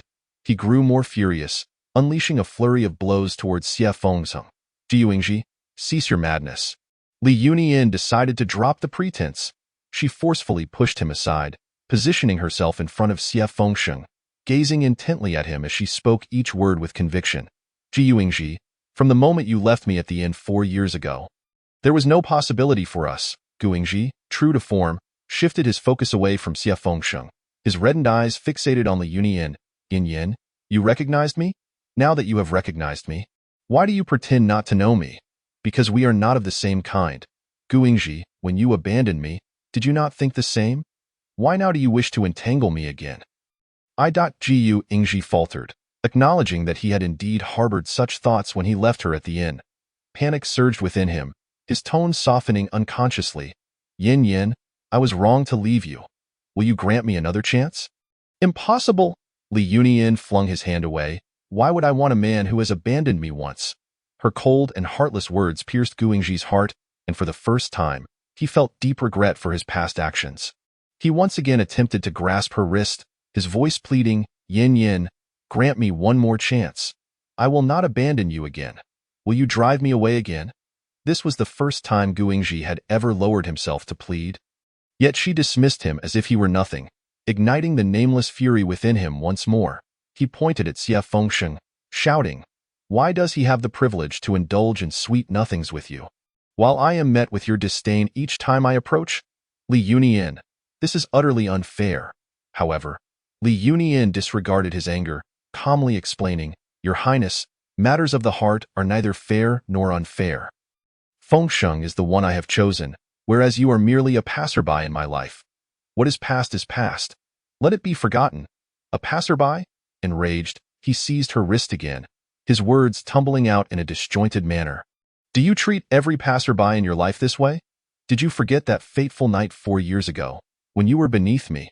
Smack! A crisp slap landed on Guingji's face. Li Yunyin could hardly believe that a dignified prince would utter such words in public. After striking him, she tearfully exclaimed, Guingji, you are a scoundrel. I despise you. Guingji immediately took a step to pursue her, only to be blocked by Xie Fengsheng. Your Highness, please calm down. Guingji seized him by the collar, his gaze menacing. Xie Fengsheng, do you feel proud of yourself now? Do you believe that I wouldn't kill you? Xie Fengsheng looked into his eyes, filled with profound sorrow. Your Highness, I assure you, I do not take any pleasure in this, truly. Then why don't you let her go to me? Huh? Would you allow that? Your Highness, Xie Fengsheng interrupted, this is not a matter of letting her go. You must respect Yin Yin's feelings. I told you, do not call her that. Guingji struck him again, forcefully pushing him against the wall. Fortunately, Xie Fengsheng had fully recovered. Otherwise, such a blow could have made him spit blood. He was also filled with anger. Having overheard their conversation, he began to understand the history between Guingji and Li Yunyin. Previously, he had only heard Guingji's side of the story. Now, viewing it from Li Yunyin's perspective, he realized how excessive Guingji's actions had been. It turned out that the prince had once abandoned Yin Yin, causing her not only to lose her virtue but also to suffer heartbreak. Later, she had to endure the burden of pregnancy alone, running a clinic and raising a child. The pain she must have felt was beyond imagination. When he had encountered her on the boat, she must have been heartbroken, which explained her words about making the whole world her home. Thinking of this, Xie Fengsheng felt both anger and pity. Momentarily disregarding the fact that the person before him was a prince, he raised his fist and charged at him. Guingji, you are utterly despicable. Chapter 78. The Mysterious Guest versus the Escaping Concubine 15. Although Xie Fengsheng was not particularly skilled in combat, as a member of the Xie family, he had been trained from a young age. While he did not dare to exert his full strength, his punches were indeed forceful, and soon they were locked in a fierce struggle. Once friends and brothers, the two now fought mercilessly, their movements swift and intertwined.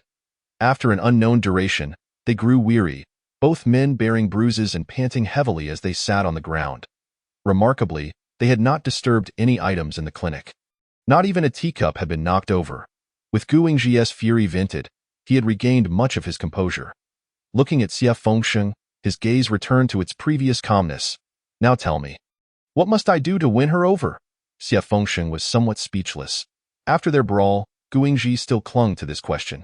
His lip was split, and his face was swollen, making speech a challenge. He supported his face with his hand and replied, Your Highness, have you never considered that even without me, Dr. Li may not accept you? She will not, Gu Yingji exclaimed, exasperated. She was married to someone else and bore a child with him. Later, she accepted you. Why wouldn't she accept me? His mention of illegitimate child flashed a murderous intent in his eyes that sent shivers down Xie Fengsheng's spine. Growing increasingly speechless, he felt that Gu Yingji had truly lost his wits when it came to Yin Yan. Could he not see how much those children resembled him? Fearing that Gu Yingji might commit an even more outrageous act, Xie Fengsheng subtly reminded him, Your Highness, have you considered the ages of Dr. Li's 3 children? Why should I care about her and others? Gu Yingji's words faltered mid-sentence. 4 years ago. Those children appear to be around 3 years old. Gu Yingji suddenly felt anxious. The gloom in his eyes lifting, replaced by the joy of newfound fatherhood. Xie, are you saying that those 3 children are mine? Xie Fengsheng nodded slightly. If that man was Gu Yingji, then everything fell into place. Though Xie Fengsheng desired to be with Li Yunyan, he did not wish for her years of hardship in raising the children to end in misunderstanding by the prince. After all, when Gu Yingji was enraged, he was capable of anything. Overjoyed, Gu Yingji stood and attempted to rush to the back courtyard, only to be stopped again by Xie Fengsheng. Xie Fengsheng, I spare you for the sake of our long-standing friendship. Do not overreach, Your Highness. Your emotions are unstable. You saw how Dr. Li was just now. Give her some time to calm down, will you? Xie Fengsheng had an uncanny ability to strike at the heart of the matter. Gu Yingji recalled the slap she had given him earlier and the deep loathing reflected in her eyes. Even now, he hesitated to face her. He had spoken in haste and aggravated her feelings. Gu Yingji halted his steps, closed his eyes, and clenched his fist. He was resolute. She would undoubtedly accept him. If not in a year, then in 10. If not in 10, then in 20. If not in 20, then for a lifetime. One day, she would accept him. The next day, Li Yunyan's clinic remained closed. She was instructing Xiangxia to pack their belongings. She had genuinely been unaware that Xie Fengsheng was acquainted with Gu Yingji. From their interaction, it seemed their prior relationship was quite significant. Being caught between the two of them, especially with Gu Yingji's volatile temperament, if she insisted on being with Xie Fengsheng, it could spell disaster for him. Alas, if she could not confront it, perhaps she could avoid it. At midnight, a carriage quietly departed from Ruyan's clinic's back door. The 3 children were sound asleep. Li Yunyan had settled them on a soft couch, sitting at the edge to prevent them from falling. The carriage had barely moved when it came to a halt. Li Yunyan, puzzled, lifted the curtain, only to see Xiangxia's body slump forward. Looking up, she was met with Gu Yingji's face.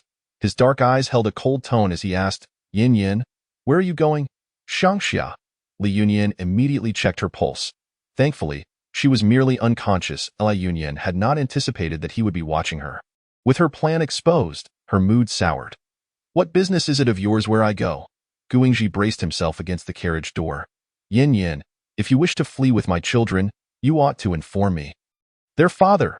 The resemblance of the 3 children to him was undeniable, and Li Yunyan knew she could no longer hide it, so she replied, Now that you know, can you let us go? Yes, Your Highness. I do not wish to go. Release me. Li Yunyan struggled fiercely.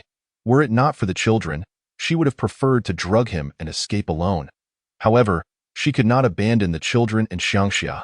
Gu Yingji paid no heed to her struggles, holding her tightly in his broad embrace, as if clutching a treasured possession he had regained. Gu Yingji, you scoundrel. Gu Yingji, you wicked man. What kind of man bullies women? You dog of a man. Let me go. Li Yunyan cursed him all the way to the other courtyard, where he set her down from the carriage. The steward and several servants emerged, and upon seeing the prince holding a woman, they all lowered their heads, pretending not to notice. Gu Yingji ordered in a deep voice, Take good care of the children. If a single hair is lost, I will hold you accountable. Yes, Your Highness.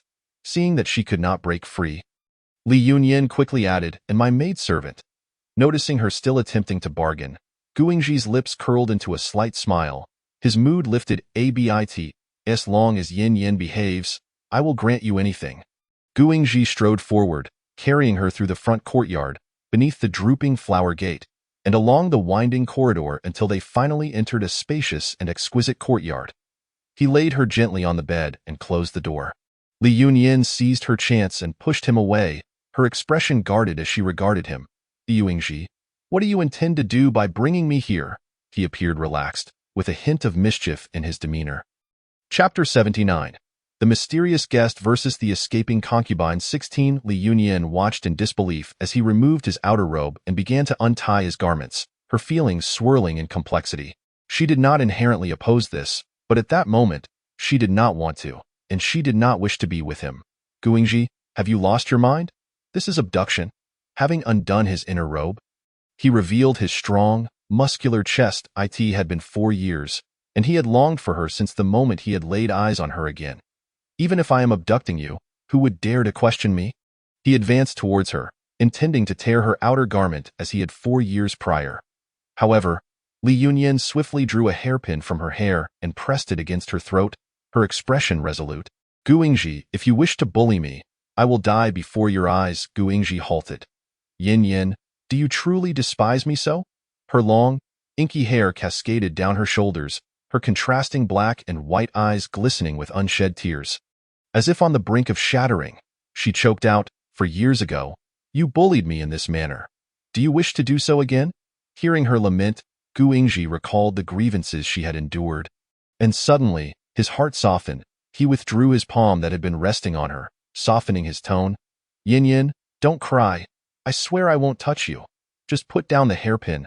I won't. You leave this room first. Fine. I will leave, but don't move. Gu Yingji truly intended to exit.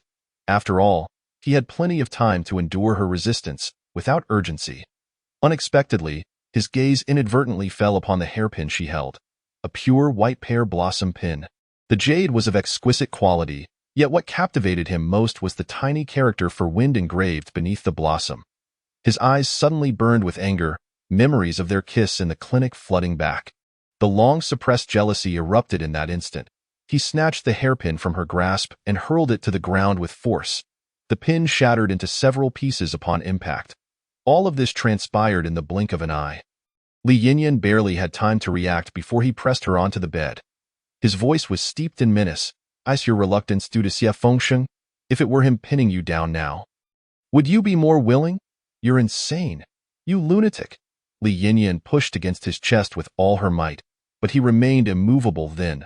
The sound of tearing fabric echoed as he ripped her clothing apart. Her alluring figure only deepened the darkness in his eyes as he leaned down, his hands exploring relentlessly. Has he ever treated you like this? Huh? Has he? I swear, I can have him killed right now. No, he hasn't. Li Yinyin, fearing he might truly act on his threat against Xie Fengsheng, immediately countered. Gu Yingji felt a surge of delight, but in the next moment, his anger flared anew.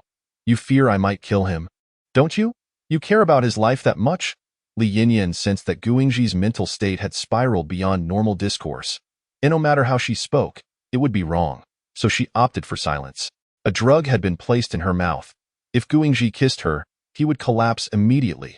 She braced herself, coldly observing his frenzied movements, awaiting his kiss. Yet, to her surprise, Gu Yingji hesitated, daunted by her icy gaze.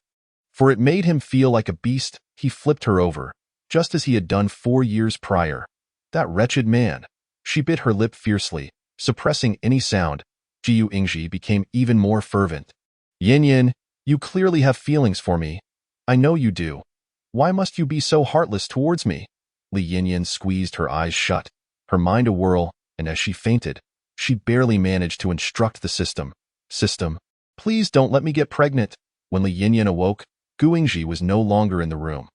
The decor was lavish, infused with the incense she usually cherished, which soothed her spirit. She propped herself up and got out of bed just as someone entered. It was Xiangxia. Madam, you are awake. Xiangxia is here to assist you with your morning routine. Li Yinyin allowed her to help, then inquired, Xiangxia, where are the children? Li Yinyin noticed that Xiangxia had adapted well, showing no difference from her demeanor at the clinic. With some confusion, She asked Xiangxia, "Don't you think there's nothing to be happy about in our current situation?" Xiangxia glanced outside before quietly replying, "Madam, I have heard that circumstances can outweigh individuals. Since we cannot escape now, we might as well enjoy ourselves. After all, this estate has everything we could desire, all of the finest quality. When we have the chance to flee in the future, I will certainly help you. You seem quite optimistic indeed, madam. Before you purchased me, I held such thoughts, living day by day. Look, I awaited your arrival, didn't I?" Li Yinyan gently tapped her forehead. When Xiangxia was bought, she had only just turned 10. As delicate as a chick, yet unexpectedly, she had grown into a spirited personality, akin to a guardian at the clinic. "How is your head now? Does it still hurt?" Xiangxia touched the bump on the back of her head, pressing gently. "It still aches, but the dizziness has subsided. It should be better in a few days. That's good. Remember to avoid water and don't wash your hair for the next few days." "Yes, madam, I understand." Xiangxia's nimble hands expertly styled Li Yinyan's hair into an intricate, elegant updo, selecting 2 ruby-studded butterfly tassel pins from the dressing table to adorn her. The jewelry was all brand new, and the wardrobe was filled with luxurious attire. All pristine, Li Yinyan casually picked an outfit, and her demeanor transformed instantly from that of a celestial beauty to an enchanting and breathtaking siren. Yinyan, noticing that she was not in the expected state of despair or fury, but rather elegantly adorned, patiently waiting as if for her husband's return, Guingji felt a flicker of hope in his heart. Li Yinyan cast a cold glance at him. "I want to see the children." Chapter 80. The Mysterious Guest versus the Runaway Concubine. A smile graced Guingji's face. "Yinyan, as long as you don't think of leaving me, you may go wherever you wish in this estate." Li Yinyan stood, bypassing him, and set out with Xiangxia. Guingji, unperturbed by her dismissal, eagerly followed. As they exited the courtyard, Yuner, Huir, and Sheer joyfully approached, chattering animatedly around Li Yinyan.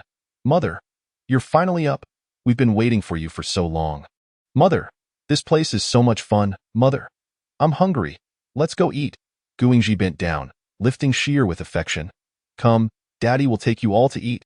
"Yay, you're the best, Daddy, Daddy. I want a hug too." Ultimately, Guingji carried one child in each arm, with another draped around his neck, striding away with agility. Watching the 3 children come and go, Li Yinyan felt bewildered. How could their bond with that wretched man strengthen so swiftly in just one night? Could it truly be a case of fatherly instinct? Upon entering the main hall, the surrounding servants bowed in greeting. "We pay our respects to the prince, the princess, the young master, and the young miss." Li Yinyan looked up in surprise. What scheme was Guingji concocting now? A hint of tenderness flickered in his eyes as he seated each child in their dining chairs before taking Li Yinyan's hand and sitting beside her. His gentle demeanor bore no resemblance to the madness of the previous night. "I don't want to. I think this place is just fine. If we truly enter the royal residence, it will be even harder to escape." A shadow darkened his gaze, his voice heavy like a storm brewing. "Is it because you like this villa, or is it because it is Lianjiang City? Is he about to go mad again?" Li Yinyan had no intention of arguing in front of the children. She had contemplated it carefully. The reason the children accepted him so readily might be that they genuinely wished for a father. This role, for now, only he could fulfill. Watching their alarmed expressions stirred a pang of sorrow within her. She was not a good mother. For years, it was Xiangxia who cared for them, while she, as their mother, merely provided for their basic needs, rarely even taking them out for fun. Children at this age are particularly sensitive. Witnessing their parents quarrel might adversely affect their mental health. Li Yinyan lowered her gaze, forcing herself to wear a desolate yet feigned stubborn expression. With reddened eyes, she retorted, "I don't want to go to the place where you lived with other women. Do not ever mention it again." A sweet sensation blossomed within Guingji. Since Yinyan felt jealousy, did that not imply she had carved out a space for him in her heart? He realized he had overlooked Yinyan's feelings. She must have cared about his previous marriage, which would explain her aversion to the royal residence he had shared with another woman. "Yinyan, let us reside here from now on. Please do not be angry." "All right." Having achieved his goal, Li Yinyan let out a few small sobs before pushing him away. She picked up her chopsticks and began to eat heartily. "I was starving." Observing their parents reconciling, the 3 children became lively once more. Creating a harmonious scene, Jiu Ingji transferred all affairs from Qingyang City to Lianjiang City. By day, he busied himself with official matters, while at night, he fervently pursued Li Yinyan. He yearned for her to conceive his child once again. He believed that if she became pregnant, she would surely abandon thoughts of leaving him. Li Yinyan transitioned from silently enduring to relishing the situation. This man was indeed physically exceptional, excelling in every aspect. Little did he know, while he tirelessly sought to please her each night, she was merely enjoying the services he provided. At tea times, she would even guide his movements and pace, training him to become a highly skilled service provider. As her body reveled in extreme indulgence, Li Yinyan bloomed like a flower, stunningly beautiful. Even Xiangxia, who had seen her beauty for years, often found herself captivated. While styling Li Yinyan's hair, she quietly remarked, "Madam, I've heard that young Master Xie has been searching for you everywhere. He even came to the estate several times, only to be chased off by the prince." A hint of bitterness crossed Li Yinyan's eyes. The royal villa's courtyard was filled with experts, rather than protection. It felt more like surveillance. Although she possesses remarkable martial skills, escaping alone is a daunting task, let alone taking the children and Xiangxia with her. Naturally, any messages cannot be sent out. Deep down, she only hopes that Xie Fengsheng will cease his pursuit of her. If she manages to escape the palace in the future, she will seek him out then. She lowered her gaze, concealing the emotions that threatened to surface, and softly instructed, "Do not go out of your way to inquire about him. Do not let others discover anything. Yes, I shall be exceedingly careful." Since Xie Fengsheng discovered that Li Yunyun had vanished, he began to search for her in secret. He visited the Ru Yin medical clinic and found that the back courtyard had been tidied up, with no signs of disturbance within the house, which somewhat relieved him. This at least indicated that she had left of her own accord and had not been abducted. Reflecting on the events of that night, Xie Fengsheng surmised that Yinyan might have decided to leave due to his relationship with the prince. After all, she had always been meticulous and kind-hearted, often suffering in silence when misfortune struck. He visited the prince's courtyard several times, but the prince had not allowed him entry. It was worth noting that he used to frequent the courtyard and had even spent a few nights there. If nothing untoward was occurring, the prince would not behave so unusually. This led him to suspect that Li Yunyun was confined there by Gu Ingji, effectively placed under house arrest. Xie Fengsheng was consumed with anxiety, yet he could not breach the numerous guards of the courtyard. Although the Xie family was a prestigious lineage with considerable strength, their resources and influence could not compare to the royal families. Furthermore, most of the Xie family's power was not within his grasp at present, making his situation exceedingly difficult. Standing outside the walls of the prince's courtyard, he contemplated the possibility that Li Yunyun was just a wall away. Feeling both anxious and bitter, "Yinyan, wait for me. Once I have gained the strength to soar, I will surely rescue you." In the bitter cold of winter, Li Yunyun had been trapped in the courtyard for several months. The courtyard was filled with servants, catering to her every need, allowing her to lead a life of comfort and luxury. She no longer had to rise early to tend to patients, prepare medicines, or deal with troublesome matters. Apart from the restriction of not being able to leave the palace, life was rather pleasant. Naturally, Li Yunyun, who had a somewhat lazy disposition, had decided to bide her time and did not push herself, focusing instead on enjoying life. The children were tutored by esteemed instructors invited by Gu Ingji, alleviating her worries about their education, and she settled into a routine of leisurely reading. Jiu Ingji greatly appreciated her languid demeanor, as it indicated that she was content with her current circumstances and had no intention of escaping. He approached her, lifting her into his embrace, caressing her warm little hands, and planting a kiss on her fair, jade-like cheeked. Li Yunyun turned her head away, playfully protesting, "Oh, stop it, that tickles."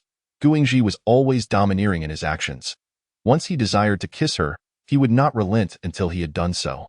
Before long, Li Yunyun found herself encircled by his arms, breathless from his kisses.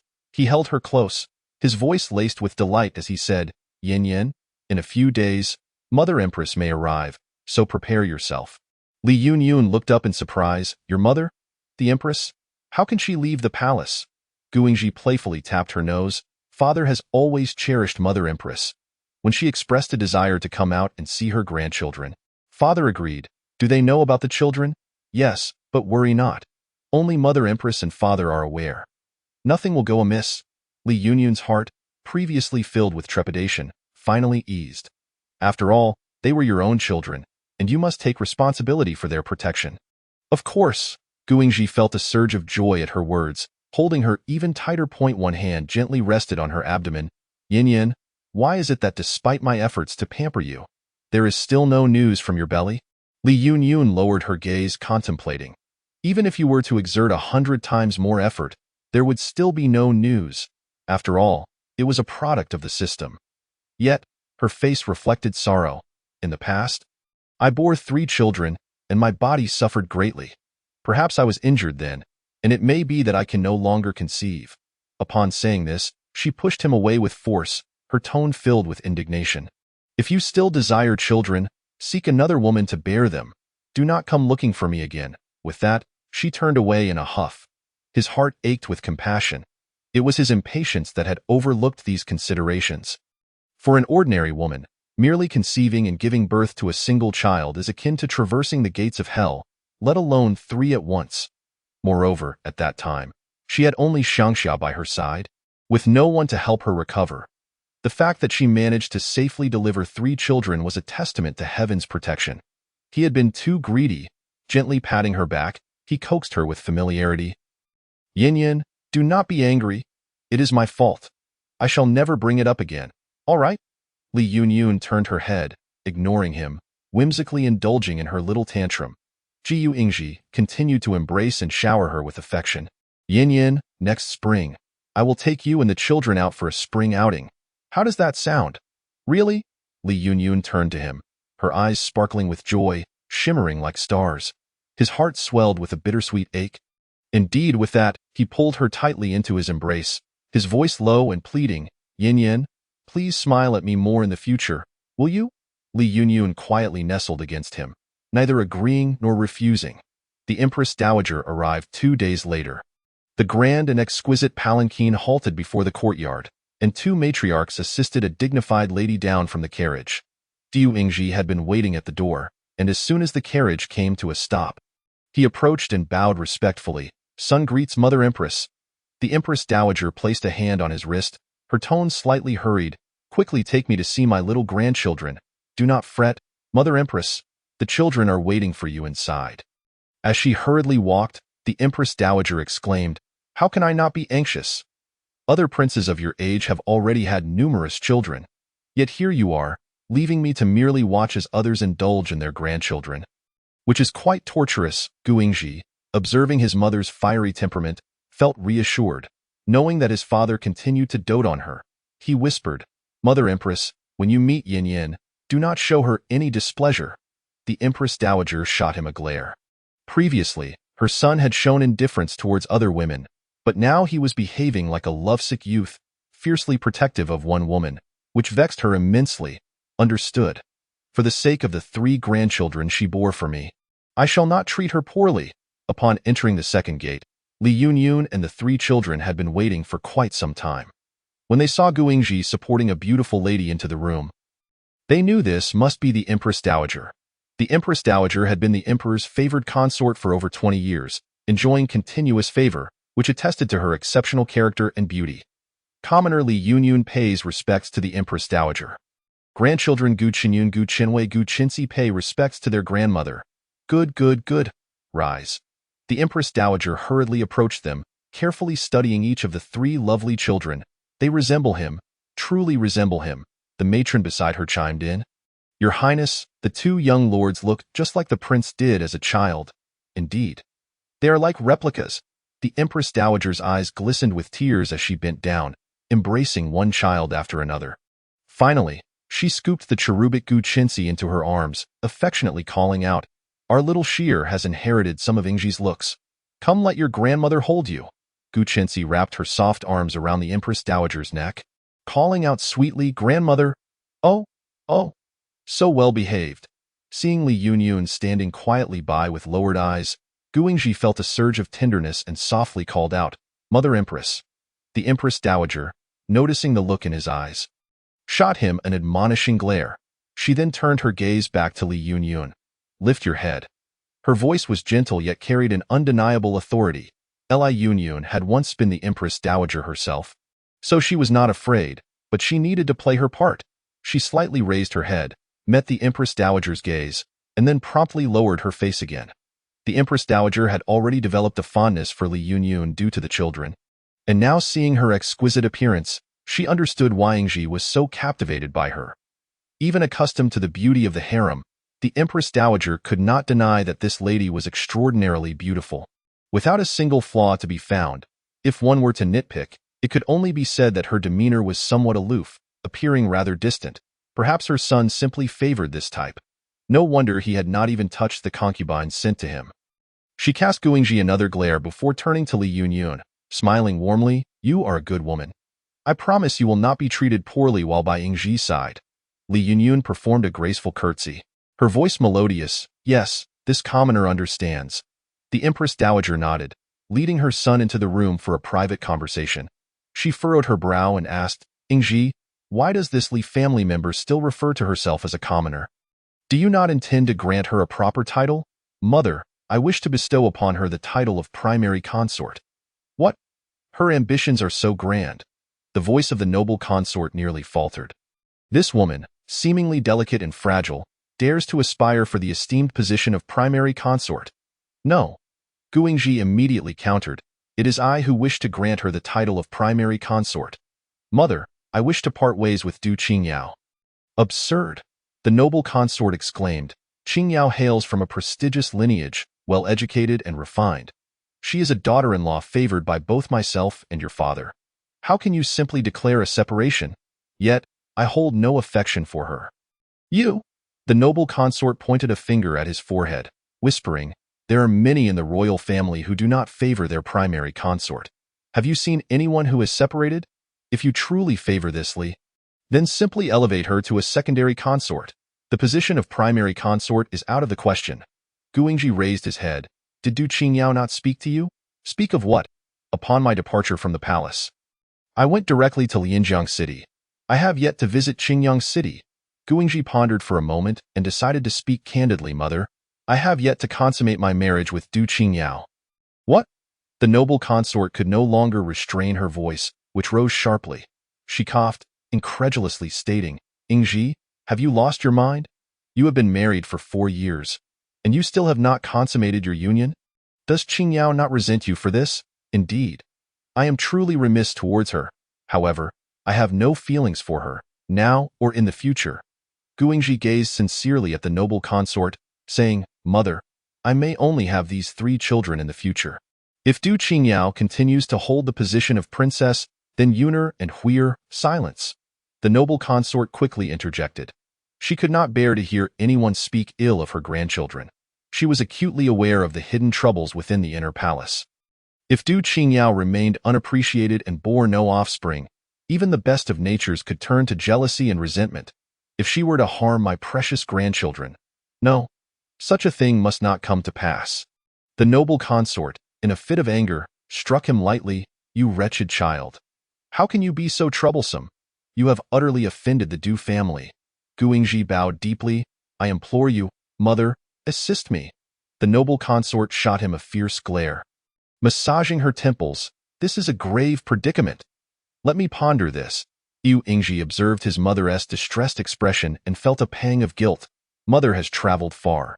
You should rest for the night, and we shall deliberate tomorrow." The noble consort lowered her hand. Her heart warmed. "At least you have a conscience, knowing to care for me." Guingji smiled faintly. "Mother cares for me, and I am well aware." The noble consort perceived that her son seemed much softer than the previous year, his face adorned with more smiles, which filled her with greater satisfaction towards Li. If she could ensure her son remained this joyful, perhaps the position of primary consort could indeed be contemplated. She playfully poked his forehead. "If you could just vex me a little less, it would bring me peace." Guingji covered his forehead with a smile. "I shall obey." As the noble consort departed, she embraced the 3 children, reluctant to part, shedding tears profusely. The children wept heart-wrenchingly, for they cherished this kind and gentle grandmother, wishing she could always stay and play with them. "Woo-woo, grandmother. Yuner cannot bear to part with you. Grandmother, Huir cannot bear to part with you either. Could you stay a little longer?"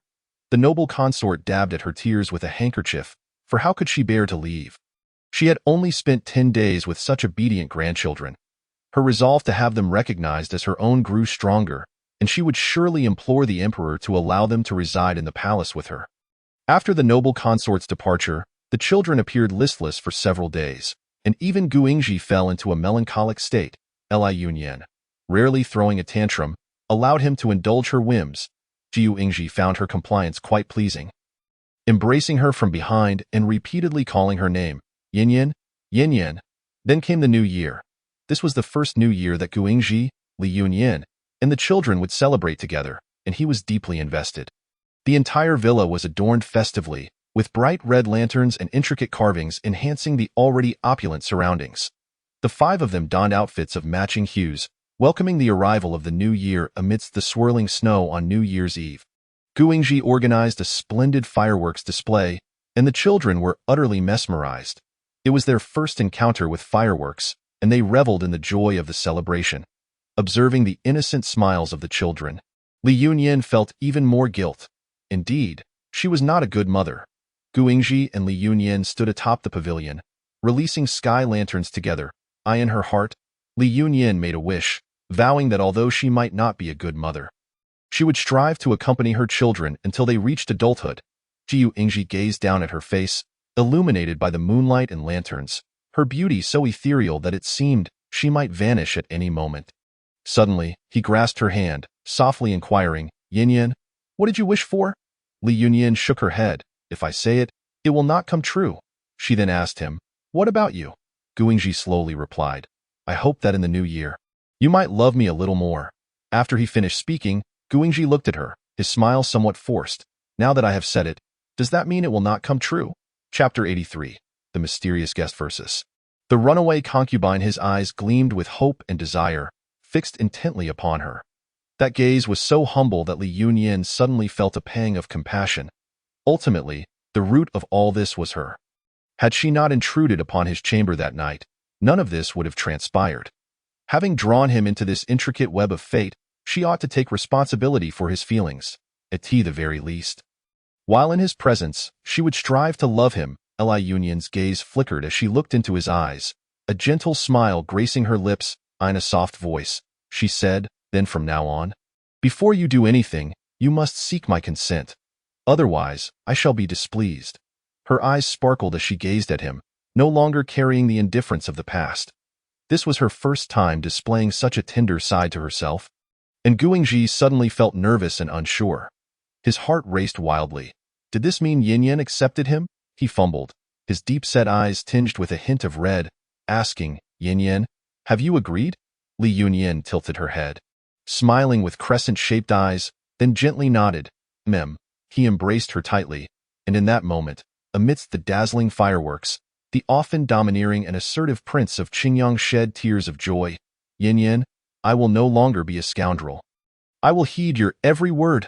Li Yunyan lifted her hand, slowly encircling his waist, resting against his chest, her eyes gradually moistening. As winter gave way to spring, Guingji kept his promise and truly took Li Yunyan and the children out. Accompanied by a sufficient number of guards and a throng of servants, their carriage became a fortress. Although Li Yunyan remained inside the carriage, Guingji refused to let her lift the curtain. Yet she felt elated. If he could accompany her for a spring outing this time, perhaps he would take her shopping next, and eventually, she might even go out on her own. Sitting in the carriage, nestled in Guingji's embrace, she watched the children excitedly playing with their kites. She tilted her head and smiled warmly at Guingji, determined to behave well so he might take her out more often. She expected they would run together to fly kites or at least sit on the grassy knoll nearby to watch, but to her surprise, upon arriving amidst verdant hills and sparkling waters, Guingji instructed the servants to let the children play while he carried her into a beautiful grove. Before she could take in the scenery, he gently pressed her against a towering tree, showering her with kisses. Li Yunyan pushed against his chest. What are you doing? There are others here. Her voice was soft yet laced with shyness, causing Guingji's throat to tighten. He had longed to kiss her in the carriage. But with the children present, he had restrained himself until now. He gestured for her to look around, and only then did Li Yunyan realize that the vast forest had been emptied of all but the two of them. Where did the guards and servants go? They have all departed. Guingji's warm breath lingered at her ear, I instructed them to leave. Do not worry, it is just you and me here. His lips found hers again, and Li Yunyan's resistance waned, her movements firmly under his control, leaving only soft whimpers in their wake. No, she protested. He spoke in a husky tone. Be good. I just want to kiss you. He lowered his head, capturing her lips in a deep, lingering kiss. Li Yunyan's head was forced back, her hands gripping the rough bark of the tree.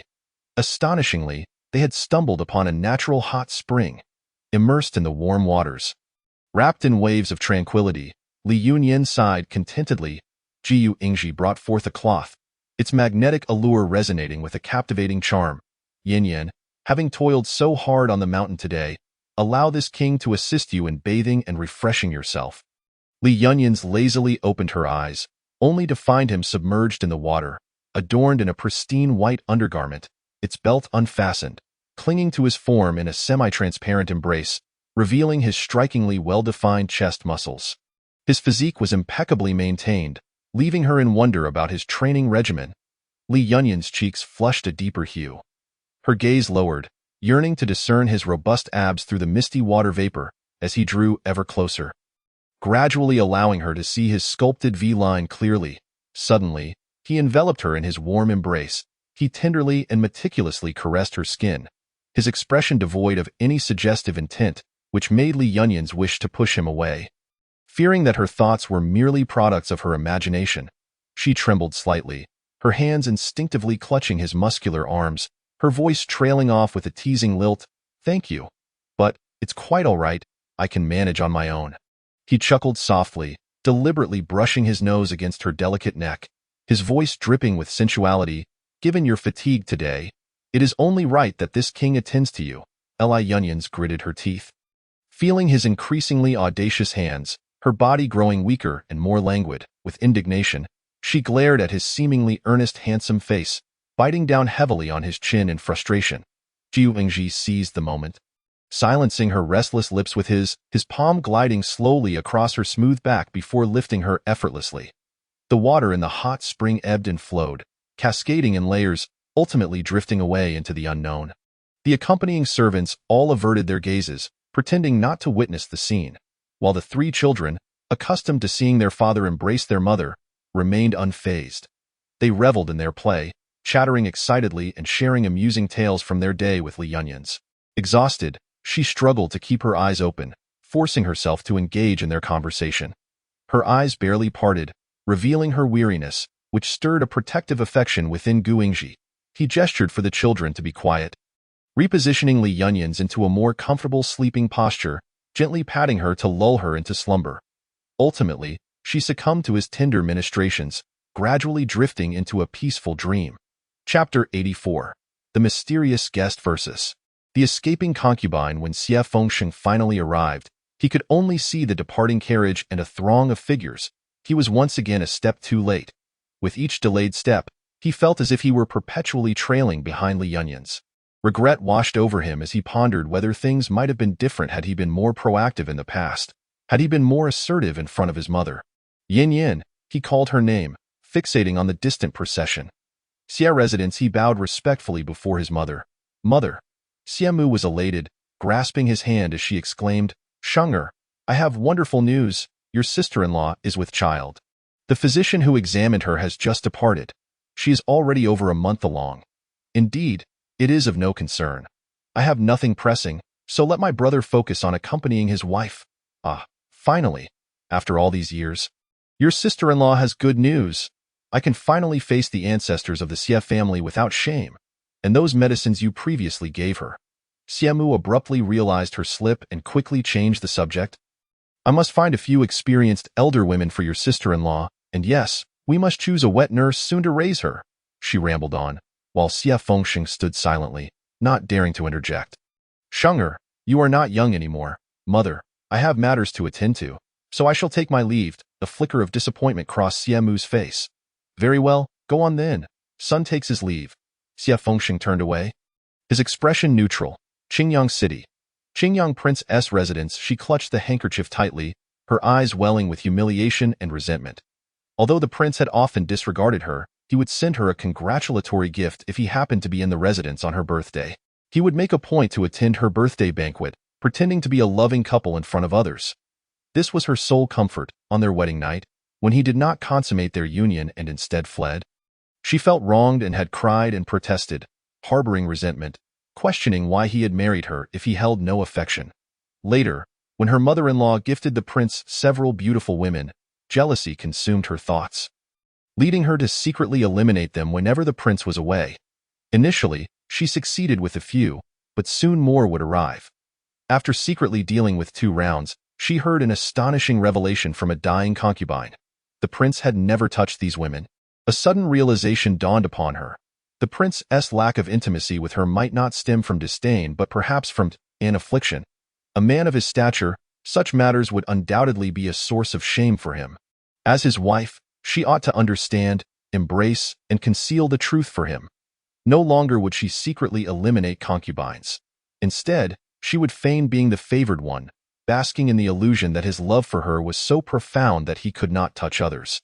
She believed she played her role perfectly, relishing the envious and jealous gazes from the other concubines, and she reveled in this newfound status. In her heart, she longed for him, yet she could only wait.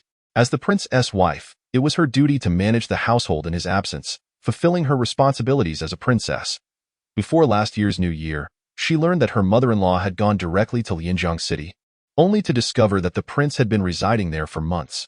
She recalled that the prince had a close friend in Lianjiang City, realizing he had gone to visit a friend. A sense of relief washed over her. As long as he was not seeking pleasure with another woman, all was well. "You mama, at your service. Do you have any instructions, my lady?" Du Qingyao regained her composure and said, "Send a message to the prince, stating that the weather is hot, and the ice in the residence is depleting quickly. Ask him where we should purchase more." Yu Mama hesitated, questioning whether such a trivial matter warranted direct communication with the prince. "Is that truly necessary?" "Yes." Yu Mama bowed her head. "I shall send someone to convey the message." Lianjiang City. Prince's sub-palace Guangxi was occupied with official duties in his study when Wu Jin entered, brimming with trepidation. "Your Highness," without looking up, Guangxi replied. "What is it?" Wu Jin clasped his hands. "Your Highness, inquiries have come from Qingyang City regarding where to procure ice, as the supply in the residence has run out." Guangxi thought he misheard and finally raised his eyes to meet Wu Jin's. "What did you say?" Wu Jin repeated his words. Jiu Yingji erupted in laughter, his tone turning stern. "Since when does this king concern himself with such trivial matters?" Wu Jin felt helpless. Yet, it was the princess who had sent the message, so he could not withhold it. Reporting would earn him a reprimand from the prince. Failing to report could lead to trouble with the princess. He found himself in a precarious situation. "Understood. I shall take my leave." Wu Jin dared not inquire further and exited, crestfallen. Chapter 85. The mysterious guest versus the escaping concubine. 4 days later, she chuckled lightly and summoned Yu Mama.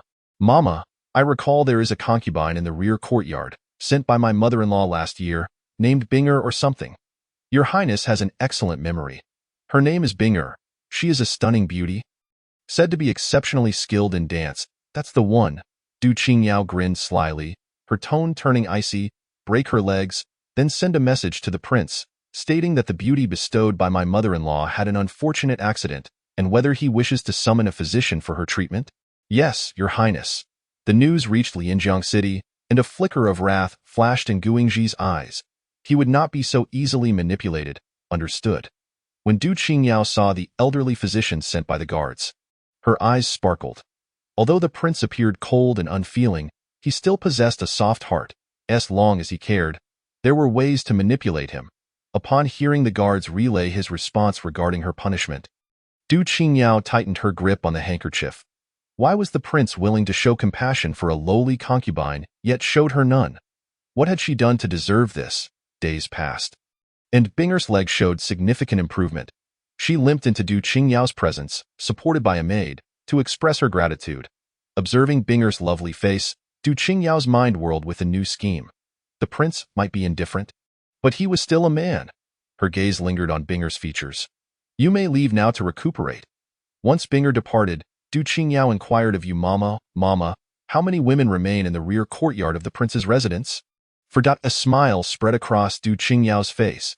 If the prince were to discover that these 4 concubines could not withstand the solitude and consorted with outside men, he would realize that only his true wife harbored genuine feelings for him. Her grin widened, becoming increasingly sinister. You mama, let it happen tonight. Provide them with delicacies, and also bring in a few beggars to place in their rooms. Your Highness, this is unwise. You mama was terrified, kneeling. They are still the prince's women. If this escalates, it would be difficult to explain to the prince. The concubine will certainly inquire as well. No worries, my dear maternal grandmother. Du Qingyao's expression remained composed. The prince would not hold her accountable. Unbeknownst to them, the prince harbored a hidden ailment. How could he possibly blame her for the actions of a few lowly concubines? After all, she and the prince were destined to be lifelong partners. She cast a sidelong glance at Granny Yu, instructing, proceed as I say. Do not compel me to repeat myself.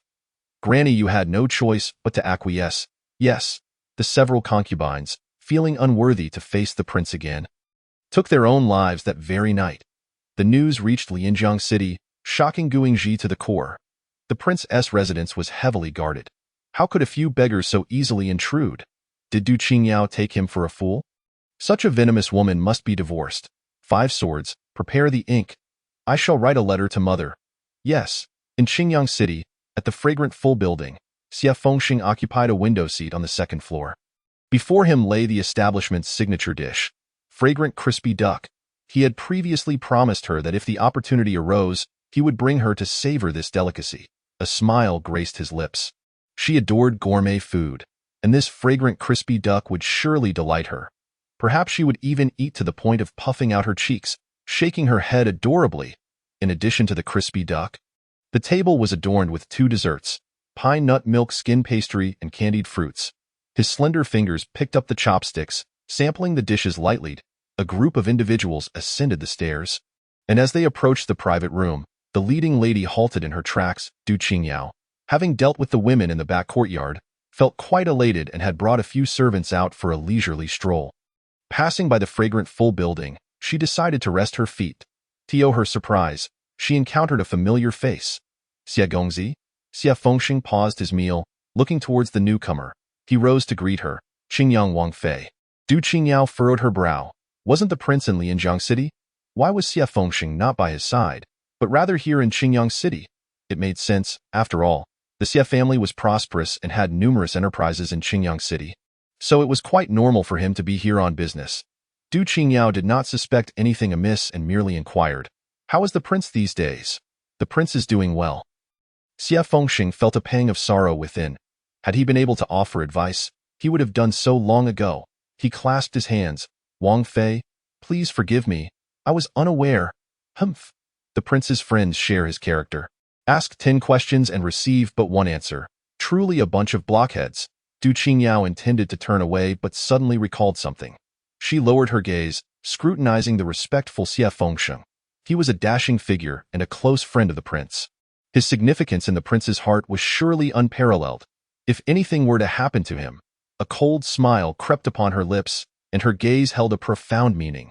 Just as Xie Fengxing exited the fragrant full building, he was intercepted. Xie Gongzi, our Wang Fei request your presence. Wang Fei? Xie Fengxing frowned. They had just met. What could possibly require a private summons? He glanced at Changji beside him, contemplating whether to ask him to wait. The next moment, a sharp pain struck the back of his head, and he quickly succumbed to darkness. Chapter 86. The mysterious guest versus the escaping concubine. Upon regaining consciousness, Xie Fengxing discovered he and Changji were already within the prince's residence. This room was familiar to him. He had occasionally rested here while playing chess with the prince. He moved his limbs, then raised a hand to touch the painful spot on the back of his head. Noticing Changji lying beside him, unconscious, he gave him a gentle shake. Changji! Changji! Changji was roused by his shaking, gasping as the headache struck him. Gongzi, what happened? Were we kidnapped? Do not fret. Xie Fengxing looked out the window. We are merely under house arrest. House arrest? Changji rose, attempting to open the door, but it would not budge. Gongzi, who possesses such audacity to dare confine us? Xie Fengxing remained silent. It would not be long before Changji figured it out. He moved to the window, gazing outside. What exactly did the Qingyang Wangfei intend to accomplish with this move? Guangxi received a letter from Qingyang City. Initially reluctant to open it, He feared Du Qingyao might act recklessly if left unchecked. So he furrowed his brow and tore it open. After swiftly reading its contents, he crumpled the letter in a fit of rage. She has truly lost her mind. Xie Fengsheng dared to provoke her? How could she utter such words? He barked. 5 swords. Prepare the horses. We depart in 15 minutes. Yes. Gu Yingji made his way to Li Yunyun's courtyard, where she was tending to the children's afternoon nap. Li Yunyun reclined lazily on a beauty couch, one hand holding a novel while the other wielded a silver fork inlaid with agate, leisurely enjoying chilled fruits.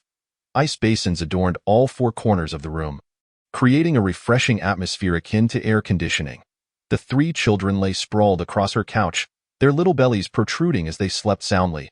Upon seeing Gu Yingji enter, she set down her silver fork. Wangya? Gu Yingji approached and lifted her onto his lap. What is the matter? Li Yunyun nodded, her emotions rather subdued. Yin Yin, is there nothing you wish to remind me of? Li Yunyun paused. Take care of yourself? He kissed her and pressed further. What else? As he set her down and turned, his eyes were suffused with a concealed crimson hue. After Gu Yingji departed, Li Yunyun found herself in a daze. His absence from the prince's residence, along with many of the guards he took with him, presented an opportune moment for her escape. But did she truly wish to flee? Reflecting on the 3 children sleeping soundly, she realized her initial purpose for entering this small world was to bear children. Even if she escaped, 2 decades hence, she would still have to seek out a life partner. Who would she turn to then? Seeking out Xie Fengsheng was not an option. His family was influential, and any disturbance would affect the entire situation. Gu Yingji would not spare him. Randomly choosing another would be far less preferable than simply making do with Gu Yingji.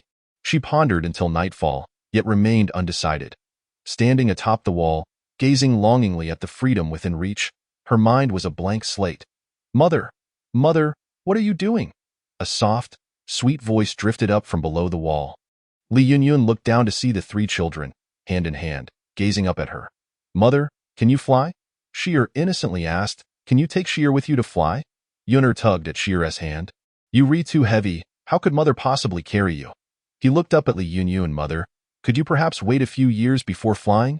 By then, we can practice martial arts and fly with you. Huir nodded. Mother, wait for me too. I've been learning lightness skill from my master.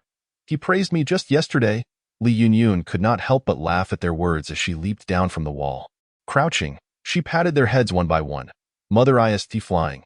She is merely admiring the moon. Mother, is the moon beautiful? Li Yunyun glanced at the sky. Yes, it is beautiful. Does mother miss father? Li Yunyun did not respond. Pinching their cheeks, it's getting late. Off to bed with you. Staying up late will hinder your growth. The nanny took the 3 children away, and Xiangxia approached, squatting beside Li Yunyun. She whispered, Wang Fei, I've swapped shifts with Baoxia. I'll be on night watch tonight. Li Yunyun looked at her, her eyes sparkling like stars, glimmering with an indiscernible light. The once frail girl had grown up. Xiangxia beamed. Wang Fei, the time has come. She leaned in closer, whispering, you go ahead. I will take good care of the 3 young masters. Li Yunyun felt her eyes welling with tears. Xiangxia, do you realize what kind of punishment would befall you if I truly left? I am not afraid. Xiangxia laughed, shaking her head. After all, I am but one person. The worst that can happen is losing my life. My life was given by my master, and having enjoyed such good days for so many years, I am already content. Tears streamed down Li Yunyun's face, and truth, it need not come to this. She was not compelled to leave. Gu Yingji was not a villain beyond redemption, yet she would have to go back on her word to that gentle and refined man. Li Yunyun raised her hand and gently tapped Xiangxia's forehead, her tone soft. It's getting late. Go rest, master. Xiangxia's eyes brimmed with confusion. Why? Li Yunyun chuckled lightly, languidly declaring, what reason is there? I fancy power and riches. But I am weary and wish to remain idle. She stood, dusting off her skirt. Now, let us return indoors.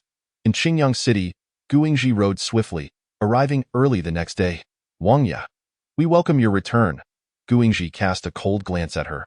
Where is Xie Fengsheng? Du Qingyao feigned a look of grievance, rubbing her eyes with a handkerchief. He is in the guest room in the front courtyard. Humph. Gu Yingji flicked his sleeve and strode toward the guest room. Du Qingyao waved away the nearby servants, following closely behind him, her face alight with a triumphant smile. After not seeing him for a long time, The prince appeared even more handsome and radiant.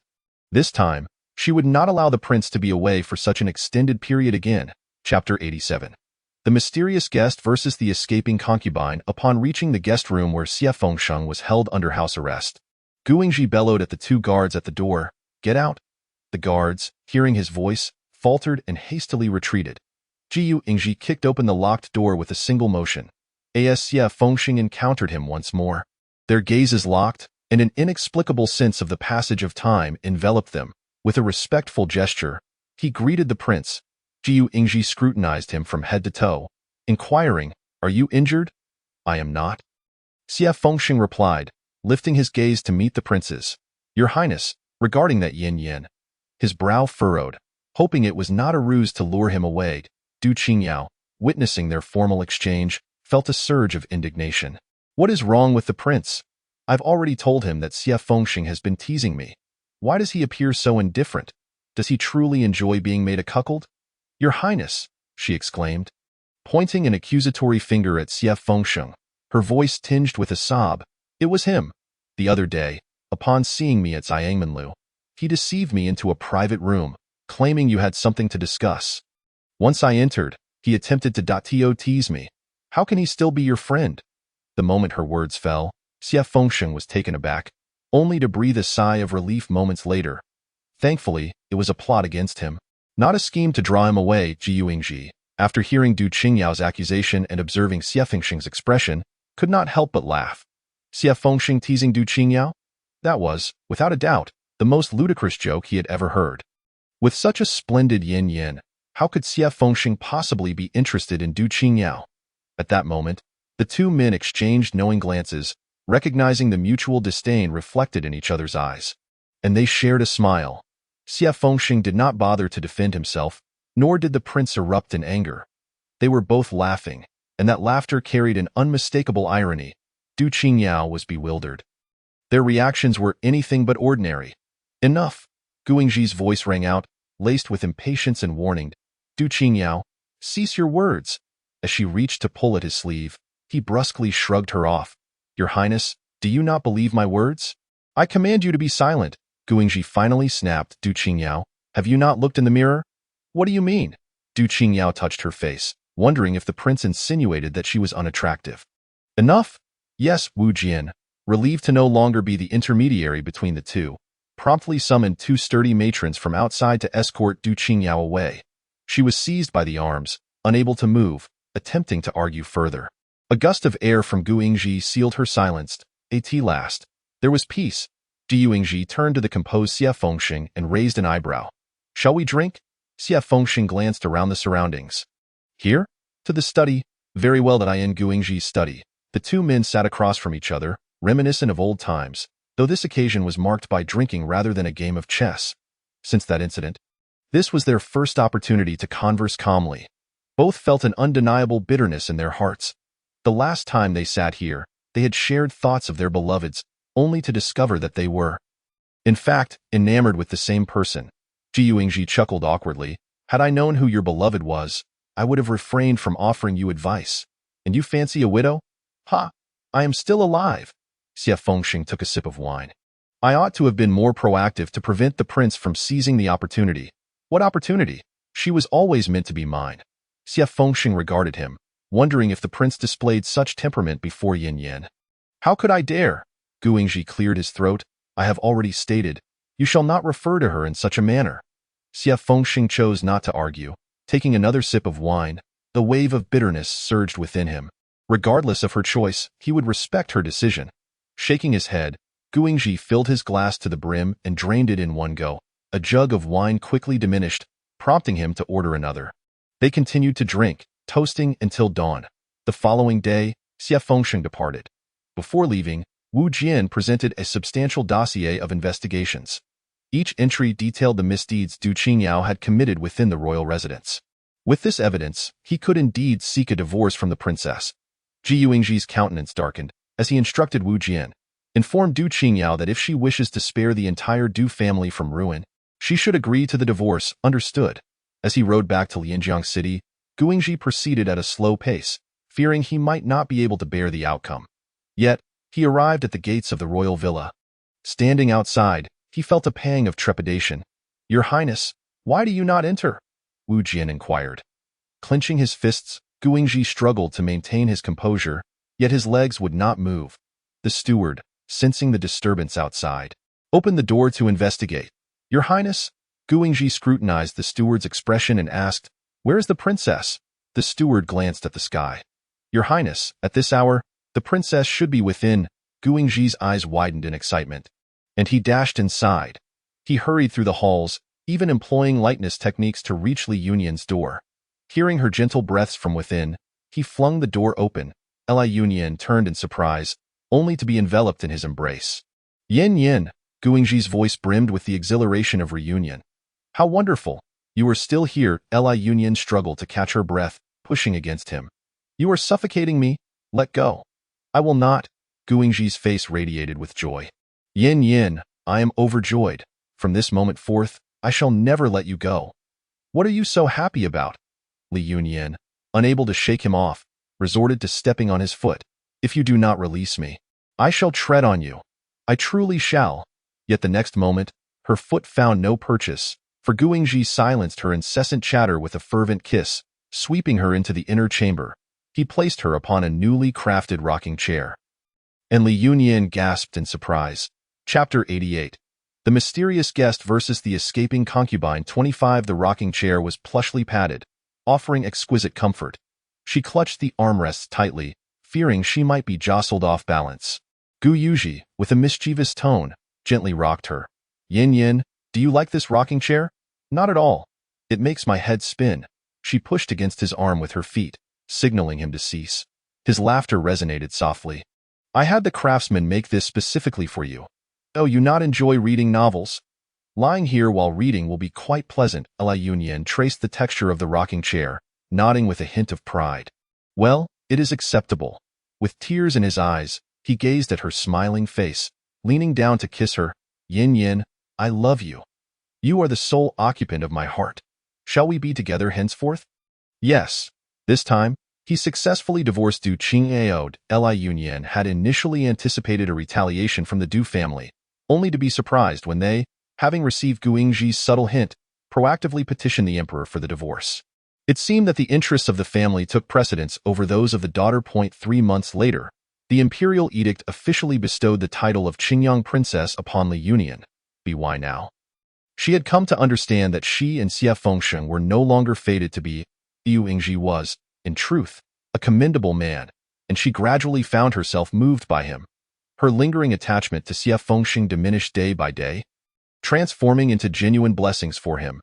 After careful consideration over several days, she finally resolved to cautiously approach Guingji with a request. "Your Highness, I wish to meet Xie Fengsheng." Gu Yingji's pupils dilated in shock, his gaze deepening as his arms tightened around her, a hint of anger brewing beneath the surface. Just as he was on the verge of erupting, Li Yunyan swiftly tilted her delicate face upward, lightly kissing his lips like a dragonfly skimming the water. She then smiled sweetly, revealing a captivating and enchanting smile. This smile resembled the blooming peach blossoms of spring, vibrant and luscious. It also sparkled like the stars on a summer night. Dazzling and resplendent at that moment, Guingji, taken aback by her unexpected gesture, felt his anger dissipate, replaced by an indescribable sense of joy and sweetness. Is she trying to placate him? Clearing his throat, he feigned nonchalance and inquired, "What do you wish to see him for?" Li Yunji quickly replied, "To bid farewell." "What more could you and he possibly discuss?" "I do not agree." He turned his head away, unwilling for her to see the flicker of anger and bitterness returning to his eyes. Li Yunyan understood that his reaction stemmed from insecurity. She wrapped her arms around his neck, her voice soft and sweet. "Your Highness, do you comprehend the significance of a farewell? If I do not bid him farewell, then he shall remain unresolved in my heart." She added, "Surely, you cannot keep me confined within the royal residence indefinitely. What if I encounter him on the street one day? Who knows what I might say then?" Guingji turned back, gritting his teeth as he muttered, "I do not want you speaking with him." After speaking, he felt his demand was unreasonable and, with a hint of acidity in his tone, asked, "Do you still harbor feelings for him?" She nestled into his chest, smiling sweetly as she replied, If I bid farewell, then there will be none. You, Guingji tightened his grip around her waist, begrudgingly admitting. You know how to vex me, Li Yunyan, with a serene smile, teased. Does this mean you are in agreement? His expression remained stern, but Li Yunyan pressed on. Have him wait for me at Ruyan Medical Hall. And you must not send anyone to eavesdrop, Li Yunyan. Are you attempting to drive me to the brink of exasperation? Guingji's once profound and captivating gaze now blazes with fury. Without a moment's hesitation, he extends his hand, his actions lacking tenderness, and abruptly pulls apart her clothing. Li Yunyan, embodying utmost gentleness, patiently soothes him. He is devoid of security, and thus she endeavors to provide him with it. Only after she repeatedly whispers in his ear that she shall not leave him does he finally close his dark crimson eyes and nod ever so slightly. The consequence of such insatiable demands manifests the following day as a sore back and weary legs. Li Yunyan, opting to remain in bed, playfully insists on being carried about, gradually easing the furrow of discontent between his brows.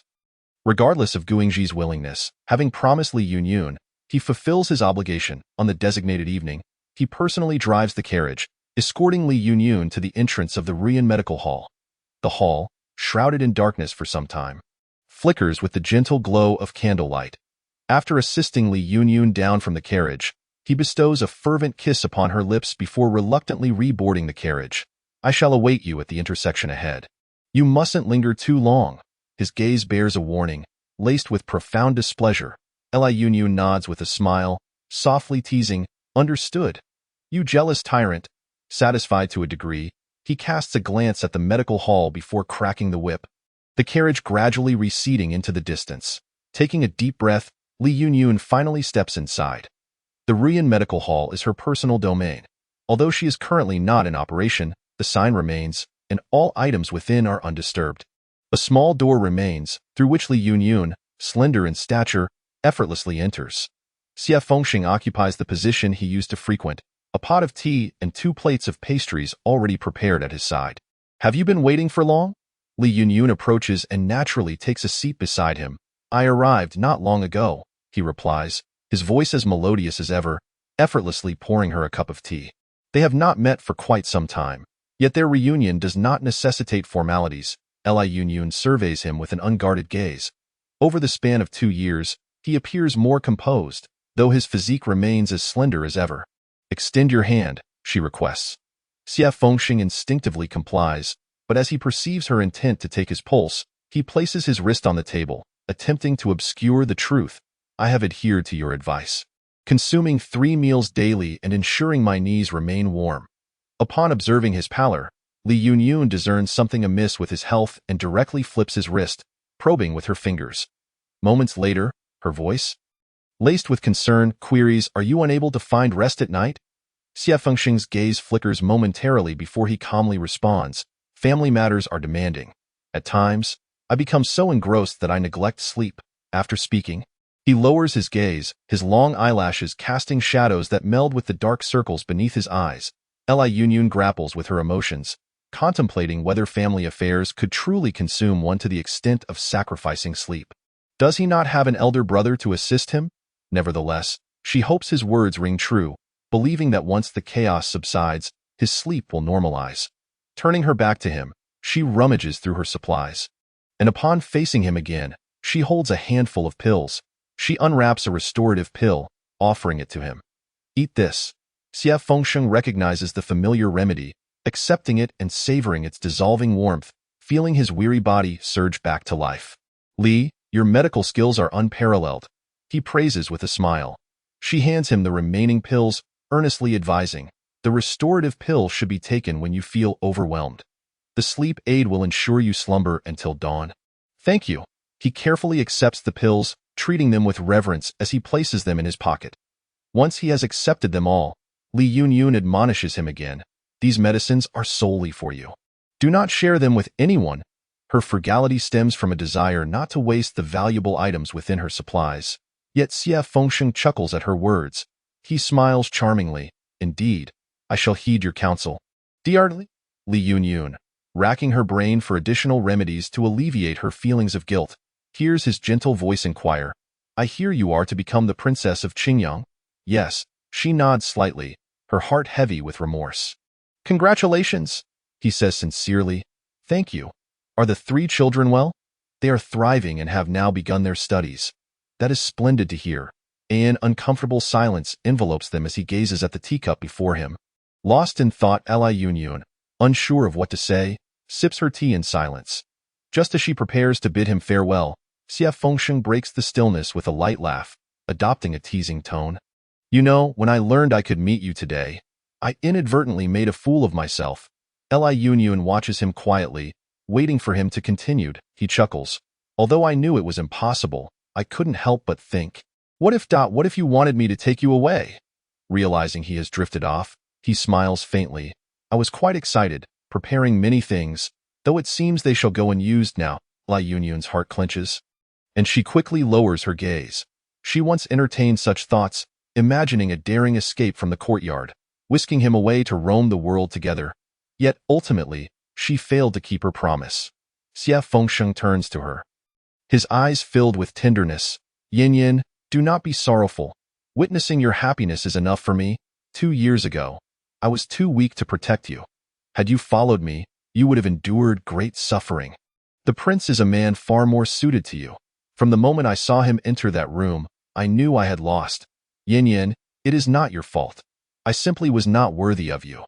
Each word he utters seems to have been carefully pondered, gradually easing the guilt that weighs upon Li Yunyun's heart. Her eyes swell with tears, and her voice trembles as she expresses, "Xia Fengsheng, thank you. I too hope you can pursue your own happiness. I genuinely wish for your joy." Tears cascade down her cheeks as he suddenly leans closer, mere inches apart. Li Yunyun, well aware of his character, does not shy away but meets his gaze. Xia Fengsheng tenderly wipes away her tears, looking deeply into her eyes, his voice remaining clear and composed. "Yin Yin, there is something you owe me from 2 years ago. It is time to repay it, is it not?" "What is it?" she contemplates, wondering if she had forgotten something from 2 years past. Could it be that jade hairpin? But it had long been shattered by Guingji. Lost in her thoughts, she suddenly feels warmth on her lips. He gently cradles her face, pressing his lips against hers. Li Yunyun's eyes widen in shock. Her instinct is to push him away. However, today, he seems resolute. The more she resists, the tighter his grip becomes. Surrounded by his elegant fragrance, Li Yunyun finds herself powerless to resist. His kiss harbors no desires, only a profound longing and delicate gentleness. Eventually, he releases her lips, his fingers brushing across her mouth, wiping away the remnants of her lipstick, and he smiles with a sense of relief. "Xia Fengsheng, from this moment forth, there shall be no regrets." Li Yunyun feels the urge to weep anew. This time, it is a true farewell. He chuckles softly. "As you marry, Dr. Li, I shall refrain from offering gifts, lest the prince's jealousy be provoked." With a gentle smile, he adds, "I have already known happiness, so you need not worry about me." He tenderly tucks a stray hair behind her ear, never once touching her skin. He engraves her current visage into his memory before turning to leave. The night air is crisp as his elegant silhouette fades into the enveloping darkness. When Guingji enters, he finds only Li Yunyun remaining. "Humph, that lad is quite perceptive." He left without needing prodding. He strides forward, noticing Li Yunyun shedding tears in solitude, stirring a pang of bitterness within him. Hearing his sardonic remark, Li Yunyun bursts into laughter. This man truly can grow jealous over anything. Her heartache lifts slightly as she hastily dabs her tears with a handkerchief and sniffs, "Then you should go." Guingji pretends not to hear her words and sits beside her. Upon seeing her tear-streaked eyes, his displeasure mounts, and as he notices her rosy lips, a tempest brews within him. He grips her chin, a glint of coldness flashing in his eyes, his voice low and simmering with suppressed anger. "Did he touch you?" She wiped away the tears from her face, taking deep breaths to gradually calm herself. Guingji's gaze was firmly fixed upon her, watching as her emotions settled. Suddenly, he extended his arms and forcefully drew her into his embrace. With an imperious tone, he declared, "This is the final time. From this moment forth, this king shall not allow you to shed a single tear for him. Otherwise, I shall end his life." His voice was deep and resonant, imbued with an unshakable authority and resolve. After uttering these words, Guingji tightened his grip, seemingly wishing to convey the weight of his declaration to Li Yunyuan. She understood that this marked the limit of his patience. He had gone to such lengths for her. And she felt a sense of contentment.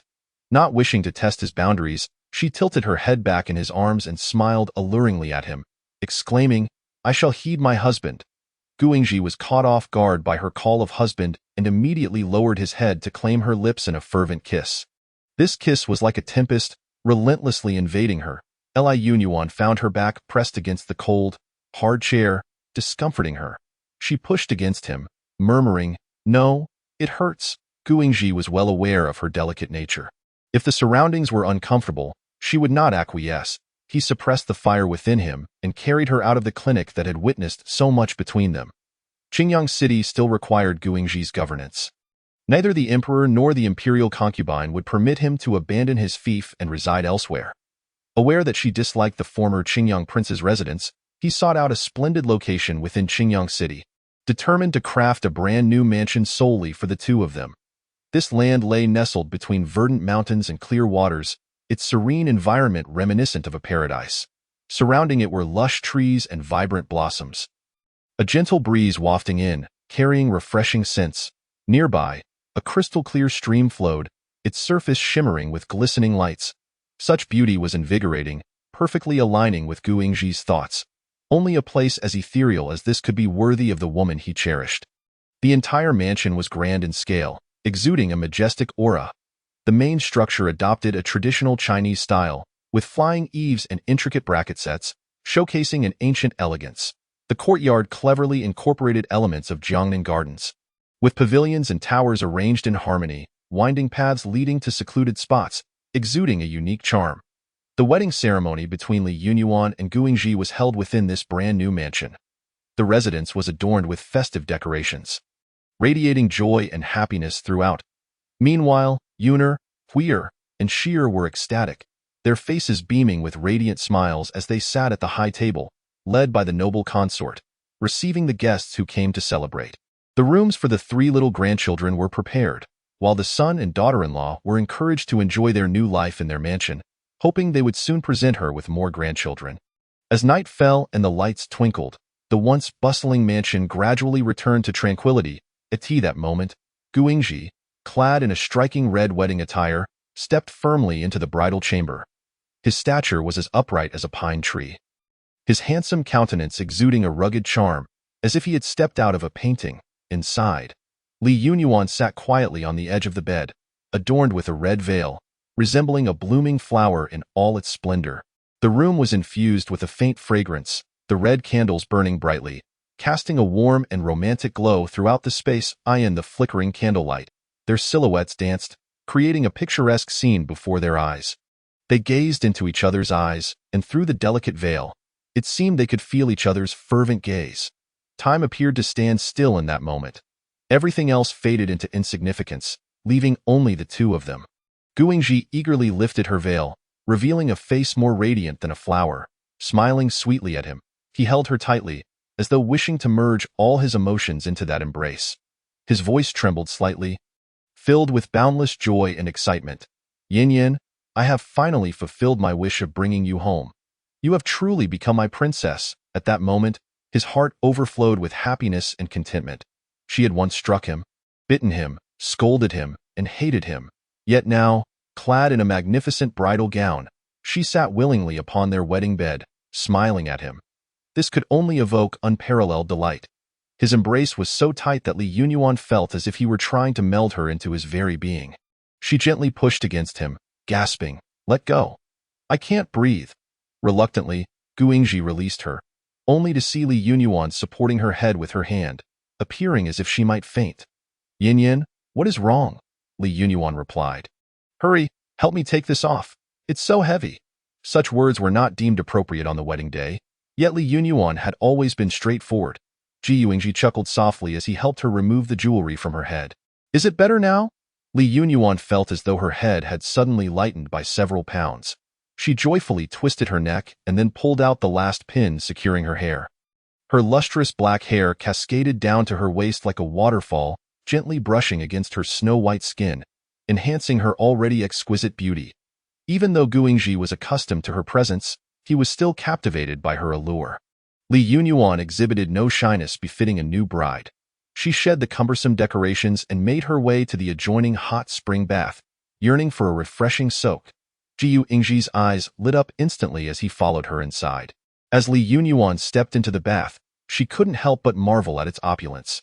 The entire bathing area resembled a crystalline white jade palace, emanating a soft glow. The immaculate jade stones were as smooth and delicate as satin, each slab closely fitted together without a single gap, as if they were destined for this place. Li Yunyuan carefully treaded upon the mirror-like surface, cautious not to slip. She slowly crouched down, gently touching the edge of the pool, savoring the marvelous sensation of the coolness mingling with warmth.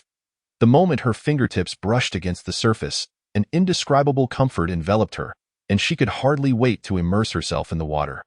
Gradually, she descended the stone steps into the bath, the temperature just right, with a continuous flow of fresh water. If her body permitted, she could easily spend the entire day luxuriating here. How thoughtful of Guingji. During her time as empress, she had never experienced such extravagance. Lost in her thoughts, she heard the sound of someone entering the water behind her, and without needing to look, she knew who it was. Pretending not to notice his entrance, she lightly stirred the petals floating atop the water, and the next instant, she found herself enveloped in a searing embrace, warmer than the hot spring itself, causing her ears to flush. Guingji's voice was low and husky. On our wedding night, Yin Yin, you have abandoned your husband. I must punish you. The intimacy of their position allowed Li Yunyuan to feel the firm contours of his abdomen against her back. The walls of the bath were embedded with luminous pearls, casting a gentle glow that reflected off the white jade, illuminating the bathing area brilliantly. With such unreserved exposure, Li Yunyuan was too shy to open her eyes. Guingji took advantage of the moment, gripping her shoulders and turning her to face him, his breath warm against her ear, his voice imbued with the satisfaction of his desires fulfilled. Yin Yin, we are now husband and wife. Truly husband and wife. She certainly understood that they were married. They had just performed the ceremony, receiving the blessings of all. They had 3 children, with the promise of more to come. Yet, she knew deep down that Guingji was referring to their formal status. With this title, they could be together forever. Who would have thought that this man, so robust, would place such importance on titles? Li Yunyuan bit her lip and nodded slightly. Yes, we are now husband and wife. He held her close, whispering tenderly in her ear, Yin Yin, my princess, my lady, my wife. His voice dripped with affection, moving Li Yunyuan to wrap her arms around his waist. Her voice was soft as she murmured, husband. She felt him tighten his embrace, a tremor coursing through him, making it difficult for her to breathe. Peering through the narrow slit of her eyes, she saw his deep gaze fixed upon her. His chiseled features glistening with droplets of water, exuding an intoxicating aura. Their eyes locked, Guingji cupped her face in his hands, speaking earnestly, Yin Yin, I love you. Do not leave me. She nodded within his grasp. A sweet smile gracing her lips, Guingji, I will not leave you. A flurry of kisses descended upon her. After a long while, Li Yunyuan emerged from the hot spring, her skin flushed from the warmth, and was lifted by him onto the jade couch nearby. The couch was generously covered with a thick velvet blanket, providing her with comfort. She lay upon it, a bottle of moisturizer beside her. As Guingji poured some into his hand, kneading her sore leg muscles, Li Yunyuan closed her eyes, relishing Guingji's attentive care, occasionally guiding him with gentle gestures. An hour later, he carried her out of the bath. To her surprise, she noticed a spacious rocking chair beside them. Before drifting off to sleep, she softly placed her hand on her abdomen, a smile gracing her lips. On the 3rd day following their nuptials, the noble consort Shu took the 3 children away. Li Yunyuan felt a twinge of reluctance, while Guingji remained unfazed, offering her solace. The Empress Mother, alone in the palace, is bound to feel lonely. It would be beneficial for the children to keep her company for a while. Li Yunyuan's concerns lay with the intrigues of the harem. Were the children safe within the palace walls? He could easily discern her thoughts and playfully flicked her forehead. You ought to steer clear of those sensational tales. My elder brother's position as crown prince is firmly established, and he has his own legitimate heir. As for myself, I harbor no ambition for power. A harmonious harem ensures the safety of the children. Li Yunyuan was momentarily taken aback, pondering the notion of a serene harem. He gently took her hand away and massaged her forehead. Speaking softly, Father Emperor governs with wisdom, and the court is in a state of clarity. Thus, managing the harem is a mere trifle. Very well. Perhaps I have been overthinking. With the children absent, Li Yunyin naturally slipped into a leisurely routine of eating, drinking, and resting. Ji Yuingji no longer confined her, attending to state affairs by day while she wandered around Qingyang City with Xiangxia and others. She made a few friends, occasionally visiting their homes for tea and flower appreciation. Leading a life of unparalleled leisure, a month later, Li Yunyin suddenly felt nauseous and fatigued. She checked her pulse and realized the truth. The system, overjoyed, noted that this was the longest period the host had been idle, leading it to believe she had no intention of having more children in this small world. Li Yunyin scolded it internally, insisting that it must maintain its boundaries.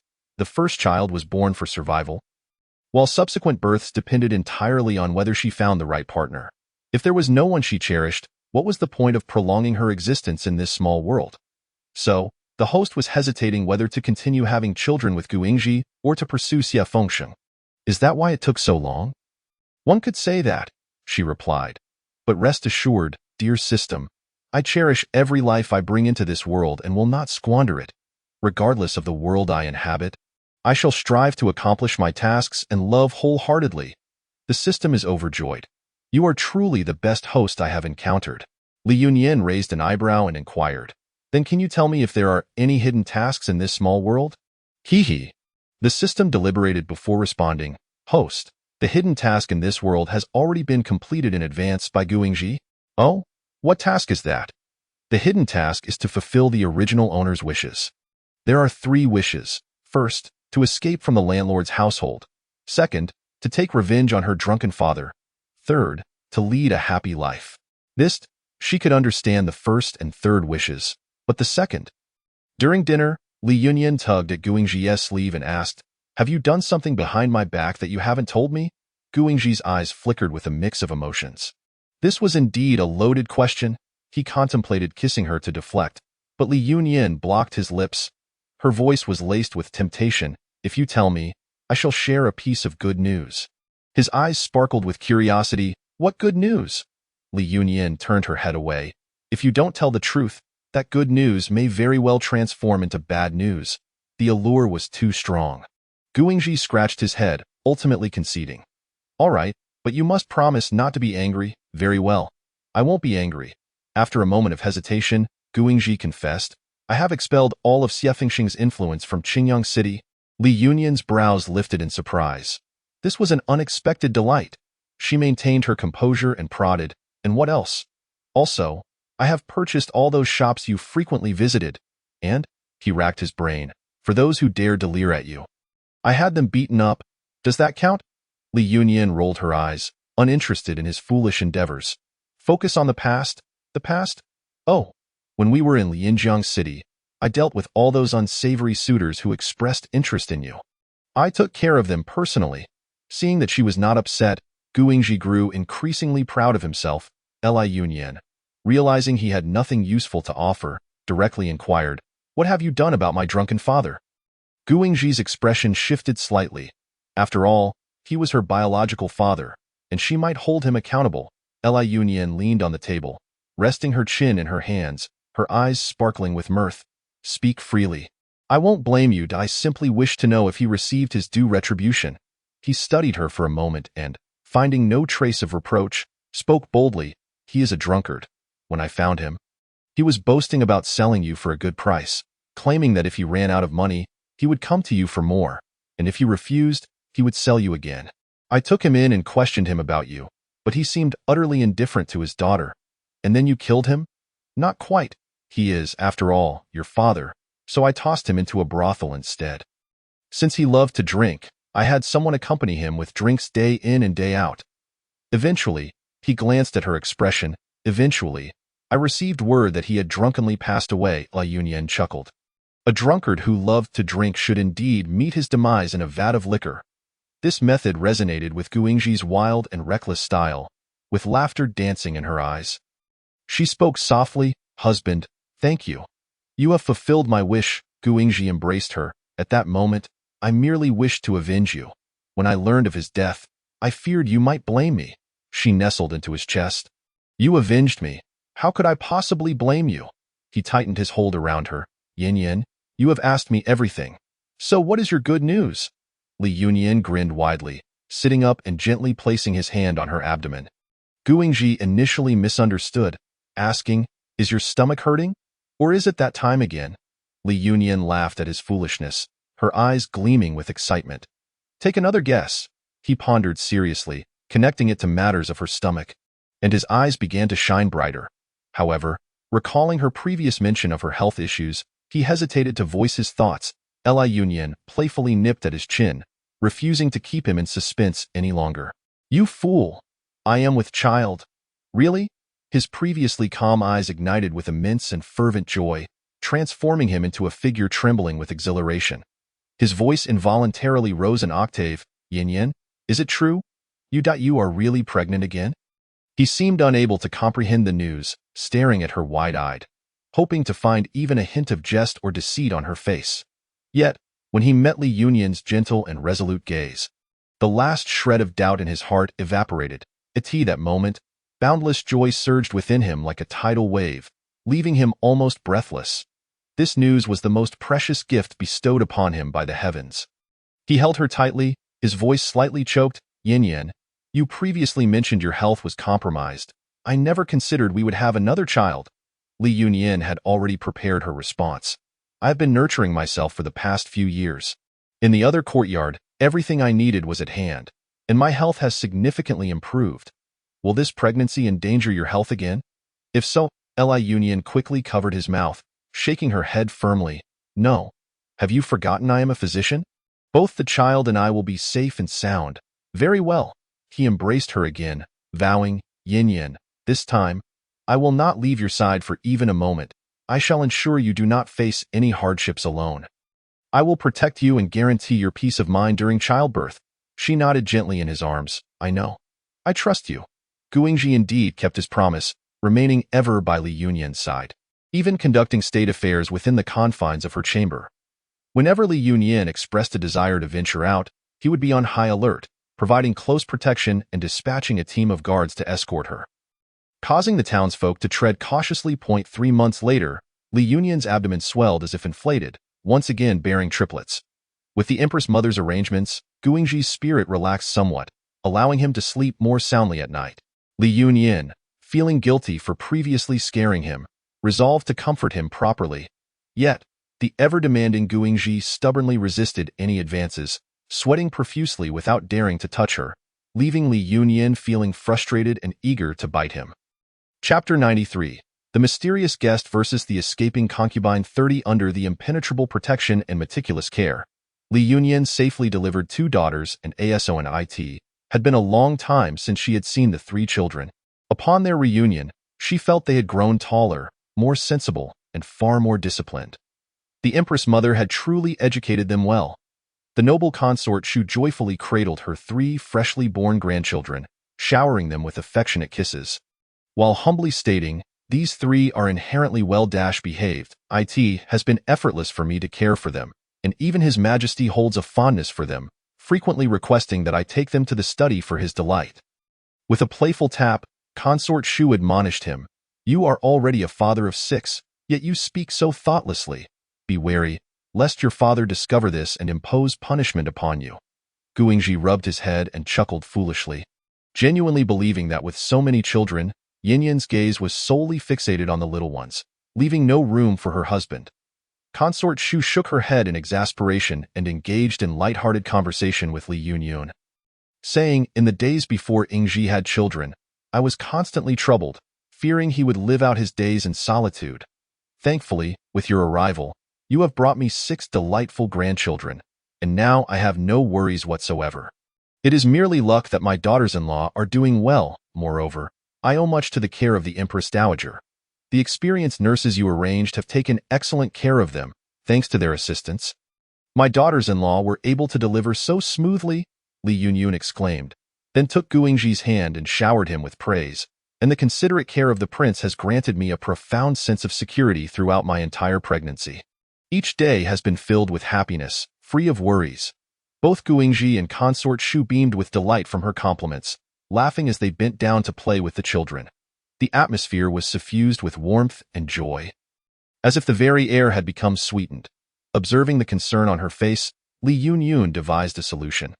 Consort Shu found it feasible, as the 3 grandchildren had yet to reach a month old and could not withstand the jolting of a carriage. The couple readily agreed.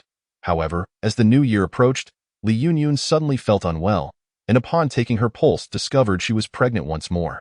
At that moment, the triplets were still under 6 months old. She gritted her teeth and looked at Guingji with indignation. "What shall we do? We have already promised the Empress Dowager. Shall we disappoint her?" Guingji wore a smug grin, shrugged his shoulders, and lazily replied, "No worries, I shall write a letter to the Empress Dowager. She will surely understand." "Humph." Li Yunyun shot him an exasperated glance. "You shall not touch me again." The following year, unexpectedly, another surprise awaited. Li Yunyun felt she was going mad. If this continued, she would surely end up as an old hag. She hastily had the system seal her womb, vowing never to bear another child after this one. 3 years later, Li Yunyun and Guingji, accompanied by 5 children, made their grand entry into the capital, finally reuniting with their family within the royal palace. At this point, Yuner, Huier, and Shier had grown into spirited youngsters, each well-versed in propriety under consort Shu's attentive guidance. Ji Yuingji had a sudden idea. Upon their departure, he took the 3 older children with him, leaving the 5 younger ones behind. Consort Shu, both furious and amused, scolded him while cradling the 5 little grandchildren. Meanwhile, in Lianjiang City, Mother Xia looked at the perpetually solitary Xia Fengsheng, her hair turning white with worry. "Shenger, I implore you as your mother. Marry, will you? Do not leave me without a way to face your father when I am gone." At that time, Xia Fengsheng had become the head of the Xia family. Time had gently caressed his visage, removing the youthful naivety and rendering him more composed. He sat upright, his expression calm and reserved. "Now that my mother has grandchildren, there is no necessity for me to marry. I shall entrust the family's legacy to Hauer." Mother Xia's heart sank. "It is not for the sake of the family legacy, but for you. Shenger, I do not wish to see you alone. If I am no longer here, who will care for you?" His voice remained steady. "I do not require anyone's concern." His fingers clenched tightly beneath his flowing robe. His deep, dark eyes pierced through the high walls, yearning to glimpse the busy figure in the small clinic by the roadside. When she noticed him, she looked up and offered him a gentle smile, her eyes sparkling. Yet, it was already too late. Xia Fengsheng closed his eyes and let out a long sigh. "Mother, such words must not be spoken again. She is now the Princess of Qingyang, and others must not speak of her lightly." The Princess of Qingyang. How could that be? Mother Xia's eyes widened in disbelief. With her status, how could she possibly become a princess? Xia Fengsheng suddenly chuckled, a look of relief washing over him. Even now, his mother underestimated Yin Yin.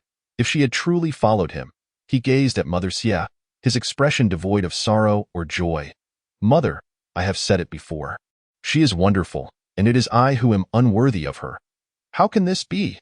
Mother Xia seemed unable to bear the blow, clutching the hand of the elderly nurse beside her in panic. Yet Xia Fengsheng had already risen. "Mother, I have matters to attend to. I must take my leave." He strode away, leaving behind a tall, bamboo-like silhouette. Mother Xia wept uncontrollably. "He truly resents me. He is seeking revenge on me. Gao Mama, have I done something wrong?" What could Gao Mama say? Over the years, she had watched the second young master grow increasingly despondent, yet felt powerless to help. She could only support Mother Xia. "Madam, you must take care of your health. Otherwise, our second master will truly have no one to care for him. Woo-woo. I regret it. I truly regret it." As Guingji's eldest 3 children turned 15, he entrusted all affairs of Qingyang City and his 5 younger siblings to them, while he and Li Yunyun wandered the mountains and rivers, rarely returning home. Soon after, grandchildren were born, and the cycle continued, gradually forming a vast family. Ultimately, Li Yunyun passed away surrounded by nearly 100 descendants. After sending all the grandchildren away, Guingji lay beside Li Yunyun's body, holding her hand tightly as he had in their youth. "Yin Yin, you have always been delicate. With your husband accompanying you on the road to the Yellow Springs, you need not fear." His voice had grown old yet carried a reassuring strength, Li Yunyun, hearing his words within the system, silently nodded. System, where will they go after death? The future can only be known in due time. The host must now proceed to the next small world and strive to complete as many tasks as possible. Li Yunyun pondered the system's words, sensing an underlying hint.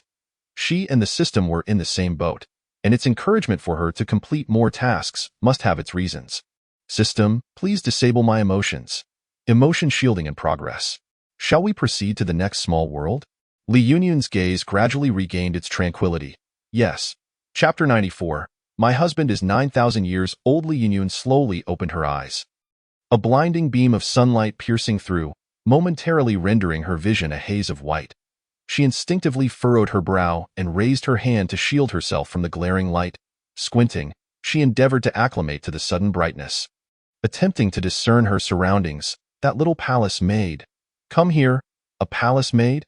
After much effort to adjust to the intense light, Li Yunyun felt someone gently tapping her shoulder. Turning her head, she noticed a maid discreetly pointing ahead, indicating that someone was calling for her. She nodded in acknowledgement and lifted her gaze to the front. There stood several haughty eunuchs. Lowering her gaze, she discovered she was clad in attire identical to that of the maid. And upon touching her head, felt the dual buns styled atop, devoid of any adornments, save for two colorful ribbons tied for decoration. It seemed she too had become a little palace maid. Was this an opening reminiscent of a palace intrigue drama? With no time to absorb the plot, she took a few steps forward and offered a gentle bow to the eunuch who had called her. The eunuch's gaze made her exceedingly uncomfortable. As though she were merely a possession of his. Bah, does he not take a look at himself? With a sharp face, murky eyes, and a frail stature, he resembles a large rat. The eunuch's shrill voice rang out. In a moment, Master Zhang will arrive to select a few personal maids for Lady Zhao. You all better keep your wits about you. First, do not offend the master. Second, perform well. If selected, serving beside Lady Zhao will bring you endless fortune. You should be grateful to our family. As he spoke, his eyes occasionally darted towards Li Yunyun, sending shivers down her spine. In a hurry, she called out to the system, System, transmit the plot. Plot transmission in progress. After reviewing the plot, Li Yunyun sighed. The original host truly was a pitiful creature. She had been the legitimate daughter of a fifth-rank official, but after her mother passed away early, her father remarried. Following the birth of a son and daughter by her stepmother, Li Yunyun was forgotten by her father, becoming a little orphan without parental love. Though her days were hard, she bore through, waiting for the day she could marry and escape this prison. However, the emperor sought to hold a selection of maidens. The current emperor was notoriously debauched, holding selections every year. The harem boasted nearly 1,000 women, yet he was exceedingly stingy, rarely granting high ranks. And even those who bore children merely received a token reward of gold and silk, with no hope of rising above. Moreover, His Majesty is exceedingly cruel. It is not uncommon to hear of palace consorts meeting untimely and mysterious ends. With the court offering no explanations whatsoever, he places immense trust in a eunuch named Yun-E, entrusting all significant affairs of state to this individual, while he himself indulges in debauchery, neglecting his responsibilities entirely. Yun-E wields considerable power, being the chief eunuch of the Directorate of Ceremonial Affairs, and is also charged with overseeing the secretive Eastern Bureau, enjoying a status akin to that of a sovereign beneath the emperor. Many whisper privately, referring to him as Juqiansui.it is said that this Juqiansui has a bloodthirsty and ruthless nature, a veritable fiend who slays without a flicker of hesitation. Once, a maid inadvertently brushed against his robes and was promptly dispatched on the spot. With such a tyrant of an emperor and a power-hungry eunuch, it is no wonder that officials are loath to send their daughters into the palace.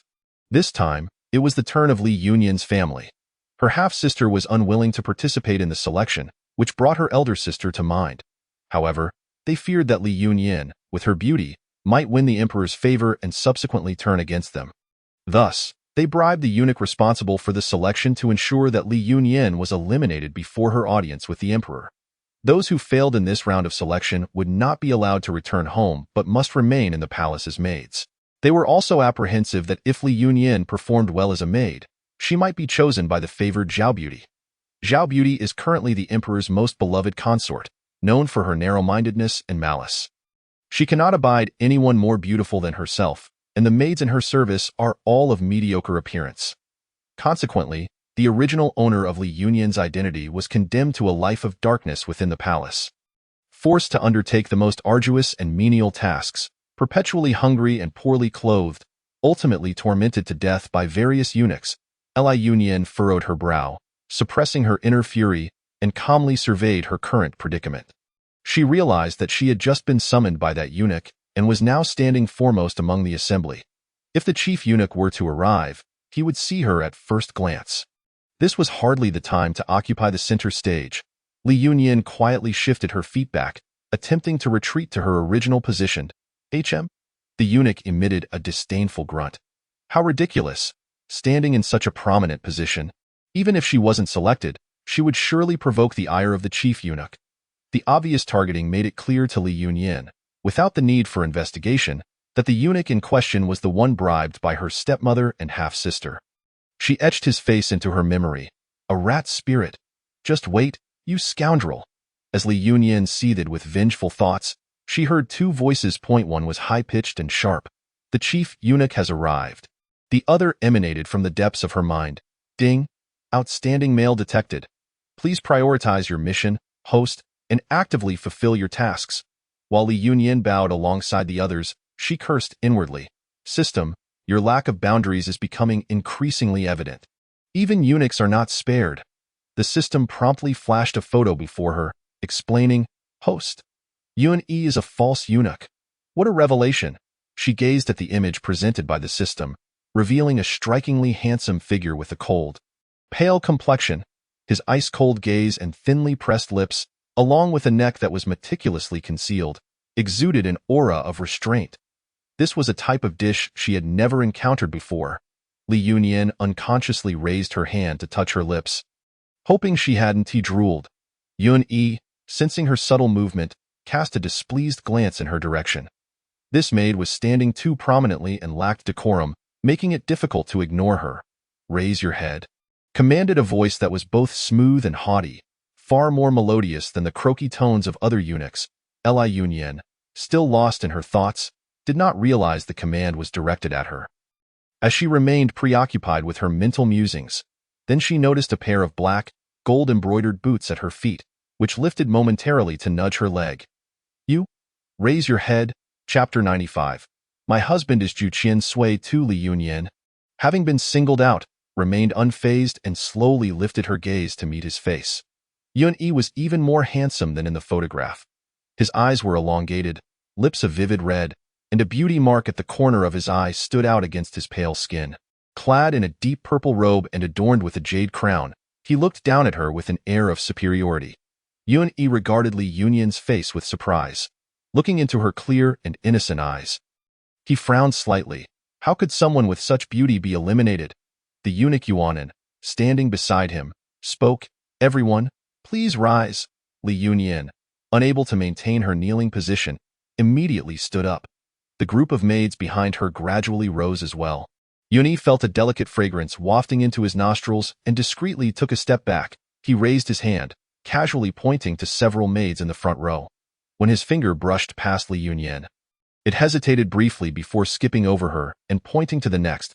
He ultimately selected 8 maids, and as soon as he finished, palace attendants stepped forward to escort them away. Yun E clasped his hands behind his back and turned to leave. So soon? Li Yunyan lowered her gaze, astonished. She had yet to do anything. Had she truly escaped this calamity? Although she had a plan to evade Zhao Beauty's clutches, avoiding exposure of her hidden strengths was an unexpected stroke of luck. However, she needed to complete her mission and would inevitably have to get closer to this chief eunuch. It seemed a long-term strategy was in order. Meanwhile, the rat spirit was equally astonished. He had not anticipated that despite his arrangements, the chief eunuch would overlook Li Yunyan. If this were the case, a malicious grin spread across his face. Being overlooked could also have its advantages. He would not hesitate to take action.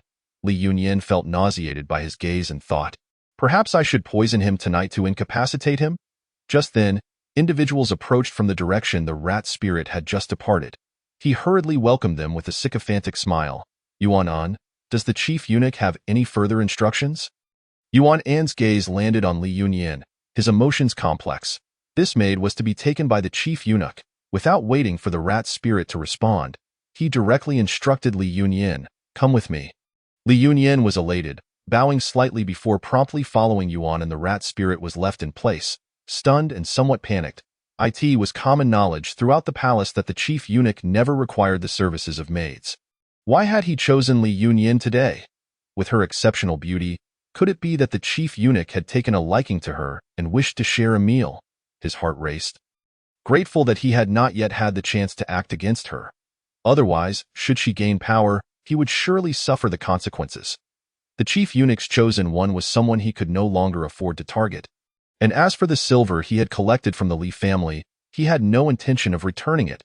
His heart raced, and he hastily instructed his subordinates to erase all traces of his previous actions.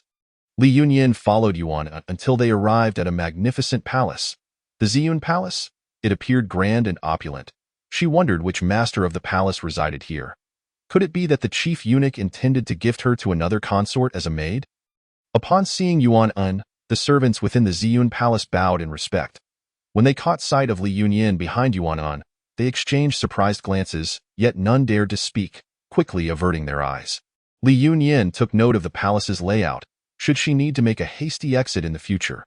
To her astonishment, all the attendants within the palace were eunuchs, with not a single maid in sight. What kind of place was this? A eunuch training center?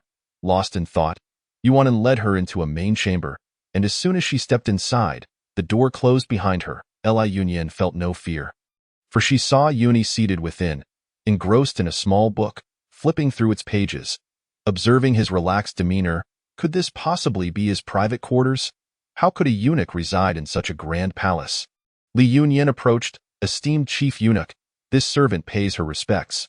Yuni closed the book and directed his icy gaze toward her, his thin lips parting slightly. "Li Yunyin? This servant is here." His hawk-like, piercing gaze seemed capable of penetrating all illusions and facades, landing squarely on her. Yet, Li Yunyin appeared oblivious, seemingly untouched by the powerful aura radiating from him. She stood quietly, her posture graceful and poised, reminiscent of a palace consort.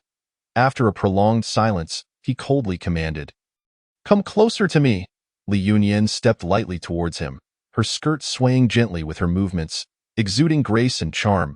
As she approached, Yuni caught another whiff of the fragrant aroma, and his headache diminished slightly. He had not been mistaken. It was indeed the fragrance emanating from her. "What scent are you wearing?" "Huh?" Li Yunyin was momentarily taken aback by his question, raising her arm to sniff. The original owner had been impoverished and unable to afford any fragrance. So what could she say? "Esteemed chief eunuch, this servant does not wear any scent." Not wearing any scent? Yuni found it hard to believe such a clumsy lie. There was undeniably a subtle yet refreshing fragrance surrounding her, alleviating his chronic headache. Had he not investigated her background earlier, he might have believed she was purposefully drawing near. He slowly uttered 3 words. "Go bathe?" "Huh?" Li Yunyin thought she must have misheard. Who would command someone to bathe without further ado? They were not yet at that stage of intimacy, were they? Moreover, wasn't he supposed to be a eunuch? Might it be that on his own territory, he no longer requires any pretense? Could it be a tad too hasty? Yet, it is not entirely impossible. Yuni observed the fleeting expressions on her delicate face, and an unfamiliar sense of delight surged within him. He lightly tapped his fingers on the smooth jade table, his tone icy. "What? Do you not comprehend my words?" His voice was so frigid that it hardly conveyed any intention of malice. Li Yunyin cast aside her distractions and quickly replied, "I understand. I shall go wash immediately." As long as he did not intend to send her away, she would seize every opportunity to draw closer to him. However, as soon as Li Yunyin spoke, she found herself in a quandary. The handprint, the servant, which room to reside in? Yuani gently nodded, gesturing with his chin towards the jade screen. "Go wash behind there." Ah? Chapter 96. My husband is 9,000 years old. Li Yunyin had always perceived her thoughts as rather erratic, but now she encountered a worthy adversary. Fearing that Yuni might grow irate again, she ceased her hesitations and boldly stepped behind the screen. Inside was a large bathtub, exuding steam as it slowly heated. Had the warm water been prepared in advance? bathing in the presence of a man she had only met once made Li Yunyun feel somewhat bashful. Although a screen separated them, it was neither soundproof nor sealed, and she stepped into the water with utmost caution. How delightful! Li Yunyun reclined in the tub, letting out a contented sigh. The original owner had likely not rested properly since entering the palace. And after feeling sore all over, a soak now made her feel as though her pores had opened in relief.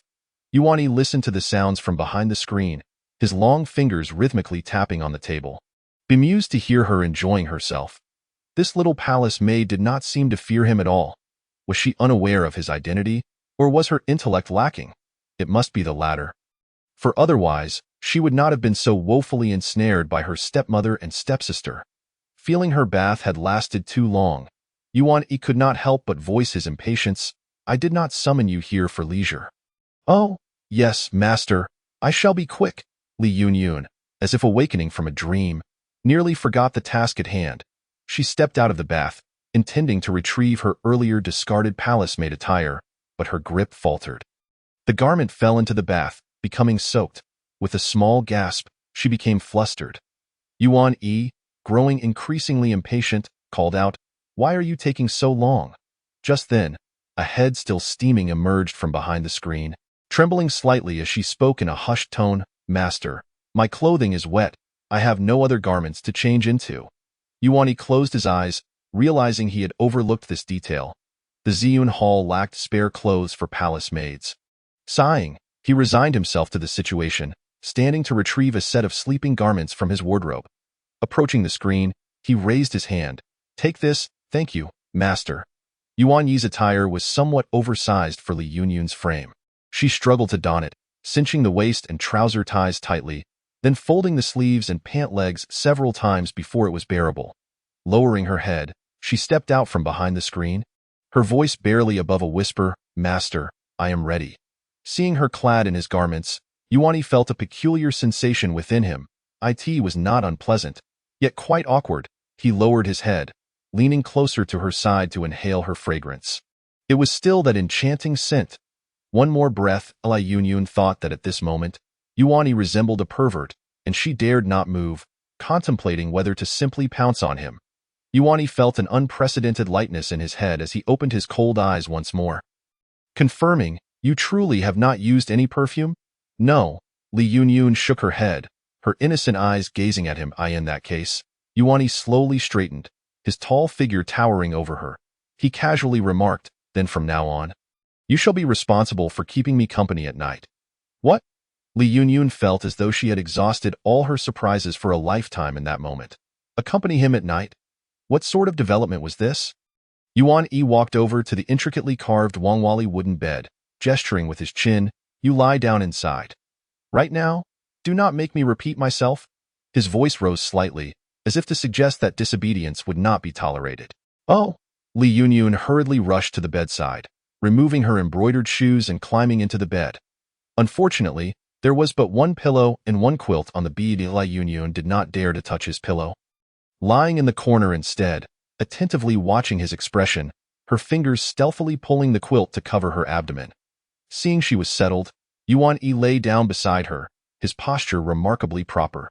Indeed, it was purely for sleep. Li Yunyun suppressed her disappointment. After all, no matter how urgent the situation, it could not be rushed. The soothing aroma wafted through the air, and Yuan-yi felt a wave of relaxation wash over him. But Li Yunyun was lying too far away, the fragrance too faint. Come a little closer. Oh! Recognizing her role as a mere human incense burner, Li Yunyun begrudgingly inched closer. Yuan-yi inhaled the scent emanating from her. His headache gradually dissipated, and sleepiness began to overtake him. Master? Li Yunyun still wished to inquire if she could perhaps sleep as well. Silence, though. Seeing Yuan-yi close his eyes, Li Yunyun found it quite miraculous. On her very first day in this new world, she was sharing a bed with the notoriously difficult master eunuch. Although their interaction was merely platonic, it indicated that he did not harbor any aversion towards her. Thus, winning him over was simply a matter of time. She relaxed, her mind churning with schemes, gradually drifting into slumber. Yuan-yi, upon hearing her breathing grow deep and rhythmic, opened his eyes. He gazed at her tranquil sleeping face. Murmuring softly, Is this how easily you fall asleep? You truly are carefree. Li Yunyun enjoyed a restful slumber. Upon waking, she felt enveloped in warmth, slightly too warm. Warm. She mumbled and instinctively pressed her hand against the abdominal muscles beneath her. The shape felt somewhat different than before, and a jolt of realization struck her. She was no longer in the previous world. The abdomen she was touching was not Guangxi's. Slowly opening her eyes, Li Yunyun silently prayed, "Please, Yuan Yi, do not wake up. Do not wake up." Yet, she was met with his inscrutable gaze. Glancing down, she discovered herself nestled in his embrace, her head resting on his arm, her thigh draped over him, and her hand that had inadvertently found its way beneath his garment, resting squarely on his firm abdomen. Li Yunyun offered him an awkward smile. "If I say it was unintentional, would you believe me?" Yuan Yi, nonchalantly adjusting the hem of his garment, replied in a slightly hoarse voice, "Why have you ceased to refer to yourself as a servant?" "Oh, right." Li Yunyun quickly corrected herself. The servant did not mean it. "Please, master, forgive me." His gaze fell upon her hand. "Do you usually sleep in such a manner?" "How could that be?" Li Yunyun chuckled nervously, concealing her hand behind her back. "It must be due to the lack of a pillow that I ended up like this with you." It won't happen again. Yuan Yi glanced down at his garment, noting that before her hand had ventured to his abdomen, it had been resting on his chest. Chapter 97. My husband is 9,000 years old. For noticing his gaze, Li Yunyun hurriedly smoothed out his crumpled garment, internally chiding herself for carrying over her habitual actions from her previous life. This simply would not do. She smiled apologetically. "Master, please forgive me. I may have been too cold. Which is why I inadvertently sought warmth. If I had my own quilt, this would not have occurred." He let out a low, ambiguous chuckle. "You expect to bring your own pillow and quilt to my bed? What? The illustrious 9,000 years would not be so petty, would he?" Yuan Yi understood the humor in her expression and chuckled in response. Considering he had enjoyed a good night's sleep, he decided to allow her hand to remain on him for the time being. He lifted a long leg and climbed out of bed. "Help me change." "Yes." Yuan Yi preferred garments that were not scented with fragrance. Yuanin had long prepared the attire he was to wear today, and Li Yunyun assisted him in putting it on, discovering that he favored dark colors. Yesterday, he had donned a deep purple narrow-sleeved long robe adorned with golden-threaded clouds, while today he wore a pure black embroidered silver-patterned narrow-sleeved brocade. The dark attire against his inky hair accentuated his pale complexion. The sharp and indifferent light in his obsidian eyes made one feel intimidated. Li Yunyun's fingers were soft and nimble, and her movements were remarkably skilled as she dressed Yuan Yi. Her voice gentle and delicate. She even knew to match different sashes and jade clasps according to the colors of his garments. Yuan Yi mused inwardly that indeed, palace maids were more attentive than eunuchs. He watched her with lowered eyes, noting her newfound obedience.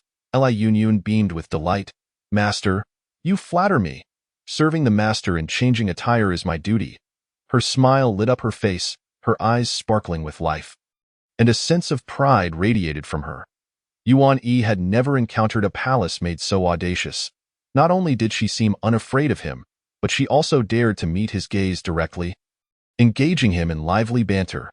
To his surprise, he felt no anger within him. He gazed at her with a perplexed expression for a long moment before turning and exiting the room. After Yuni departed, Li Yunyun glanced at the sky. It was likely still the hour of the rabbit. This time, no one competed with her for the pillow and blanket, allowing Li Yunyun to sleep soundly. When she awoke again, it was already the hour of the snake. Habitually, she intended to call someone in, but then remembered that she was now a palace maid, not one to summon servants. Rising to look around, she discovered that the palace maid's attire she had changed out of the previous night had mysteriously vanished, leaving her without a single piece of women's clothing in the room. She was still wearing the nightclothes Yuni had given her. Tilting her head in contemplation, she proceeded to open his wardrobe. Inside, apart from undergarments, all the clothes were dark-colored. Li Yunyun struggled to rummage through to the bottom and selected a set of deep blue brocade robes. She folded the sleeves and pant legs a few times, tidied her hair into the simplest of buns, and opened the palace door. At the entrance, a young eunuch promptly approached. "Has the master awakened?" "This humble servant, Yuan Bao, is here to assist the master with washing up." "I am not the master." Li Yunyun thought he might have mistaken her for Yuni's woman, though she undoubtedly would be in the future. However, at present, that was not the case. To her surprise, Yuanbao knelt down in a fluster, exclaiming, "Please don't be angry, master. Today, when the chief minister left, he specifically instructed me to take good care of you. Could this care simply mean to observe her with his eyes? Yuanbao, fetch me some water. And if there is any food, bring some of that as well." "Yes, master." After Li Yunyun had washed up, Yuanbao returned with the meal. Since arriving here the previous day, she had not eaten, and now felt ravenously hungry. Picking up her bowl and beginning to eat. The variety of dishes was abundant, including flour-cooked quail, 5 delicacies, 3 crisp soups, lamb skin flour threads, and steamed fish. The pastries consisted of golden milk pastries and crystal cakes. Li Yunyun ate heartily while inquiring of Yuanbao, "Were these prepared by the Imperial kitchen?" "Yes, master." The Imperial kitchen heard that they were needed at Ziyun Palace, so they sent over the finest. It seemed she had indeed benefited from Yuni's favor. Li Yunyun thought to herself that she must cling even more tightly to this advantageous relationship. Having enjoyed sumptuous meals for 3 lifetimes, she could no longer endure a downgrade in her culinary experiences. Does the chief minister have any dietary restrictions?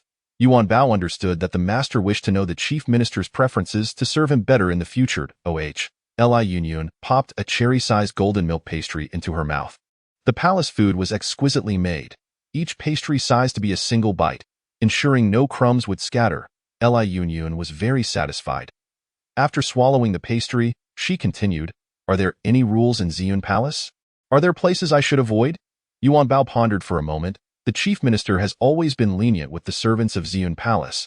As long as one adheres to their duties, the chief minister typically does not impose penalties. As for any rules, he glanced at Li Yunyun. Previously, the chief minister did not favor palace maids being close, hence there were none in Ziyun Palace.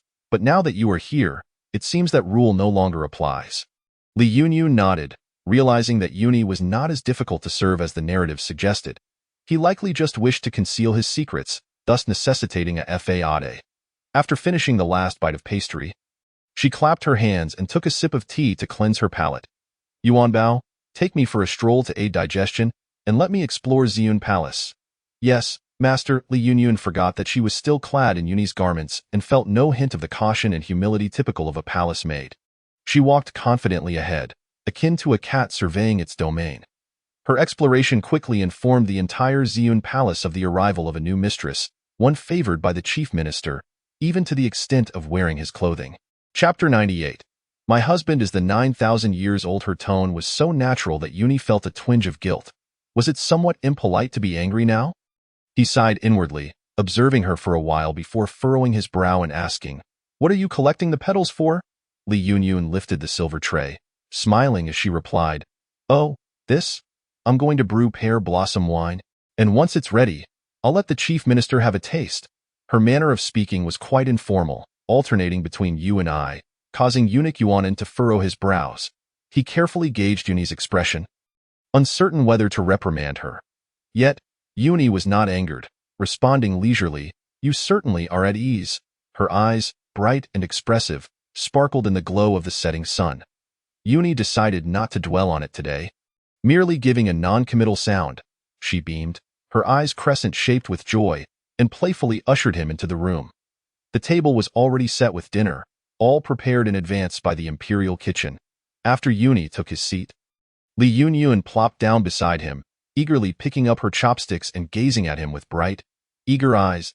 Yuanan sucked in a breath, feeling a pang of sympathy as he closed his eyes.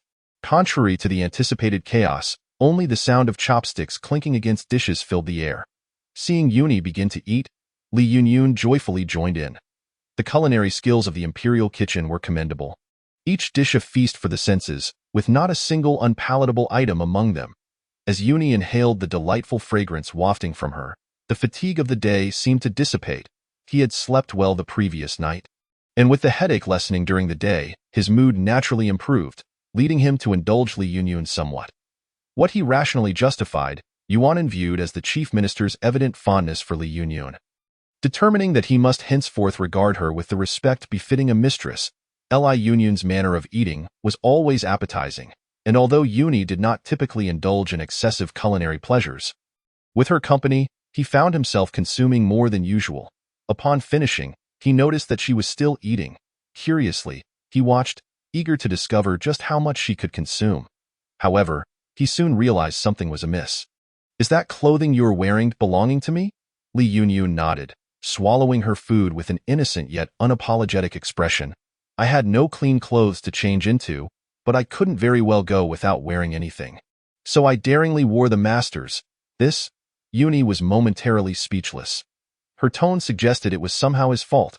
He found that whenever he faced Li Yunyun, he could not muster any anger, sighing internally for the umpteenth time. "You want to indict your service. Inform the tailoring bureau to prepare some clothing for her, and from the jewelry department, provide her with some accessories. She shouldn't go around wearing my clothes all day. Yes, I will arrange it immediately." Li Yunyun's eyes sparkled, and she smiled brightly at him, her voice soft and sincere. "Thank you, Chief Minister." Her smile was fresh and radiant, causing Yuni's heart to flutter as he turned his gaze away. "If you don't focus on your meal, I shall have the dinner taken away. Eat, eat, eat. I will eat." Li Yunyun continued to immerse herself in her meal, and Yuni, listening to her, subtly curved his lips. Yuni was fastidious about cleanliness, bathing each night before sleep. Coincidentally, so was Li Yunyun. She found it comfortable to bathe before retiring.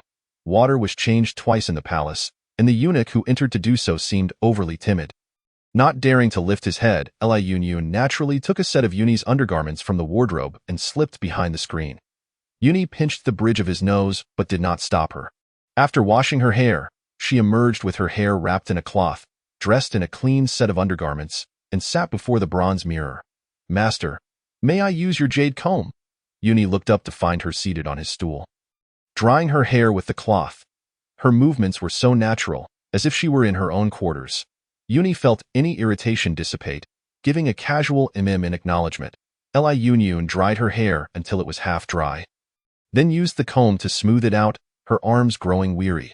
While massaging her sore arms, she awaited her hair to dry. Noticing her stillness, Yuni prompted, "Aren't you coming over?" "I can't yet," Li Yunyun replied, running her fingers through her long hair. "My hair isn't dry." "What a hassle!" Yuni tossed aside the book he had been reading and commanded, "Come here." Li Yunyun took small, dainty steps toward him, and Yuni used his palm to dry her hair with his internal energy. "Is it all right to sleep now?" Li Yunyun joyfully felt her hair, nodding vigorously. "Yes, thank you, Chief Minister." She promptly climbed into bed. Just as she was about to lie down, she hesitated, glancing at the solitary pillow and quilt. "Uncertain, Master?" He shot her a cold glance. "What? Must I beg you to sleep?" "Of course not. I can sleep." Li Yunyun immediately lay down, pulling the quilt to cover herself.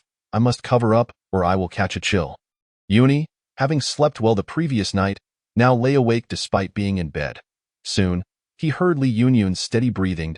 Hadn't she only just woken at the hour of the snake? How could she be asleep again? She could eat and sleep. Was she perhaps born in the year of the pig? Turning to face her, he observed her sleeping face, his expression complex. Her eyelashes were thick, casting a beautiful arc beneath the candlelight.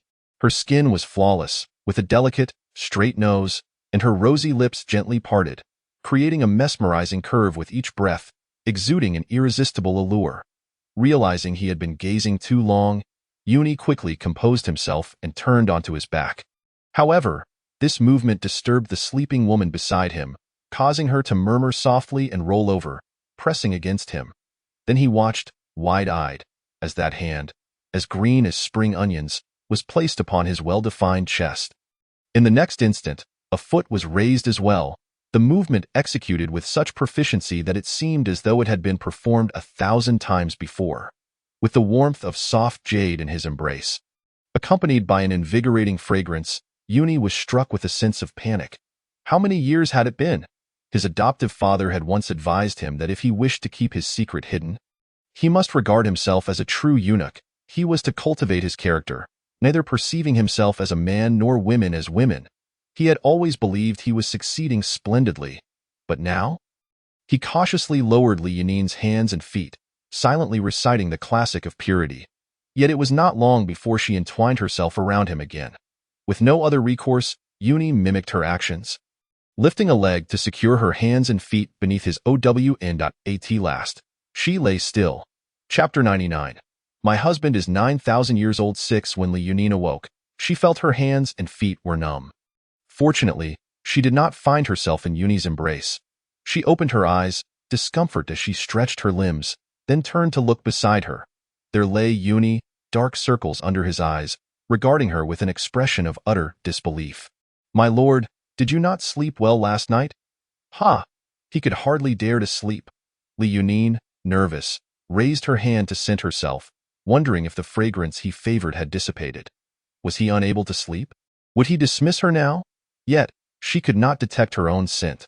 On her arm, there was none, so she unfastened her garment to lean in and sniff. Upon seeing the expanse of bare skin, Yuni felt himself on the brink of madness, immediately rolling out of bed. My lord, allow me to assist you with your attire. Fearing he would cast her out, an absolute impossibility, her mission remained unfulfilled. She busily flitted around him, and with a mere glance, Yuni could see the delightful view beneath her loose garment, his throat constricting slightly. A knock at the door announced Yuan An's arrival. Acting on impulse, Yuni swiftly wrapped his outer robe around her before finally beckoning Yuan An to enter. Yuan An stepped in, followed by several young eunuchs, each carrying a tray.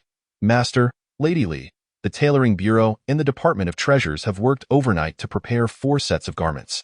This is the first batch. The remainder will follow in a few days. Please, Lady Li, take a look and see if they suit your fancy. Upon hearing that her clothes had arrived, Li Yunin clutched Yuni's outer robe tightly, joyfully moving closer to inspect them. The craftsmanship was exquisite, the fabrics luxurious, and the jewelry of the finest quality. However, these were not the adornments befitting a palace maid.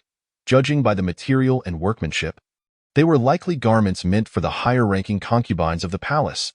She extended a hand to touch them, her expression conflicted as she turned to Yuni. My lord, what of these garments? Yuni raised his gaze. Do you not like them? He had not slept the previous night, and his mood was particularly foul, his face darkening as he replied, if the tailoring bureau cannot manage even this simple task, then they need not. I adore them. I truly do. Li Yunin immediately beamed, eagerly nodding in approval. Alas, Yuni must be a straightforward man, unable to discern the differences in women's garments. Regardless, she need not venture outside. Wearing them within Ziyun Palace should ensure no one else would see. She instructed the young eunuchs to set the trays aside and addressed Yuan and, thank you, Eunuch Yuan. Your efforts are greatly appreciated. Lady Li need not be so courteous. It is merely my duty, Yuan replied. Yuni shooed Yuan and the others out, then opened his arms, addressing Li Yunin. If these garments are not donned promptly, we shall be late for court. Li Yunin tugged at the robe enveloping her. This servant shall attend to it at once. Now that she possessed her own garments, she would no longer need to wear Yuni's. She chose a pale purple skirt adorned with floral patterns, cinched at the waist, and paired it with matching brocade shoes. Unable to style her hair in anything too elaborate, she let most of her long hair cascade down, securing a half updo at the crown of her head with a tassel-adorned gold hairpin, exuding a lazy yet alluring charm. Yuan Bao, ever clever, had observed Li Yunin collecting pear blossoms the previous day. Today, without needing a reminder, he proactively gathered many for her, sparing her considerable effort. The handling of the petals was tedious, requiring careful washing and air drying. Each petal had to be washed individually, without any rubbing, lest their delicate fibers be damaged. This task consumed the entire day. Yuni returned, brimming with pent-up frustration, and upon spotting the beautiful figure beneath the pear tree, he momentarily halted. Li Yunin looked up and smiled at him, instantly easing his irritation. She dried her hands with a soft cloth, instructed Yuan Bao to tidy up, and then gracefully approached, her skirts stirring a flurry of pear blossoms around her, creating a picturesque scene. Yuni discreetly appraised her attire, feeling that she ought to dress this way. It suited her perfectly. He let out a soft hum. Li Yunin tugged at the hem of Yuni's garment, eagerly guiding him to the dining table. His day's irritability had been nearly soothed by this small gesture. Lowering his gaze, he inhaled the delightful fragrance that clung to her. Excellent. He was no longer vexed in the slightest. Li Yunin tilted her head, permitting him to take his seat, and once he appeared composed, she hastily joined him, primarily due to her hunger.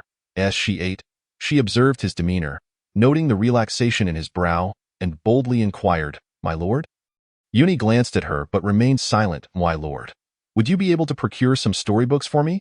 Noting his look of confusion, Li Yunin elaborated, "During the day, I find myself rather bored in Xian Palace." At last, he spoke, "Do you wish to go outside?" "Not quite." Li Yunin shook her head. "I merely wish to read some stories to pass the time." Li Yunin's heart fluttered anxiously until he finished his meal and finally uttered a nonchalant which she took as an affirmation. "Thank you, my lord." Gazing at her radiant smile, Yuni playfully flicked her forehead, remarking, "You only beam with such joy when you seek something from me."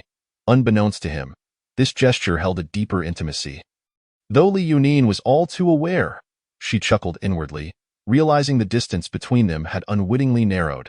Li Yunin noticed Yuni had not slept well the prior night, and she surmised he would retire early this evening.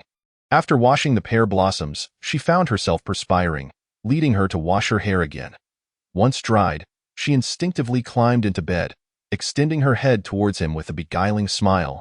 "My lord, might you assist this servant in drying her hair?" He, clad in a fitted undergarment, as she leaned over, the delicate straps of her pink undergarment peeked through. Her laughter was innocent and pure, her figure graceful, embodying both simplicity and allure. Yuni's gaze darkened as he raised his hand to dry her hair. His fingers, unbidden, glided through her tresses, caressing her nape with a teasing touch, akin to playing with a kitten. Li Yunin's pupils widened, her expression one of bewilderment as she gazed at him. Chapter 100. My husband is 9,000 years old. 7. It was not until Yuni exhaled heavily, his voice hoarse as he commanded, "Sleep," that she complied, obediently lying down, her head nestled against his pillow. Yuni feigned slumber, only opening his eyes when he sensed her drifting off. For a long while, he studied her, noting her desire to shift, and instinctively reached out to pull her closer. Her waist was so slender that with a mere tug, she was pressed against him, naturally responding to his touch. Yuni sighed softly, resting his arm beneath her head, inhaling the sweet scent emanating from her neck, and closed his eyes.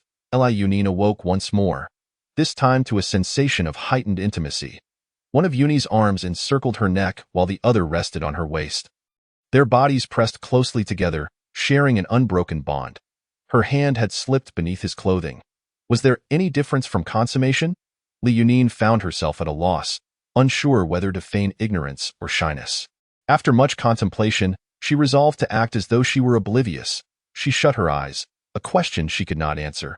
From the moment Li Yunin awakened, Yuni had been fully alert, curious about her reaction. Would she resent the fact that he was a eunuch?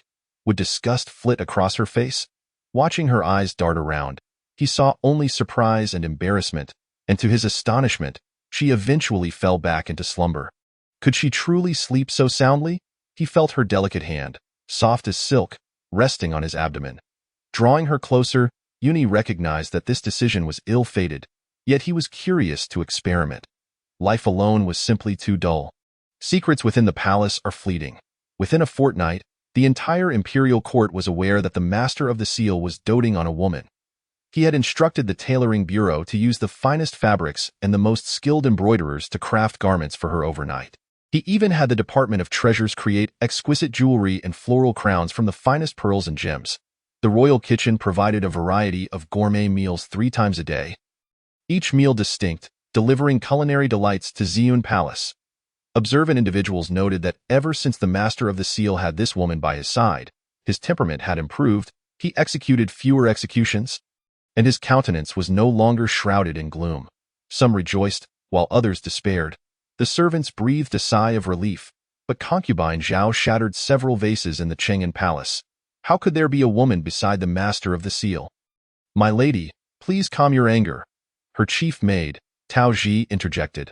"I have heard that this woman was personally sought by the Master of the Seal from the Imperial Garden, and she is said to be extraordinarily beautiful."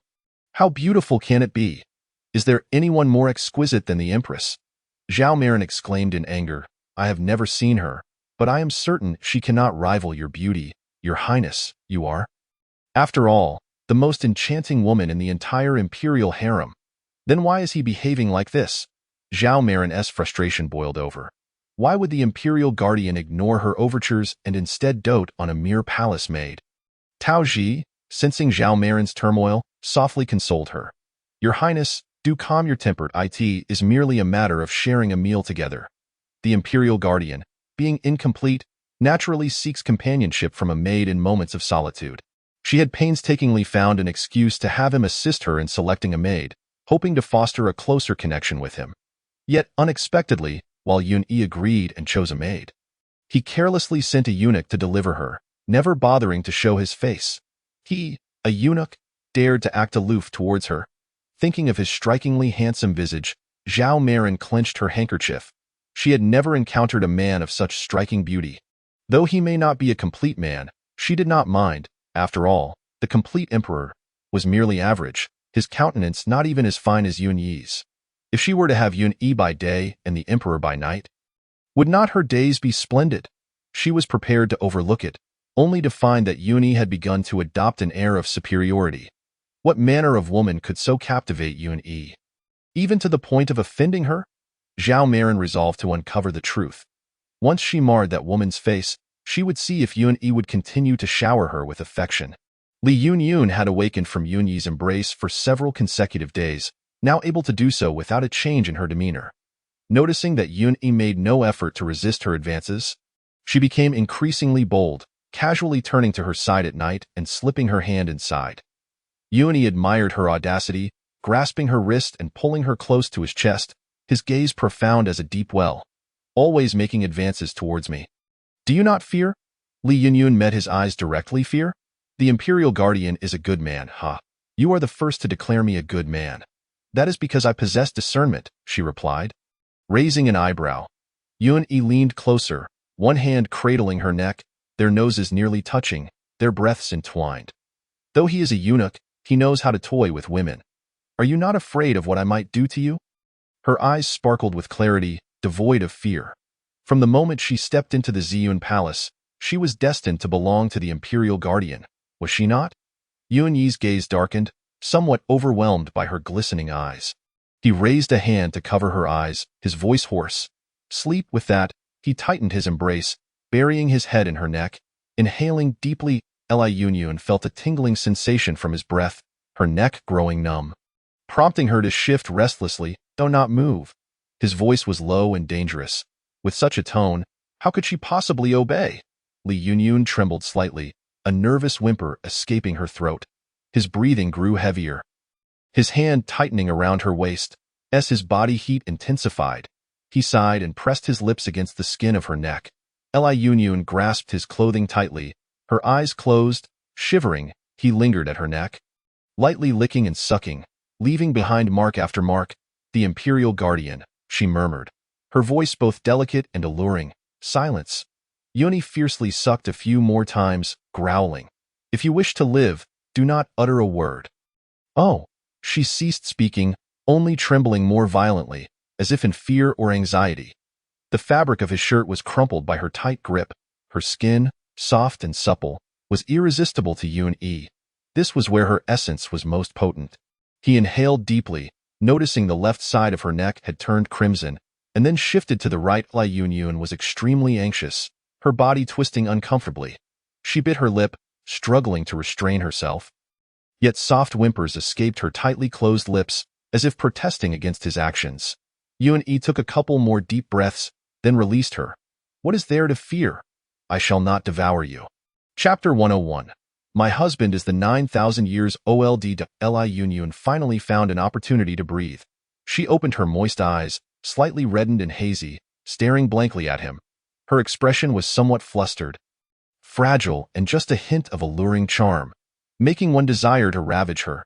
Curse it! Yun-yi felt an unusual stirring within him, muttering under his breath as he rolled out of bed. He stepped behind the screen, and the sound of water splashing soon followed. Why, Lord? Sleep. Oh, as Li Yun-yun drifted into a daze, she felt herself enveloped in a cold embrace. Startled, she instinctively attempted to flee, but her waist was firmly ensnared by his arm. She protested softly a few times, wriggled slightly, then fell back asleep, unaware of his ink-black eyes watching her with helplessness. The next day, as Li Yun-yun attended to Yun-yi while he dressed, she noticed his gaze lingered on her neck. She realized there must be marks there. After all, last night his mouth had been like a vacuum, sucking incessantly. After sending him off, Li Yunyun sat before the bronze mirror and gasped. Good heavens! It looked as if her neck had been cupped. She was a human aroma diffuser, and Yun-Yi was a human cupping device. Truly a perfect match. Yun-Yi disliked the scent of cosmetics, and there were no powders to conceal the evidence within the Ziyun Palace. Thus, Li Yunyun donned a high-collared garment, which could only cover part of it. This was not the Qing dynasty. The harem lacked scarves like Longhua, so she fashioned a light gauze belt from her skirt as a makeshift scarf and tied it around her neck.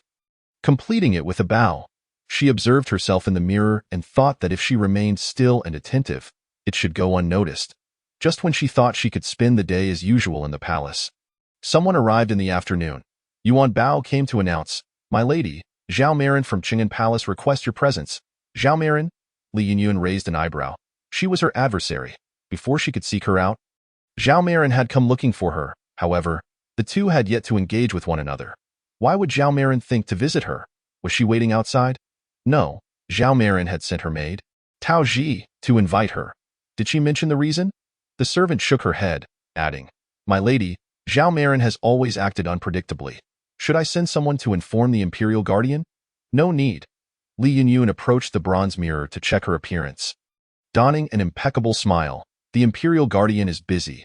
I can handle such trivial matters myself." Tao Ji stood outside the Ziyun Palace, waiting with evident boredom. The Imperial Guardian's Ziyun Palace was a restricted area within the palace. Without the Lord's permission, no one was allowed to enter. She had always relied on Zhao Marin's influence to navigate the harem effortlessly, yet now she found herself standing outside for a mere maid, which displeased her greatly. She secretly pondered how she might torment this lowly girl. When she saw Li Yunyun gracefully emerge in a cream-colored long gown embroidered with gold lilies, her brows furrowed in an instant. This woman, how could she be more beautiful than Zhao Marin? Moreover, judging by her attire and demeanor, she resembled a favored consort even more than Zhao Marin. If Zhao Marin stood beside her, she would immediately appear dull and unremarkable. Tao Ji instinctively felt a surge of animosity towards Li Yunyun, and recalling the day's arrangement by the Empress, she smirked inwardly. No matter how beautiful she is, after today, this person will become a hideous hag.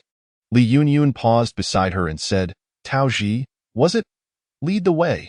Tao Ji's expression twisted. How dare this lowly girl command her so casually? She tightened her grip on the handkerchief, forcing a stiff smile. For the sake of the Empress's plan, she would endure. Noticing Yuan Bao trailing behind Li Yunyun, Tao Ji spoke up. "Miss Li, our Empress has only called for you." Li Yunyun shot her a cold glance. "This is the rule of our Ziyun Palace. The Imperial Guardian has stated that wherever I go, Yuan Bao must accompany me. If your Empress has too many rules, then I shan't go." How audacious. How dare you speak ill of my Empress behind her back? You are the audacious one. How dare you raise your voice before the Ziyun Palace? Miss Li, please hold on. Tao Ji gritted her teeth. Today, she would bring this lowly girl to Qin Palace at any cost. She bowed slightly, her voice barely above a whisper. "I misspoke just now. Our Empress sincerely invites Miss Li for tea, so I hope you will consider the Empress's regard and not hold it against me." Li Yunyun rubbed her ears. "What are you buzzing about? Speak louder." Her demeanor was languid, yet her tone was somewhat loud, laced with a hint of mockery. Tao Ji noticed many palace maids nearby had heard Li Yunyun's voice and were curiously looking this way. Some of whom recognized her, their faces filled with surprise. Tao Ji felt her face burn with humiliation. Her expression darkened, she lowered her gaze, and a flash of resentment crossed her eyes. Taking a deep breath, she respectfully said, "Miss Li, our Empress sincerely invites you for tea. I hope you will consider the Empress's regard and not hold it against me." "Very well then." Li Yunyun emerged with a graceful sway, her demeanor exuding an air of nonchalance as she remarked, "Since the esteemed Zhao Beauty has sincerely extended her invitation, I shall overlook your slight against the Ziyun Palace. Lead the way." In truth, Li Yunyun was apprehensive that if the situation continued to escalate, this peach branch, with her fragile composure, might abandon her in a moment of weakness, leaving her with no one to exact revenge upon. Upon hearing herself branded with such an accusation, Peach Branch's forced smile threatened to falter. Gritting her teeth, she lowered her head slightly, suppressing the resentment in her gaze. "Miss Li, please follow me." The Qing'an Palace was indeed quite distant from the Ziyun Palace. Li Yunyun felt her feet begin to blister, yet they had not yet reached their destination. Were it not for Yuanbao's familiarity with the route, she might have suspected that Peach Branch was deliberately leading her astray. As she gasped for breath, she inquired, "Isn't Zhao Beauty a favored concubine? Why reside so far away?" Peach Branch clenched her jaw and replied, "Miss Li, you jest. All concubines in the harem reside within this vicinity. The area surrounding the Ziyun Palace is reserved solely for the Emperor and the Empress. Oh, so it is merely a matter of territorial division. No wonder it is so far," Yuanbao interjected at an opportune moment. "Master, in fact, the esteemed one has arranged for a palanquin at the Ziyun Palace, allowing you to travel in comfort." Chapter 102. My husband is 9,000 years old. A mere palace maid could travel in a palanquin within the palace? Both Peach Branch and Li Yunyun shared a tacit understanding, voicing this question in their minds simultaneously. However, while Peach Branch felt anger, Li Yunyun was taken aback. It seemed she had underestimated Yunyi's influence within the palace. After all, both the Emperor and the Empress were still alive, and yet he could act so brazenly. As Yunyi's trusted maid, could she not wield some authority herself? Upon finally reaching the Qingyan Palace, a light sheen of sweat formed on Li Yunyun's forehead, and she resolved that next time, she would insist on being carried in a palanquin. Her legs felt as though they might give way. No sooner had they entered than the grand door closed behind them. Compared to the Ziyun Palace, the Qingyan Palace was significantly smaller. Li Yunyun felt as though she had suddenly transitioned from a lavish, spacious villa to a crowded urban village. Why was it so densely populated, you ask? It was due to the multitude of women under the current emperor's reign, each palace brimming with inhabitants. In the Qingyan Palace, where Zhao Beauty enjoyed the highest favor, she resided in the main hall, yet several side halls housed other imperial women. Each woman was accompanied by at least 2 palace maids and 2 eunuchs. Creating a bustling household, Li Yunyun waved a handkerchief before her nose, commenting somewhat sarcastically, "Your Qingyan Palace is quite lively." Peach Branch, having been browbeaten by Li Yunyun throughout the journey, was now at her wit's end. She merely wished to usher her into the main hall and await the moment of her pleading for mercy. As they traversed the small flower bed in the courtyard, they soon arrived at the main hall, where Zhao Beauty lounged in the principal seat, already growing impatient. Upon finally seeing someone arrive, her eyes brightened, only to darken moments later. This woman was indeed strikingly beautiful. "Do not delay in greeting the Empress." A eunuch's voice echoed. Li Yunyun rolled her eyes at the command. A mere beauty dared to claim the title of Empress? It was evident that apart from the Empress herself, there were no higher-ranking concubines in the palace. Otherwise, how could a mere beauty flaunt her authority so boldly? With a languid tone, she replied, "How unfortunate, but I have walked too far today, and my legs are quite sore. I shall forego paying my respects to Zhao Beauty this time. Surely, she will not hold it against me." Without waiting for a response, she plopped down onto a nearby chair, massaging her calf, which ached from exertion. Yuanbao crouched down, offering, "Master, allow me to massage your legs." "There's no need," she replied, gesturing for Yuanbao to rise. "You have walked a considerable distance as well. Rest for a moment." Seeing her disregard for decorum, Zhao Beauty's anger surged. "Impudent! Peach Branch, strike her." "Yes, my lady." Peach Branch sashayed to Li Yunyun's side, a sinister smile creeping onto her face. "Miss Li, I must apologize." She raised her hand, and Li Yunyun caught a glint of cold steel within her palm. An iron needle. At that moment, 2 eunuchs suddenly approached from either side, encircling her. Before Li Yunyun could react, Yuanbao sprang into action, delivering 3 swift kicks that sent the trio sprawling. "What?" Li Yunyun gasped in astonishment, realizing Yuanbao possessed some martial skill. No wonder he had accompanied her into the evidently treacherous Qingyan Palace with such composure. Alas, did this mean she would once again miss her chance to act? After Peach Branch fell to the ground, Yuanbao swiftly seized the iron needle from her grasp and handed it to Li Yunyun. Gazing at the bluish-purple sheen of the needle, Li Yunyun's expression darkened. The original owner had suffered not only disfigurement but also a tragic demise because of this very needle. She lifted her gaze to the panicked Zhao Beauty, her tone icy. "If memory serves, we have no enmity between us, Zhao Beauty. Why resort to such nefarious means to harm me?" Zhao Beauty suppressed her alarm. She had not anticipated that this wretched girl would have a formidable ally by her side. It seemed the rumors of Yun Yi's affection were indeed substantiated. As she scrutinized the luxurious garments adorning Li Yun, jealousy swelled within her. How could this upstart overshadow her? Miss Li, what are you saying? I fail to comprehend. Li Yun raised the needle, inquiring, is this not a tool prepared by Zhao Beauty? Zhao Beauty laughed lightly. Impossible. I have never seen such a thing. Oh, then it appears your maid acted on her own accord, seeking to harm someone within the palace of the esteemed one. Without allowing Zhao Beauty a chance to retort, Li Yun handed the needle back to Yuan Bao, declaring, since Zhao Beauty's maid intended to mar my visage, I shall return the favor in kind. Surely, that is not unreasonable? Indeed, master is correct. The esteemed one governs the Eastern Depot with strict discipline. Let me deal with such scoundrels on your behalf with that. Yuan Bao approached Peach Branch, and in a flurry of swift motions, her anguished cries echoed through the hall. Zhao Beauty, infuriated, exclaimed, Li Yun. How dare you harm someone within my palace? Li Yun shrugged nonchalantly. I merely retaliated. If Zhao Beauty finds this unacceptable, she may take her grievances to the esteemed one or even the emperor. The emperor spends his days reveling.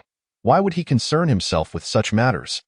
The esteemed one might intervene, but who he chooses to protect remains uncertain. Zhao Beauty seethed with rage, yet maintained her composure, ordering the writhing Peach Branch to be removed, along with the two incapacitated eunuchs. Enduring this humiliation silently, she donned a smiling facade. Miss Li, please do not take offense. It was merely the actions of those beneath me, acting without understanding. In truth, I summoned you today simply to engage in a pleasant conversation. Oh? What would Zhao Beauty wish to discuss? Li Yun instinctively reached for a teacup, only to lower her hand upon noticing the unremarkable tea leaves and mediocre pastries before her. Adjusting from extravagance to simplicity was indeed a challenge. Zhao Beauty clenched her garments tightly, her voice laced with feigned sweetness. I was merely curious. I had heard that the esteemed one had never been particularly fond of women, and upon learning he had taken a partner, I wished to see what sort of rare beauty could capture his heart. Just curiosity, is it? Curious enough to disfigure my face? Li Yun mused inwardly, perplexed by Zhao Beauty's strange behavior. As an imperial consort, she should have been targeting her rivals, yet she chose to strike at her instead. An absurd thought suddenly crossed Li Yun's mind. Could it be? Though men were indeed scarce in the harem, Zhao Beauty still had the emperor at her disposal. Did she truly wish to compete even with the eunuchs? Chapter 103. My husband is 9,000 years old. To confirm her suspicion, Li Yun feigned nonchalance, loosening her scarf around her neck. Then, with a silk handkerchief, she dabbed at non-existent perspiration, her voice demure. Zhao Beauty jests. I am merely fortunate to have captured the esteemed one's attention. As she spoke, a faint blush crept across her cheeks, and she shyly lowered her gaze. The prominent red marks on her neck were all too visible to Zhao Beauty, as the favored consort of the emperor. She was well aware of what those marks signified. With venomous eyes, Zhao Beauty glared daggers at Li Yun. Her hands clenched tightly beneath her flowing sleeves, cursing her inwardly with the most malicious of thoughts. Vixen, wretched girl, may you meet a tragic end. Her expression twisted into a grotesque mask, devoid of the calm facade she had previously maintained. Li Yun regarded her with mild surprise, sensing the flames of jealousy burning in her gaze. Was her assumption correct? Did Zhao Beauty have feelings for Yun Yi? That was her man. Instantly, Li Yun's competitive spirit ignited. She scrutinized Zhao Beauty's features. Her eyes were not as large, her nose not as refined, and her complexion not as fair. Anger bubbled within her. Having dealt with Peach Branch earlier, she had intended to confront Zhao Beauty later, but now that she recognized her as a rival, she could not let it slide. Why not, then, demand a bit of interest first? She glided closer to Zhao Beauty, waving her hand before her eyes. Zhao Beauty, what troubles you? Why the silence? Upon closer inspection, Li Yun realized that she had not applied any cosmetics. Her skin, smooth as silk, radiated an unblemished glow. Zhao Beauty felt another wave of jealousy wash over her. How could anyone possess such beauty? No one was allowed to outshine her.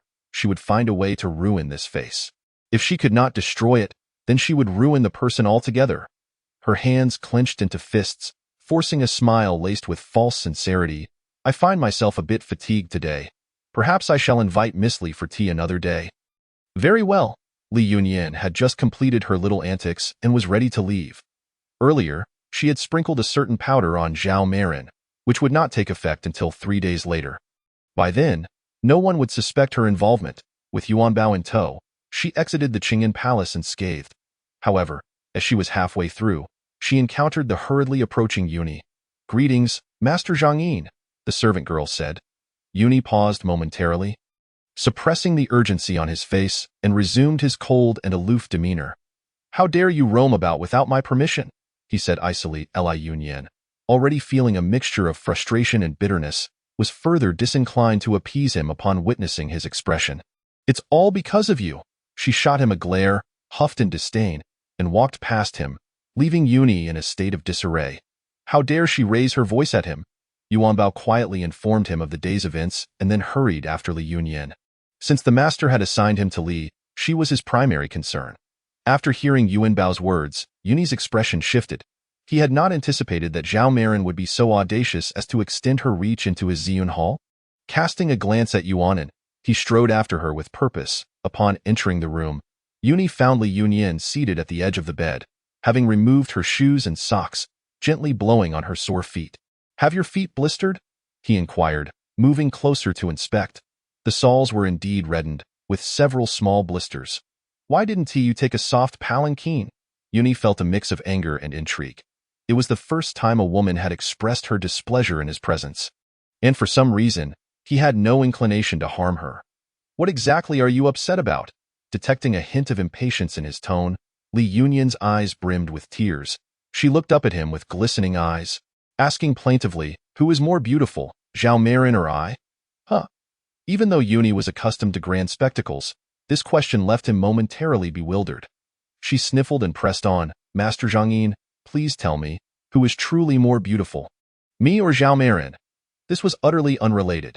To prevent her from continuing to sulk, Yuni decided to sit beside her and inquired, "What did Zhao Marin say when you visited Qingyan Palace today?" Pouting, she replied, "Zhao Marin first attempted to mar my face, and then she claimed that the servant girl is your counterpart." He had already heard about this from Yuan Bao and had sent Yuanan to handle the matter. Zhao Marin would receive her due punishment. Upon hearing her latter comment, his dark eyes flickered as he scrutinized her. "She referred to you as my counterpart, so what did you say?" Li Yunyan cautiously lifted her gaze to him, asking, "Did you say that I am?" Her eyes sparkled with anticipation, seemingly unperturbed by this designation. Yuni's gaze fell upon her face, his voice low. "Do you know what a counterpart truly is?" "I do." Li Yunyan's voice was soft and bright. "It's just like how we are now." "Not at all. Completely different." Upon finishing, he grasped the back of her neck, drawing her closer, akin to a wolf enticing a naive kitten. "Do you wish to know what a true counterpart entails?" "I do." A counterpart is an eunuch and a palace maid who keep company with one another, hoping to have a confidant in their old age. He spoke subtly, hoping she would understand. Li Yunyan indeed grasped the meaning. Nodding, "I understand. I am the confidant of Master Zhang Yin." He chuckled softly. "Do you know what occurs between two companions?" She blinked, her eyes brimming with expectation. Yuni sighed, once again warning her softly, "If you become my counterpart, you will belong to me entirely. Will you not regret it?" Li Yunyan's heart raced. She gazed at him earnestly. "I will never regret it." With a gentle push, he laid her back on the couch. Leaning over her, "It's not too late to reconsider now." Li Yunyan, filled with anticipation, shook her head, her almond-shaped eyes fixed on him. Her gaze was too innocent and pure, igniting a desire within Yuni to shatter that clarity. Wishing to see fear reflected in her eyes, he tugged at the silk scarf around her neck, revealing the hickeys adorning her neck. He pressed his lips against her neck, his large hand lingering at her waist. "Now, are you afraid?" "I am not afraid." Chapter 104. My husband is Juch Chinsui, stubborn as a dead duck. Yuni could clearly sense her trembling fear, yet she refused to concede. He was intrigued to see how far her defiance would extend. With a swift motion, he drew the black satin bed curtains, creating an isolated dark space within. After a moment, Li Yunyan adjusted to the darkness, able to discern his rough outline. "Master Zhang Yin." Her voice seemed like an invitation, eliciting a movement in his throat, and his grip tightened involuntarily. Feeling her heart racing beneath his palm, He hoarsely asked, "Do you wish to continue? My lord, is this all there is?" Although she trembled, her tone conveyed a sense of nonchalance. He felt somewhat at a loss. He merely intended to frighten her, yet now, deliberately adopting a stern expression, he warned her, "If you wish to reconsider." Li Yunyan, unwilling to endure his intimidation any longer, pulled down his garment, briefly pressing her lips against his before retreating. With a mischievous tone, she said, "My lord, I know that action."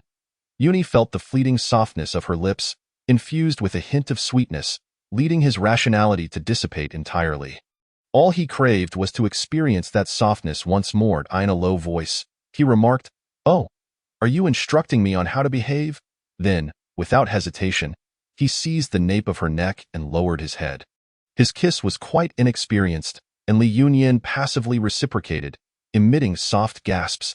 She sensed his breath growing hotter, his kisses becoming more fervent, no longer merely superficial. He sighed, glanced at her, and suddenly, as if fueled by a sudden intensity, he pressed his lips down again, swallowing her gasp. Li Yunyan felt as though she were floating on clouds, her face burning as she clutched his garment, her heart racing wildly. Time slipped away, and Li Yunyan gradually succumbed to sleep under his kisses. He regarded her with an intensity reserved for precious possessions, initially seeking to dismantle her faade, but inexplicably finding himself at this juncture. Li Yunyan awoke languidly after submerging in water. Observing his serious expression as he bathed her, her face flushed crimson. "Master Zhangyin, I doubt I can wash myself." Her hands gripped the edge of the tub nervously, her delicate fingers turning rosy from the pressure. With her long hair cascading down her shoulders, her complexion was flushed, and her eyes glimmered alluringly. Yuni's gaze darkened involuntarily. His tone remained icy. "Your soles are injured. You cannot touch the water if you wash yourself. Can you stand?" Feeling the blisters on her feet, she honestly shook her head. "I cannot." "Then be quiet."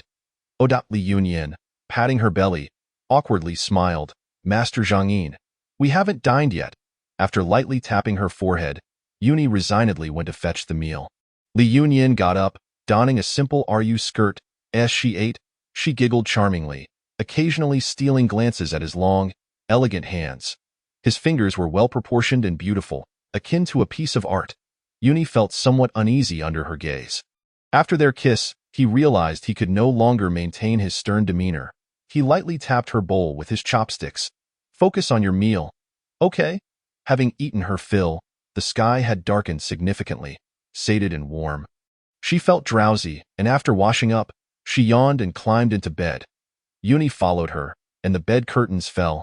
"Master Zhangyin?" He retrieved a bottle of ointment and a silver needle, saying, "The blisters on your soles need to be punctured and treated. Otherwise, you won't be able to walk tomorrow." Li Yunyan, fearful of the pain, protested, "There's no need to trouble yourself, Master Zhangyin. I will be fine by tomorrow. It's just a matter of a pill." He unceremoniously pulled down her foot covering, firmly grasping her ankle. "Don't move." Li Yunyan trembled violently. "No, no, no.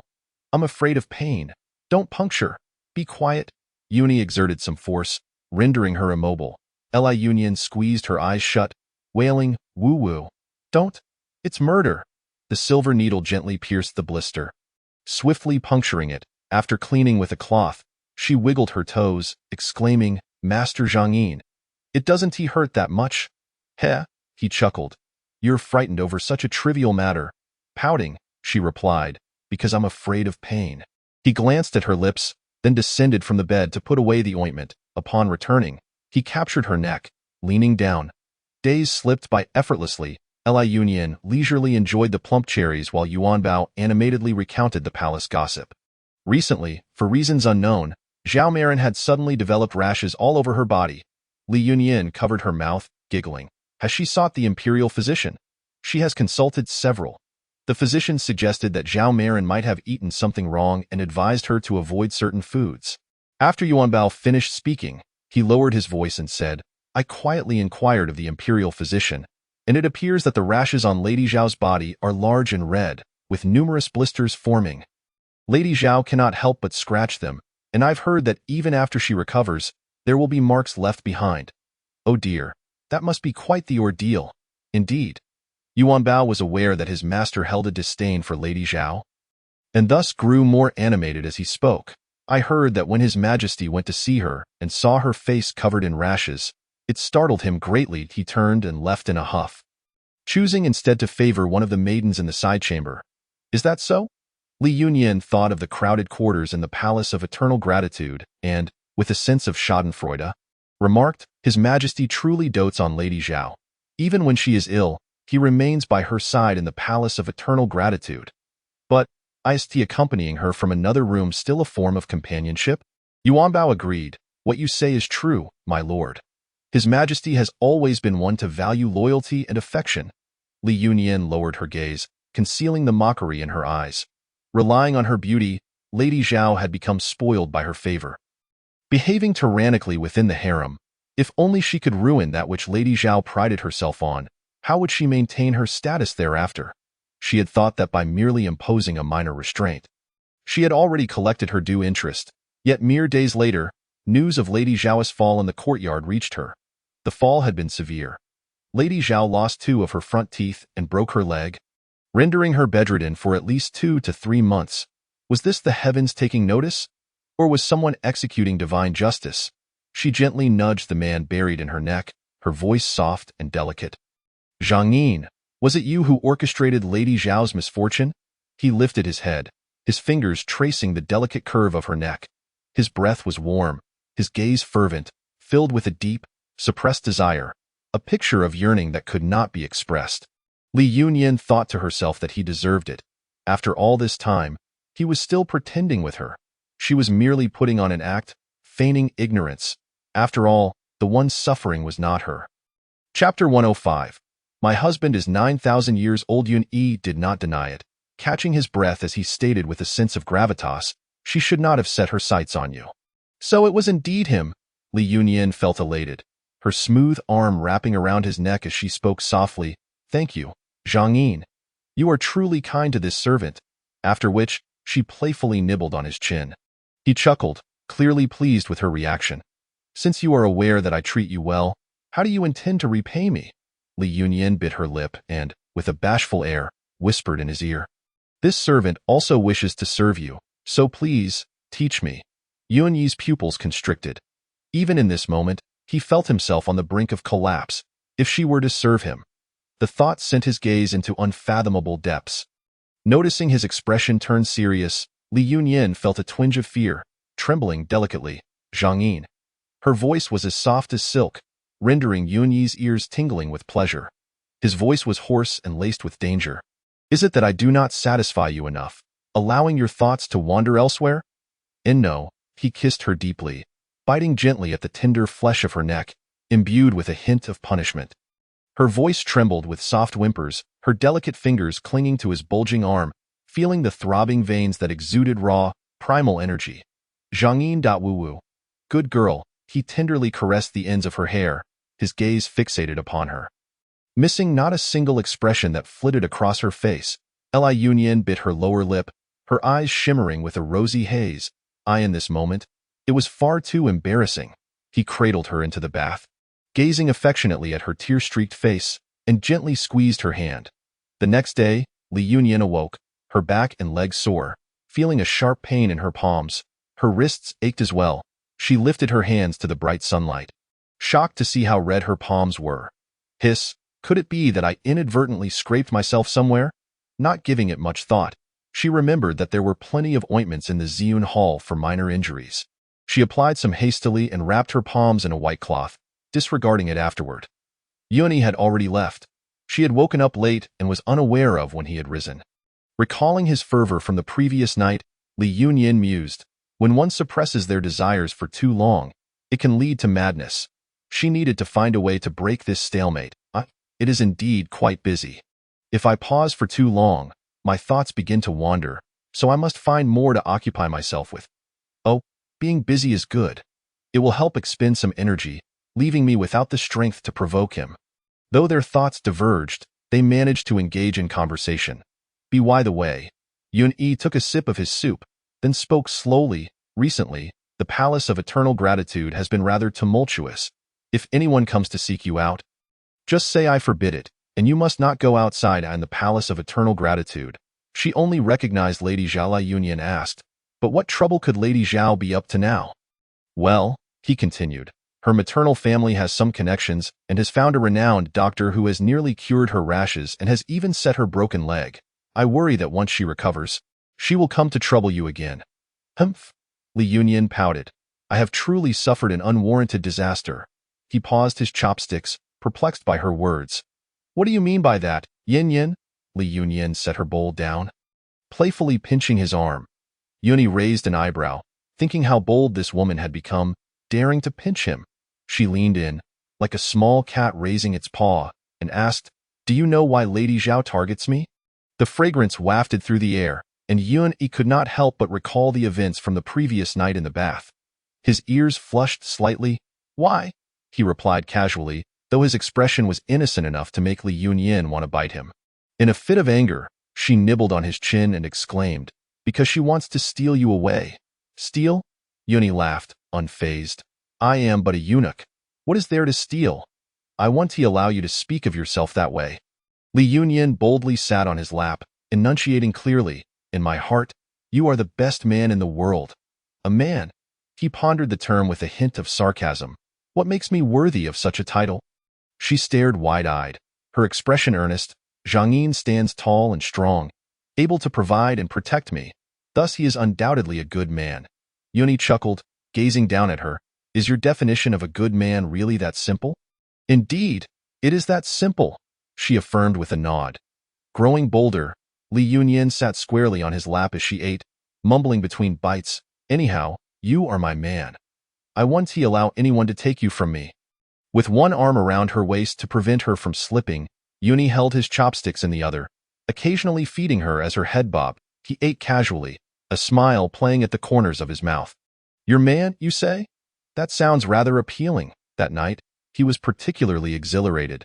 Holding Li Yunyan close, kissing her passionately, Li Yunyan felt her neck and lips growing numb. She whimpered, playfully hitting and biting him. This insignificant resistance only fueled his excitement further. As he pulled both her wrists above her head, rendering her immobile, Jun, and no more. What is it? His palm pressed against her back, gently caressing her, his beautiful eyes sparkling like a wolf poised to pounce. Please, stop kissing, I truly cannot endure it.